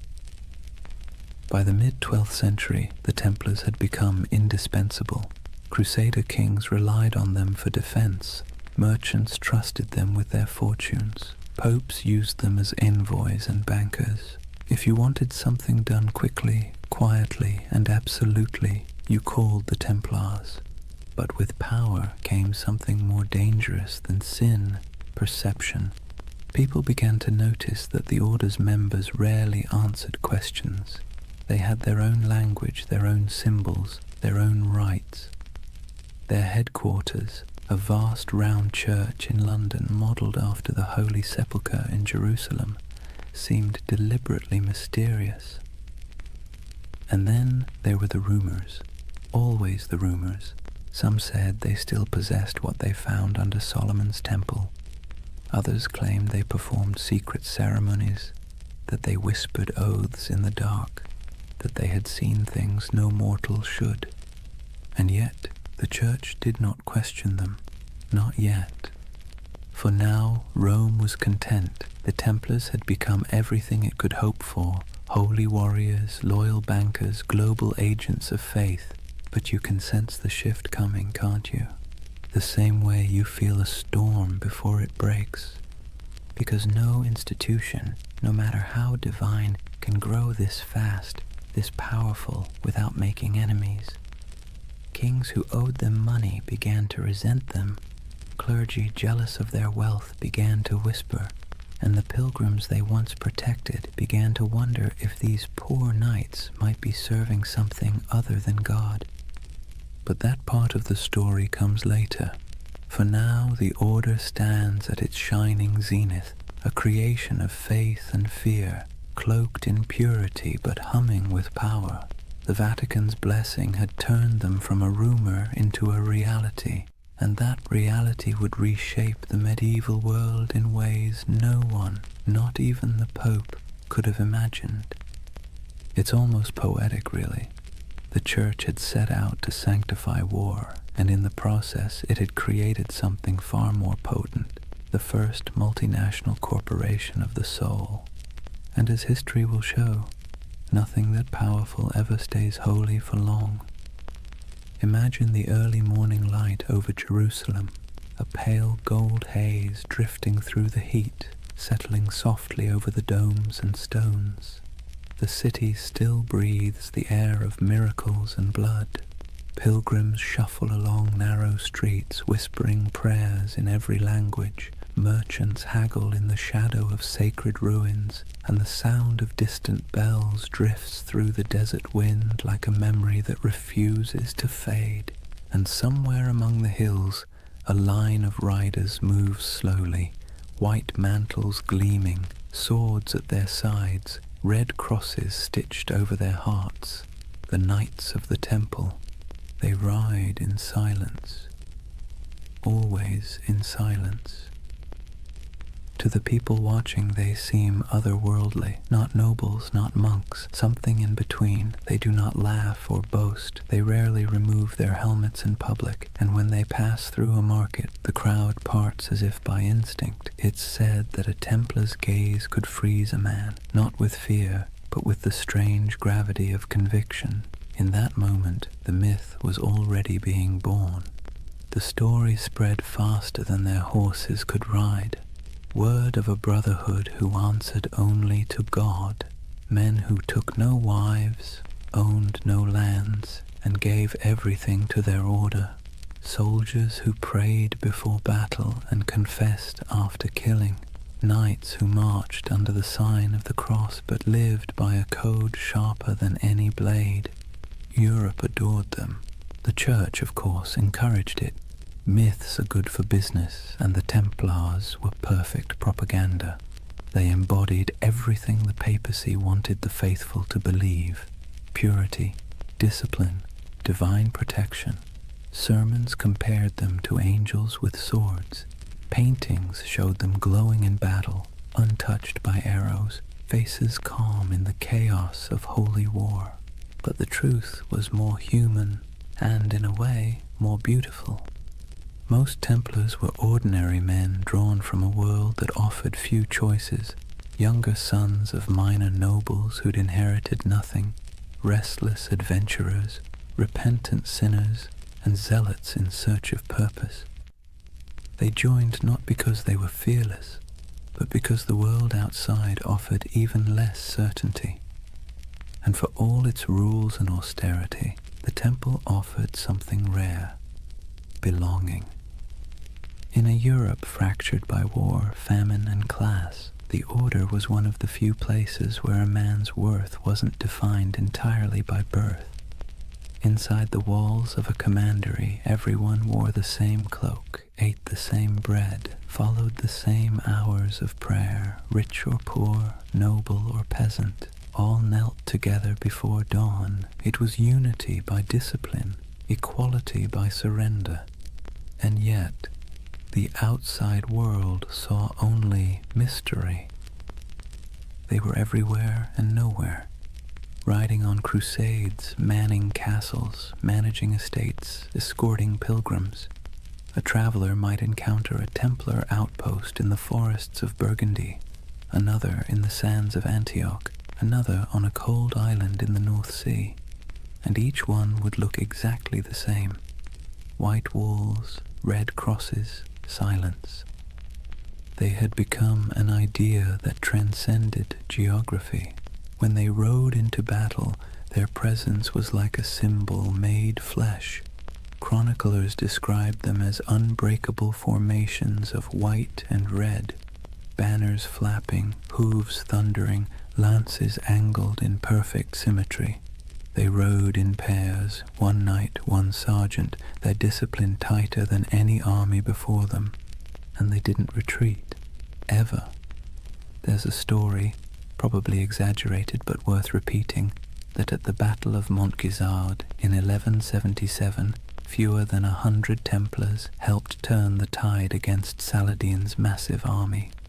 Outnumbered 20-1, they charged headlong into the desert heat, cutting through enemy lines in a frenzy of faith and exhaustion. When it was over, their commander supposedly knelt in the sand and whispered a single prayer: Non nobis Domine, non nobis sed nomini tuo de gloriam. Not unto us, O Lord, but to your name give glory. It's the kind of story medieval Europe lived for, and like all great stories, it spread, changed and grew until the facts hardly mattered anymore. The Templars were no longer just men. They were a myth in motion. They became shorthand for courage, for purity, for divine purpose. And that, ironically, was the beginning of their undoing. Because the higher a legend rises, the further it has to fall. But for now, they stood at the edge of eternity. Their coffers swelled with donations. Their castles gleamed across Christendom like white stars on a dark sea. Their red cross was the most recognized symbol in Europe. Kings sought their loans. Bishops sought their blessing. Pilgrims sought their protection. It must have felt like destiny, a divine reward for faith and sacrifice. And yet, beneath the surface, something subtle was changing. The order that began with 9 men and a dream was turning into a machine. Their vows of poverty persisted, but their treasuries overflowed. Their humility was genuine, but their power was growing beyond measure. Their lands stretched across thousands of miles. Their archives held contracts and secrets that kings would have killed to read. And because they answered only to the Pope, no monarch, no bishop, no secular court could touch them. They were untouchable, the Church's holy weapon, sharpened to perfection. But history, like the sea, is always shifting. The Crusader states were beginning to crumble. The Muslim world had learned from its defeats and was uniting under stronger leaders. Supply lines were long, morale was short, and faith, that delicate fuel, was flickering. The dream of permanent Christian dominion in the East was dying, and the Templars, who had built their identity on that dream, suddenly found themselves defending something that no longer existed. It's easy, centuries later, to imagine them as fanatics or villains, but maybe they were just men trapped in momentum, unable to stop the wheel they had helped set in motion. By the time their banners fluttered over the last surviving Crusader fortresses, their legend had already outgrown them. In Europe they were saints, in the East they were demons, and in their own hearts, who knows, perhaps a little of both.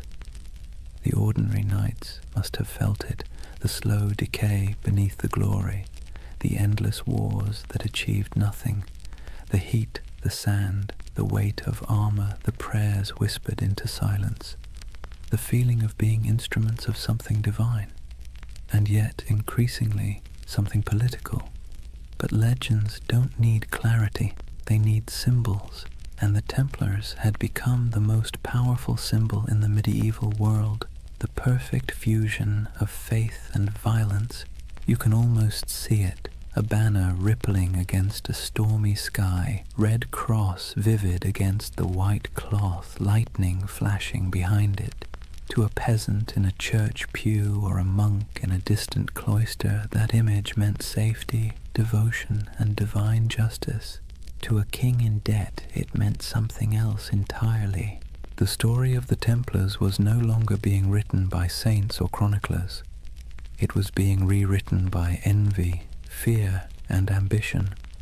But for now, the curtain hasn't fallen, the candles still burn, the chants still echo in stone halls.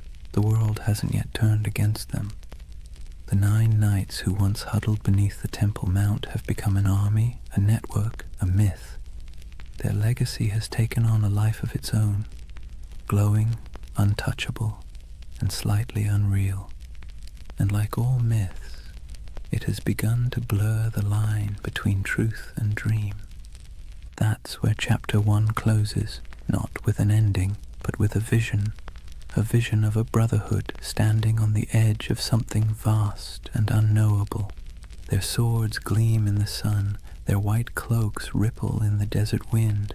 Behind them, Jerusalem glows like a mirage, and before them, stretching into the horizon, lies the future, glittering, dangerous, inevitable, the dawn of a legend. Chapter 2. The Rise of the Warrior Monks.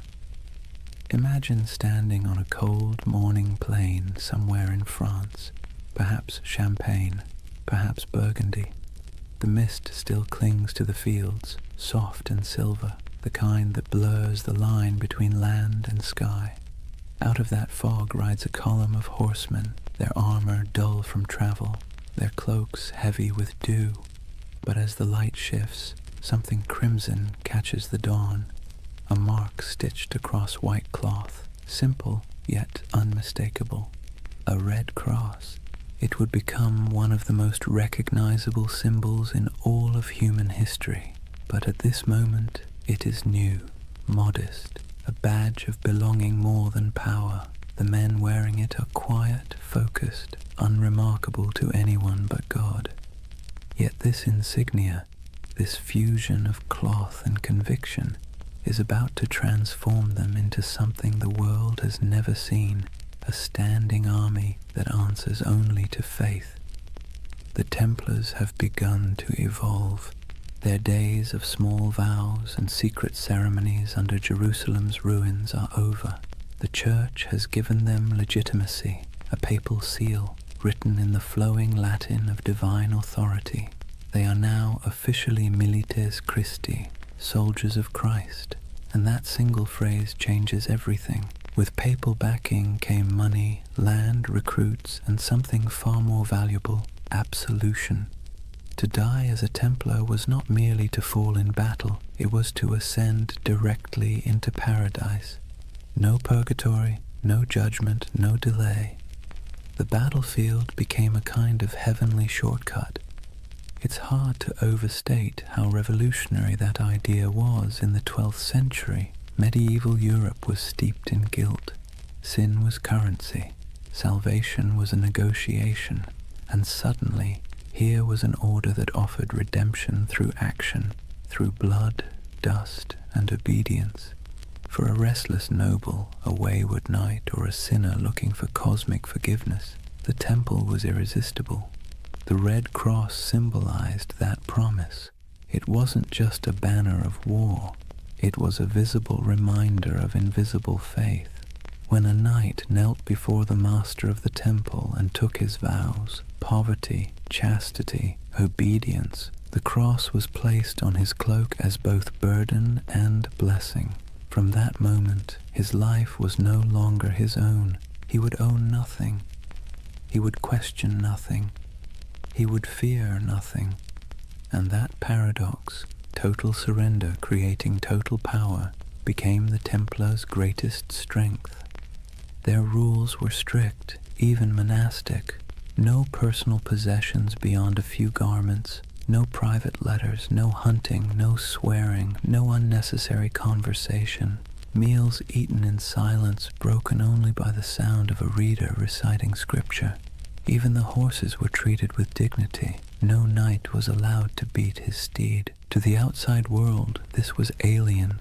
Most knights of the age were brash, boastful, and loud. They wore bright colors, hunted for sport, gambled, bragged about their kills. The Templars, by contrast, moved like shadows, a silent order of disciplined zealots.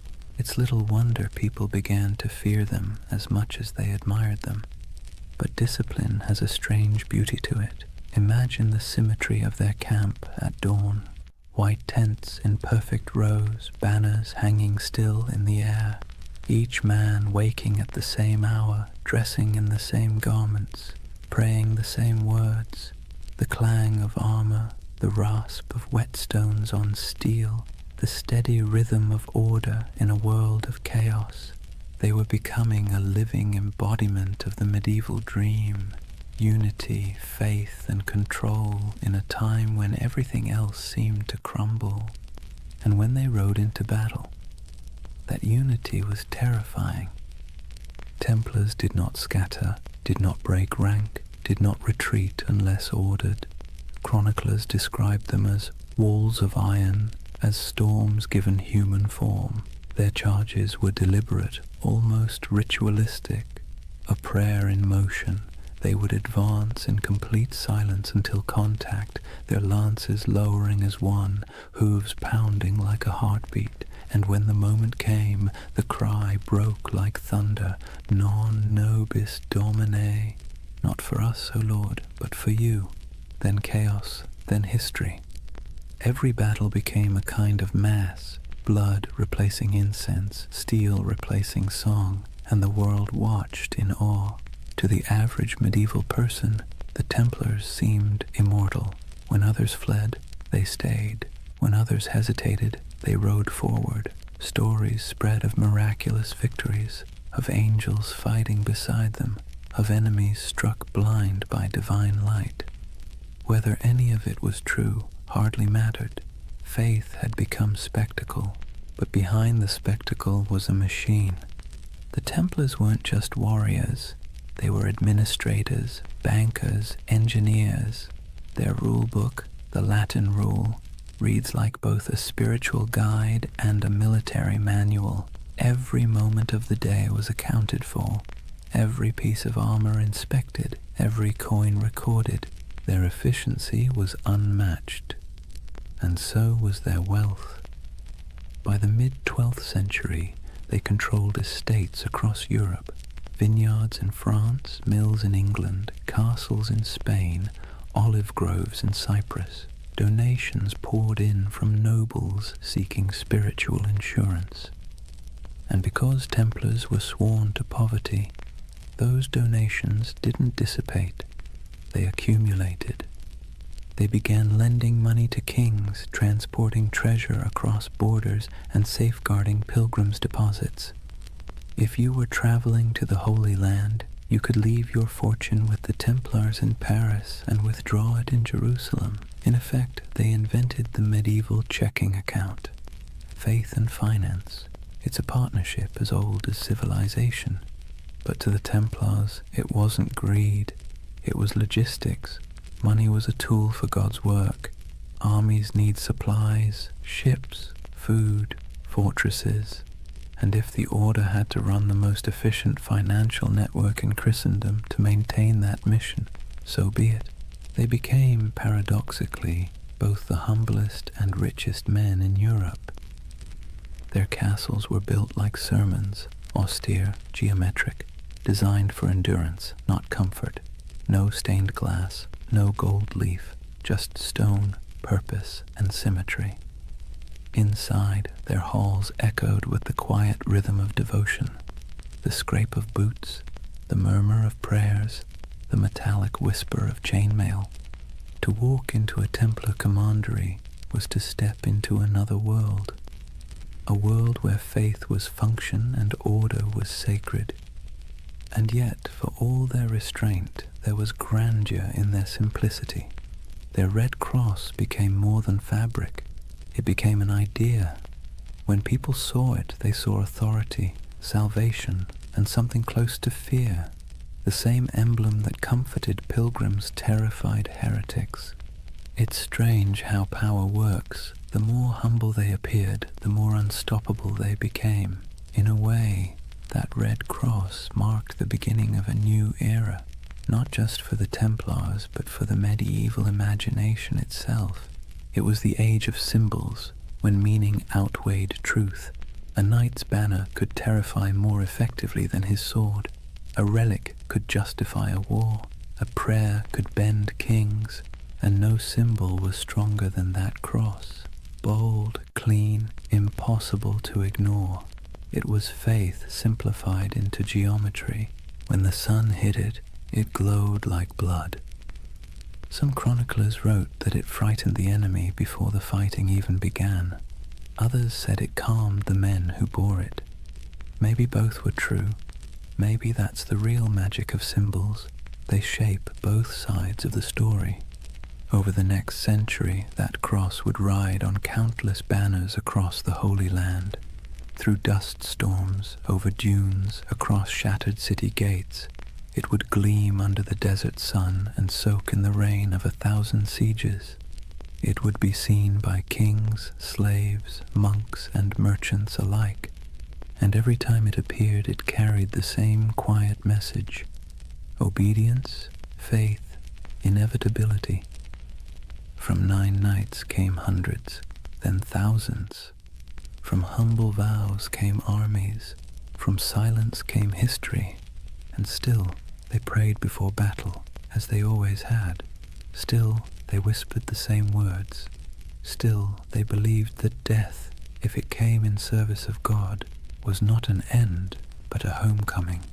It's easy, centuries later, to romanticize them, to picture gleaming armor, sacred banners, holy purpose. But beneath the poetry was exhaustion. They marched through deserts where the air shimmered like glass. They fought for cities that would fall again within a decade.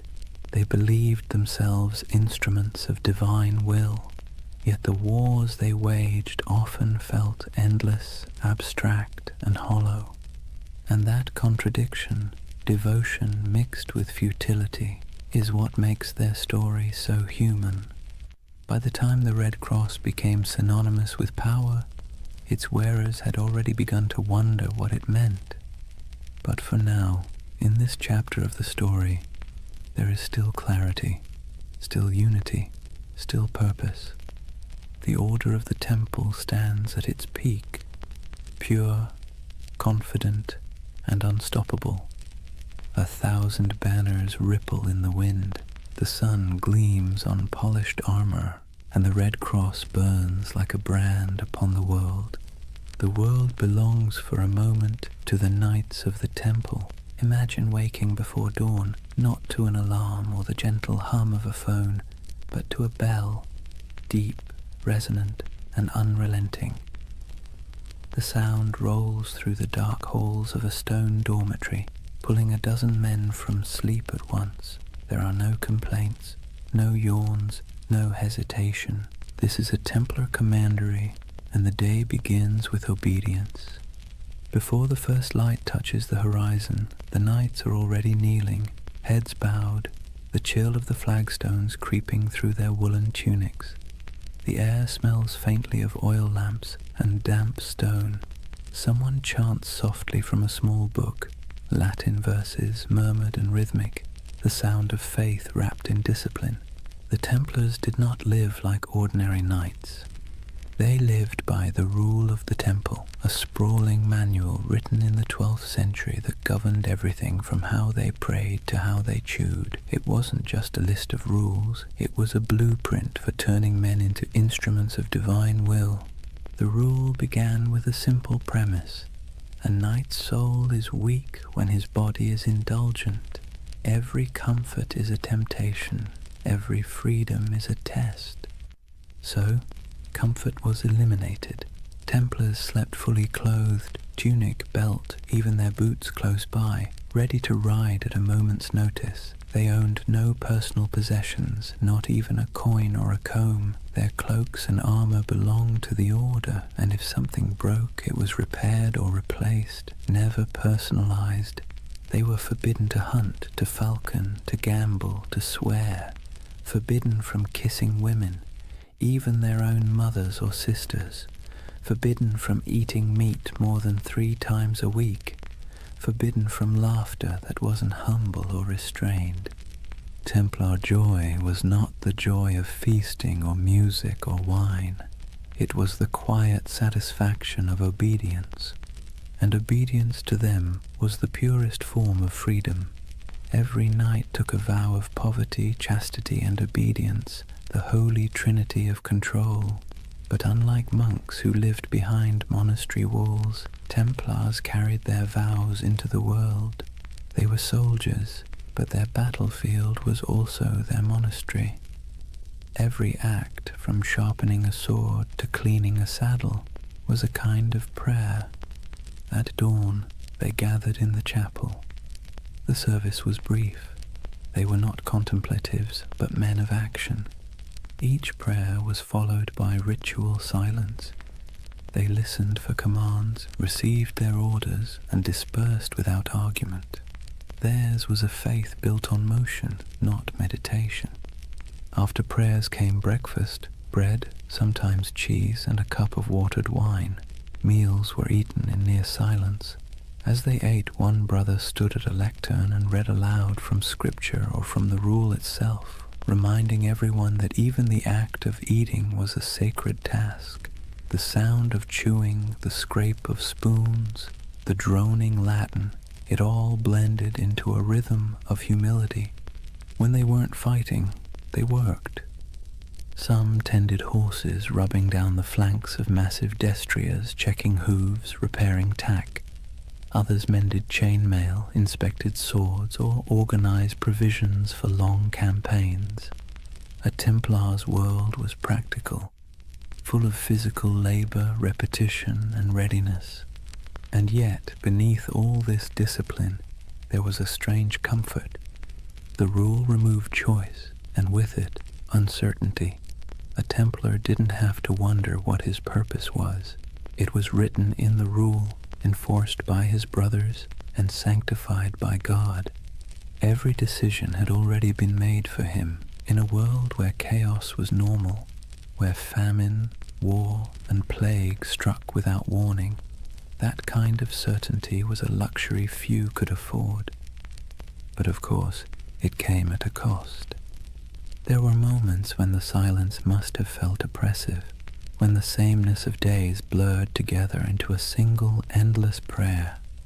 Imagine years of this life, The same bread, the same rules, the same faces under the same white cloaks. No family, no possessions, no indulgence beyond the thin comfort of faith. And yet, the Templars endured it, perhaps because the alternative, a world without order, without divine meaning, felt far worse.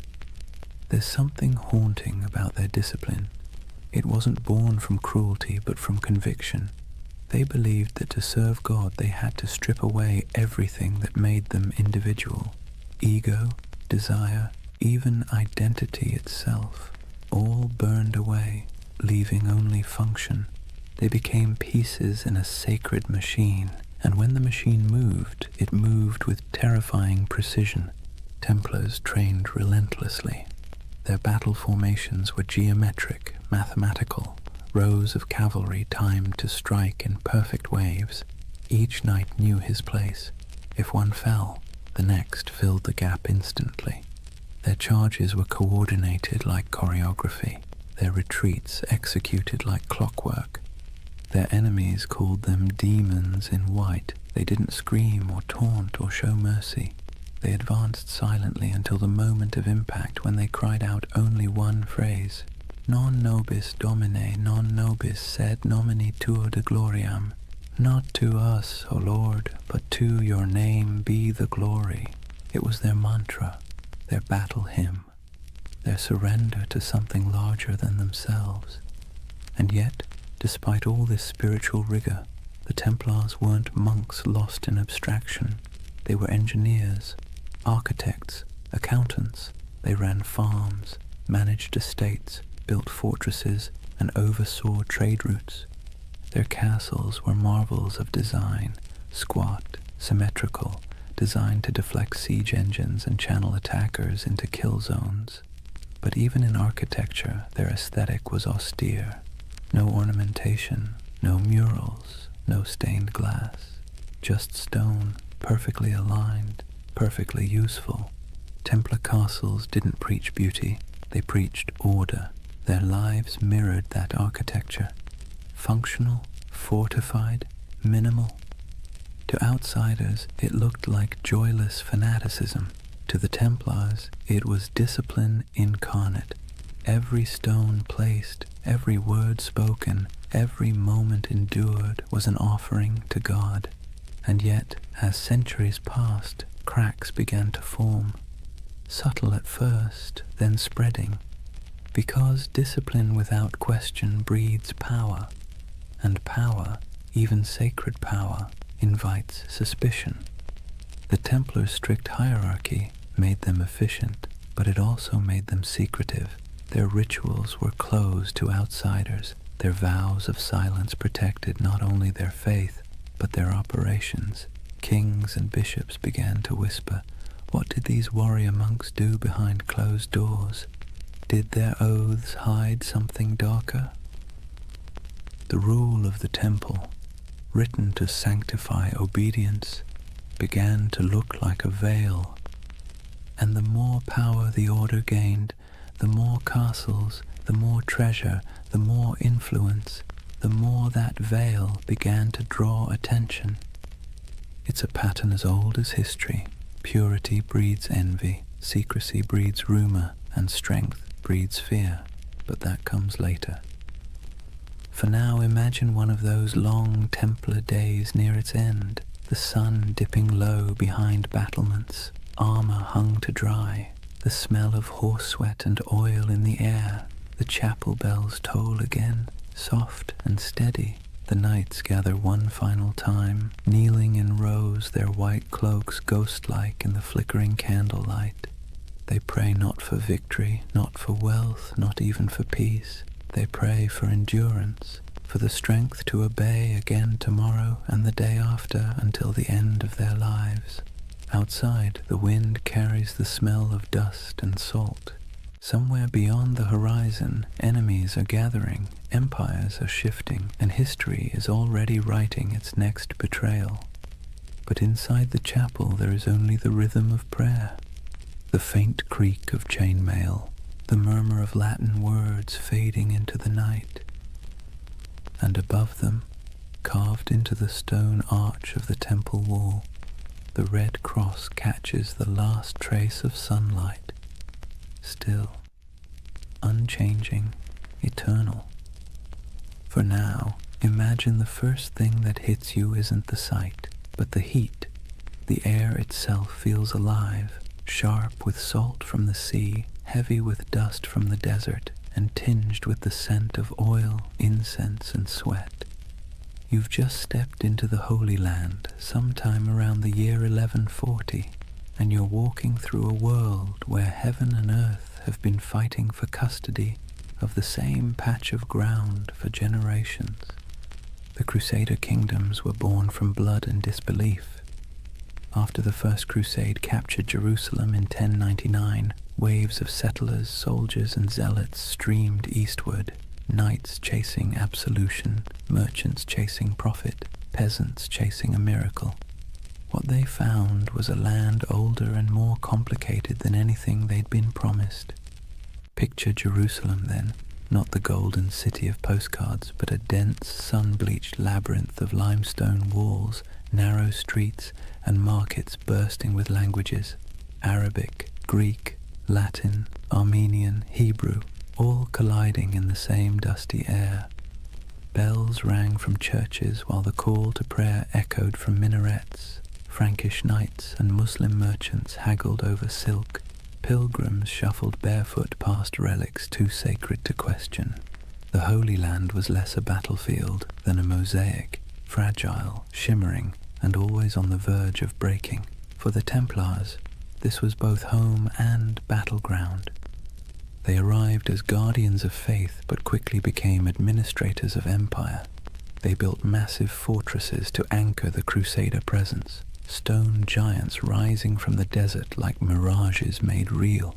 One of their most famous was Crac des Chevaliers, the castle of the knights. If you've ever stood on a cliff and felt the wind try to push you backward, you'll know the feeling of that place. Perched high above the Homs Gap in modern Syria, it was less a castle and more a declaration. Double walls, circular towers, arrow slits that could whisper death at 100 yards. The stones gleamed pale under the sun, and from its ramparts you could see for miles the mountains, the valleys, and the endless horizon of sand and sky. Inside, it was strangely orderly. Kitchens, chapels, barracks, even a bathhouse. You could live there for months without stepping outside, which was convenient, since stepping outside usually meant someone was trying to kill you.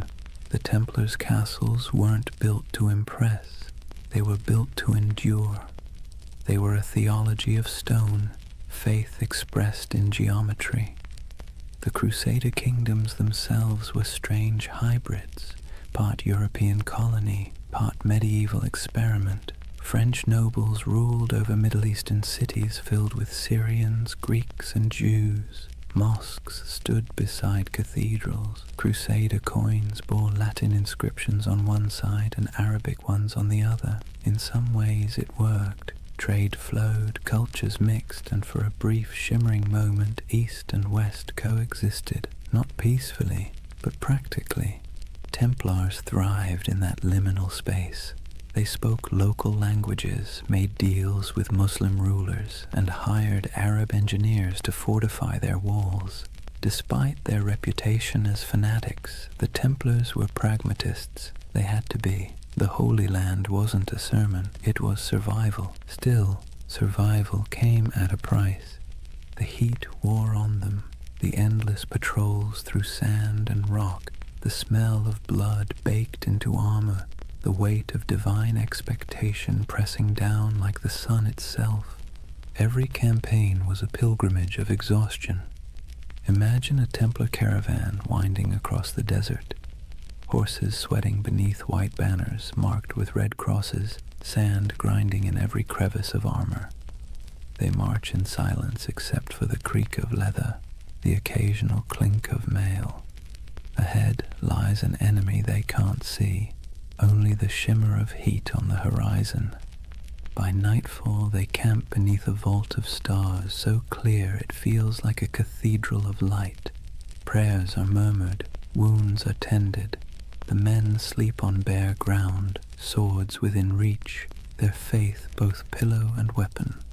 In this land even the air felt charged with contradiction, sacred and savage all at once, and nowhere was that clearer than in Jerusalem itself. For a brief century the city stood under Christian control, a jewel of Christendom wrapped in ancient dust. The Templars' headquarters was no ordinary building. It was the Al-Aqsa Mosque, believed at the time to stand on the ruins of Solomon's Temple. To the Muslim world it was one of Islam's holiest sites. To the Templars it was the very foundation of their identity, the Temple of Solomon, the birthplace of their name.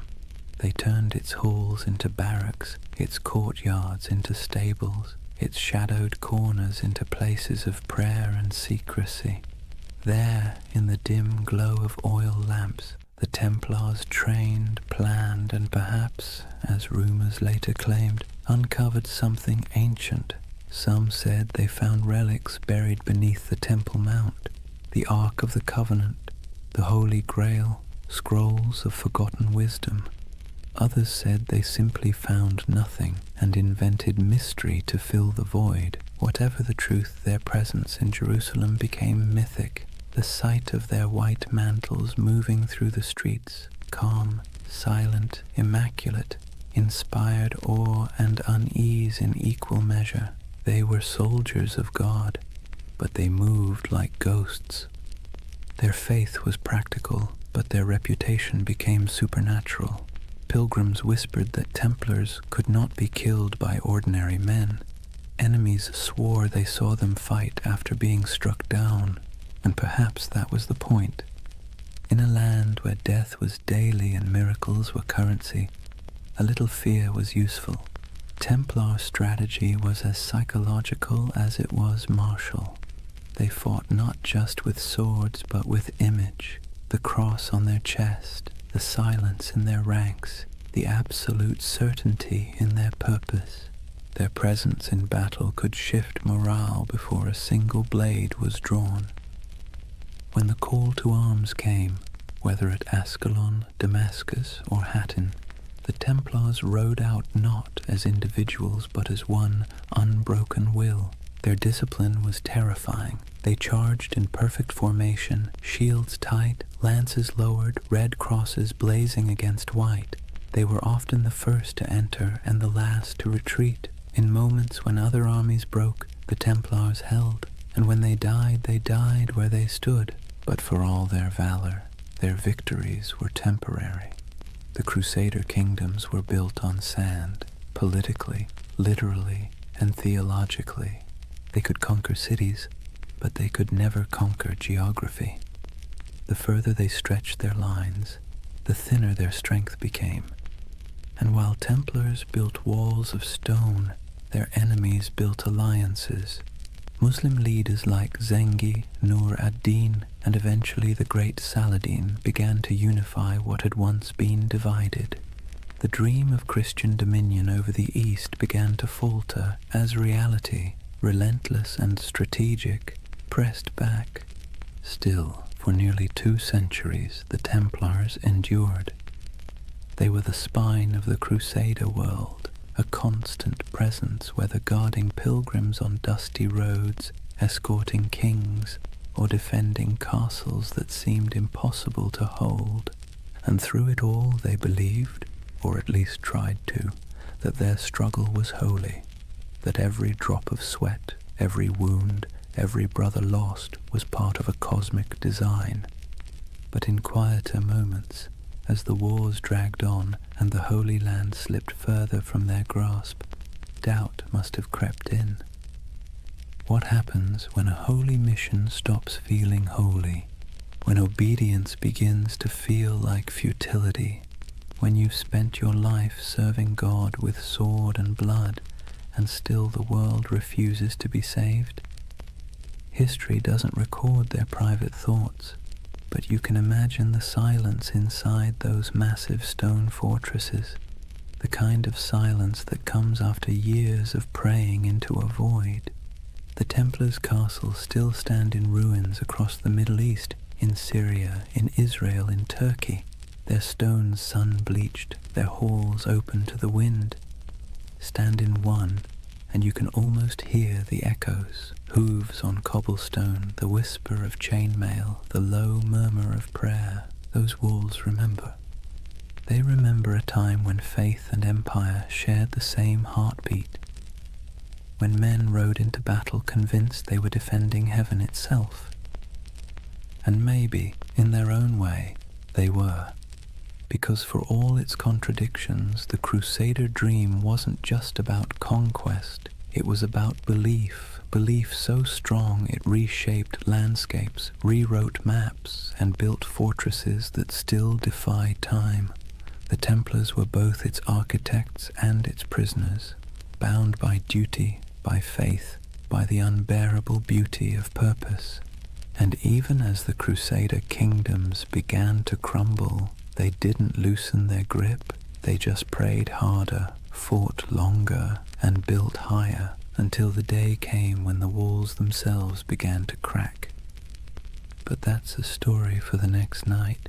For now, picture that world one last time, the desert glowing gold under the last light of day, the red cross fluttering above a fortress wall, and somewhere inside, a group of knights kneeling in silence, their faces half-shadowed, their faith still unbroken. The wind moves through the stones like a sigh. The candles flicker, and the Holy Land sleeps, as it always has, torn between heaven and earth. Imagine standing in a candle-lit chamber somewhere in Paris in the early 1200s. The air smells of beeswax and damp stone. At a table sits a man in white robes marked with a red cross, quill poised above parchment. Before him, a merchant lays down a pouch heavy with coins, silver deniers, gold florins, copper dirhams from faraway ports. The knight nods, seals the parchment with wax, and hands the merchant a folded document stamped with the sigil of the temple. "Show this in Jerusalem," he says, "and you'll receive the same sum." The merchant bows, the pouch stays, the man leaves. And just like that, without a single coin crossing a sea, the Knights Templar have just performed one of the earliest forms of international banking. You see, the Templars weren't just warriors, they were administrators, financiers and logisticians of staggering sophistication. While kings still measured their treasuries in piles of glittering metal, the Templars had already learned that information, records, signatures, trust was worth more than gold. Their network stretched from the windswept shores of England to the sun-scorched walls of Jerusalem, a chain of commanderies that functioned as safe-houses, training centers, warehouses, and financial hubs all at once. Each of these commanderies was like a small universe, self-sufficient and meticulously organized. They had their own chapels, fields, mills, and workshops. Some raised horses, others produced wool, wine, or grain. Every coin earned was logged, weighed, and sent up the chain, an unbroken current flowing toward the heart of the order. And through this system, the Templars quietly became one of the richest organizations in the medieval world. The irony, of course, is that they began with vows of poverty, but vows are tricky things. The Templars themselves owned nothing. The order owned everything, and that subtle distinction let them accumulate wealth without technically breaking faith. Their financial system worked with an elegance that modern bankers would envy.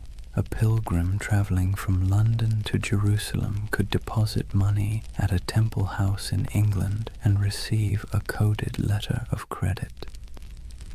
Along the route, through Paris, Marseille, Acre, and finally to the Holy City, Templar commanderies would honor the note. deduct expenses, and mark it in ledgers kept under strict guard.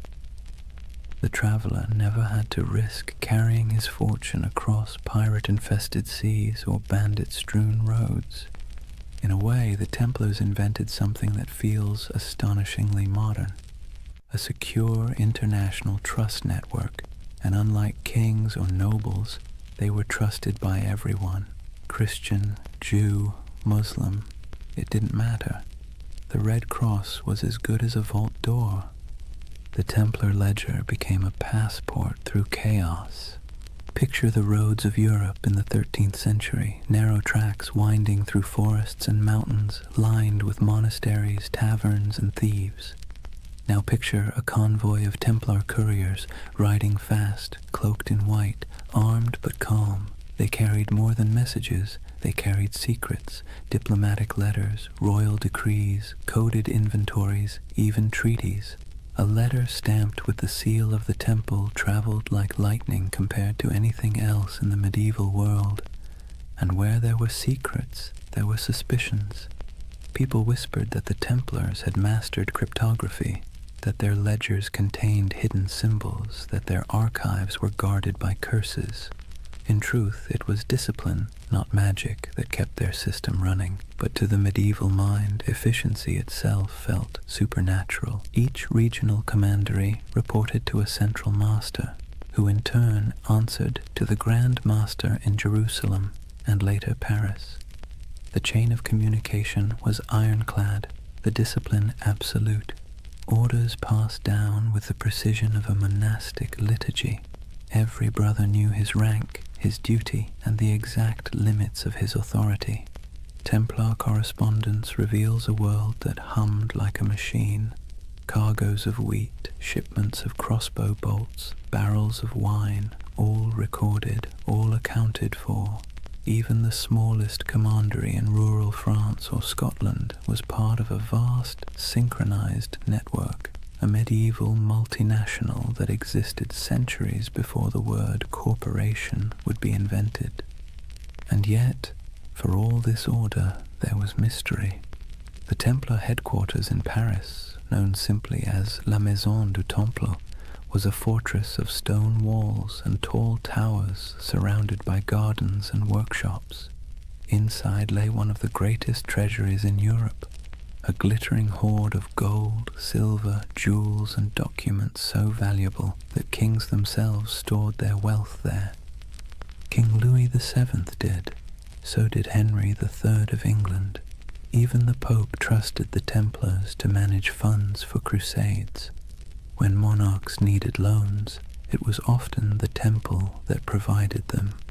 When nobles needed to transfer land, the temple served as intermediary. They were accountants of God, and for a time it seemed even heaven owed them interest. But power has a way of creating shadows.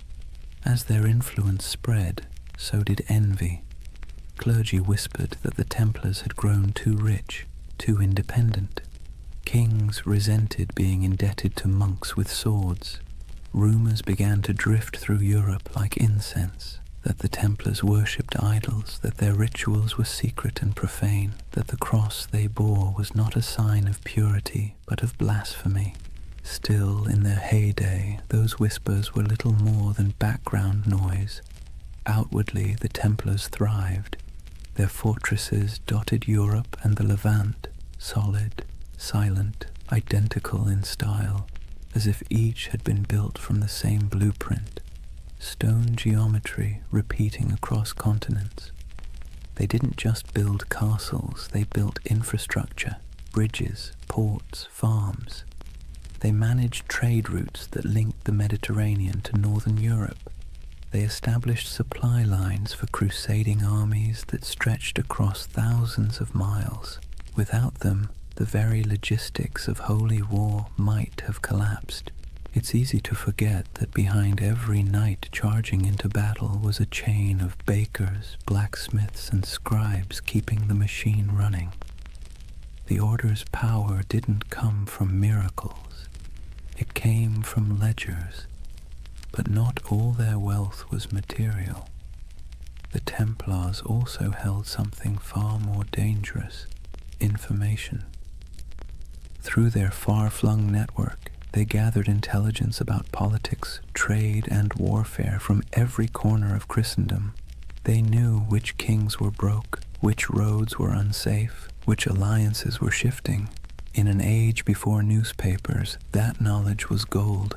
Their reach was so vast that you could travel from Scotland to Syria and never truly leave their shadow.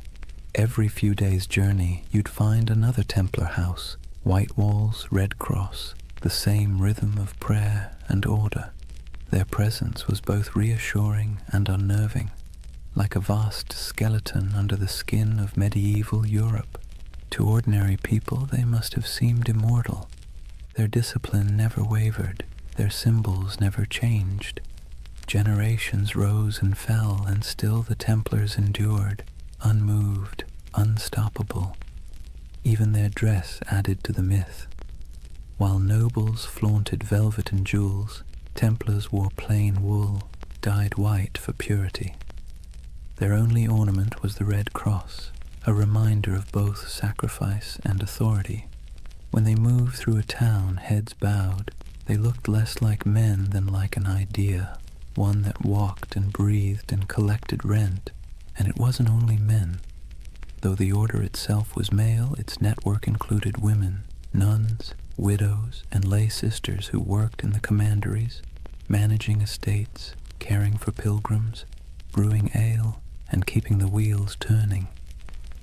History rarely mentions them, but without them, the Temple's empire of faith would have faltered. By the mid-13th century, the Templars had reached their zenith. Their ships carried goods across the Mediterranean. Their estates covered vast tracts of Europe. Their influence seeped into every court, every treasury, every crusade, and yet, like all empires, they had already sown the seeds of their own decline. The Holy Land, their reason for existing, was slipping away. Muslim forces were reclaiming city after city. The Crusader states were shrinking, and with them the spiritual justification for the Temple's existence. But the Templars adapted. They shifted their focus westward, becoming less of a crusading order and more of a financial and political one. Their castles became banks, their swords gathered dust, their prayers became ledgers, and with each ledger their power grew. But so did resentment. Imagine being a king and realizing that the most efficient, trustworthy, and wealthy organization in your realm doesn't answer to you.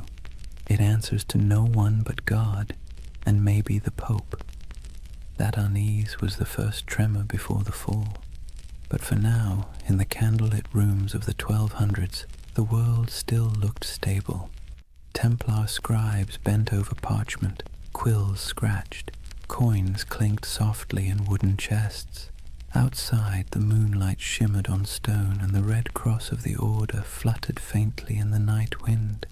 It was a world of precision, discipline, and quiet ambition. A world that believed itself eternal. And perhaps, for a while, it was. Picture a long stone hall lit by morning light through narrow slits in the wall. The air smells faintly of straw and cold iron. Dozens of men kneel side by side, white mantles draped over their shoulders, red crosses stark against the fabric. No one speaks. The only sounds are the shuffle of boots, the whisper of breath, and the faint crackle of a torch. It's not a church exactly, not a barracks either. It's both, and that contradiction is the essence of the Knights Templar. Discipline was their creed. Every movement, every word, every thought was governed by the rule of the temple, a sprawling set of commandments written in the early 12th century that blended the rigidity of a monastery with the brutality of a battlefield. And yet, for all its severity, there was beauty in that order, a rhythm that shaped their days like the tolling of distant bells. They rose before dawn to pray, their voices echoing in unison. Then came the chores, feeding horses, sharpening weapons, tending armor, mending cloaks, cleaning wounds.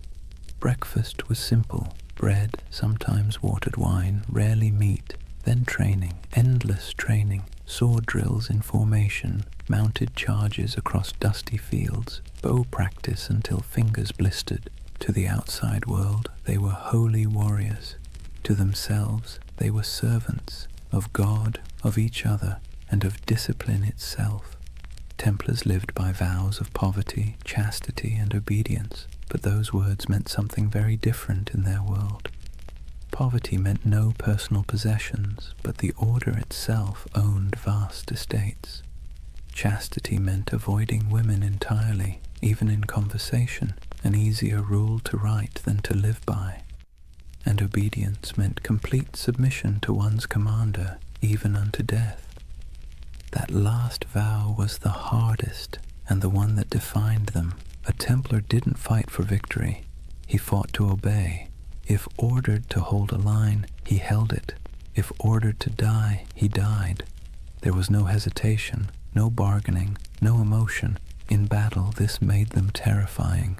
Other soldiers might panic, flee, or waver. The Templars never broke formation. Even when surrounded, they fought in silence, red crosses vanishing one by one into the dust. It's tempting to romanticize that kind of devotion, but there was nothing romantic about it. It was hard, mechanical, and often lonely. Templars were forbidden to embrace their own brothers without permission, forbidden to joke or sing frivolously, forbidden to play games of chance. Even laughter was discouraged, except in moderation. Their armor, too, reflected that restraint, plain, functional, unadorned. No bright colors, no gilded crests, only the red cross sewn near the heart. It was said that when the Templars rode into battle, the sound of their charge was unlike anything else. Not the roar of chaos, but the low thunder of synchronized hooves, a kind of terrible harmony. They weren't the largest army in the Crusades, nor the most numerous, but they were the most feared, because the enemy knew they wouldn't stop. Every Templar learned to fight and die as part of something greater, and that mindset extended beyond the battlefield. Inside their commanderies, every task, no matter how small, was done with the same ritual precision. From the folding of cloaks to the cleaning of armor, everything had its method. The order saw chaos as the devil's playground, and order as divine. Imagine the life of a young recruit, a sergeant or a serving brother, joining the temple. He would begin as an associate, working the stables, tending the fields, carrying water. He'd sleep on straw, wake before dawn, pray, eat little, speak less. The nights might seem distant, stoic men of few words, but in truth everyone shared the same weight of silence. Templar silence wasn't emptiness, it was control. They believed words carried danger, pride, gossip, temptation. So they learned to communicate through gestures and glances, through efficiency rather than expression. Meals were eaten in near silence, a monk reading scripture aloud while others chewed. If you wanted salt, you didn't ask, you pointed. If you needed bread, you waited your turn. Over time, that silence became a kind of language, a pulse that connected them more deeply than speech ever could. And perhaps that's why their discipline bordered on the sacred. Their punishments were severe but predictable. A brother who broke his vows, who stole, lied, or behaved pridefully, might be stripped of his cloak, forced to eat on the floor, or made to lie face down during Mass while others stepped over him. For grave offenses he could be expelled entirely, his red cross torn away like a soul in exile. But for most, it never came to that. The Templar mind was trained like a blade, sharp, steady, and resigned. Even their daily routines reinforced obedience. The day was divided by bells, prayer, labor, rest.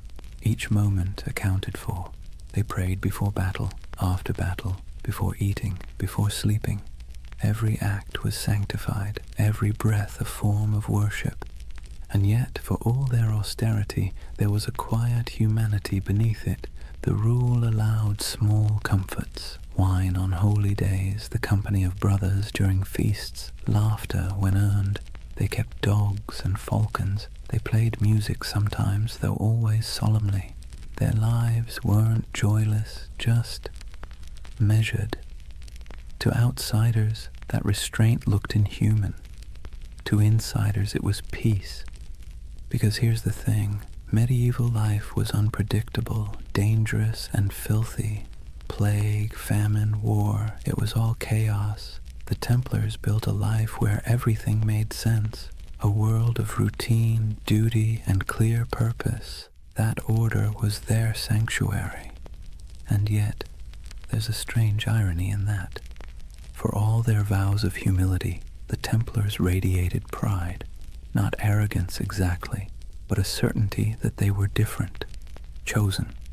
While other knights fought for lords, women, or glory, the Templars fought for eternity. Their enemy wasn't just flesh and blood, it was sin itself.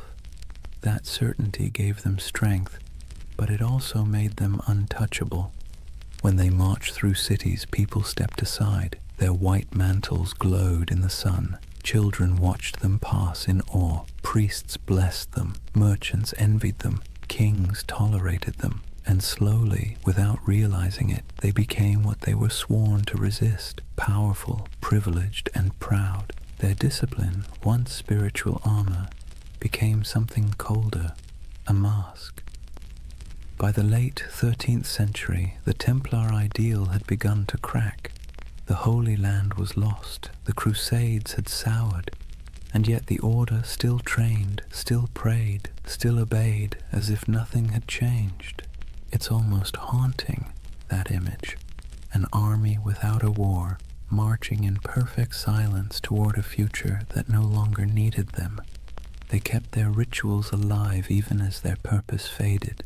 The morning prayers, the vows, the cold meals, the endless drills, like monks in armor performing the same liturgy long after the congregation had gone home. If you had visited a Templar stronghold, then, say, Tomar in Portugal, or the great fortress of Crac de Chevalier, you'd have seen perfection on the surface, polished discipline, unbroken ranks, but beneath it, something else was stirring: uncertainty. What happens to an order built for holy war when holiness itself goes out of fashion? The Templars didn't have an answer. They just kept obeying. And maybe that's the tragedy. They were so trained to follow command that when the commands themselves became corrupt, when kings and popes turned against them, they couldn't adapt. Their discipline, once their shield, would soon become their downfall. But that's later. For now, in the twilight of their golden age, they still looked unshakable. Picture them one last time, a column of knights riding through the gates of Acre, the last stronghold of Christendom in the east. Sunlight glints on their helmets. The sea wind carries the smell of salt and steel. Their banner ripples, a red cross against white. They move as one body, one will, one faith. And somewhere in the back of the formation, a young knight whispers a prayer he has said 1,000 times before. He doesn't know that in a few short decades, his order will be ashes and rumor. But in this moment, he is calm, because obedience is peace. And for the Knights Templar, peace, however fleeting, was always worth dying for. Chapter 3: Secrets, Shadows, and Heresy. Imagine the stillness beneath Jerusalem. The air is cool, dry, and old, older than the Crusaders who came here with dreams of salvation and plunder. Torches flicker against ancient stone, illuminating tunnels carved centuries before the birth of Christ. The sound of footsteps echoes faintly, rhythmic and deliberate. These men wear no crowns, no jewels, only white mantles marked with a red cross. 9 knights, poor, pious, exhausted, descending under the ruins of Solomon's temple. At least that's the story. The first whisper in a legend that would stretch across continents and centuries. According to chroniclers, when the Knights Templar were founded around 1119, their official mission was humble: to protect Christian pilgrims traveling the dangerous road from Jaffa to Jerusalem. In reality, there were only 9 of them, hardly enough to guard a single caravan. And yet King Baldwin II of Jerusalem gave them quarters in one of the holiest sites on earth, the Temple Mount, believed to be the ruins of Solomon's temple itself. That's where the name came from, the poor fellow soldiers of Christ and of the Temple of Solomon. But for a group of destitute knights, their address was suspiciously prestigious. The Temple Mount was not just another ruin, it was a sacred puzzle layered in myth. Jews believed it was where the Ark of the Covenant had once rested. Muslims revered it as the site of the Prophet's ascent to heaven. Christians saw it as the home of God's wisdom and wrath alike. And somehow these 9 knights, without royal blood, without political clout, were allowed to live directly atop it. And for nearly 9 years, no one quite knew what they were doing down there. There are no surviving records, no letters, no official reports, just silence, the kind that history fills with imagination. And centuries later, that silence became the perfect soil for mystery. Some say the Templars were digging, not guarding, that they searched the ruins for hidden relics, ancient scrolls, or lost knowledge buried deep beneath Jerusalem. According to certain accounts, the knights conducted excavations under the temple itself, tunneling through ancient chambers that had lain untouched since biblical times. Archaeologists in the 19th century actually found evidence of Templar tunnels beneath the site, narrow shafts and corridors leading nowhere, carved by human hands during the Crusader period. That's when the myth took root, that the Templars had uncovered something extraordinary, something that transformed them from a handful of ragged knights into one of the most powerful organizations in the medieval world. What was it? The Ark of the Covenant?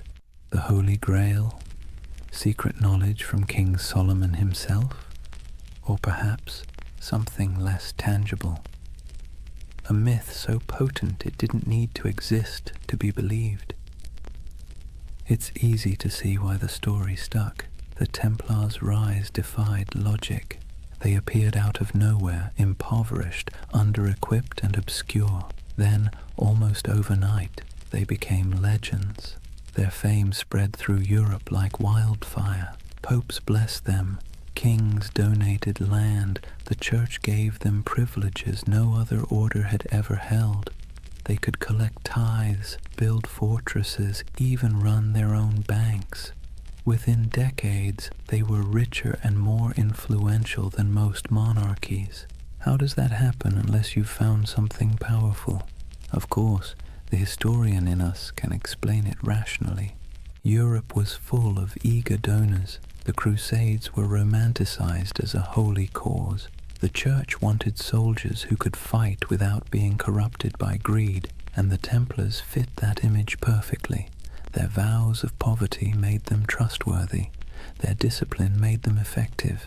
Their myth was self-reinforcing, but reason rarely wins the imagination. And so the legend persisted that beneath the stones of the Temple Mount, they discovered secrets the church itself feared. Hidden teachings, forbidden wisdom, proof that faith was not as simple as it seemed. You can almost hear the whispers, a flicker of torchlight in the dark, the scrape of metal against stone, the muttered Latin of a prayer or a spell.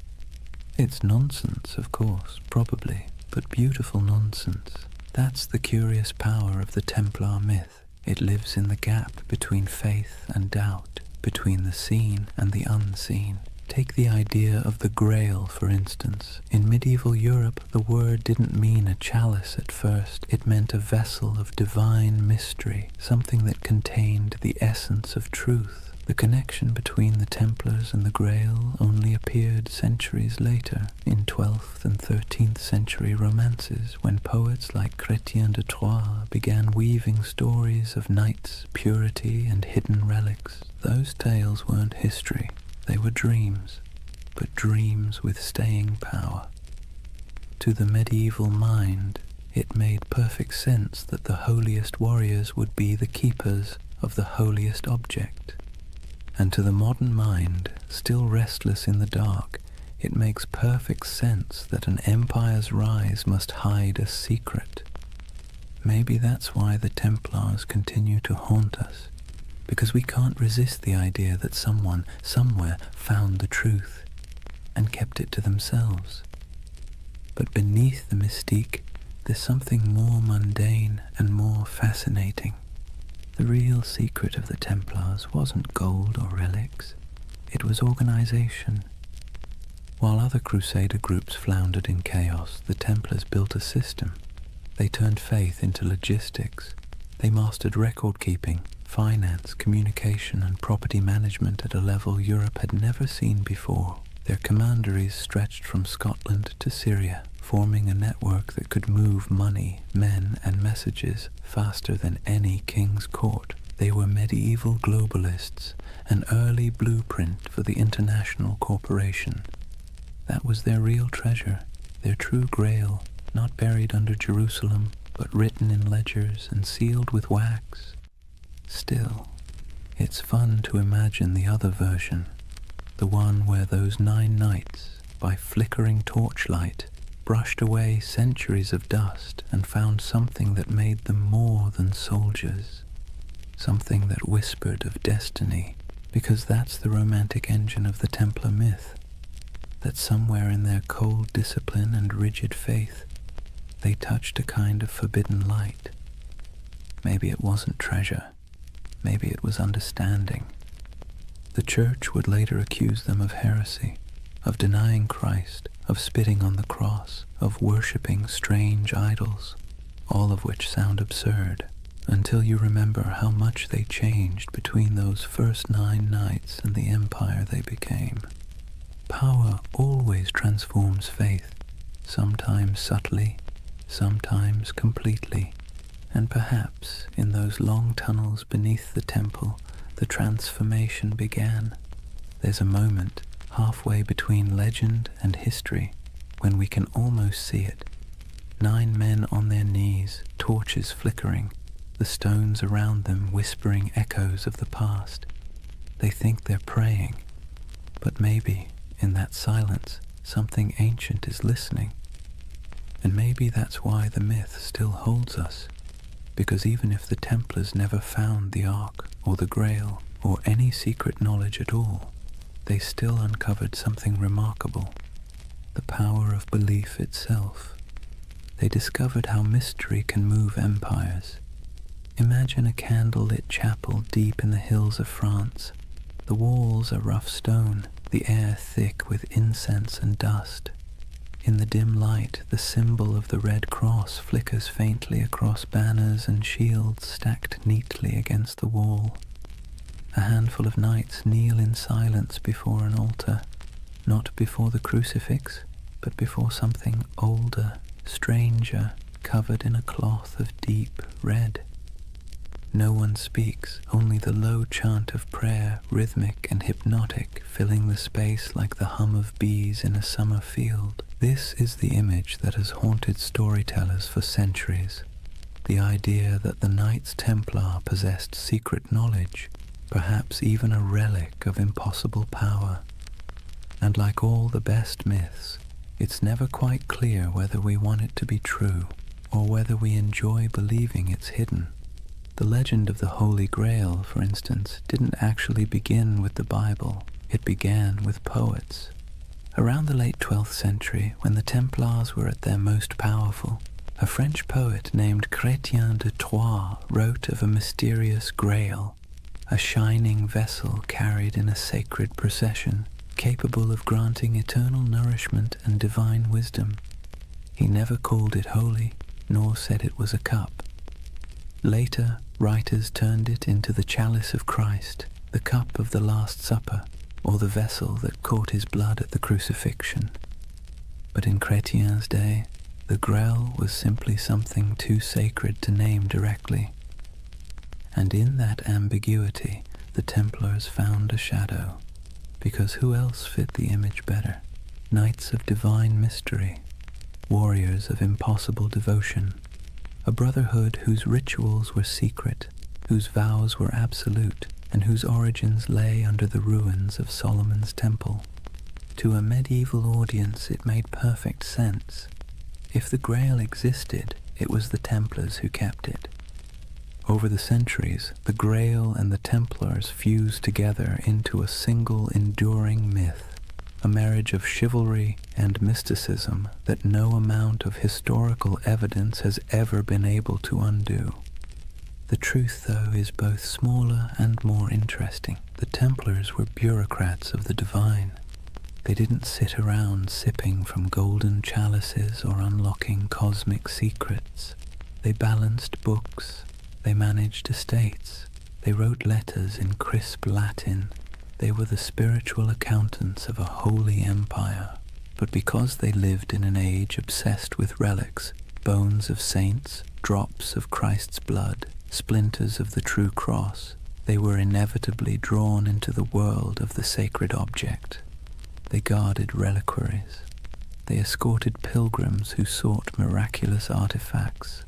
They helped fund and protect monasteries where fragments of supposed holy items were displayed.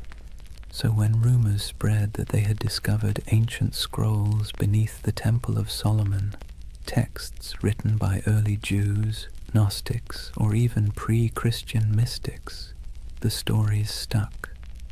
The scroll myth would grow and mutate over time. Some later accounts, centuries after the Templars were gone, claimed they had found the Book of Thoth, an Egyptian text of divine wisdom. Others said they uncovered teachings from the lost tribes of Israel, and some whispered of alchemical diagrams, maps of the cosmos itself, hidden away from the church to protect humanity from knowledge it wasn't ready to bear. Of course, there's no evidence for any of this, but myths thrive where evidence fails, and perhaps that's what made the Templars so irresistible to later imaginations. They embodied that perfect combination of real power and secret silence. The Church itself fueled much of it, unintentionally, because the Templars, though loyal to Rome, answered to no king, no bishop, no worldly authority. They were free to move money, land, and information across borders. They could send coded letters that no one else could read. They had their own internal justice system, their own chapels, their own prayers. In other words, they looked a lot like the very thing the Church feared most, a second church. And that's when suspicion began to bloom.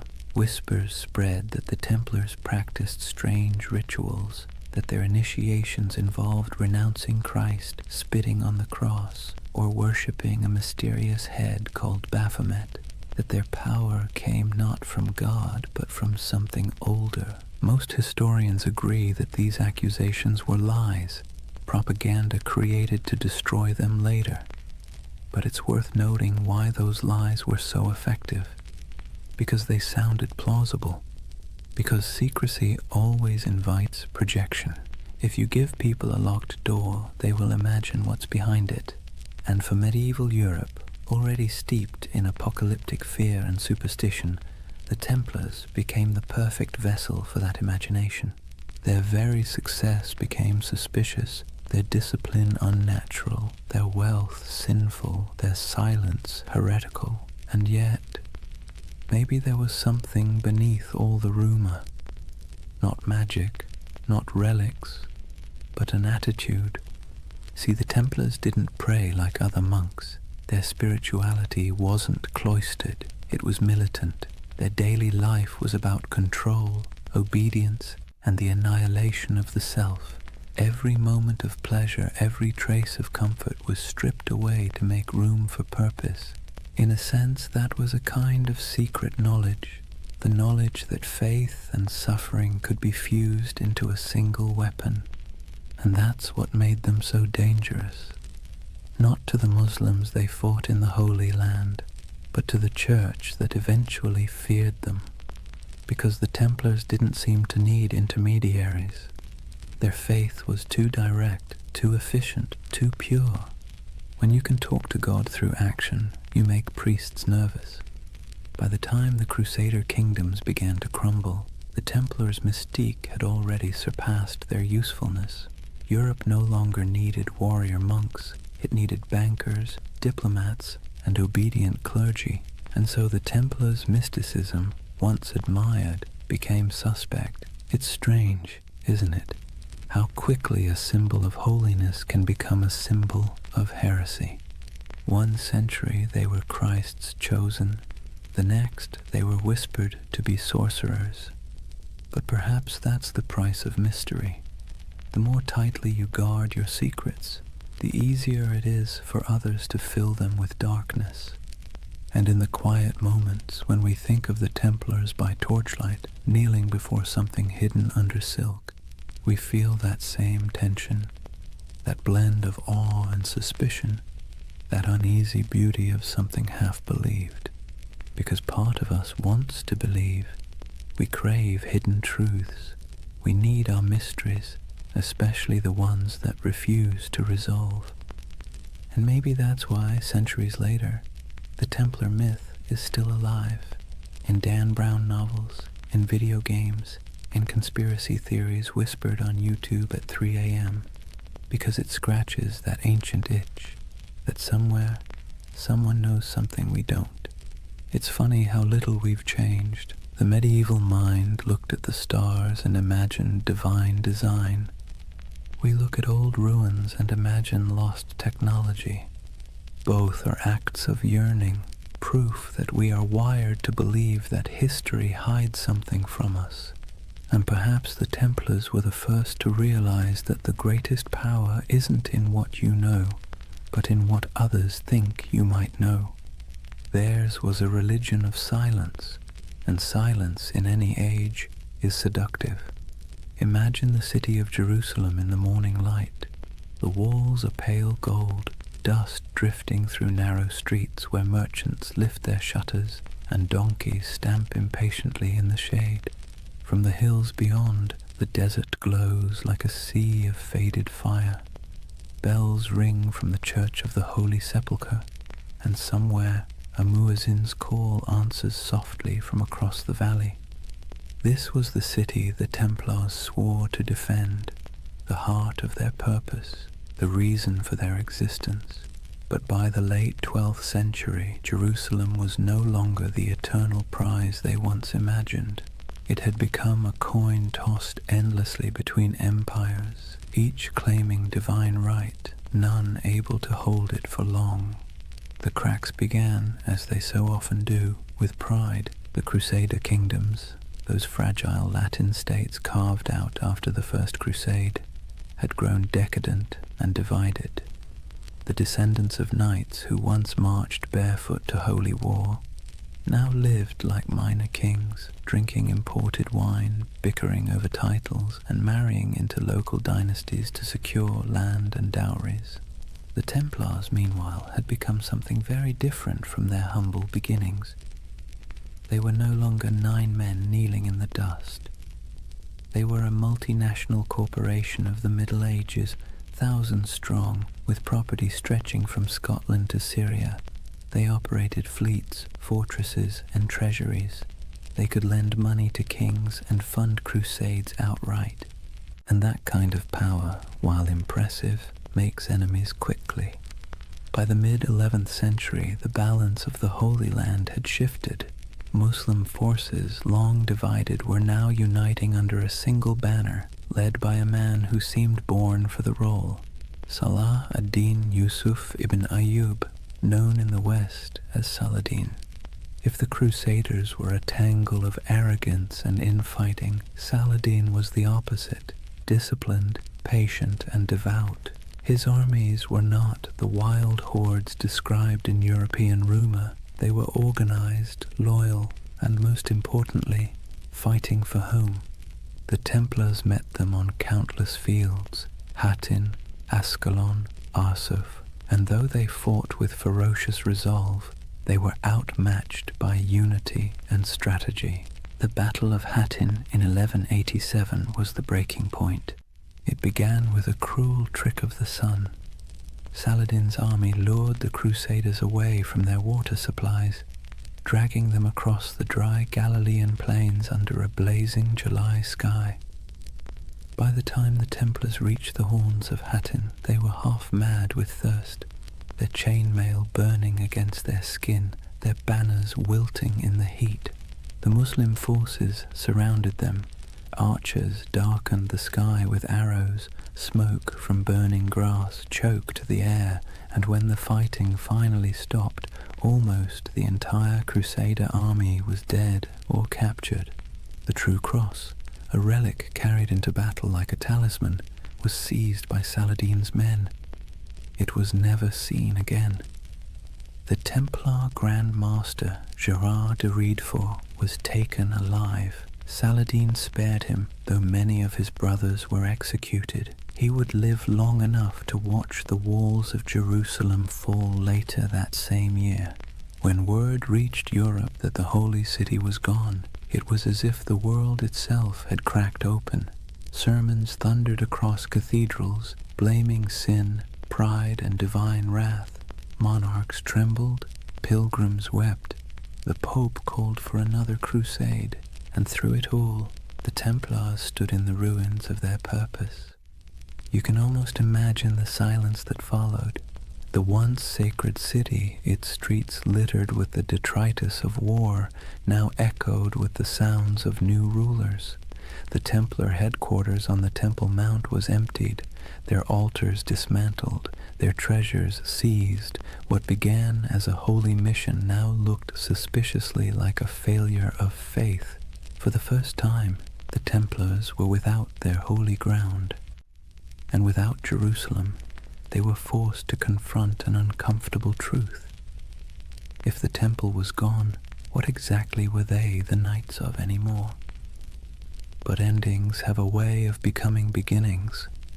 Driven from the holy city, the Templars retreated to the coast, to Acre, Tyre, and Cyprus, where they rebuilt themselves as the guardians of ports and pilgrims rather than of the temple itself. Their castles became symbols of endurance. Crac des Chevaliers in Syria rose like a stone crown over the hills, its walls layered and massive, designed to resist even the most determined siege. Safed Tortosa, Athlit, each fortress a defiant miracle of engineering, built with geometry, patience, and faith in stone. In those high towers, the Templars kept the flame of their order alive. But it was different now. Less about holy destiny, more about survival. Their discipline hardened into something colder. Their prayers became shorter, their eyes sharper. They trained recruits not to imagine glory, but to endure isolation, hunger, and the dull ache of endless duty. And yet, despite all this loss, their legend somehow grew. Europe romanticized them even as the Holy Land slipped away. Chroniclers back home painted the Templars as holy martyrs, holding back the tide of heathens. Donations poured in. New recruits arrived from noble families eager for redemption. It's one of history's great ironies. The worse they failed in the East, the more powerful they became in the West. But under the surface, something had changed. Their order was no longer about the sacred geography of Jerusalem. It was about the machinery of power. And in that subtle shift from spiritual to financial, the seeds of their downfall were already being sown. When the Crusades began, the Templars fought for the soul of Christendom. By the 13th century, they were its bankers. They lent to kings and nobles, secured transport for crusading armies, and managed estates that rivaled monasteries in wealth. Their temples in Paris, London, and Aragon became repositories for gold and secrets. Some said their vaults held the lost relics of the East. Others whispered that beneath their churches, tunnels led to rooms where initiates swore oaths in candlelight, swearing not to crown or cross, but to something older. In truth, those basements probably held nothing more exotic than ledgers and coin chests, but perception, as always, was more dangerous than reality. To kings in debt, the Templars' wealth was an insult. To the Church, their independence was heresy. And so, while the Templars rebuilt their fortresses and continued their crusading vows, the world around them quietly changed. New powers rose, old faiths fractured. Europe began to turn inward, to trade, to politics, to profit. The dream of Jerusalem faded like smoke on the horizon. The Templars became relics themselves, living fossils of an age of faith that no longer fit the world they helped create.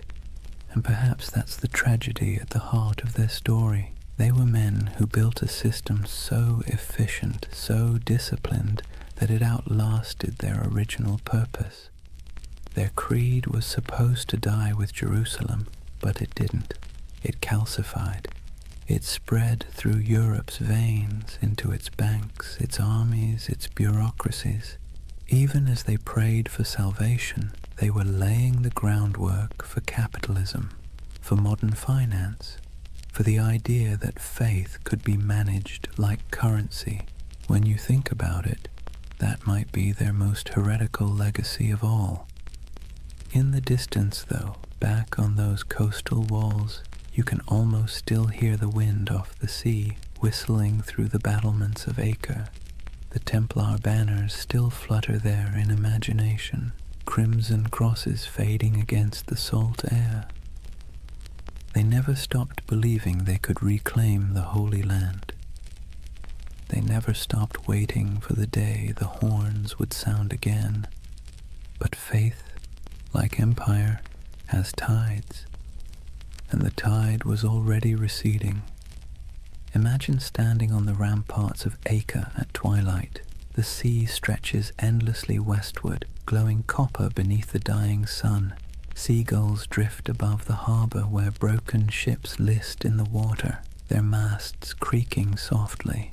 Behind you, the wind carries the scent of smoke and salt, and the low, steady hum of prayer from men who know the end is coming. This is the world of the final crusades, not the holy fire of the first generation, not the fevered marches of kings and saints, but a quieter, more desperate echo. The age of glory was over. What remained was a grim, bureaucratic persistence. Wars fought on borrowed faith, borrowed time, and borrowed money.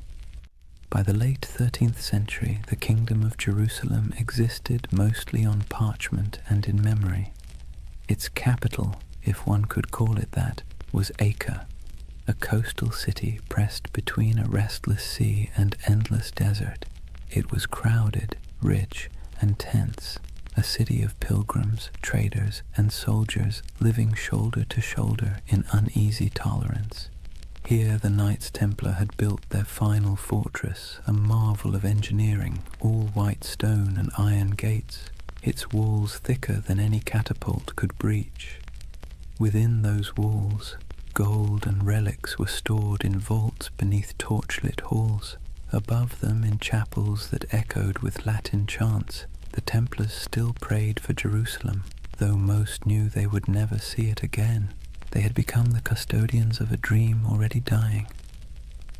The last crusades were not holy wars anymore. They were logistics operations, charters, supply lines, contracts. The romantic image of knights charging across the desert had long since been replaced by the grinding reality of politics. Kings back in Europe promised armies and delivered excuses. Popes issued bulls calling for redemption and sent none. The Templars and their rivals, the Knights Hospitaller, did what they could.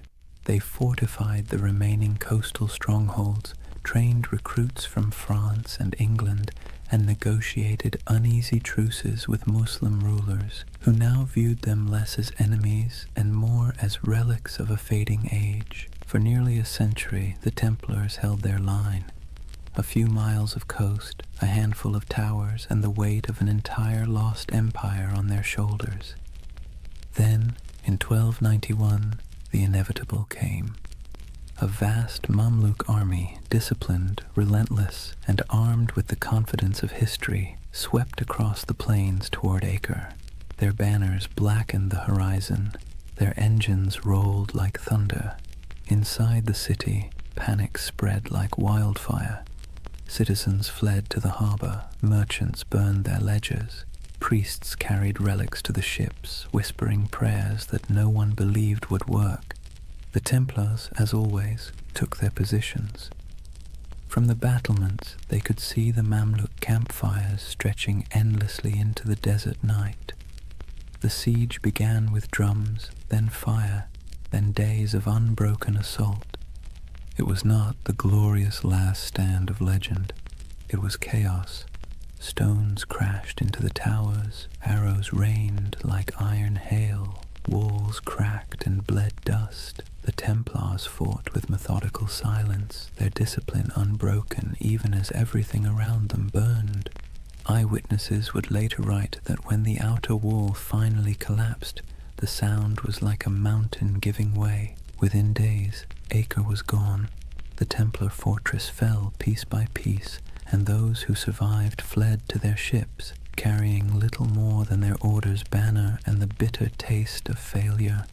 When the city burned behind them, so did the last true Crusader stronghold in the Holy Land. It was over. The Crusades had lasted nearly 2 centuries, and now, after all the pilgrimages, sieges, and sermons, the Holy Land was once again entirely in Muslim hands. For the Templars, the loss was more than strategic, it was existential. They returned to Europe as an army without a battlefield, an order without a purpose. Their castles in the east were gone, their mission obsolete, but they were still wealthy, still disciplined, and still bound by vows that made them useful or dangerous, depending on who was watching. They settled mostly on the island of Cyprus, rebuilding their headquarters there. From its harbors, they continued to dream of returning to the Holy Land, though it was clear to everyone that the age of crusades had passed. But faith is a stubborn thing. The Templars still believed that their duty was not complete. They trained, prayed, and planned, as if the next crusade was always just one papal decree away. And Europe for a while humored them. Popes still called them the sword of the church. Kings still borrowed their money. Peasants still whispered prayers for them. But under the surface, the world was changing. Trade was replacing war. Cities were replacing castles. Banks were replacing swords. And the Templars, with their vast holdings and network of treasuries, found themselves at the uncomfortable center of this transition. They had invented the closest thing to modern finance, a system where a pilgrim could deposit gold in Paris and withdraw it in Acre using coded letters of credit. It was genius, practical, and efficient, and in hindsight, catastrophic. Because when the wars ended and the debts came due, kings looked at the Templars' wealth and saw temptation, not salvation. Especially one king in particular, Philip IV of France. Philip was a man both pious and paranoid. He owed the Templars enormous sums of money, loans for his wars, his court, his vanity. But he also saw their independence as an affront. They answered not to him, but to the Pope. Their fortresses in France were like miniature states, their archives sealed and secret, and the more Philip learned about them, the more their silence unnerved him. Rumors spread of strange initiation rites, of heretical symbols, of men kissing the cross in reverse. Nonsense, most likely, but for a monarch looking to erase his debts and consolidate power, nonsense can be weaponized. In the years after Acre, Philip began to scheme. He courted the Pope, then bullied him. He planted spies among the Templars. He listened to gossip and invented the rest. The Templars, perhaps naively, continued to operate as they always had, holding mass, training knights, managing estates. They trusted in their reputation, in their service, in their holy mission. They never realized that while they were guarding against heathens abroad, the real danger had been quietly gathering at home. In the fall of 1307, France was restless. Taxes were high, the treasury was strained, and the king's legitimacy was fragile. Philip needed an enemy. And what better villain than a secretive, wealthy brotherhood whose glory had long since faded into rumor? The Templars were about to learn a lesson the Romans once taught long ago, that power without narrative is just a target. Their story had begun with oaths whispered beneath the Temple of Solomon. It was about to end in the flicker of torches and the hiss of sealed orders. History, like the sea, has its own rhythm, rising, falling, devouring. The Templars, once masters of both faith and war, had finally drifted too far from shore. Their banners would not fall on the battlefield, but in the courts of kings. Their last enemy would not wield a sword, but a quill. The Crusades had ended, but the Inquisition was just beginning. Imagine Paris in the early morning of October 13th, 1307. The air is cold, the mist heavy. Bells toll softly from the towers of Notre Dame, their echo rolling over the Seine. Most Parisians are still asleep, unaware that within the hour history itself is about to shift. Across the city, a quiet army stirs. Royal messengers slip through fog-damp alleys, carrying sealed orders bearing the king's personal wax seal. Soldiers, sworn to secrecy, assemble at street corners and bridges. They don't yet know who they're hunting, only that the order comes directly from Philip IV, and that disobedience would mean ruin. When the sun finally breaks the horizon, the trap is sprung. Every Templar house in France, every fortress, every commandery, every quiet estate hidden among vineyards and fields is surrounded. Gates splinter, iron boots echo down stone halls. The knights of the temple, warriors who once faced Saracen armies in the blazing deserts of Palestine, are dragged from their beds half-dressed, bewildered, accused of crimes so grotesque they can barely comprehend them. Blasphemy, idolatry, heresy. The list reads like something pulled from a fever dream, but this was no dream. It was politics, dressed in the robes of faith. Let's be clear, Philip IV was not a fool. He was something more dangerous, clever, desperate, and convinced of his divine right to do whatever was necessary to hold his kingdom together. He had bled France dry with wars against England, then with his campaigns to tax the clergy. When the church resisted, he struck back, exiling the Pope from Rome, installing his own candidate, and essentially turning the papacy into a branch office of the French crown. That Pope was Clement V, a man whose spine was as soft as the velvet cushions he sat on. Officially, he ruled from Rome. In practice, he lived under the shadow of Philip's will, a papal puppet relocated to Avignon. And so, when the King of France whispered that the Templars were dangerous, heretics, maybe even satanic, Clement listened. But the real accusation wasn't spiritual, it was financial. The Templars held vast wealth, not in piles of coins, but in something far more threatening: records, ledgers, IOUs. They were Europe's most sophisticated bankers, managing royal treasuries, facilitating trade, and holding deposits from nobles who trusted their vaults more than their own castles.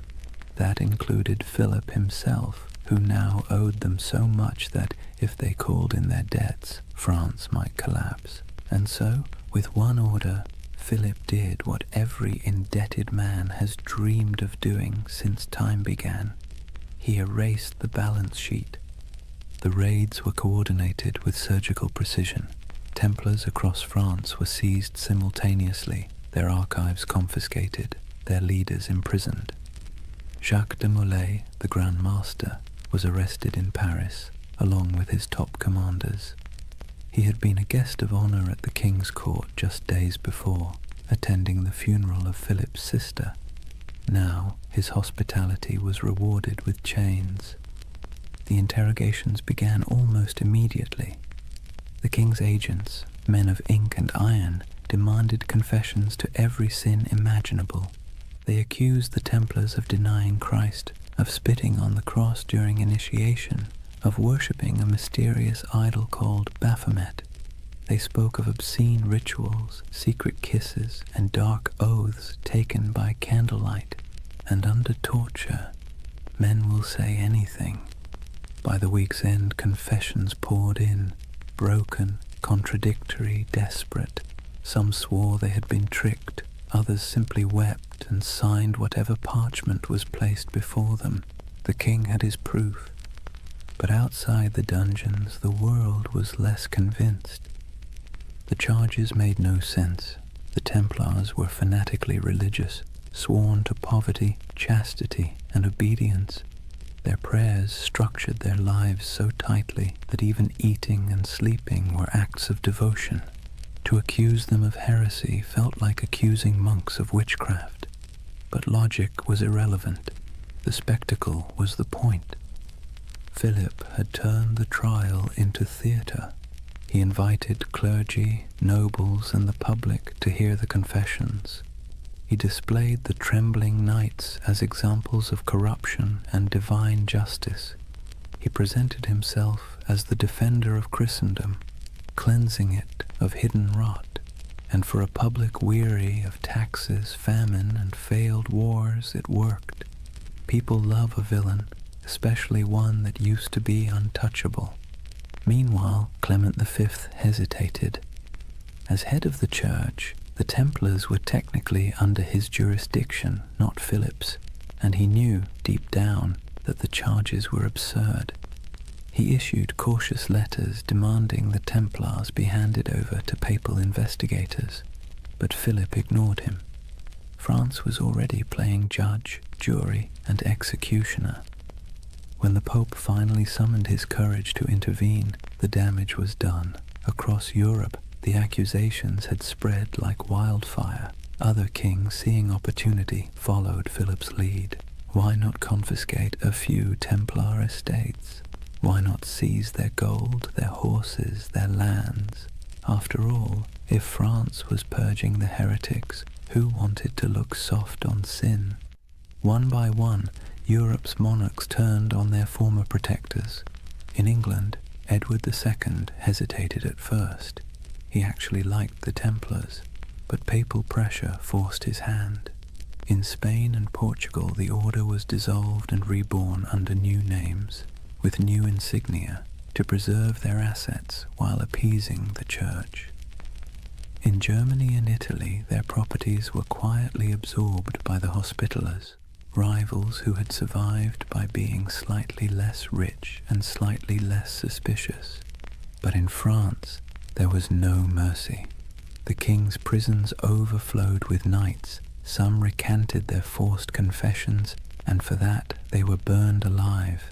Others were kept in darkness for years, their order formally disbanded by papal decree in 1312. As the walls closed in, Jacques de Molay remained calm. His life, by then, had been one long act of faith. He had fought in Outremer, negotiated with kings, and seen the fall of Acre. He knew what it was to lose everything. But this betrayal, this twisting of faith into a weapon, was something colder. He endured years of imprisonment, interrogation, and humiliation before being brought once more into public view. On March 18, 1314, the king staged one final spectacle. Molay and 3 senior Templars were led onto a platform erected on the Ile de la Cité, a small island in the Seine, directly across from the royal palace. The crowd gathered in silence, expecting confessions and repentance. But instead the old man, gaunt, weary, his hair turned white in prison, stood tall and spoke words that would echo for centuries. He retracted every confession, declared the order innocent, condemned the lies, the cruelty, the injustice. The crowd gasped. The executioners hesitated. Even Philip's officials seemed unsure what to do. But the king, unmoved, ordered the fires lit immediately, and as the flames climbed, witnesses said Jacques de Molay did not scream. He stood, unmoving, until the smoke swallowed him. According to legend, with his final breath, he called down a curse, summoning the Pope and the king to meet him before God within a year. It sounds like myth, but here's the strange part. Both men did die within 12 months. Philip collapsed suddenly during a hunting trip. Clement succumbed to illness not long after. Their bodies, it was said, refused to rest peacefully. One burned, one desecrated by lightning. History, for once, indulged in poetic justice, and so ended the Knights Templar, at least on paper. Their castles were seized, their treasure vanished, their order dissolved, but their legend, that refused to die. Whispers began immediately, of ships slipping away from La Rochelle under cover of night, carrying gold, relics, and sacred texts, of surviving knights who fled north to Scotland or vanished into the Alps, of secret brotherhoods, the Freemasons, the Rosicrucians, who claimed descent from the last guardians of the temple. It's hard to tell where history ends and myth begins. Maybe they're the same thing now, a story too powerful to stay buried. The fires of Paris went out, the ashes scattered. But in the imagination of every generation since, the Templars never stopped riding. Their red crosses still gleam faintly in the dark corners of our collective memory, where faith and conspiracy meet like 2 mirrors reflecting forever. Chapter 4. The Fall, the Curse, and the Immortal Legend. Take a deep breath and picture it again. Paris, 1314. The sun setting behind the grey spires, the river glinting like a blade, the crowd dispersing after the execution, their murmurs fading into the wind. For a moment, the city feels hollow. The flames have gone out, the smoke has thinned, and all that remains of the Knights Templar is the faint scent of burning oak and the whisper of rumour. It should have ended there, but history, like fire, has a way of smouldering long after the last spark dies. They say Jacques de Molay's final words were a curse. He called out from the pyre, summoning Pope Clement and King Philip to appear before the judgment of God within a year. The legend says his voice did not tremble. It carried through the crowd, past the walls of Paris, past the gilded windows of the royal palace, carried by the smoke as if heaven itself were listening. And then, as the flames consumed him, something strange happened. The air shifted. The crowd fell silent. Even the guards who had lit the pyre looked uneasy, like men who had just seen something they shouldn't have. You can almost hear the echo, soft, defiant, and final. Within 1 year you will answer before God. It's the kind of line that sounds too neat to be true. And yet, history, either by coincidence or poetic design, obliged. Within a month, the Pope fell ill. Clement V's body gave out after years of stress, guilt, and compromise. His corpse was placed in a monastery awaiting burial, but as if on cue, the monastery caught fire. The flames consumed the chamber, and the papal body, already lifeless, was said to have sat upright in the coffin, engulfed in flames, as though the curse had come to collect. Not long after, King Philip went hunting in the forest of Fontainebleau. A strong, healthy man, still in his 40s, he rode out in the crisp autumn air and never returned alive. Accounts differ. Some say he fell from his horse, struck his head, and lingered for days in agony. Others say he was seized by a sudden paralysis. Either way, the most powerful man in Europe died slowly, staring into nothing, as if haunted by something he couldn't see, and with their deaths, the curse of the Templars was born. It was a simple story. 2 men destroyed by the vengeance of a martyred knight, but it grew quickly. People whispered that France itself was doomed, that Philip's descendants, the Capetian line, would die out within generations, and, strangely enough, that too came true. Within less than 2 decades, all 3 of Philip's sons, each having worn the crown, were dead without heirs. The dynasty that had ruled France for centuries was snuffed out like a candle in a storm. The people of the time called it La Malédiction des Templiers, the Templar curse. To later generations, it became a parable, a warning about greed, corruption, and the strange persistence of divine justice. Of course, historians will tell you it was all coincidence, and maybe they're right. But that's the beautiful thing about history. It leaves just enough cracks for the imagination to pour through. When you close your eyes and think of those final days, it's not hard to believe that something larger was at work, a kind of cosmic balancing act, subtle and cruel.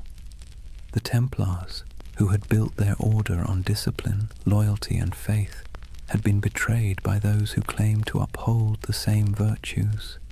And perhaps, just perhaps, the universe took notice. Yet even as their bodies turned to ash, their legend began to breathe again. Within a generation, stories of the hidden treasure of the temple began to surface. Gold, relics, and ancient knowledge spirited away from France before the arrests. Ships loaded in secret at the port of La Rochelle, sailing west into the mist. Some claimed they vanished into Scotland, others into Portugal, and some said they crossed the ocean itself, centuries before Columbus, to lands unknown. The myth of the lost Templar fleet became the fuel for countless tales. Sailors swore that on stormy nights they'd seen ghost ships bearing red crosses on their sails, gliding silently across the waves. Monks whispered of secret vaults beneath cathedrals where the last Templars hid sacred relics. And among peasants and pilgrims alike, a quiet belief took root. The Templars were not dead. They had merely gone underground, waiting for the world to be ready again. It was an idea too romantic, too mysterious to fade. The church had tried to erase the order's name, to burn their banners, melt their seals, and scrub their records. But the Templars had built something deeper than stone. They had built a story, one that couldn't be killed with fire or buried in royal decrees. And the story began to change shape.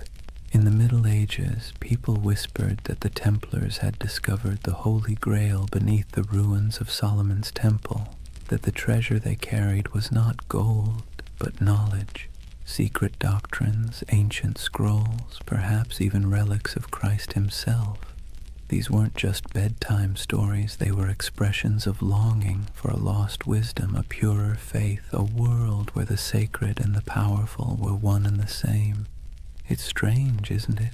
The church destroyed them for being too secretive, too independent, and yet that very secrecy made them immortal. The less we knew, the more we wondered, and wonder, as every myth-maker knows, is the soil in which legends grow. By the 14th century, the Templars were ghosts. By the 15th, they were saints of imagination. By the 18th, they had been reborn entirely, absorbed into the rituals of the Freemasons, who borrowed their symbols, their oaths, and their mystique. Masonic lodges across Europe adopted the Red Cross, the sword, and the language of brotherhood. In their dimly lit halls, among candles and geometry, men in powdered wigs whispered oaths not unlike those once spoken in Jerusalem. And in those flickering moments, the Templars lived again, not as soldiers, but as symbols, symbols of resistance, of hidden knowledge, of purity lost and truth buried beneath the weight of time. Somewhere along the way, their story stopped being about history at all. It became about us, about our hunger for mystery, our suspicion of power, our desire to believe that somewhere in the forgotten corners of time, the pure and the brave are still watching. And that brings us back to that fateful Friday, the 13th of October, 1307, the day that superstition itself was born. Before that morning, Friday the 13th meant nothing. It was just a date. But after the Templars were seized, tried, and condemned, it became a symbol of betrayal and bad luck. The day the innocent were destroyed by the powerful. The day faith was tested and justice mocked. The day one of the most disciplined brotherhoods in human history was wiped out in a single breath. Centuries later, we still flinch at that date without remembering why. Maybe that's the real curse, not divine vengeance, but cultural memory, a faint echo of injustice that hums quietly beneath the surface of modern life. Every time the calendar aligns and Friday falls on the 13th, we pass through that echo. Most of us shrug it off, but somewhere deep in the collective mind, a voice whispers, "Be careful." It's the whisper of a fire crackling on an island in the Seine. The whisper of 9 knights kneeling in the dark, taking oaths no one else would ever hear. History loves to bury its ghosts, but ghosts, if nothing else, are patient, and so the legend of the Templars endures, not as a warning, not as dogma, but as a lullaby for the restless, a story that reminds us that even in corruption, there can be faith. Even in endings, there can be echoes. That the night, however dark, always remembers the shape of its stars. Close your eyes for a moment and imagine the sea, a cold wind blowing from the west, the smell of salt, iron, and rain. It's October of 1307, just days after the arrests began. France is tightening like a fist. Across the countryside, Templar commanderies, once bustling with horses, treasure, and prayer, now sit silent under royal seals. Soldiers ransack vaults, priests pore over ledgers, and the knights, those who survive the sudden sweep, vanish like smoke. Or at least, that's what history says. But if you listen carefully, beneath the crackle of parchment and the scratching of quills, you'll hear the ocean whispering another version. At the western edge of France, in the port of La Rochelle, witnesses claim they saw something strange. A convoy of ships flying the Red Cross of the Temple quietly slipped out to sea just before the arrests. The official records say nothing, but rumors say otherwise. Some say the ships were loaded with gold, silver, relics, and documents, everything the order held sacred. Others say they carried only men, brothers who refused to die in chains. Either way, when the king's men arrived to confiscate the Templar fleet, the docks were empty. Every ship was gone, vanished into the grey Atlantic mist. Where did they go? That question has haunted historians for centuries. Some claim they sailed north to Scotland, where King Robert the Bruce, excommunicated by the Church, might have welcomed the outlawed knights. Scotland, after all, was in rebellion. Its land was cold, rugged, and far from papal reach. It's said that on the eve of Bannockburn in 1314, the same year Jacques de Molay was burned, a small band of armoured riders appeared on the battlefield, carrying the Red Cross. They turned the tide against the English, then disappeared as swiftly as they came. Is it true? Probably not, but as every good myth knows, plausibility is optional when the imagination takes hold. Others believe the Templars went west, farther than any Christian ship had gone, that they reached the shores of Portugal, and from there, the New World itself, centuries before Columbus. In Portugal, after all, the Templar legacy is easy to trace. King Denis, who admired the order's discipline and skill, quietly rebranded them as a new brotherhood, the Order of Christ. Same men, same property, same goals, different name. Under that new banner, they built fortresses, trained explorers, and financed voyages. Centuries later, one of their spiritual heirs, a man named Prince Henry the Navigator, would launch the Age of Exploration, and the Red Cross of the Templars would appear again, painted on the sails of caravels bound for Africa, India, and beyond. You've seen it before, even if you didn't notice it. The ships of Columbus, the sails of Vasco da Gama, the Red Cross fluttering against the wind. A silent inheritance, passed from the knights who once guarded pilgrims to the sailors who remapped the world. And so, some say, the Templars never truly vanished.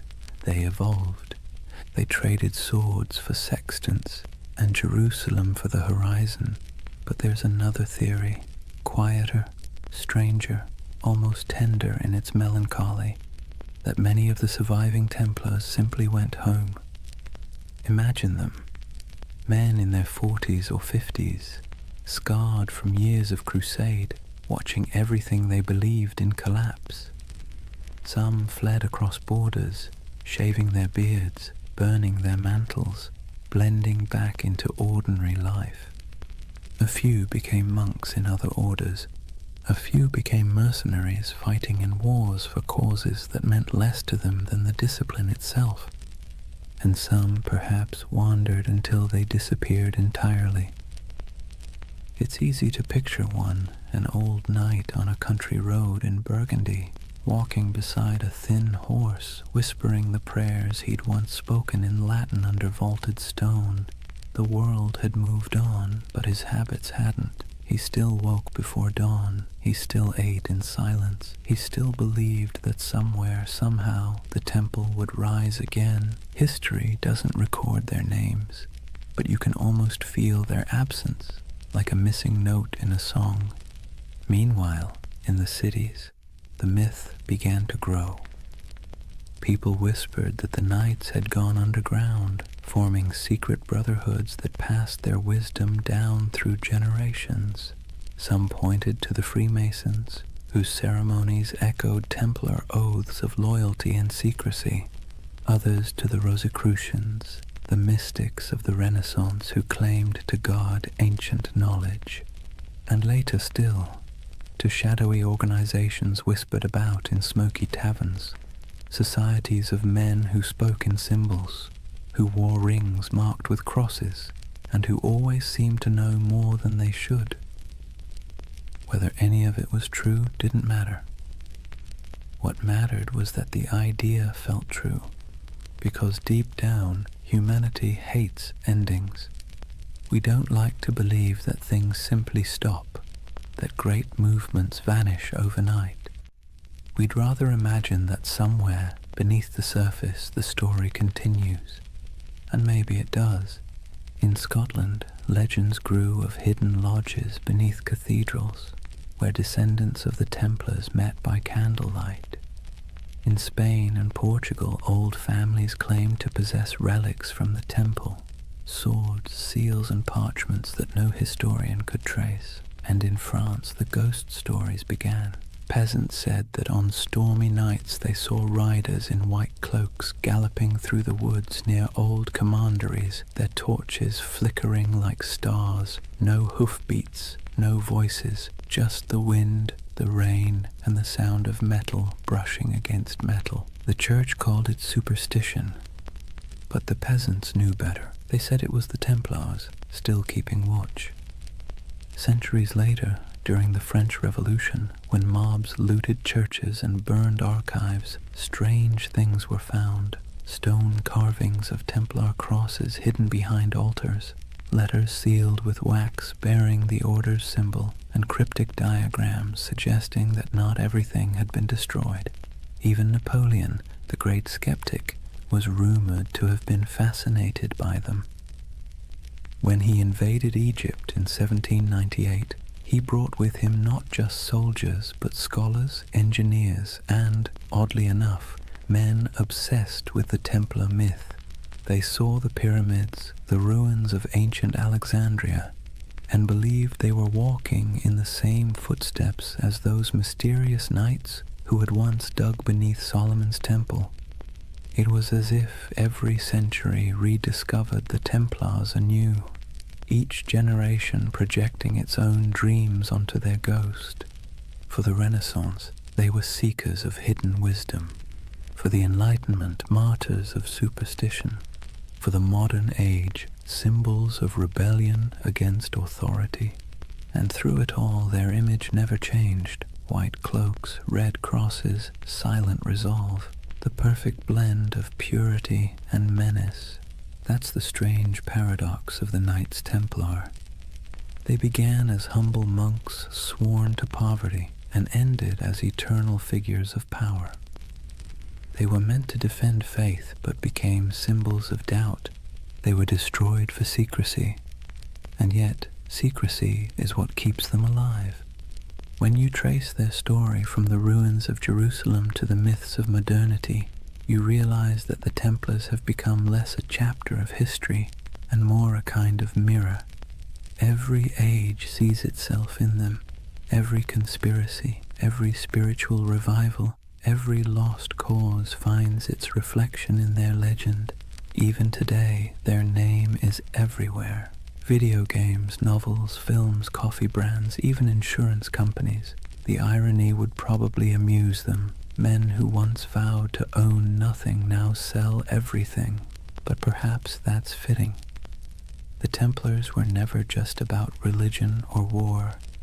They were about the human need to believe in something that endures. And maybe that's why we can't stop imagining where they went. Not because we need the facts, but because we need the comfort of knowing that ideals, courage, loyalty, sacrifice, don't just die with men. They drift, they adapt, they survive. So when you think of those ships sailing out of La Rochelle into the fog, try not to see them as fugitives. See them as dreamers, as the embodiment of a simple, quiet truth. That faith and mystery always find a way to escape the fire. Maybe they reached Scotland, maybe they reached the New World, or maybe they're still out there somewhere, beyond the horizon, sailing a sea that never ends. Imagine a cold dawn in Paris, 1307. The streets smell of smoke and fear. Bells toll somewhere in the distance, slow, heavy, deliberate. The king's guards march through the mist, their armor clattering like a death knell. Inside the stone halls of the royal fortress, a handful of exhausted men kneel before a tribunal. Their white mantles, once symbols of divine purpose, are now stained with dirt and tears. The red cross across their chests looks almost like a wound. These are the Knights Templar, the once unbreakable brotherhood now accused of heresy, blasphemy, and witchcraft. Their Grand Master, Jacques de Molay, stands among them. His face is gaunt, his hands tremble, but not from fear, from disbelief. Only a few years earlier, kings had begged for the Templars' loans, popes had blessed their missions, and merchants had trusted their vaults with fortunes. And now, the same powers that exalted them call them servants of the devil. Let's be clear, the charges were absurd. The Templars were accused of spitting on the cross during secret initiations, of worshipping a mysterious idol named Baphomet, a bearded head that supposedly whispered prophecies, of kissing each other's backsides as oaths of loyalty. It sounds like something invented by a drunk gossip trying to impress a tavern full of bored clerks. But in medieval Europe, rumor and heresy were as lethal as swords. Under torture, men confessed to anything. And King Philip IV of France, buried in debt to the Templars, knew that pain was cheaper than repayment. He wanted their treasure and their silence. So he ordered confession after confession until even the strongest broke. It's strange to imagine these were men trained to endure battle, to ride through sieges, to fight without sleep. And yet here they were, chained in dungeons, whispering prayers that turned into pleas. Some recanted immediately, others held firm until their bodies gave out. But through it all, one question pulsed beneath the surface like a heartbeat. Where is the treasure? Because according to legend, the Templars had amassed unimaginable wealth. Gold from Jerusalem, silver from Europe, relics from the Holy Land. They were bankers to kings, landlords to half of France, and custodians of secrets no one dared write down. When their order collapsed, that treasure simply disappeared. The official records show nothing. The king found empty vaults, the church seized estates, but no gold. And so the myth began. The missing Templar treasure has been called the most enduring unsolved mystery in medieval history. Over the centuries it's been found 1,000 times, in hidden tunnels under Paris, buried beneath Rosslyn Chapel in Scotland, locked inside the catacombs of Malta, even frozen beneath Nova Scotia's Oak Island, where fortune hunters have been digging for 200 years and still haven't hit bottom. Each theory begins the same way, with the night of October 13th, 1307, when those ships at La Rochelle sailed off into the mist. And each theory ends the same way, with an empty map and more questions. But maybe the treasure wasn't gold at all. Maybe what they protected wasn't wealth, but knowledge. There's a quiet rumor, older than the Freemasons, older than most conspiracy theories, that the Templars discovered something beneath the ruins of Solomon's temple during their early years in Jerusalem. What it was, no one agrees on. Some say it was the Holy Grail, not a cup, but a secret bloodline. Others claim it was the Ark of the Covenant, still humming with divine energy. And a few whisper that it was something far less biblical, ancient texts from before recorded history, knowledge so profound it could rewrite theology itself. Whatever it was, the rumor insists that the Templars hid it, not in one place, but in many. Fragments scattered like seeds across Europe, buried under chapels, sealed in crypts, or disguised as relics. You can almost imagine it. Stone corridors lit by flickering torches, brothers moving in silence, passing relics wrapped in linen. No words spoken, no records written, only vows that what was found in the Holy Land must never be lost again. It's beautiful, isn't it? The idea that knowledge can be smuggled through time, that truth, like treasure, can survive corruption, fire, and forgetfulness. But let's pause, because the historian's mind has a way of ruining poetry. The truth is, most of what the Templars had was painfully ordinary. Farms, mills, vineyards, warehouses. Their treasure was bookkeeping. Still, the legend persists, because it speaks to something deeper, a yearning for meaning behind mystery. We want to believe that somewhere beneath the dust, something sacred still waits to be uncovered, and maybe, in a way, it does. Because even stripped of myth, the story of the Templar trials is a perfect reflection of how power consumes its own creation. King Philip's campaign wasn't just about greed, it was about fear, the kind that festers when kings realize faith answers to no one.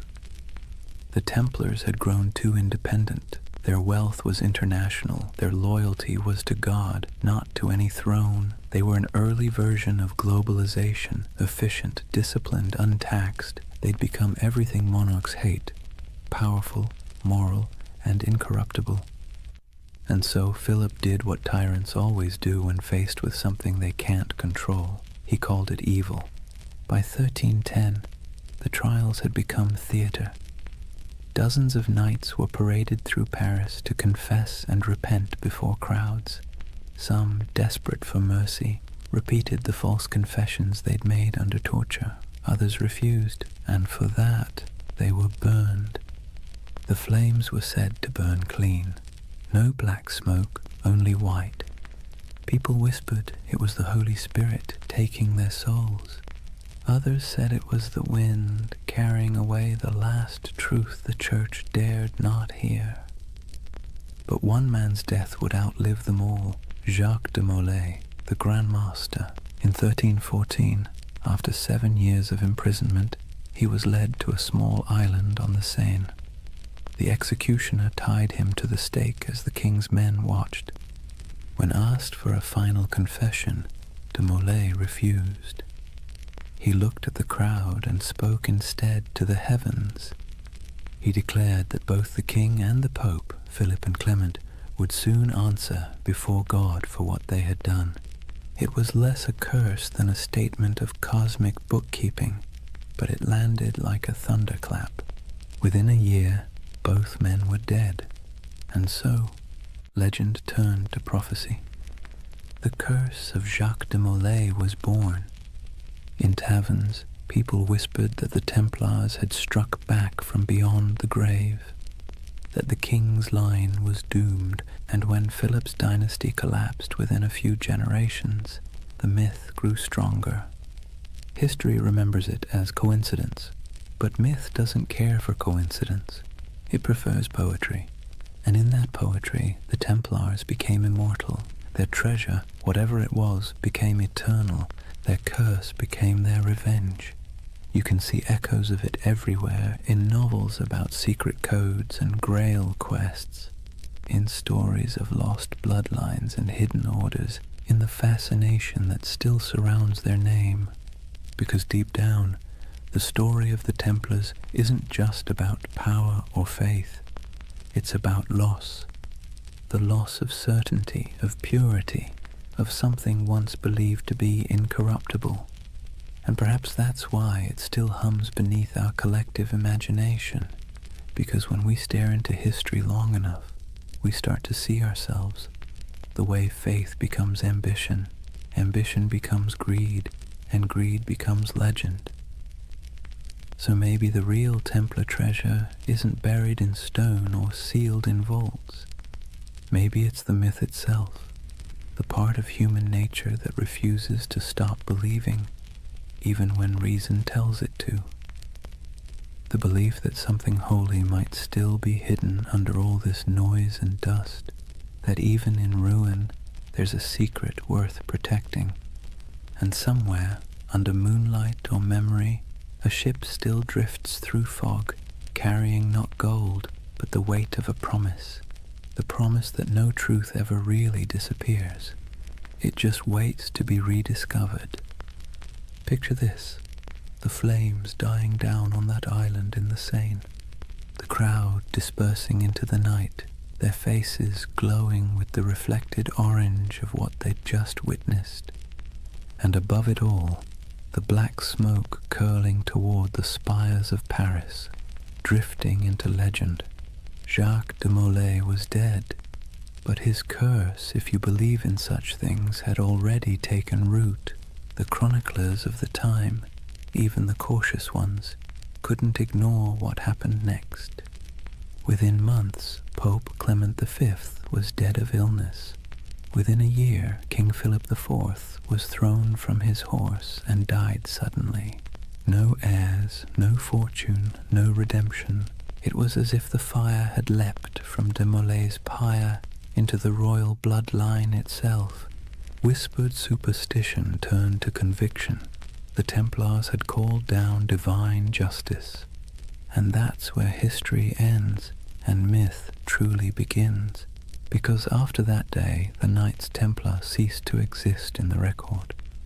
Their castles were seized, their lands divided, their members absorbed into other orders or driven into hiding. But their name, their symbol, only grew stronger. You can destroy a building, you can hang a man, but you can't kill an idea that has already become a myth. Let's be honest. The world loves a good mystery wrapped in moral ambiguity. The Templars were the perfect storm, part saint, part sinner, disciplined yet secretive, blessed yet cursed. And so, century after century, their shadow kept resurfacing in new disguises. In medieval Germany, people whispered that the Templars had gone underground, literally tunneling beneath mountains to guard their hidden treasure. In Scotland, they were said to have joined Robert the Bruce at the Battle of Bannockburn, their white mantles glowing like ghosts as they charged across the misty fields. In Portugal, they supposedly rebranded as the Order of Christ, quietly sailing under new banners as Europe's age of exploration began. Everywhere they vanished, stories bloomed like ivy over old stone. By the Renaissance, artists painted them into allegories. By the Enlightenment, philosophers invoked them as symbols of reason suppressed by superstition. By the 18th century, they'd re-emerged again, this time whispered to be the ancestors of the Freemasons, the supposed keepers of ancient wisdom and architects of secret societies that shaped revolutions and empires alike. No proof, of course, but when has lack of proof ever stopped a good story? And then came the 19th century, a perfect breeding ground for myth. Romantics were obsessed with lost causes, fallen knights, and tragic purity. The Templars became literary gold. Poets wrote of their courage, novelists embroidered their rituals, and painters gave them halos of melancholy light. They became a mirror for every generation's anxieties.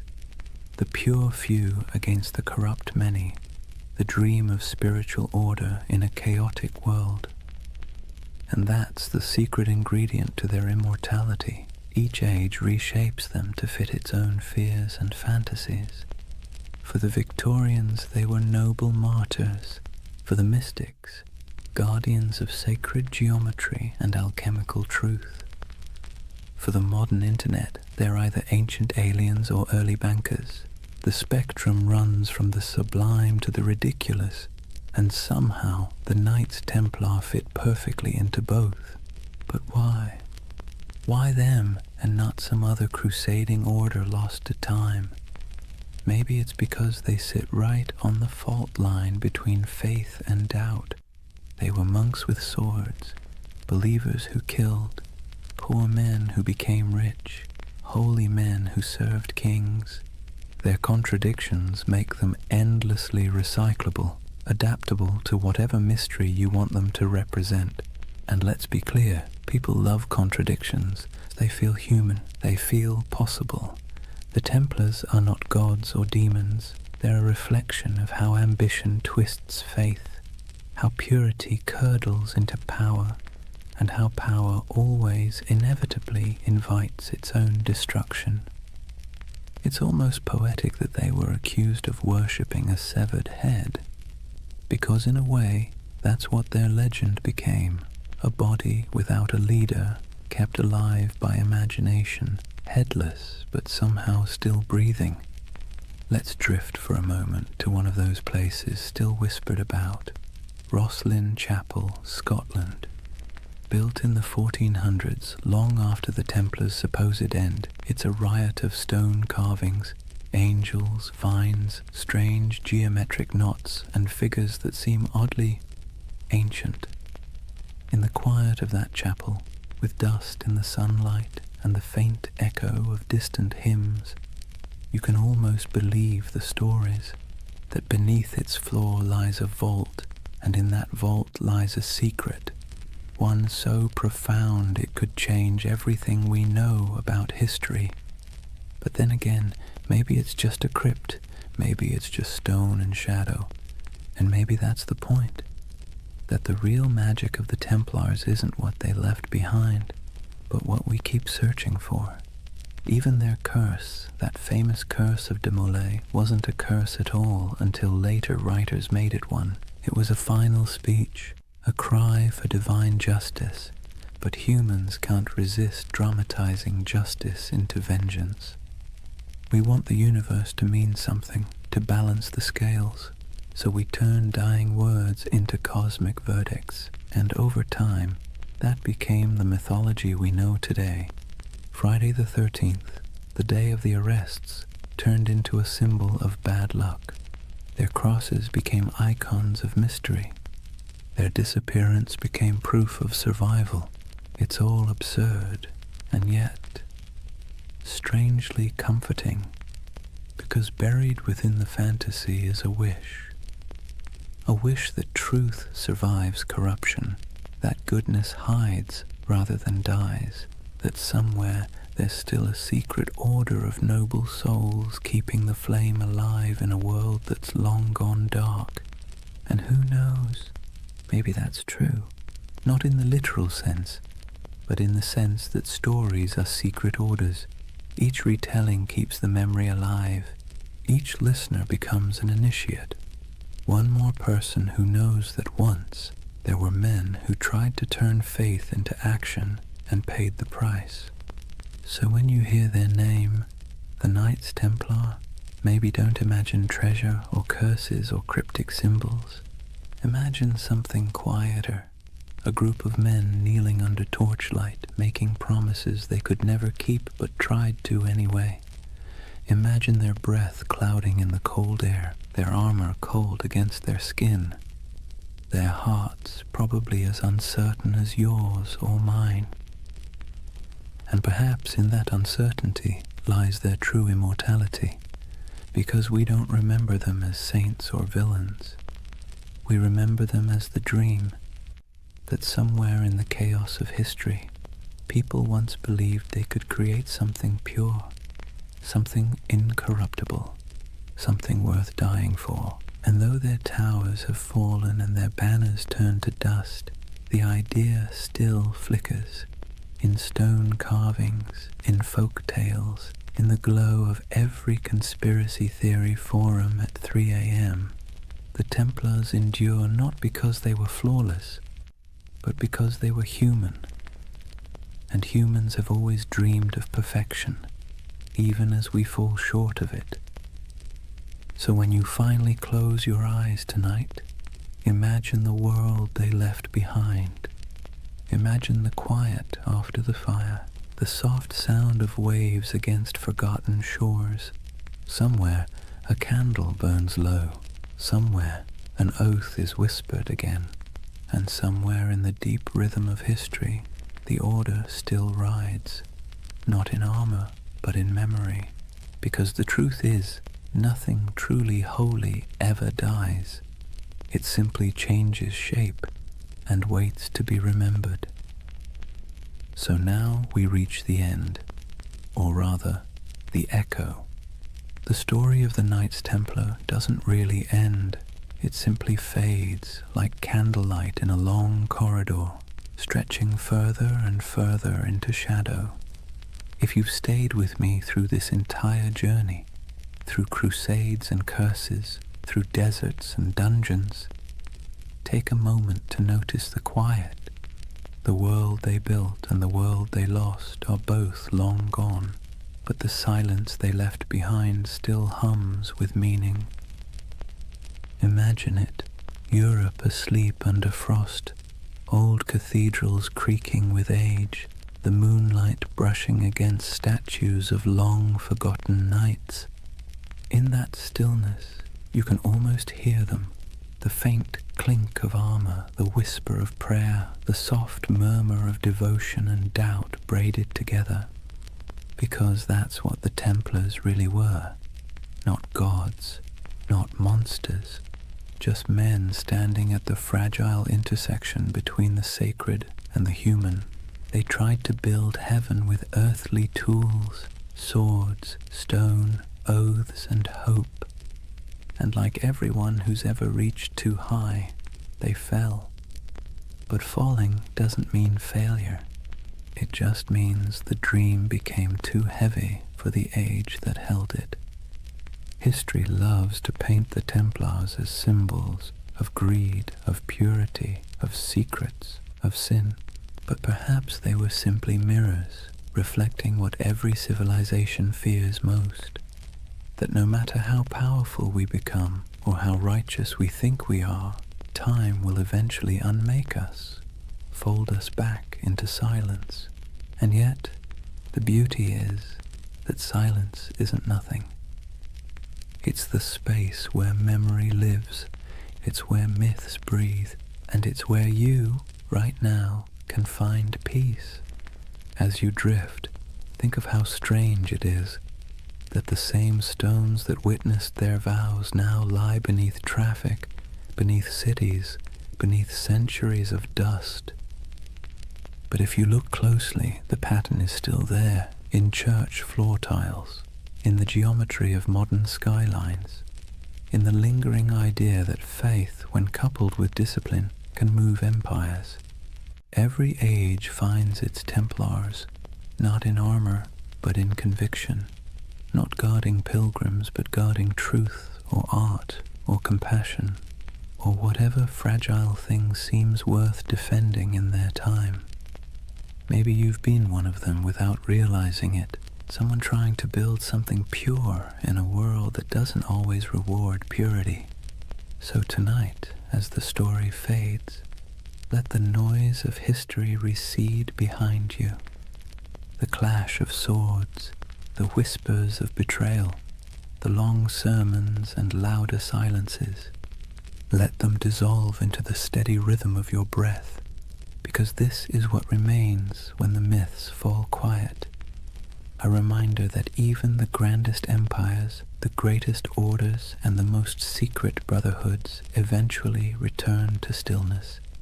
And in that stillness, something eternal stirs, not banners, not blood, but the simple, persistent urge to remember that once humans dreamed of divine perfection, that they believed in sacred duty, that they tried, however imperfectly, to bridge the distance between heaven and earth. And maybe that's enough. If you close your eyes now, you might see them one last time, riding slowly into the horizon, the sun setting behind them, their white mantles glowing faintly in the fading light. No words, no music, just the sound of hooves in the sand, steady as a heartbeat. And then, quiet, the kind of quiet that carries centuries. So let the world of the Templars drift away. The wars, the treasures, the secrets, what's left is only peace, soft, steady, endless peace. Thank you for joining this journey through time, for wandering through cathedrals, deserts, and dreams. If you enjoyed this story and want to hear more journeys through history to help you sleep, please subscribe. And before you drift off completely, tell me what's keeping you up tonight. Maybe next time we'll dream through that too. For now, rest easy. You're safe. History will keep its secrets until morning. Good night.